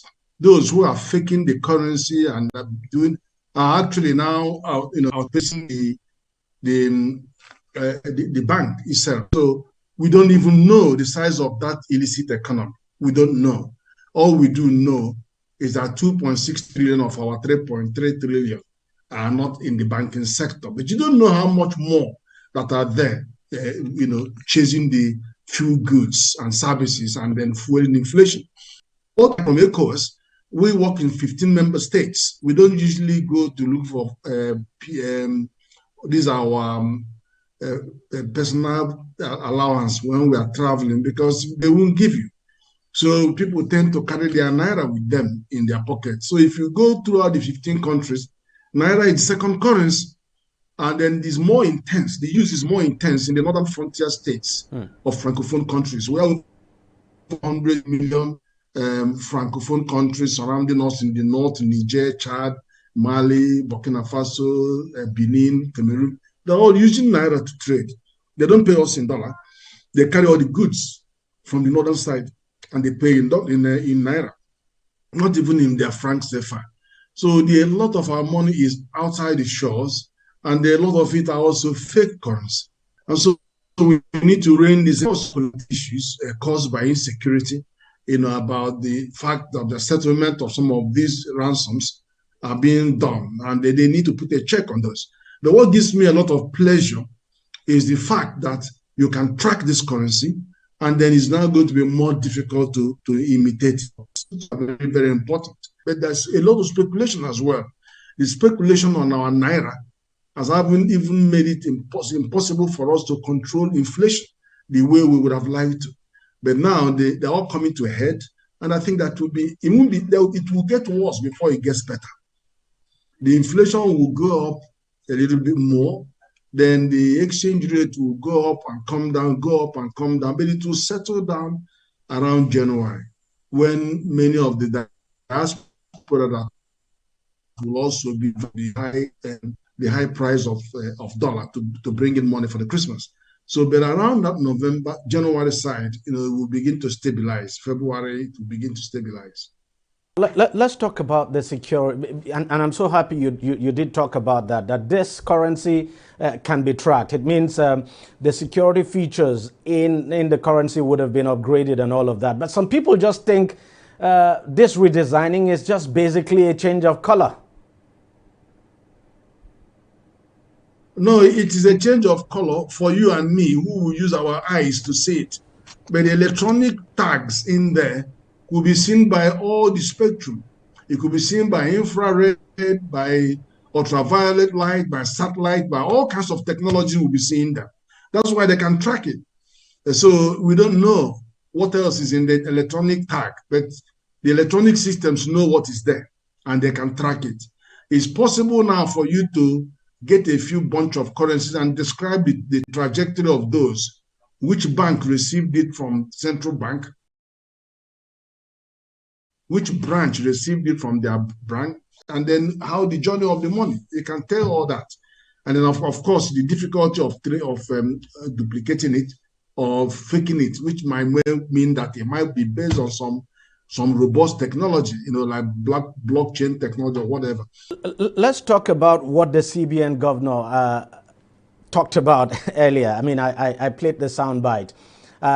He talked about the emphasis now on cashless, that people would not be able to withdraw so much cash over the counter, and that they'll be made to fill so many forms, basically discourage people from withdrawing cash, but go cashless. What do you make of that? Do you think that could be a turn-off for some people, especially for the unbanked in this country? I don't think the unbanked need a lesson on what to do with their money, because they're already using 2 million people are out there, every hook and cranny, with their POS, and they have electronic transfers going on, and they don't have to have Apple phone, or they don't have to have the Android. They're using their Nokia to Nokia and using the USSD infrastructure, payment infrastructure. They're using those. These people are they're better. We saw it during the 2020 COVID-19. The banking sector, despite the shutdown, we're all in our houses transacting, and the growth was 15% for the banking and financial sector throughout the whole of 2020 and most of 2021. They were recording 15% growth rate. In the last GDP figure, they got 18.3% growth rate, the banking and financial sector. So the people they're using, okay, if you look at transaction, Nigeria is number 6 in the world in the number of electronic transactions.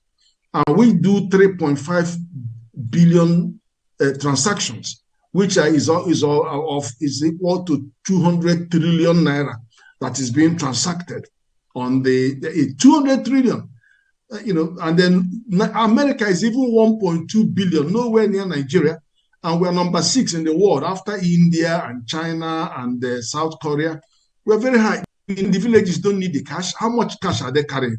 200,000, 100. How much is it that they cannot give the POS to save for them? Go to the market. Every POS you see, there's a small notebook besides them, recording how much has been to them. Things have moved on. POS banking, internet banking, they've moved on. So we have to move on as well with carrying this cash around. So tell us, Prof, some people have been complaining about the deadline, the timeline given by the CBN. The CBN has said, look, by January 31st, the old notes will no longer be accepted. But some people are saying that's a short time for people to be able to turn in their old notes, especially for those in the rural areas. What do you make of that? I think they're just crying wolf, to be honest, because tell me how much in your village, in your own remotest village, how much money do you think people are holding there? Would you think that an average person will hold 200,000 naira in the village there? Do you think, is there any way you have almost 2 million people all over? There's no corner. There's no corner of this country you do not have somebody sitting under the umbrella with POS, collecting money from you and giving you money. And then if you go to any market, you see them with their umbrella and the small notebook where people are actually keeping account. The retailers, the market people will go and give them the money for the day, they record it, And as they are recording it, somebody else is standing to collect cash. So these people is just crying wolf. You don't need more than 14 days for people to turn in whatever they have. It is those who are carrying billions of naira that are worrying about how to get them back into the banking system and paying 20% or 10% for people who are going to lodge these monies into their accounts, different accounts. It's not the real trader that we're talking about, or the people that, how would you take in this day and age, with the level of insecurity, you're telling me people will carry 500,000 in a village and put it in and sleep under their pillow? I don't know that is happening, because with their Nokia to Nokia, which is the most rudimentary, they are still transacting. You have agency banking. Even First Bank alone has more than 160,000 agents all over the place dealing with this. So I don't know where people are getting all that from. The time is enough. We should just close that chapter right now and then get on with it. All right, Prof. We just have to thank you very much for talking to us, and we thank you so very much for your time. Thank you. All right. We'll take a short break and we'll be right back. Stay with us. Opinions are free, facts are sacred, but truth is universal. How, in practical terms, can we, for instance, de-escalate the tension? President must see himself as the President of the Federal Republic. We know where the enemy is. 3 places. The Lake Chad Basin, the border area between Nigeria and Cameroon, and then the Sambisa Forest. On TV360, we give you a complete dose of everything. Opinion, facts, and undiluted truth. I hardly believe what politicians say in this part of the world. A new Nigeria is possible, a future is possible. We delve into the issues, dissect it so that you can understand it, use it to take action. I don't think there's any need for any governor to look for grant for ranching. TV360, dissecting the issues. Welcome back. Let's turn to oil and gas now. Nigeria State Oil Company, that's NNPC Limited, last week officially started drilling for oil and gas at a field in the northern part of the country that has reserves of 1 billion barrels as the country seeks to produce crude outside the Niger Delta region for the first time. According to NNPC Limited, the phase 1 of the Kolmani project would have an oil refinery, gas processing unit, 300 megawatt power plant, and a fertilizer plant producing 2,500 tons a day. NNPC Limited first announced in 2019 the discovery of crude oil, gas, and condensate in commercial quantity in the Kolmani area between Bauchi and Gombe states in northeastern Nigeria, a region that is, of course, facing, insurgency and, of course, terrorism. In the flag-off ceremony last week, President Buhari urged NNPC and its partners to work with local communities and draw lessons from the restive Niger Delta region, where militants have in the past blown up pipelines, accusing oil companies of neglecting locals. Although no major oil firm is involved in the project, local firms Sterling Global Oil and New Nigeria Development Commission, a conglomerate owned by 19 northern states, will be in charge of the project. Now, what does this mean for Nigeria's oil and gas industry? Oil and gas expert engineer Alex Nei joins us on the program from Warri. Thank you very much, sir, for joining us on the program. How significant is this development, drilling for oil and gas in the north of the country? Something most of us never knew was going to happen. Well, thank you for giving me the opportunity to discuss this issue. They are also seeking for foreign investors. There are some basic ingredients you need to start making this type of pronouncement. I've seen a sample of the oil via WhatsApp. It looks good, but we don't know what the API gravity is. But at the same time, it looks good. I've also been told they've drilled 2 wells, which means they finished exploration. What they want to drill now is development wells. To come up with a figure of 1 billion barrels, 2 exploratory wells or 2 development wells, whatever the case might be, will be too small to use to determine and say we have 1 billion barrels. Again, it depends on the relative location of the 2 wells. If they have the structure right, And the two wells are positioned in such a distance they can use to confirm it's 1 billion barrels reserve they have.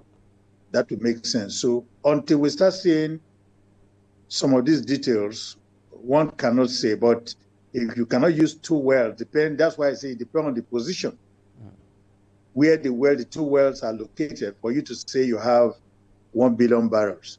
But I would say it's a welcome development. At least it will ease the pressure. But for any investor, international investor who want to come to the area and invest, first and foremost, they will have to go through all these processes and be sure. Nobody wants to invest in a situation where there's insecurity and the numbers are not right. So the Nigerian government should be ready to disclose to the foreign investors details to convince them that they really have 1 billion barrels. So that is the starting point.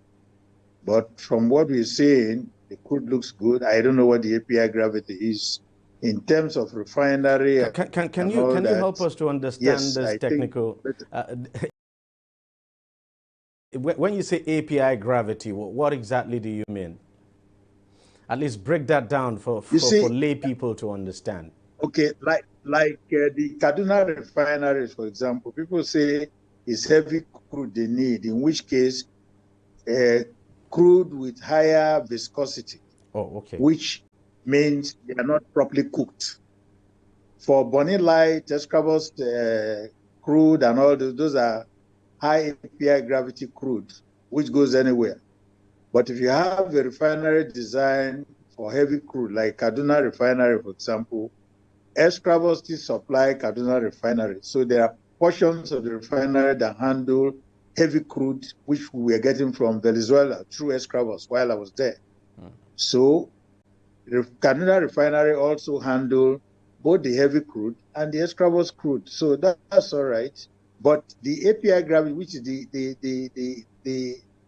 the value of that crude, will determine what type of refinery you build. That's why I say we need to know the API gravity, which is like the density of that crude, to know exactly whether it is in the class of Bonny Light or in class of Venezuela crude, which we are importing for heavy lubes and all that. So these are still details that we yet to see on the internet or WhatsApp. But these are some critical things the foreign investors will need. First, they want to get how does the structure look like? Where are the two wells drilled? Based on that two wells, based on their position and where the structure is, somebody can agree, well, you have 1 billion.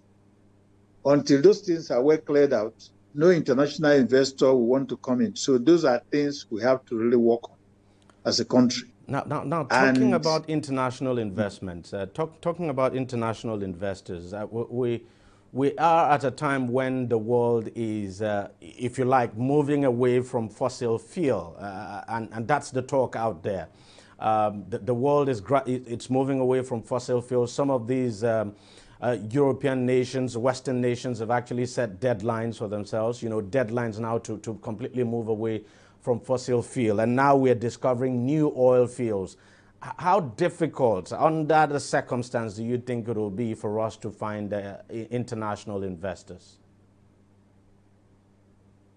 Well, everybody is watching the international game going on.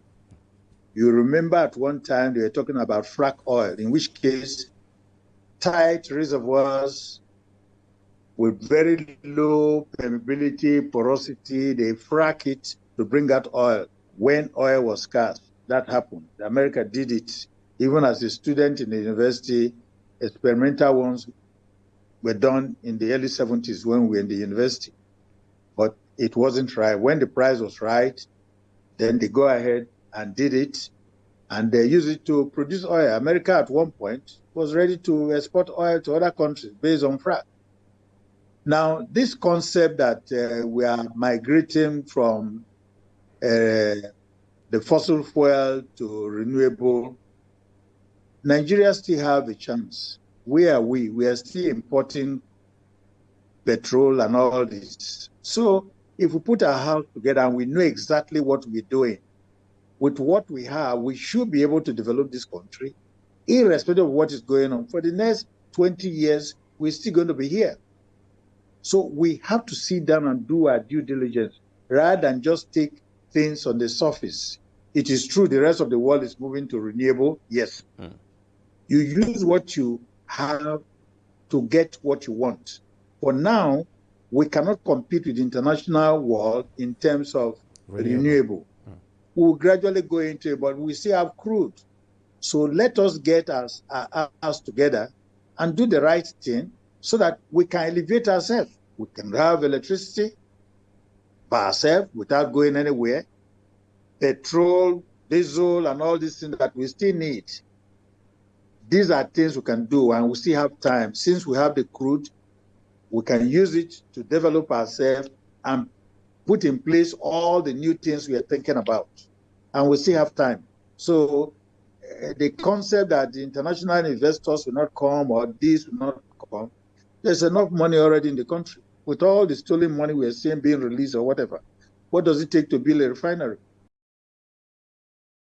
If we are very prudent, what will it take to build a refinery? If I see the figures that I'm seeing around of recovered money and whatever, if we are really serious, those money should be invested in such a way that the turnover on this money, stolen money that we are recovering, could turn this country around, irrespective of foreign investors. But I tell you, if the foreign investors are really sure you have 1 billion and the price is right, they will still go for it. Now, in most they places, will still go for it. So now, in most places where oil has been discovered, including Nigeria, of course, is that you know it's both a blessing and a curse, especially in terms of environmental degradation and you know, some of the problems that come with this prospecting for oil or drilling for oil and all of that. With what we have seen in the Niger Delta, talk about the environmental pollution, degradation, and the kind of terrible things that have been done to the environment there. What lessons do you think we need to learn so that this is not replicated in this area that oil has been discovered? I mean, oil drilling has started. Let me tell you, I worked in the US and several other places, even in Nigeria here. We have the capability of producing the oil without causing all the pollutions we are seeing. It's a conscious decision. When you have a DPRO that comes around, there's oil spill. Once the price is right, how many barrels? They say it's 20 gallons. In reality, it could run into thousands of barrels. So the insincerity in the Nigerian system makes all these things to happen. You can drill and produce the oil with minimum pollution. Let us be sincere. We are trained for this business. You can drill and produce with minimum pollution. And now that we found oil there, if this government want to be honest, they should get people who are knowledgeable to guide them. There are several people around who have knowledge that are hanging. If Nigeria wants to do things right, we have people to do it. So this idea of, say, pollution, what is going on in the Niger Delta and all that, these are man-made things. When oil leaks out of a pipe, based on intelligence and based on pressure and all that, somebody will know. If it is only one barrel that is lost to cause pollution, somebody will know. But the insincerity, that's why you see all the pollution around. You have a flow station that the pipe bursts near it. It may be for several hours. We know what that flow station is producing per day. So if you have a ruptured pipe within X period of hours, somebody can quickly go back and calculate and come up with an approximate value. Because once that happens, depending on where it's happening, the rate at which we gush out, we can estimate. So once you know, you tackle it. These are not things that we are not capable of doing. It's just the insincerity. That's why we have all this pollution. Take Ogoni, for example, and take the Niger Delta, other Niger Delta area, for example. These are things that could be handled properly. We've gone far in this industry that we can drill and produce oil without polluting if we really want to be sincere with ourselves. But unfortunately, the industry is being captured by people who don't really understand the principle. Some of them understand the principle, but they connive and they are compromised standards. All these areas you are seeing polluted and all that, somebody is aware, they just ignore. So it's possible. The government is ready for it. We still have the capability to. We're still giving. They are long gone. We are not in the days of John D. Rockefeller and all those anymore. Long.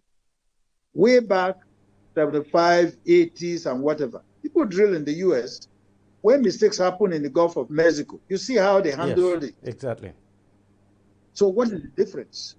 So I don't think it should be an issue.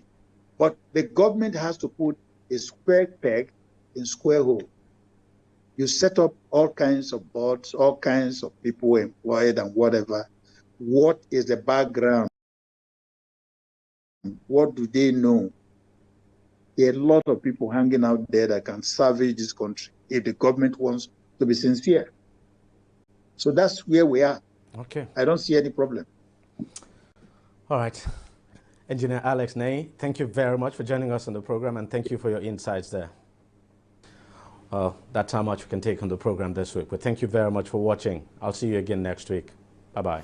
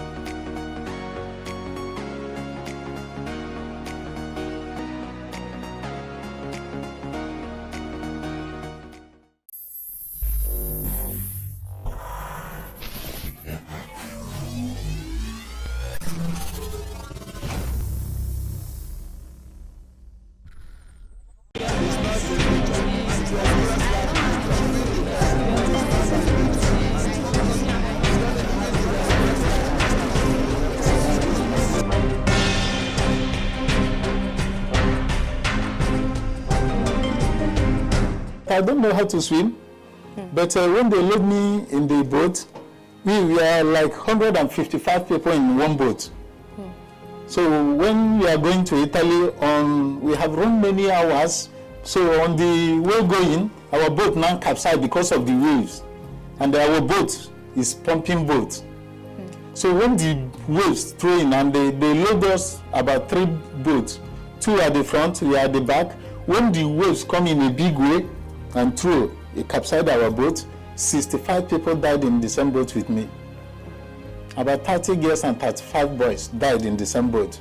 So when they are dying, they are sinking down. Some was catching my leg, some drawing my clothes on my bag, shouting, "Biggie, Biggie, Biggie, Biggie."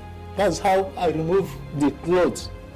I stay hanging, holding the rope that I'm holding on top of the boat. That's how.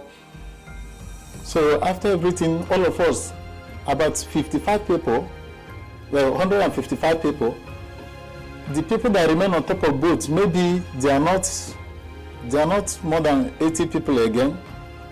Everybody was crying that we are dying, no rescue. From 4 o'clock in the morning, our boat capsized. We are on top of the water till the next 4 o'clock in the evening.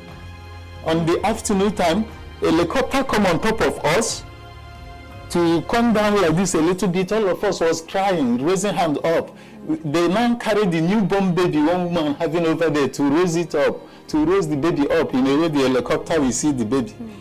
So we are shouting for rescue, rescue.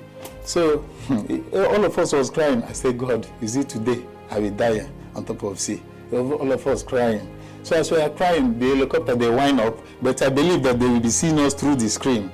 After everything, when the helicopter left, it's like they caught the police people in the area. The police people now coming with a small boat to come and rescue us. When they rescue us, they will carry us to the prison to go and lock us. And when they lock us there, the Nigerians that are in that very highland will come and bail us with like 500 dinar. 500 dinar. When they bail us like 500 dinar, like they were using in form of 50,000 Nigeria. They use it to bail us out. They will go and lock us somewhere. Our family in Nigeria, we can be calling our family in Nigeria to pay 150,000 in their account. Then we get like 100,000. They use me to do business. In my life, even if they told me that Libya is like America again, I cannot try that country anymore in my life because I suffered a lot, honestly.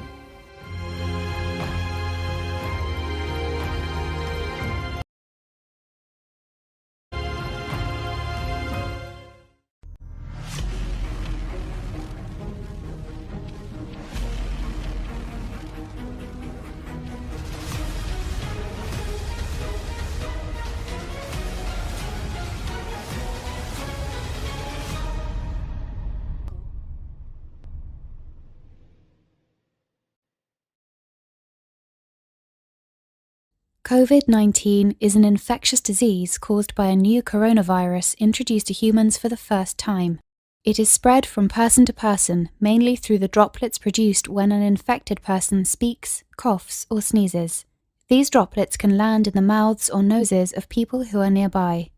These droplets are too heavy to travel far in the air. They only travel approximately 1 meter and quickly settle on surfaces.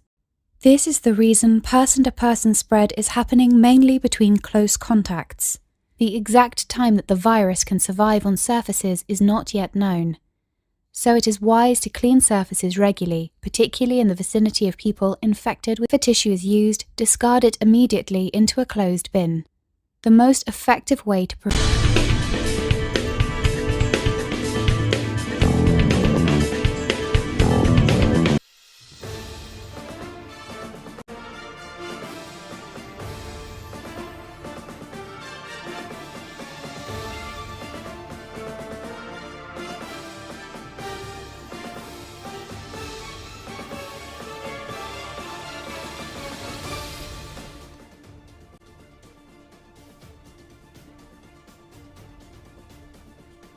On the news, ISWAP top commander killed in airstrike in the Chad region.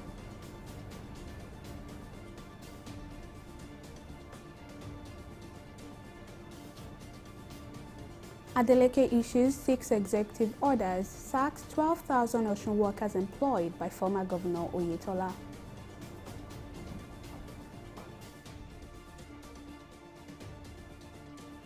And Ipman blames fuel scarcity on distribution crisis, says 80% of NNPC depots vandalized.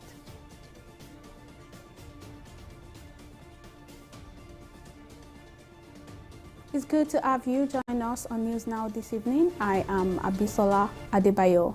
A top commander of the Islamic State of the West African province, ISWAP Mohammed Malik, has been killed by troops of the Air Task Force in the Lake Chad region. According to a publication focused on the Lake Chad region, Malik died on November 29th from the fatal injuries sustained during the attack. Malik is said to have been a member of the Shura Council in Mate before he went for a course in computer engineering and improvised specialized explosive device making sponsored by ISIS in Somalia. Nigerian troops were said to have launched a coordinated intelligence-led aerial and ground operation and targeted the jihadist group's location in the Sabon-Tubum area of Lake Chad on November 24th. This attack was also said to have led to the killing of scores of terrorists. Barely 24 hours after taking office, Governor Ademola Adeleke has issued 6 executive orders, including one sacking all the workers employed by his predecessor, Gboyega Oyetola, after the latter lost his re-election. Details of the 6 executive orders are contained in a statement by Adeleke's spokesperson, Olawale Rashid.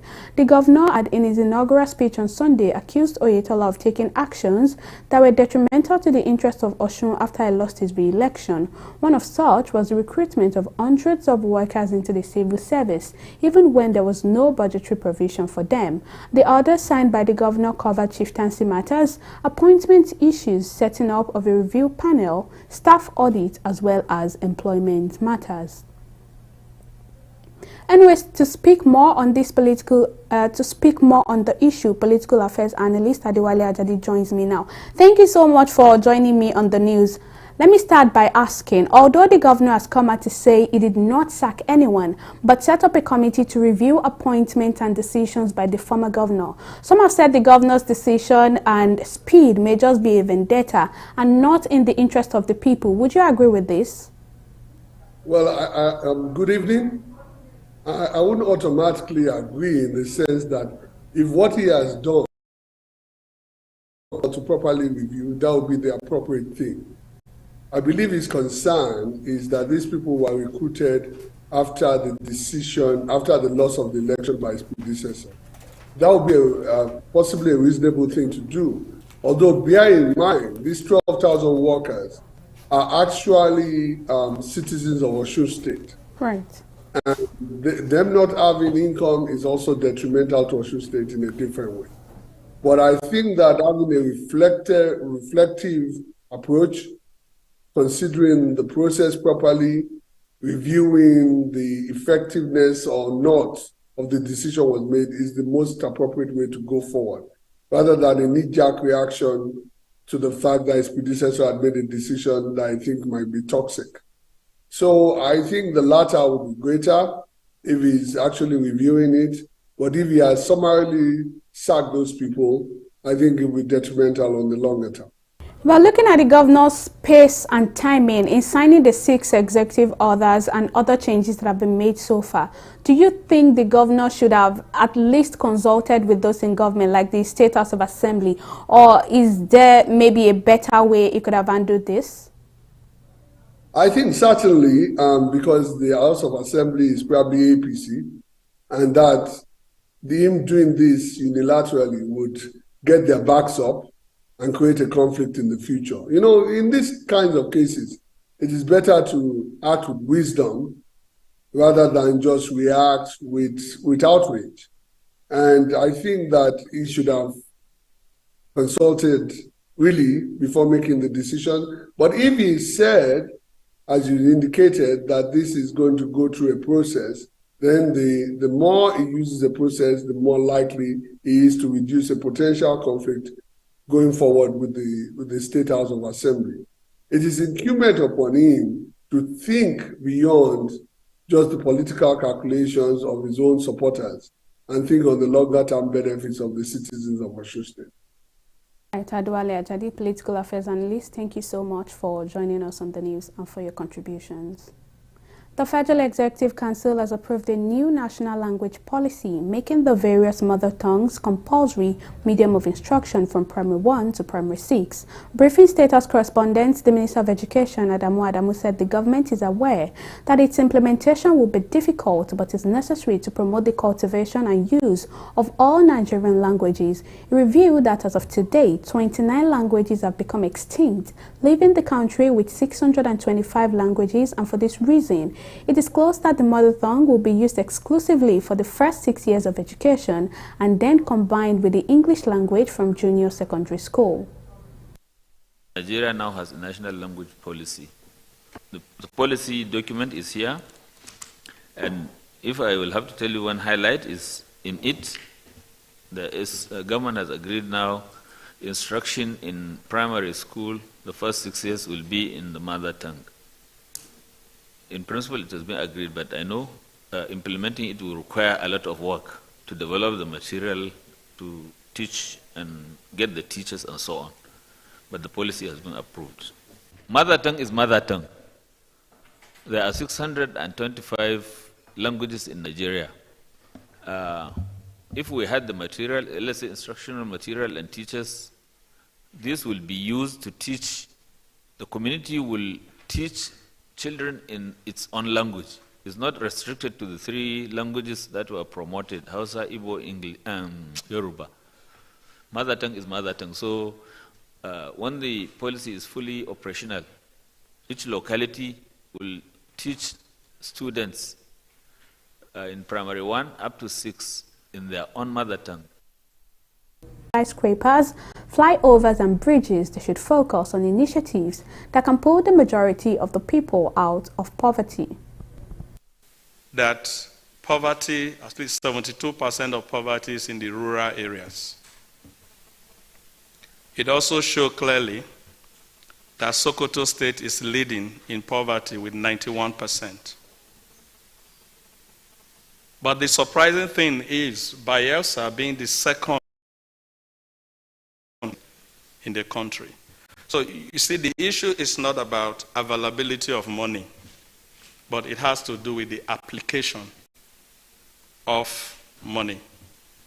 I think on the federal government side, we are doing our best, but we need to push that rather than governors continue to compete to take loans to build airports that are not necessary, where they have other airports so close to them, or governors now competing to build flyovers all over the place, and we applaud them. They should concentrate on building rural roads so that the farmer can at least get their product to the market. And I'm sure Wike told you guys about monies that we released, over 500 billion to the oil-producing states. And I've seen some disclaimers from the states saying the small money they are getting on a monthly basis. And some are giving some half-truths of what they have received. We need to hold them accountable so that together we all can grow our economy. The Center of Elections in Lagos State. The guest speaker at the event, Chairman of GACO, Debo Adeniran, called on all security agencies to show professionalism and create a safe and conducive election environment for Nigerians to vote. They are very important to the integrity of our election. That is why we brought them together and we said that, look, if every one of them perform their jobs optimally, conscientiously, then it will be difficult for anybody to manipulate the process. It will be difficult for anybody to disrupt the process of voting, the counting, and also the announcement of the results. Then we are going to have something better than what we had in 1993, where election was said to be free, peaceful, credible. Well, some of us believe that it's not so fair, but then it happened. Because if it was fair, it wasn't fair that it was annulled. We are quite prepared. If you have been listening to the speech of the IGP and the Commissioner of Police, Lagos State Command to be precise, you can see the level of preparedness for the election. And I can assure you that the Nigerian police force are very ready, prepared to enforce all possible law to make sure there is free and fair election. Right now we are having an election. Election is coming up by next year. So I think there are up and doing that in terms of information that we need to do more and at least to do our best and to make sure that the Lagos is safer in terms of information gathering, at least to give information to relevant agencies in Lagos State to move forward. Nearly 60,000 street children and vulnerable young people are benefiting from the federal government implementation of the At-Risk Children Program (ARC-P) in Sokoto State, northwest Nigeria. The At-Risk Children Program is an initiative of the federal government designed to comprehensively address the cross-cutting concerns of children and young adults at risk, thereby providing them with a life of dignity. Speaking in Sokoto while addressing the youth facilitators, Special Advisor to the President on Social Investment, Mariam Wise, who is also the national leader of ACP, said the intervention in Sokoto is crucial in view of the rising numbers of out-of-school children and young people who are exposed to various forms of vulnerability in the state, stressing that all hands must be on deck to effectively address the challenge.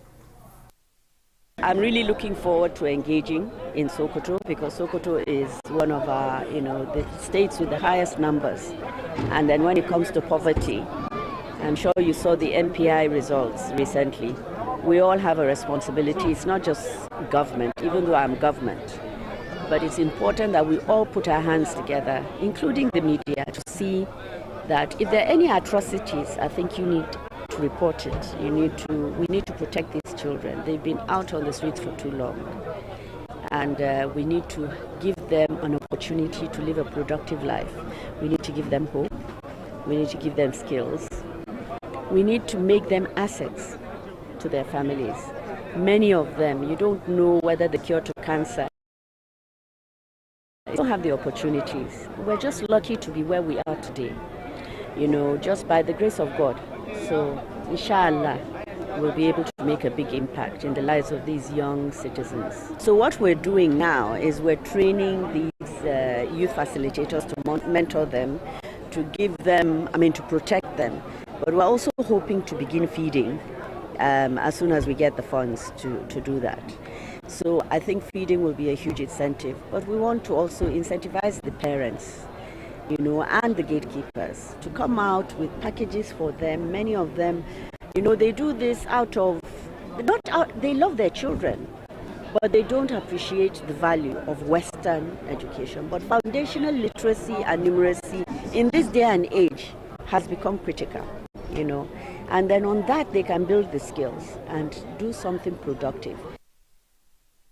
Human and labor rights violations in Nigeria have continually raised fears as the country has recorded various forms of fundamental rights violation over the years. Speaking on Wednesday at the interactive session organized by the Socio-Economic Rights and Accountability Project (SERAP), the Deputy Director of SERAP, Oluwadari Kolawole, explained that the ability to exercise human and labor rights in the workplace is prerequisite for the development of a nation.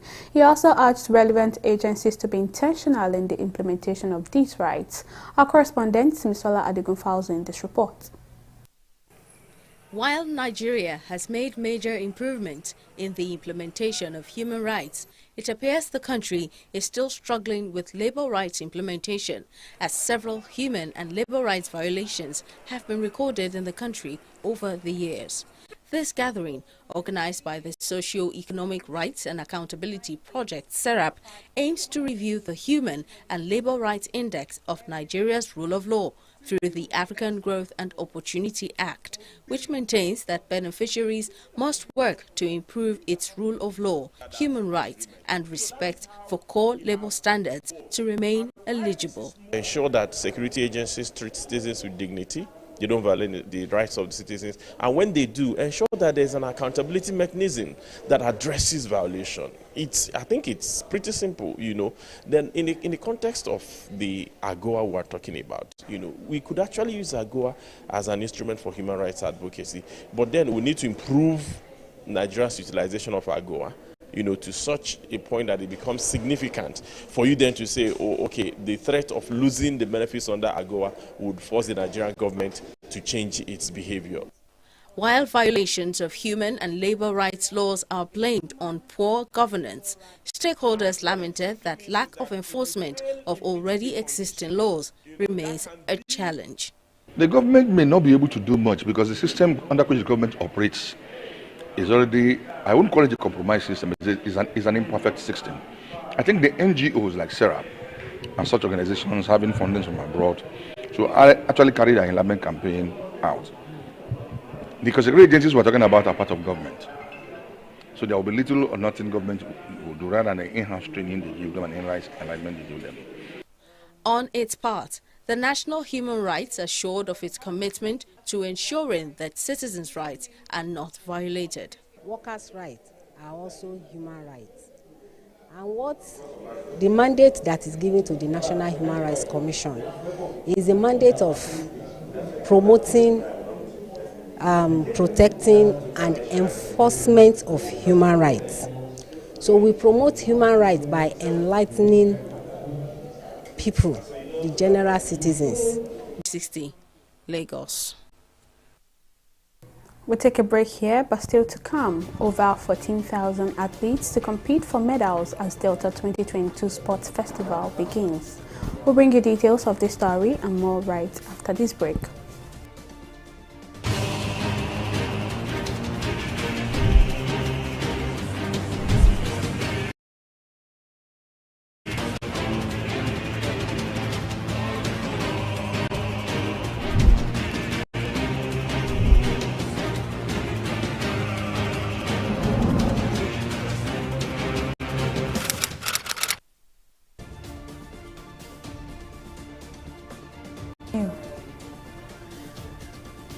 Welcome back. Here is a recap of some of our top stories tonight.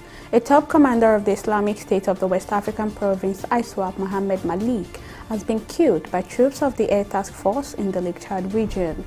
According to a publication focused on the Lake Chad region, Malik died on November 29th from the fatal injuries sustained during the attack. Nigerian troops were said to have launched a coordinated intelligence-led aerial and ground operation and targeted the jihadist group's location in the Sabon-Tubum area of Lake Chad on November 24th. We also told you that barely 24 hours after taking office, Governor Ademola Adeleke has issued 6 executive orders, including one sacking all the workers employed by his predecessor, Boyega Oyetola, after the latter lost his re-election. Details of the 6 executive orders are contained in a statement by Adeleke's spokesperson, Olawale Rashid. The orders signed by the governor covered chieftaincy matters, appointment issues, setting up a review panel, staff audits, as well as employment matters. Well, in case you missed any of our news bulletins or for more updates, do log on to our website on www.tv360nigeria.com. You can also follow us on our social media platforms on Twitter, Instagram and YouTube at TV360 Nigeria, on Facebook or at TV360 Online.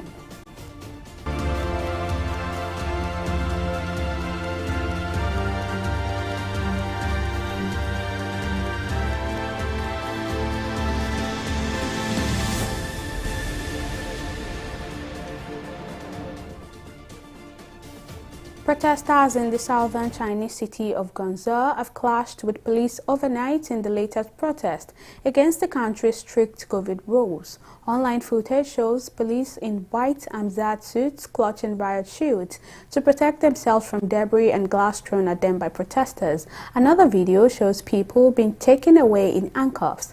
The latest unrest follows a wave of protest in China over the weekend, triggered by a fire in a high-rise block in the western Xianjin region that killed 10 people on Thursday. Many Chinese believe long-running COVID restrictions in the city contributed to the deaths, which the authorities have denied. China is considering rolling out a 4th round of COVID-19 vaccines as pressure on the government mounts to move away from the stringent virus restrictions that have made the country a global outlier. Officials are making plans for the rollout, although a final decision on timing and vaccine candidates still has to be made. The move is aimed at raising protection levels in its population, the vast majority of whom have never contracted the virus. Elderly people who have some of the lowest vaccination rates in China will be prioritized for the 4th shots. We'll take another break now and return with more stories in business.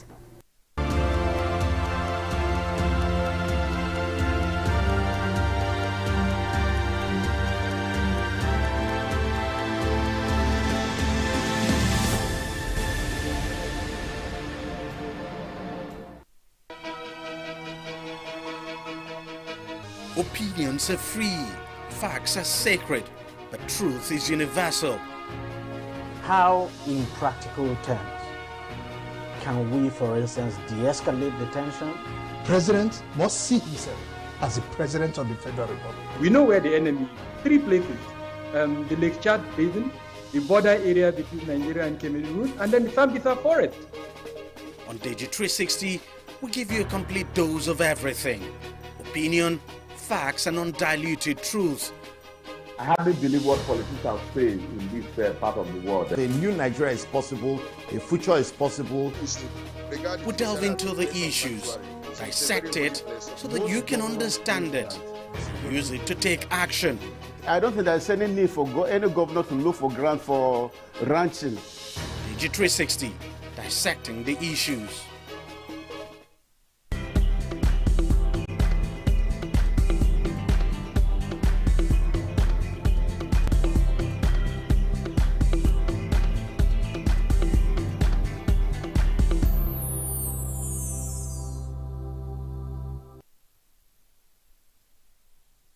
Welcome back. Simisola Adegon is standing by to give us the latest in the world of business. Over to you, Simi. Thank you, Abisola. Good evening. Welcome to Business News. Station of Nigeria, Ipman, says the distribution crisis caused by vandalism of depots belonging to the Nigerian National Petroleum Corporation Limited should be blamed for petrol scarcity in parts of the country. Speaking on Tuesday, Ipman President Chinedu Okoronkwo explained that since 80% of NNPC depots have been vandalized, the product is now being kept in the depots of private individuals who bear the cost of transporting the product from the ports to their depots. In the last few days, many Nigerians have been grappling with petrol scarcity as queues have surfaced in filling stations across the country. Some stations sell petrol above 230 naira per litre, while the black market price is as high as 300 naira per litre. We'll go on a short break here and be back with stock market report. Stay with us.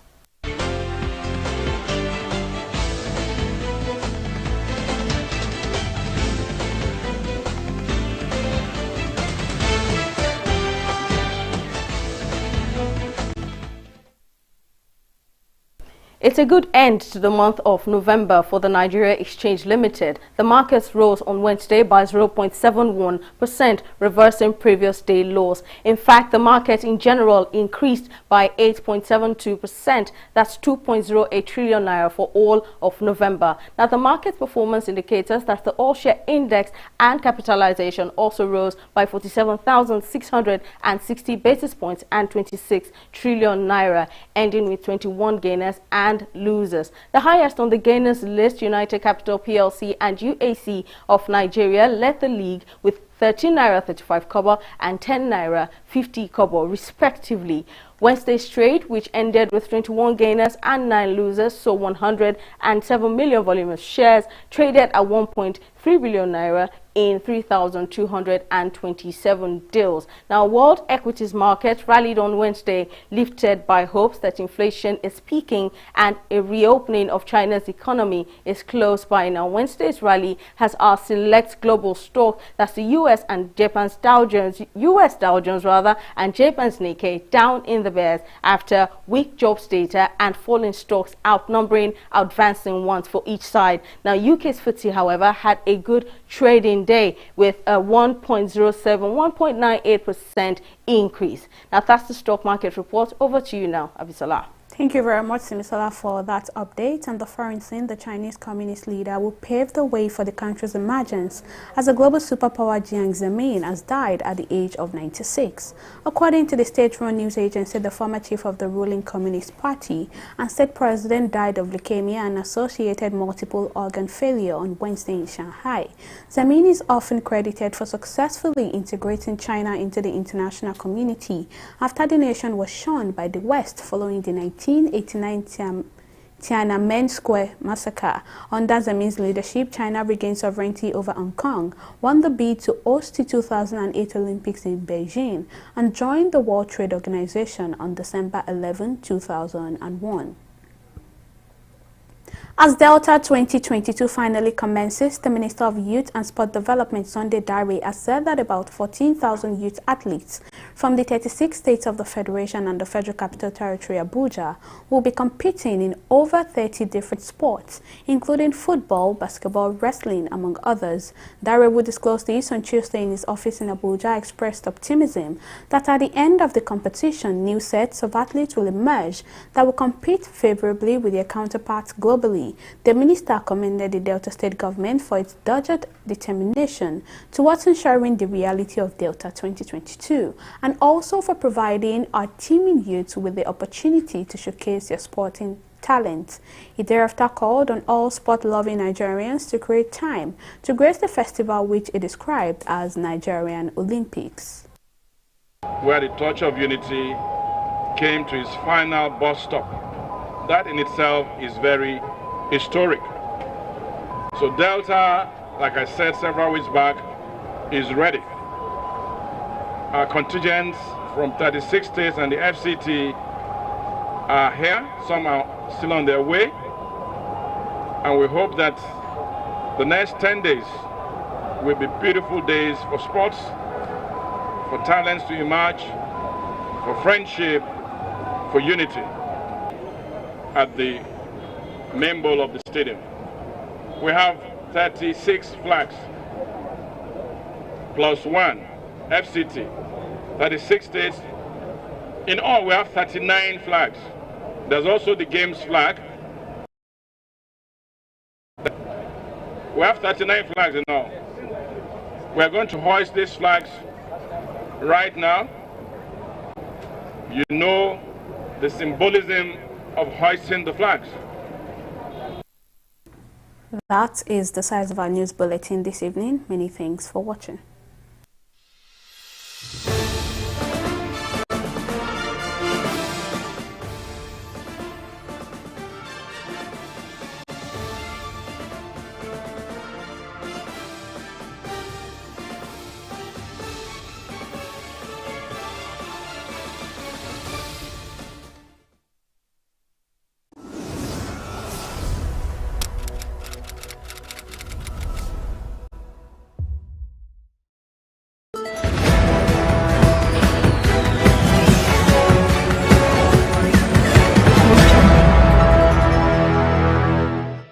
Ema na ta mi ro gwe ore pe gwewu ema na ta mi ro gwe pe wa wo lele bile ko yen re you know go mi yan na dran de dewuga lo wo lo iku do re we no mi do ohun lo do wa do lo ohun lo wa. We want to beg the government so to talk to Femi Adelaja. When he's coming here, we bring the white boat that the last one boat will come with it with many soldiers. Nobody can near the boat.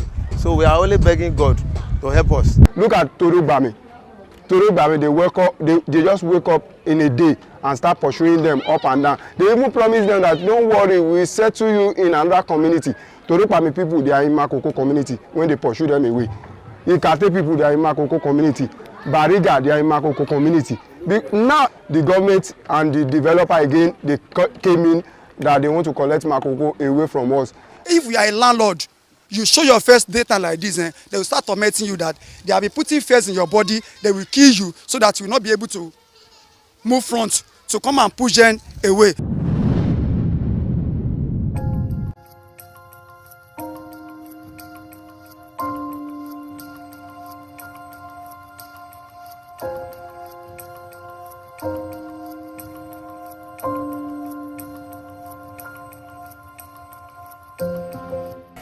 Makoko community is an urban slum which the Lagos State government considers a dent to its megacity ambition. The government wants to relocate and resettle the people of the community so it can redevelop the place. But the terms of relocation, resettlement and compensation are not clear. For years, the Makoko, Shoguro and Okeagbon communities have made this place their home. But recent efforts to develop the waterfront threaten their very existence.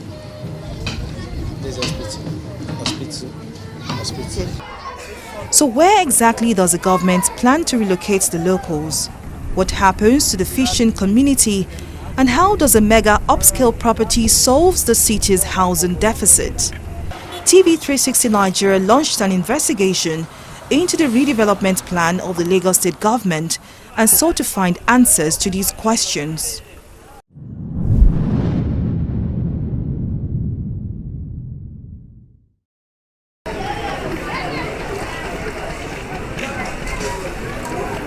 Every morning, 55-year-old Godonu Ojo paddles his canoe to the Lagos Lagoon, just meters away from his ancestral home in Makoko to fish. Of Ojo and other local fishermen here, but also their homes.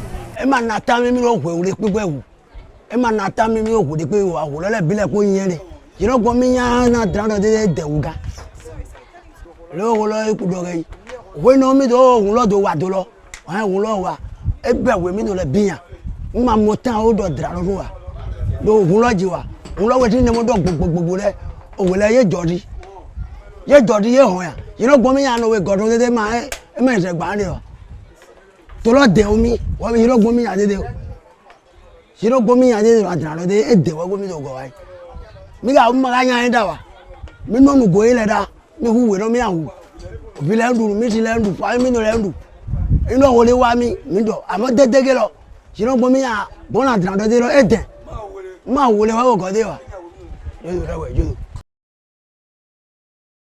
I'm a fisherman too. I used to go to fishing, but when that dredging come, there's a time that they put it on the water. That time the water float with it. When somebody pass, that boat with it, there's something that's used to bring sand will disturb the person. Even though the big wave is coming, the boat can capsize. So we try to manage until they put it on the ground of water. But that thing drive the whole fish to the sea. So that thing now can drive the whole fish to the sea and drive them moving around. They will not come nearby.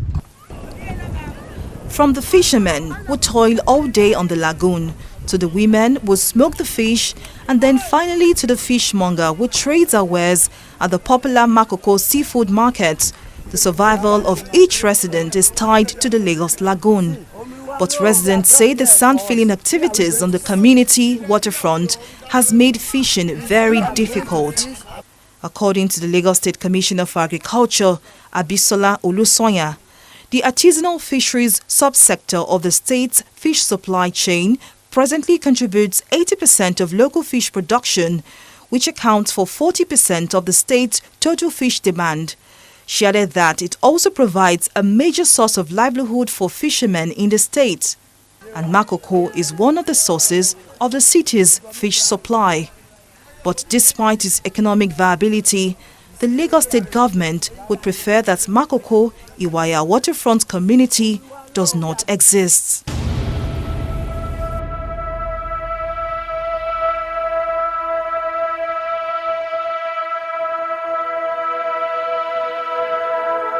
Rather than cars and motorcycles, canoes bump into each other here in Makoko, an informal waterfront settlement in Lagos, Nigeria. It is often called the Venice of Africa, but its floating slum status where thousands live in wooden houses nestled on stilts in deep murky waters tell a different story. The multicultural nature of this riverine community reflects in the language, majorly Egun, Yoruba and French.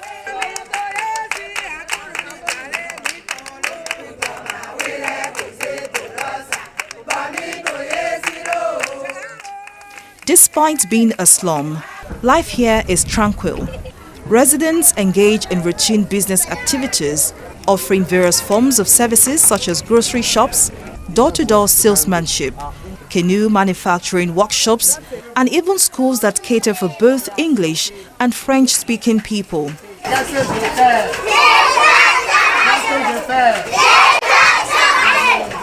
are you doing?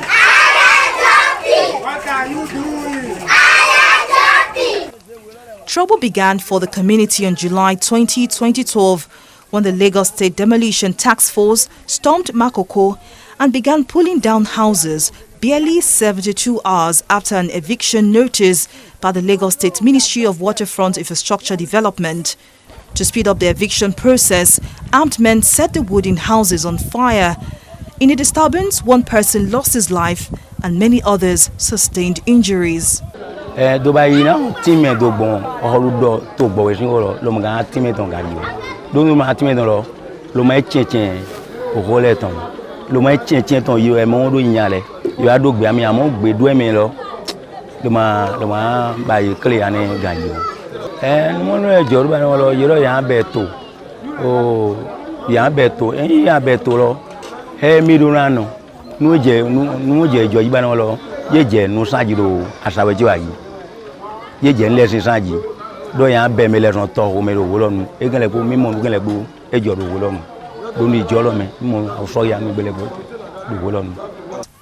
Again in 2020, the Lagos State government announced the reclamation of 54.58 hectares of Makoko for redevelopment by developer FBT Coral Estate Limited.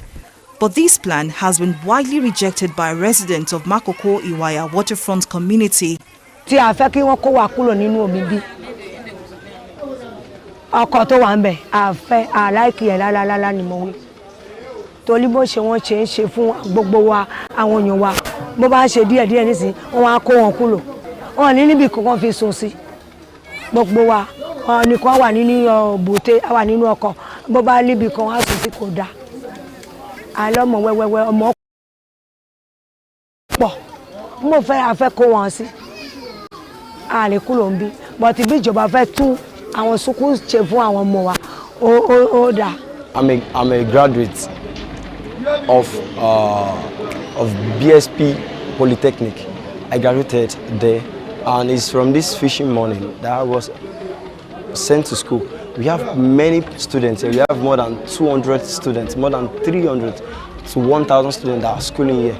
We are all trained, all sent to school with this fishing money. If there's something that place, how are we going to survive? How are these people going to survive? Fine, they are talking about development. I know it's not good for we to be staying like this, like wasted. There's no way, there's no place to put waste, dustbin, you understand? No good health center, no government school here. But we ourselves, we support their motion that said they want to develop, but it shouldn't be that way. If truly they will develop the community, they should come. We, the youth, the community, everybody will discuss in a democratic way. They can't just go there and impose dredging or impose any forced eviction on us. There's no place that can be free to them other than fishing ports. I don't know where you want to take them to. I don't know where you want to develop for them. The only place they can live peacefully is at the fishing ports. So, no to the land grabbing. You know, we have experienced a lot of things, and now we have come to say no to the land grabbing, and let us not be chased from our homes. The locals, made up of 3 fishing communities, Makoko, Okwagbon and Sogoro, have organized themselves on different occasions to protest the government's relocation and redevelopment plans. They say rather than build the much-needed infrastructure the community needs, the government is employing subtle means to steal their land and redevelop it for the benefit of the city's rich. In 2017, thousands of people in Otodogbame, an informal fishing community, were left homeless when officials of the Lagos State government and armed policemen conducted a forceful eviction. The raid led to the destruction of homes of about 5,000 people and the death of a man who, according to the Justice and Empowerment Initiative (JEI), was shot in the neck. Look at Torugbame. Torugbame, they just wake up in a day and start pursuing them up and down. They even promise them that don't worry, we'll settle you in another community. Torugbame people, they are in Makoko community when they pursue them away. Ikate people, they are in Makoko community. Bariga, they are in Makoko community. Now everybody now in Makoko community, all the people you have chased away, you have promised to relocate them in another community, which you didn't even do. And you now chase them to, they run into Makoko community. Now the government and the developer again, they came in that they want to collect Makoko away from us. These particular people are the people that spoil Otodogbame. They went to Otodogbame. They went to Otodogbame, they sound feed the waterfront. They make it impossible for the people, the fishing people, to move outside. Since they can't move outside, they use the sound to block the waterfront and then wage war on them, calling the touts, the police, without informing the governor. So when they started this thing, they killed more than 5 people were killed during Otodogbame first eviction that took place in 2017. In an apparent move to avoid public backlash, the state government chose to adopt a new approach of dialogue with the representatives of the Makoko Iwaya waterfront community. But things quickly turned sour when the locals felt sold out by their leaders, or bales, as they are called in the local language. Residents showed us an MOU where the bales signed an agreement with a private developer, FBT Coral Estate Limited, giving consent to the state government's proposed redevelopment and regeneration plans. The residents, however, argued that the MOU was signed without the general consensus of the community. When they came, they proposed the plan. The youth, everyone in the community doesn't support their motion. So we said no. Suddenly they went to meet with the developer Femi of FBT Coral Limited. So when they met with Femi without our consent, they signed. We heard that they signed an MOU. They signed a MOU. When they signed the MOU, we heard about it. We are not happy because we didn't meet together to discuss this. So we were angry. We asked them that we are not in support with this MOU they signed. So they were like, we are the leaders. Anything we want is that. Anything we want is what you will take. What I've learned so far, speaking with members of this community, is that while they are open to development in terms of better schools, healthcare and other infrastructure, they want all of this on their own terms. Now, their fear is that these developers could take advantage of them and steal their land. Now, they say that fishing is their primary source of income and any form of relocation is not welcome. It is important to understand that the MOU speaks of several redevelopment projects that the community will benefit from, such as jobs and other social amenities. But a part which speaks of a displacement and resettlement at a later date worries the residents. The Lagos State government, on one hand, promises to redevelop the area and turn it to an upscale estate in line with the themes agenda of the state. But in the same breath, the MOU speaks of a relocation and resettlement of the locals. This contradiction raises 3 major questions. Since the MOU did not mention the construction of low-cost housing for the residents, how will the construction of an upscale mega estate be of benefit to the fishing community? Where does the government plan to move the fishing community to? And how would they be compensated? These are the questions TV360 Nigeria put forward in these letters to the Office of the Public-Private Partnership, whose special advisor is Okpe George. The Lagos State Ministry of Waterfront Infrastructure Development, headed by Ahmed Kabiru, and the Lagos State Ministry of Physical Planning and Urban Development, which was headed by Salako Idris at the time of this report. Sadly, all attempts to get a response from these 3 agencies, who play vital roles in the redevelopment plan of the Makoko Iwaya waterfront community, have been futile. After an initial cancellation of a scheduled interview by the Special Advisor to the Office of Public-Private Partnership, Okpe George, we finally got a response months into this investigation. In a signed letter, the Special Advisor gave vague assurances of the state government's resolve to work in partnership with the locals. His responses did not give clear and direct answers to the questions and demands of the residents of Makoko Iwaya waterfront community. We have also tried to get answers from Felix Moka, who is named as a legal representative of the Makoko Iwaya fishing community in a memorandum of understanding. All calls to his numbers were unanswered and he did not respond to his text messages. Despite several protests, reclamation activities on the Makoko waterfront continues. As you can see behind me, that's a dredging machine set up by FBT Coral Estate Limited to reclaim more than 50 hectares of land off the Makoko waterfront. Now, fishermen say the dredging activities, as they call it, has made fishing quite difficult. While the questions of the residents of Makoko Iwaya waterfront community remains unanswered, the sorry state of housing deficit in Lagos is better explained in these numbers. An estimated population size of 23 million residents, a housing stock of 1.49 million units, and a household size of 4.9 people puts the housing deficit of the state at 3.2 million housing units. The Lagos State government is not unaware of this problem and says it has delivered 14 housing schemes in the past 2 years, contributing 7,000 affordable housing units. While this number of homes can barely solve the city's housing problems, these houses do not come cheap, as houses range between 4 million naira and 20 million naira. With Lagos having a poverty rate estimated at 8.5% and a vast majority living below extreme poverty levels, the construction of mega estates and even the low-cost housing estate is unaffordable for an average Makoko resident.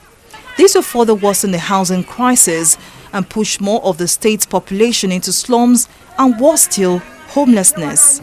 To better understand the state's housing situation, I paid a visit to Lukman Oshodi, an infrastructure and development expert who led a research team in 2016 on the Lagos State government's past and present policies and projects that border on urban regeneration, housing and infrastructure development in the state, especially mega projects. Oshodi tells me some of his research outcomes. If you look at the city of Lagos and the development orientation, all these resettlement, relocation, they are yet to be fully adopted as a culture of development processes in Lagos. If you look at development trajectory of Lagos, there is no way you can have a new development without some level of demolition and all that. But the process of going about that demolition so that it doesn't really expose the dignity of the people who reside in those places into danger, into ridicule. Those are the key points that need to come into play. Sadly, the problem runs deeper than mere numbers suggest. When evacuations are carried out, families are torn apart and may never be properly compensated or resettled decades after. This was the case of some residents of Old Morocco who were lucky to be resettled in this substandard housing in Ikota area of the state. Now 70 years old, Roslyn Odimoko was a young mother and wife in 1990 when she and her husband lost their homes when the then military governor of the state, Raji Razaki, ordered the forceful eviction of more than 3,000 residents of Morocco. When they give us notice 7 days that they're going to let everybody pack away, we think say that is a joke. Before the 7 days, they bring bulldozers, soldiers, surround all the whole Morocco. That day of 7 days, they start demolishing all the whole places. That's during Razaki regime. That 1990. Like I myself, I sleep for main road for good 2 weeks because nowhere to go. I have children. My husband is there. Many people, we don't know where to go. 7 days notice to go out is how Morocco. Some people are sleeping under bridge everywhere. The government still call us when we are reporting. Where are we going? Where are we going? Then give us say that we come and take our allocation paper for this 80 years a year. We went there. Then give them. Like we have 2 houses. They not even give us 1. Some people have 3. Then give them 1. It's by luck. The house at Morocco is 10,000 houses. But the people they locate for this place, both Jakonde and this, it's not all to 6,000 or 5,000. You see, when this thing happen, then give us allocation paper. Everybody comes to sign the this own house here, and when we get some people get the place, they enter. When that time there is no window, it's uncompleted building. Yeah, no window, no door, no nothing. Like this breeze now, many people die because nowhere to hide themselves. Before we use zinc and everything, putting for the doors and this thing. After then call us again for roofers. Even they give us paper for the roofers for doors and the roofers, and we take it and come and fix it by ourselves. While the eviction has been described as one of the largest forced evictions in Nigerian history, the people still face the threat of losing everything as land grabbers and encroachers threaten them daily. February this month, this year we just say caterpillar just coming. They bring sand, fill all these places, when they break, they will continue fill. When they break, they fill. When they break, they fill. We go and meet them and say, who send you this work? Because we know because they have gone and this OPC people. And then we cannot go and meet them. We send people go and meet them. Where are you coming from? Who send you? They say they want to develop care. If you want to develop, not be develop. If you never see us, why you say you want to develop this place? Nobody against developer. The only thing, if you want to develop, you have to come to our community and ask us, say, what happened? This is our landlord or this is the landlord. Well, we don't discuss with you, just continue to break our house. We just begin the drag. After when we drag, they don't give us any results. We have to go back. We go to, during that time, there's one court when they go for Yaba. We went to the court, we complained, they said we should bring our allocation paper for court. We submit all our allocation paper. Still, we tell the court, say, they are breaking the house. Let's give us stop those people for us, Joshua. They say no, they cannot stop. This is how they normally treat us in this community like this. You see these people we are seeing there, so he's accusing the landlord association. They are the land grabber and they are the agent of the land grabber. They are working for Manuel Eberu and they are working for Yemi Idowu, which is the aircon owner. So that is the way they threaten our in 2017-2018. They kill like our 4 or 5 men. When they come again this 2022 again now, there's an old woman, slum. So also a pregnancy woman also die in these cases like this. Even though around 2:30, they also tormenting. If you are a landlord, you show your first data like this, they will start tormenting you that they will be putting fears in your body. They will kill you so that you will not be able to move front to come and push them away. We're just about running up our interviews with the residents of Ikota Estate when a security operative who did not identify himself came to us and ordered us to pack up our cameras. He also accosted some of the residents. He said they encroached on the area, and he also threatened to identify them and deal with them if they do not leave that area. He was also seen filming some of us and the residents to leave. Now, in response, the residents have told him that this is their land, and they also tell me that this is the way these unknown security operatives come around to harass them. Makoko isn't the only community in the threat of an eventual displacement, and Old Maroko is just one of several communities that have ceased to exist. Believe it or not, this part of Lekki in Etiosa local government area used to be a thriving town of Maroko, which more than 300,000 residents called home. Maroko was adjacent to Ikoyi and east of Victoria Island. While all traces of old Maroko has been destroyed to make way for this affluent neighborhood, the original residents make do with substandard housing given by the Lagos State government as compensation. The human and psychological effects of their eventual eviction and the apprehension of what the future holds reflect in the dynamics of human dignity, protection of aquatic life, and preservation of indigenous communities in Lagos State. Folashade Ogrinde, TV360 News.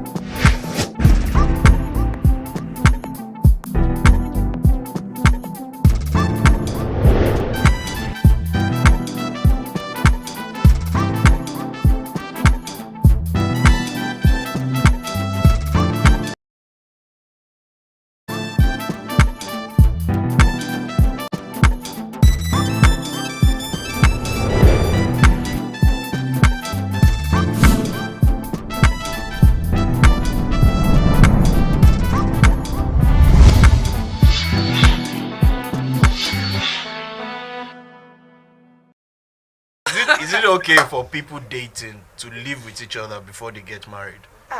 Yes. This is better. Before they get married, is it okay for them to already start living together? They are not married yet. Can we bring religion? Religion?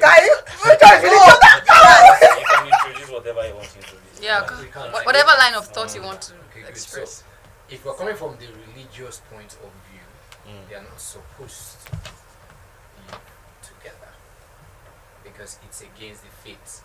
For the kind of faith I practice, which is Christianity, it's against. Oh, really?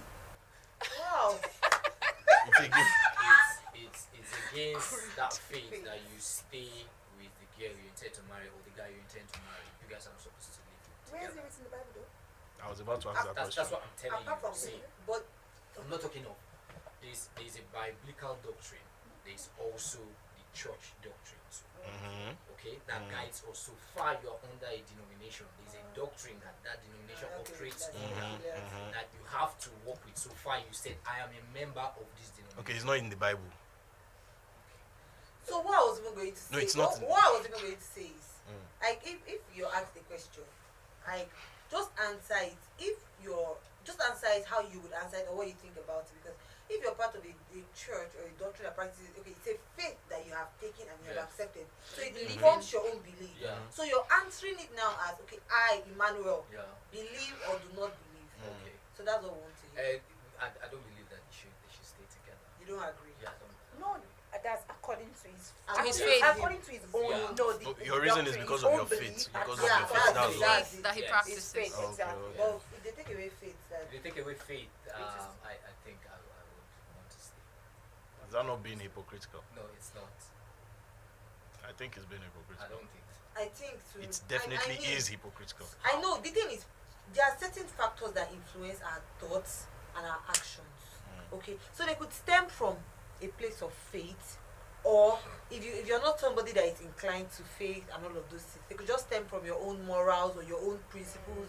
But if you're a Christian and there are things that have informed your principles over time, do you understand? No, I don't think it's actually hypocritical.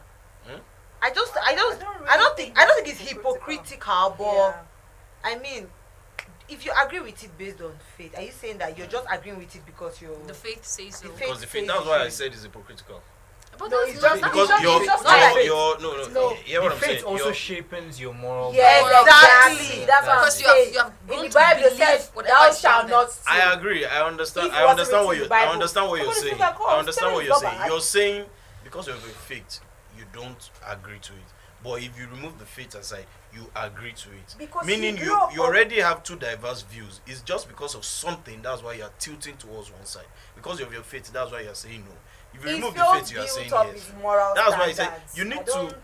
Faith and moral standards are just almost no, not even interwoven.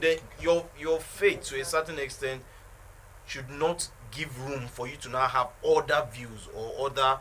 No, that's why we said taking it out. When you take out the faith. In you saying, oh, I can debate. It's just like you saying now that, okay, our denomination says we should not drink alcohol. My church says we should not drink alcohol. You know alcohol is not a sin if you take alcohol. But you now say, okay, since I'm not in church, I can take one cup. It's more, to me, that's how I see it. That so far I'm not in church, I can take one cup. No, that's not what it is. But if I'm in church, I must. That's not faith. He's not saying that he's not living without God. Exactly. Okay, doctrine. It has nothing to do with it. Doctrine. He's not talking about a compound. He's not saying that it's only when he's in the church. Either we call it faith. I don't call think it doctrine. I don't think it's hypocritical. But moving on. Trust me, it's not. Moving on. As a Christian, I'm a Christian, and if you ask me, so far the Bible does not condemn it. I see absolutely nothing wrong in a guy and a babe living together before they get married. So something what you're saying too is hypocritical. How? He is saying that it's not in the Bible, but it's according to the doctrine of his church, of his religion. You're saying that, because it's not written in the Bible, that is why I don't think I'm saying because my faith, in which the Bible is so the known, let me say, my faith does not condemn a guy and a babe living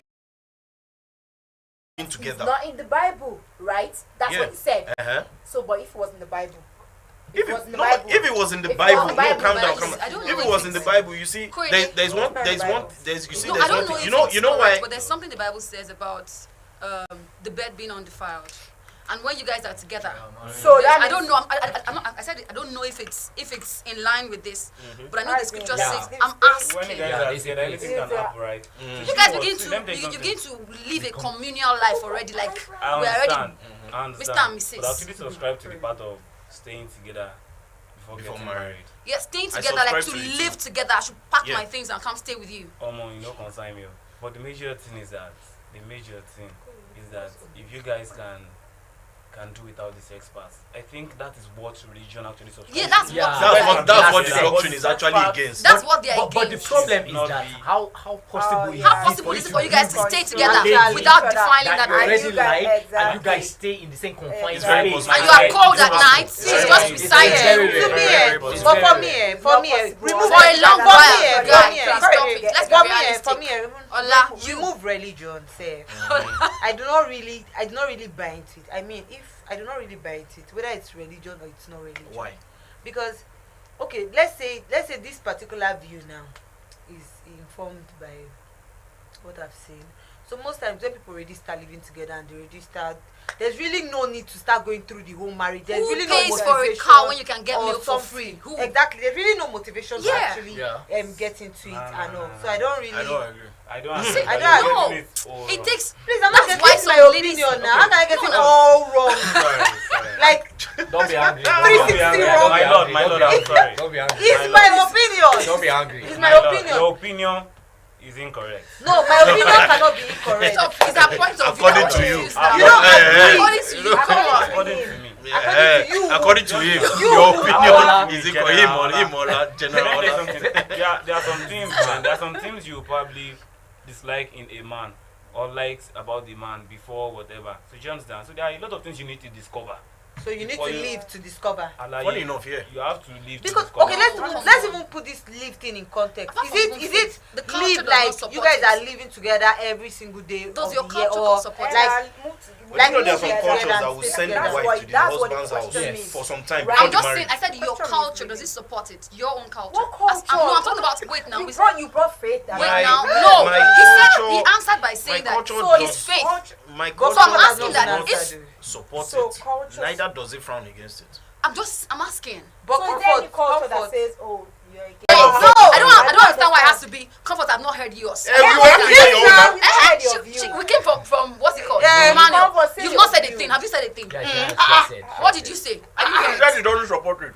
Okay, Ola has not spoken. Ola is supporting. Sorry, imagine. Cody has not spoken. No, I was just thinking about something now. What's that? Trust me, you will actually put religion in this stuff. You won't get it balanced. So let's remove religion out of it. Okay. You like babe. You don't like make your baby snore. Do you understand? Yeah. So you guys come to me that it's not that to me. Come down. Home marry finish. But the day of your wedding when you won't do honeymoon, I like on this snow. And it's something you don't really like. You can't stand. Do you understand? Yeah. And there are some babes again. When you move close to them, they do have this kind of odor that you don't like. If you're not close to them, you wouldn't know. But this one you are saying, you don't need to live with the person for you to know. No, please. We're not living together. Do you know the reason why? I come to visit and I sleep in. No, they come naked, come meet you now. See, there are some babes. Okay, is it like nakedness odor? Yeah. You need to spell these things out, because I don't understand. Nakedness odor. Nakedness odor. No. There are some things. No, you need to say we're adults. Exactly. Yes. But there are some things you need to discover before you get married. Yeah. Those kind of stuff, man. You can discover it without living with the person. You don't have to live with the person to discover it. How will you discover it? No, don't you guys have maybe she comes to pass the night at your place. She's not that's the hypocrisy there. No, now. What are you not saying? That's the hypocrisy there. Did you understand? I'm still asking. I'm still saying, it's like, comfort, like, what is your own? I know why. What do you think? Like, you're jumping into people's. No. What do you think? Moral standing. Let's. I'm coming from the moral standpoint right now. I won't move in with a guy that's not married to me. I won't move in. But remove moral standing. Even culturally, my culture does not support socially. But Socially, you can go for let me talk like sleepovers. socially. Does your culture support sleepovers? Can you go for sleepover? Sleepovers. I can. Socially, do you agree? I can Socially, because you've talked culturally, you've talked morally. Let's be guided. What Let's of stay socially? focused. Let's Stay- on a serious So note. Let's just stay. Socially. I've said that I cannot do it morally. I cannot move in with a guy that has not paid my bride price. Meaning you don't No, agree to I it. don't agree with it at all. I don't. Yeah, she doesn't agree. That means that if you don't really trust yourself, you might. She can do sleepover. Well, wait, why don't you agree to it? Exactly. Excuse you. No, we need to know the reason first. I've said that before. I said, who pays for a cow when you can get the milk But for what free? if there's no milk going out? Excuse you. I will be living in your house and no milk will be going out. Not my house, though. Let's be realistic. possible. Please. We already have Very something possible. running in our veins for each other. It's No, very please, possible. please, You might be living together and you're my girlfriend and I won't touch you. I won't touch And that's what I'm saying. But then I'm not living with you. We live together for a year. You've not touched me. We are there for 2 years. You have not touched me. No, when we are saying, I when we are saying, Somebody about myself. You're you know, I'm not talking about myself. It's a lie. Though you stay with your What do you mean? your The woman that you want to marry, that you say you love. You I stay won't with touch your her. boyfriend. Yeah. You guys sleep on the same bed. Yes. Then you're not sexually attracted to each other. No. No. Objection, my lord. No. It's not possible. It's Right true. now. It's For true. 2 2 months. months. Please, We are not saying we're not saying weekend though.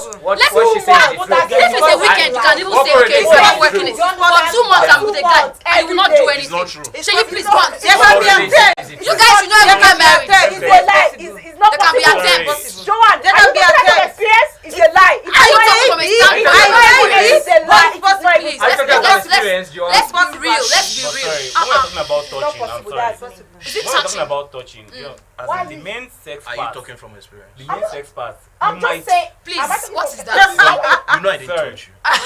I believe when it comes to sorry, When it I comes need to- make use of this religion. Yeah. When it comes to religion, what religion is actually particular about It's is the sex part. thing, Fine. yes. That's when they sleep for bed. Fine. I might be honey.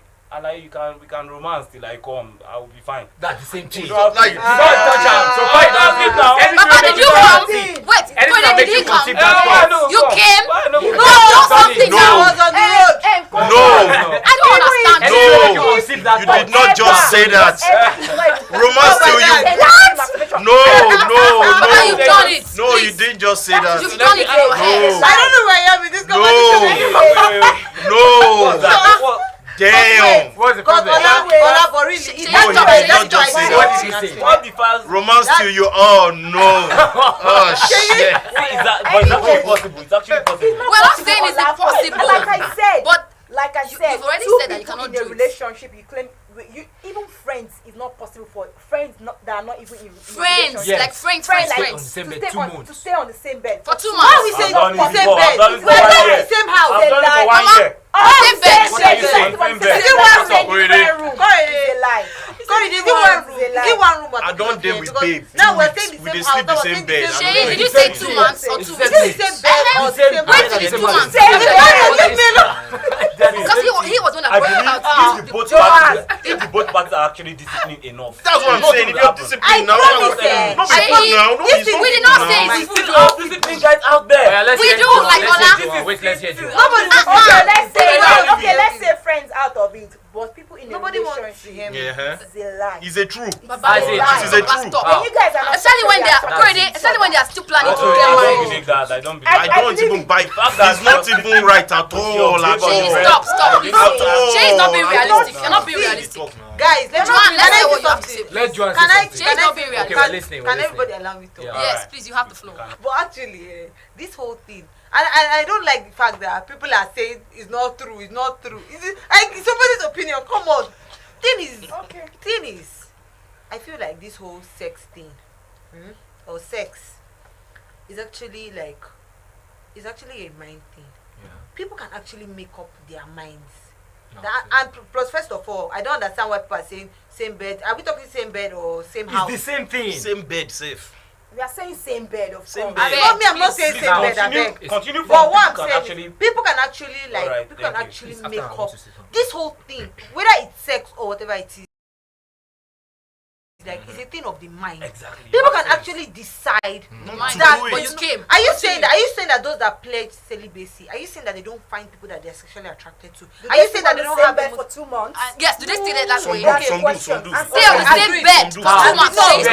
Stop. I don't know about that. But I know that. She said you were there for 2 weeks. So then what are you saying? I don't need to play celibacy. Are you talking from experience? I'm talking from No, experience. let me tell you. I don't get with you how you get you sleep for the same bed 2 weeks every day. I'm talking of 2 And I months. no touch am. 2 months. She said If 2 I weeks. can do What's 2 2 weeks, weeks I with can 2 do months How can you now? do that? How can you compare 2 weeks with 2 months? I don't understand. Shay, I want you to listen. 8 weeks and 2 weeks. Okay, what she Because say? now I'm vexing right now. Okay, Why what are she you say? I'm vexed? listening to you. You can't control your holiness. No, you can't. Wait. How can you control That's your not what I holiness? was. That's not what she meant. Just calm down. Okay, I'm coming. What I mean is that you can control your honey, but what I'm saying is you can't suppress it. Everybody gets honey. And you're together every night. Yes, get honey. But You you can can't control. suppress. You can suppress it. I'm not understanding anymore. You don't Listen understand to what her I'm with saying. understanding now. You can say, okay, what I'm trying to say is that. Go and jog. Okay, no. Play It's ball not and coming sleep out. there. No, that's not what. Just calm down. What Yeah, I'm bring trying it to out. say is that maybe the words are not coming out right. I don't mean suppress, like maybe you can't control it, but you can't stop yourself from feeling it. That's what I'm saying. Even though Everybody that feels pledge exactly, but you control don't. it. That's why I tried. Yeah, That was why I said Even that you don't control want- is not the feel right honey. word for, You don't feel for, honey. for me to Yes. say. You have Control a is actually disorder. not suppression. Control because we all try to control our urges and everything. But what I'm trying to say is that you can't stop yourself from having That urges. feeling. Or Everybody from getting does. hot. You're Everybody human. does. That's what I'm saying. Then you're not trying to tell me that you're with your boyfriend, Husband someone to that be. you claim that you love, you are sexually attracted to. You guys sleep on the same bed. Do you understand? Yes. You want to tell me for 2 months. Yes. And then nothing We will have happen. decided There's in a the way mind. exactly. There's a way you can You've actually conceived control this it. in your mind. Yeah, what do you want to talk? This thing, you see this thing, Joanne and Ola, they are saying it's not realistic. They're not being I real. want to Wait, back let up him my explain words. how. Let him Now this explain is why. this. Alright. I'm not saying if both parties cannot decide that they don't Nothing want is to going to have happen. sex. At some point in my relationship, I've done that, but not when the both of you are in the same house. Really? On the same bed. Yes. Please put that part. If you guys are staying separately and you decide that, see, guy, even if I come visit you, I no go try stay over, or we no go try get Do anything. intimate. We see now we think we won't achieve this thing for a so period of time, but we no go stay together, because if we stay together, we know say this thing will happen. That is the only, but not that you guys are saying we will not have this. And She's we'll staying be in your there. house, she baits, Exactly. she dresses Come up in on, your in nah. the room. Come on. Okay, let me ask you a Ola. question. You don't put Let me goat ask and a yam question. together. Let It's me an ask- African Let me ask a sofa. question. Let me ask a question. Doesn't Let me ask a happen. question. Bring it on. Let me ask a question. Wait, let me ask a Bring it question. on. Bring it on. Let me ask a question. Let me ask a question. Yeah. Let me ask a question. Please, are you directing it to me? I'm not. Please just face me and direct it to me. I'm not facing. I don't see you. Okay. So what I was going to say is, agreed. It is very difficult. We can't even lie. Like, it's very difficult. Even though they apply celibacy on the norms that walk on the road and see people that they are sexually attracted to, it is difficult, and it's even more difficult when you have to live with that person. Yeah. Okay, but we cannot rule it out and say it is completely impossible. So let me ask this question. Okay. If you knew, or for example now you're a lady and you knew that, okay, if I have sex today, I'm going to die. You're living with the person, but you know if you have sex, and the other person knows if I sleep with this girl, she's going to die. Yeah. Are you going to sleep with her? There's a even on the condition same attached. bed. Wait, even on the same bed. Condition attached. Do you know The why? condition Do you know of why? death. That condition has informed the conditioning of your mind. That's it. Okay, so to program your thought. in Wait, are you the saying of this one now, What? yeah, tell us. We are not married. Wait, relate it. Yes. We are You not have to married. say that. Okay. This one is Well, a mumu condition. It's a mumu But condition. regardless, it has made you conceive it in your mind. The condition. See, hormones work with It's not a mind. condition. See, hormones. It's a Hormones mumu. work with mind. Everything Do you works get with mind, not everything? For you to be aroused, it starts from the mind. Okay, You so what can are you not never saying be now? aroused. What are you not saying now? If you can be disciplined You can enough. work with That that what? same You can mind. walk with your mind. Yes. Nothing will happen in And man. that what now? Is it not the Explain mind? this thing now. That she's it not in your your, mind? she stays in your house. She dresses in your Yes, front. in your And front. she stays there for more Then than you condition. Wait. How do you used to do? Is it that you tell your mind? Mine, don't see her. Don't see her. Wait, let me tell Don't you. look. Don't look. I want that. Emmanuel, you're very annoying. Okay. I don't. No, wait. You're very annoying. It's how. It's how. It is how. Calm down. Do you know why? Do you know why it's annoying? Yeah. Like you're trying to trivialize. How? How am I You're trying to trivialize it? You tell your mind. And What is the one how of do you those? tell Let me ask you a question. joking. We're not joking. Seriously, what? No. How do you tell your mind that I cannot take this thing that doesn't belong And you to me? tell me Where did you put it? in my room? No, wait. How are you going to do it? You say, oh my God, when you see his dick. Yes. Don't do my mind. Take your eyes off it. Imagine that it's a stick. Is that how you tell your mind? When you see her. Imagine that it's a stick or what? It's just a log of wood. When you see him, Yes. it's just a log of That's wood. why they talk. And I don't understand. Oh, tell me now. I'm not talking about. So it's impossible. No, just tell us how you talk to your mind. We can agree to disagree. There's no. Yeah, just tell us how you talk to your mind. But I'm just saying my own understanding of what you're saying. That you guys stay together on the same bed for 2 months. Then you tell your mind. 2 months, that's 60 days. Yes. Every Then night you tell your come and mind. see, Now then you talk tell your about mind. Papa hand. If you're You know what? Okay. Let me ask you a question. Sometimes, man, you go to do something. Maybe say your mind no go dey there. Yes, sir. It's actually possible. Yes. Why can't you bring that inside this particular? How you want to bring that for 2 months? We're just saying 2 months because he said. Now question now. Answer me. If you're disciplined enough, say what you can do. If you're disciplined enough, okay. Nothing. Now they say that how your mind what you can do. Wait, If you're not thinking about sex, if you're not thinking about sex, you will not be aroused. Okay. You will not feel it. Okay. Wait. Corey, wait. No, for you to feel honey, you have to take a break and think about sex. Have you not heard of people who are even married, who haven't had sex for like 2, 3, 4 months? Okay, wait. How long have they had first before that time? How long have they had first? Okay, are you calm down. Are you trying to say now that they must have been tired of themselves before they can decide to have sex with each other? Is that what you're saying? Yes. There's no way you can marry. So There is no way you can't tell me there's an issue. Nobody pays for what do you say for the milk for the cow when you've gotten the milk. She's not the same thing. Relate. You don't understand. Meaning the marriage has an expiry date. It's not Don't be expiry date. No. It's not expiry date. Why? Don't talk to me. You guys are even legally married. You are the ground. I'm trying to understand how you talk to your mind. Tell me how you talk to your mind. Anywhere at any time. How do you talk to your mind? Do you call your mind? Except you guys have an issue. What? Calm down. You guys have an issue now. What's the reason? For everything there's a reason. What's the reason? Give us now. reasons. Going back to the topic. Now, Unless you're talking about health issues. No, not even Health. issues. Or they have. If you're thinking about it, you are going way too high. Now going back to the topic. Now, can a guy and his babe live together before they get married? The reason why I said yes. You guys, you're just conditioning yourself into believing that if a guy, there's a reason. Now, calm down. There's a reason why we decided to live with each other. Okay. We didn't say, oh, we want to live with each other so that, experimenting we sex can styles. be passionate ourselves. It's something I'm going to ask. We are living together. We agreed to live together before marriage to see if we can cohabit even after we are married. Okay, sir. So basically, that is it's in your mind. subconsciousness already that that's the reason why you guys are living together. Even if you guys sleep on the same bed, I understand. Yeah, there will be urges. Yes, no doubt there will be. But you can always suppress your urge any day, anytime. Suppress it We for are not. how long? Calm down. We are not animals. Let me just finish. There's something I want to Now, ask when you. I said people living together before marriage, I'm not saying live for 1 year before marriage. No. I'm not even saying 8 months, 10 months. You can do 1 month, 2 months. There's no problem. See, you're doing this just to get to know each other. Don't worry. The sex doesn't have to be there. Why? Can I ask You're you a not question? animals now. Can I ask you a Must you be question? doing it? Wait now. Can I ask you a question? Yeah, ask your question. Okay. Now, This did you is just say that? wait. Animals now. Ask your question. So it's animals. That do it. That have to do it with reckless abandon. That Just leave him alone. Let Ask him your be question. blabbing. You don't have See, any points there. You say I don't feel so. you guys agree now, right? As couple that Yeah. let's stay together to see.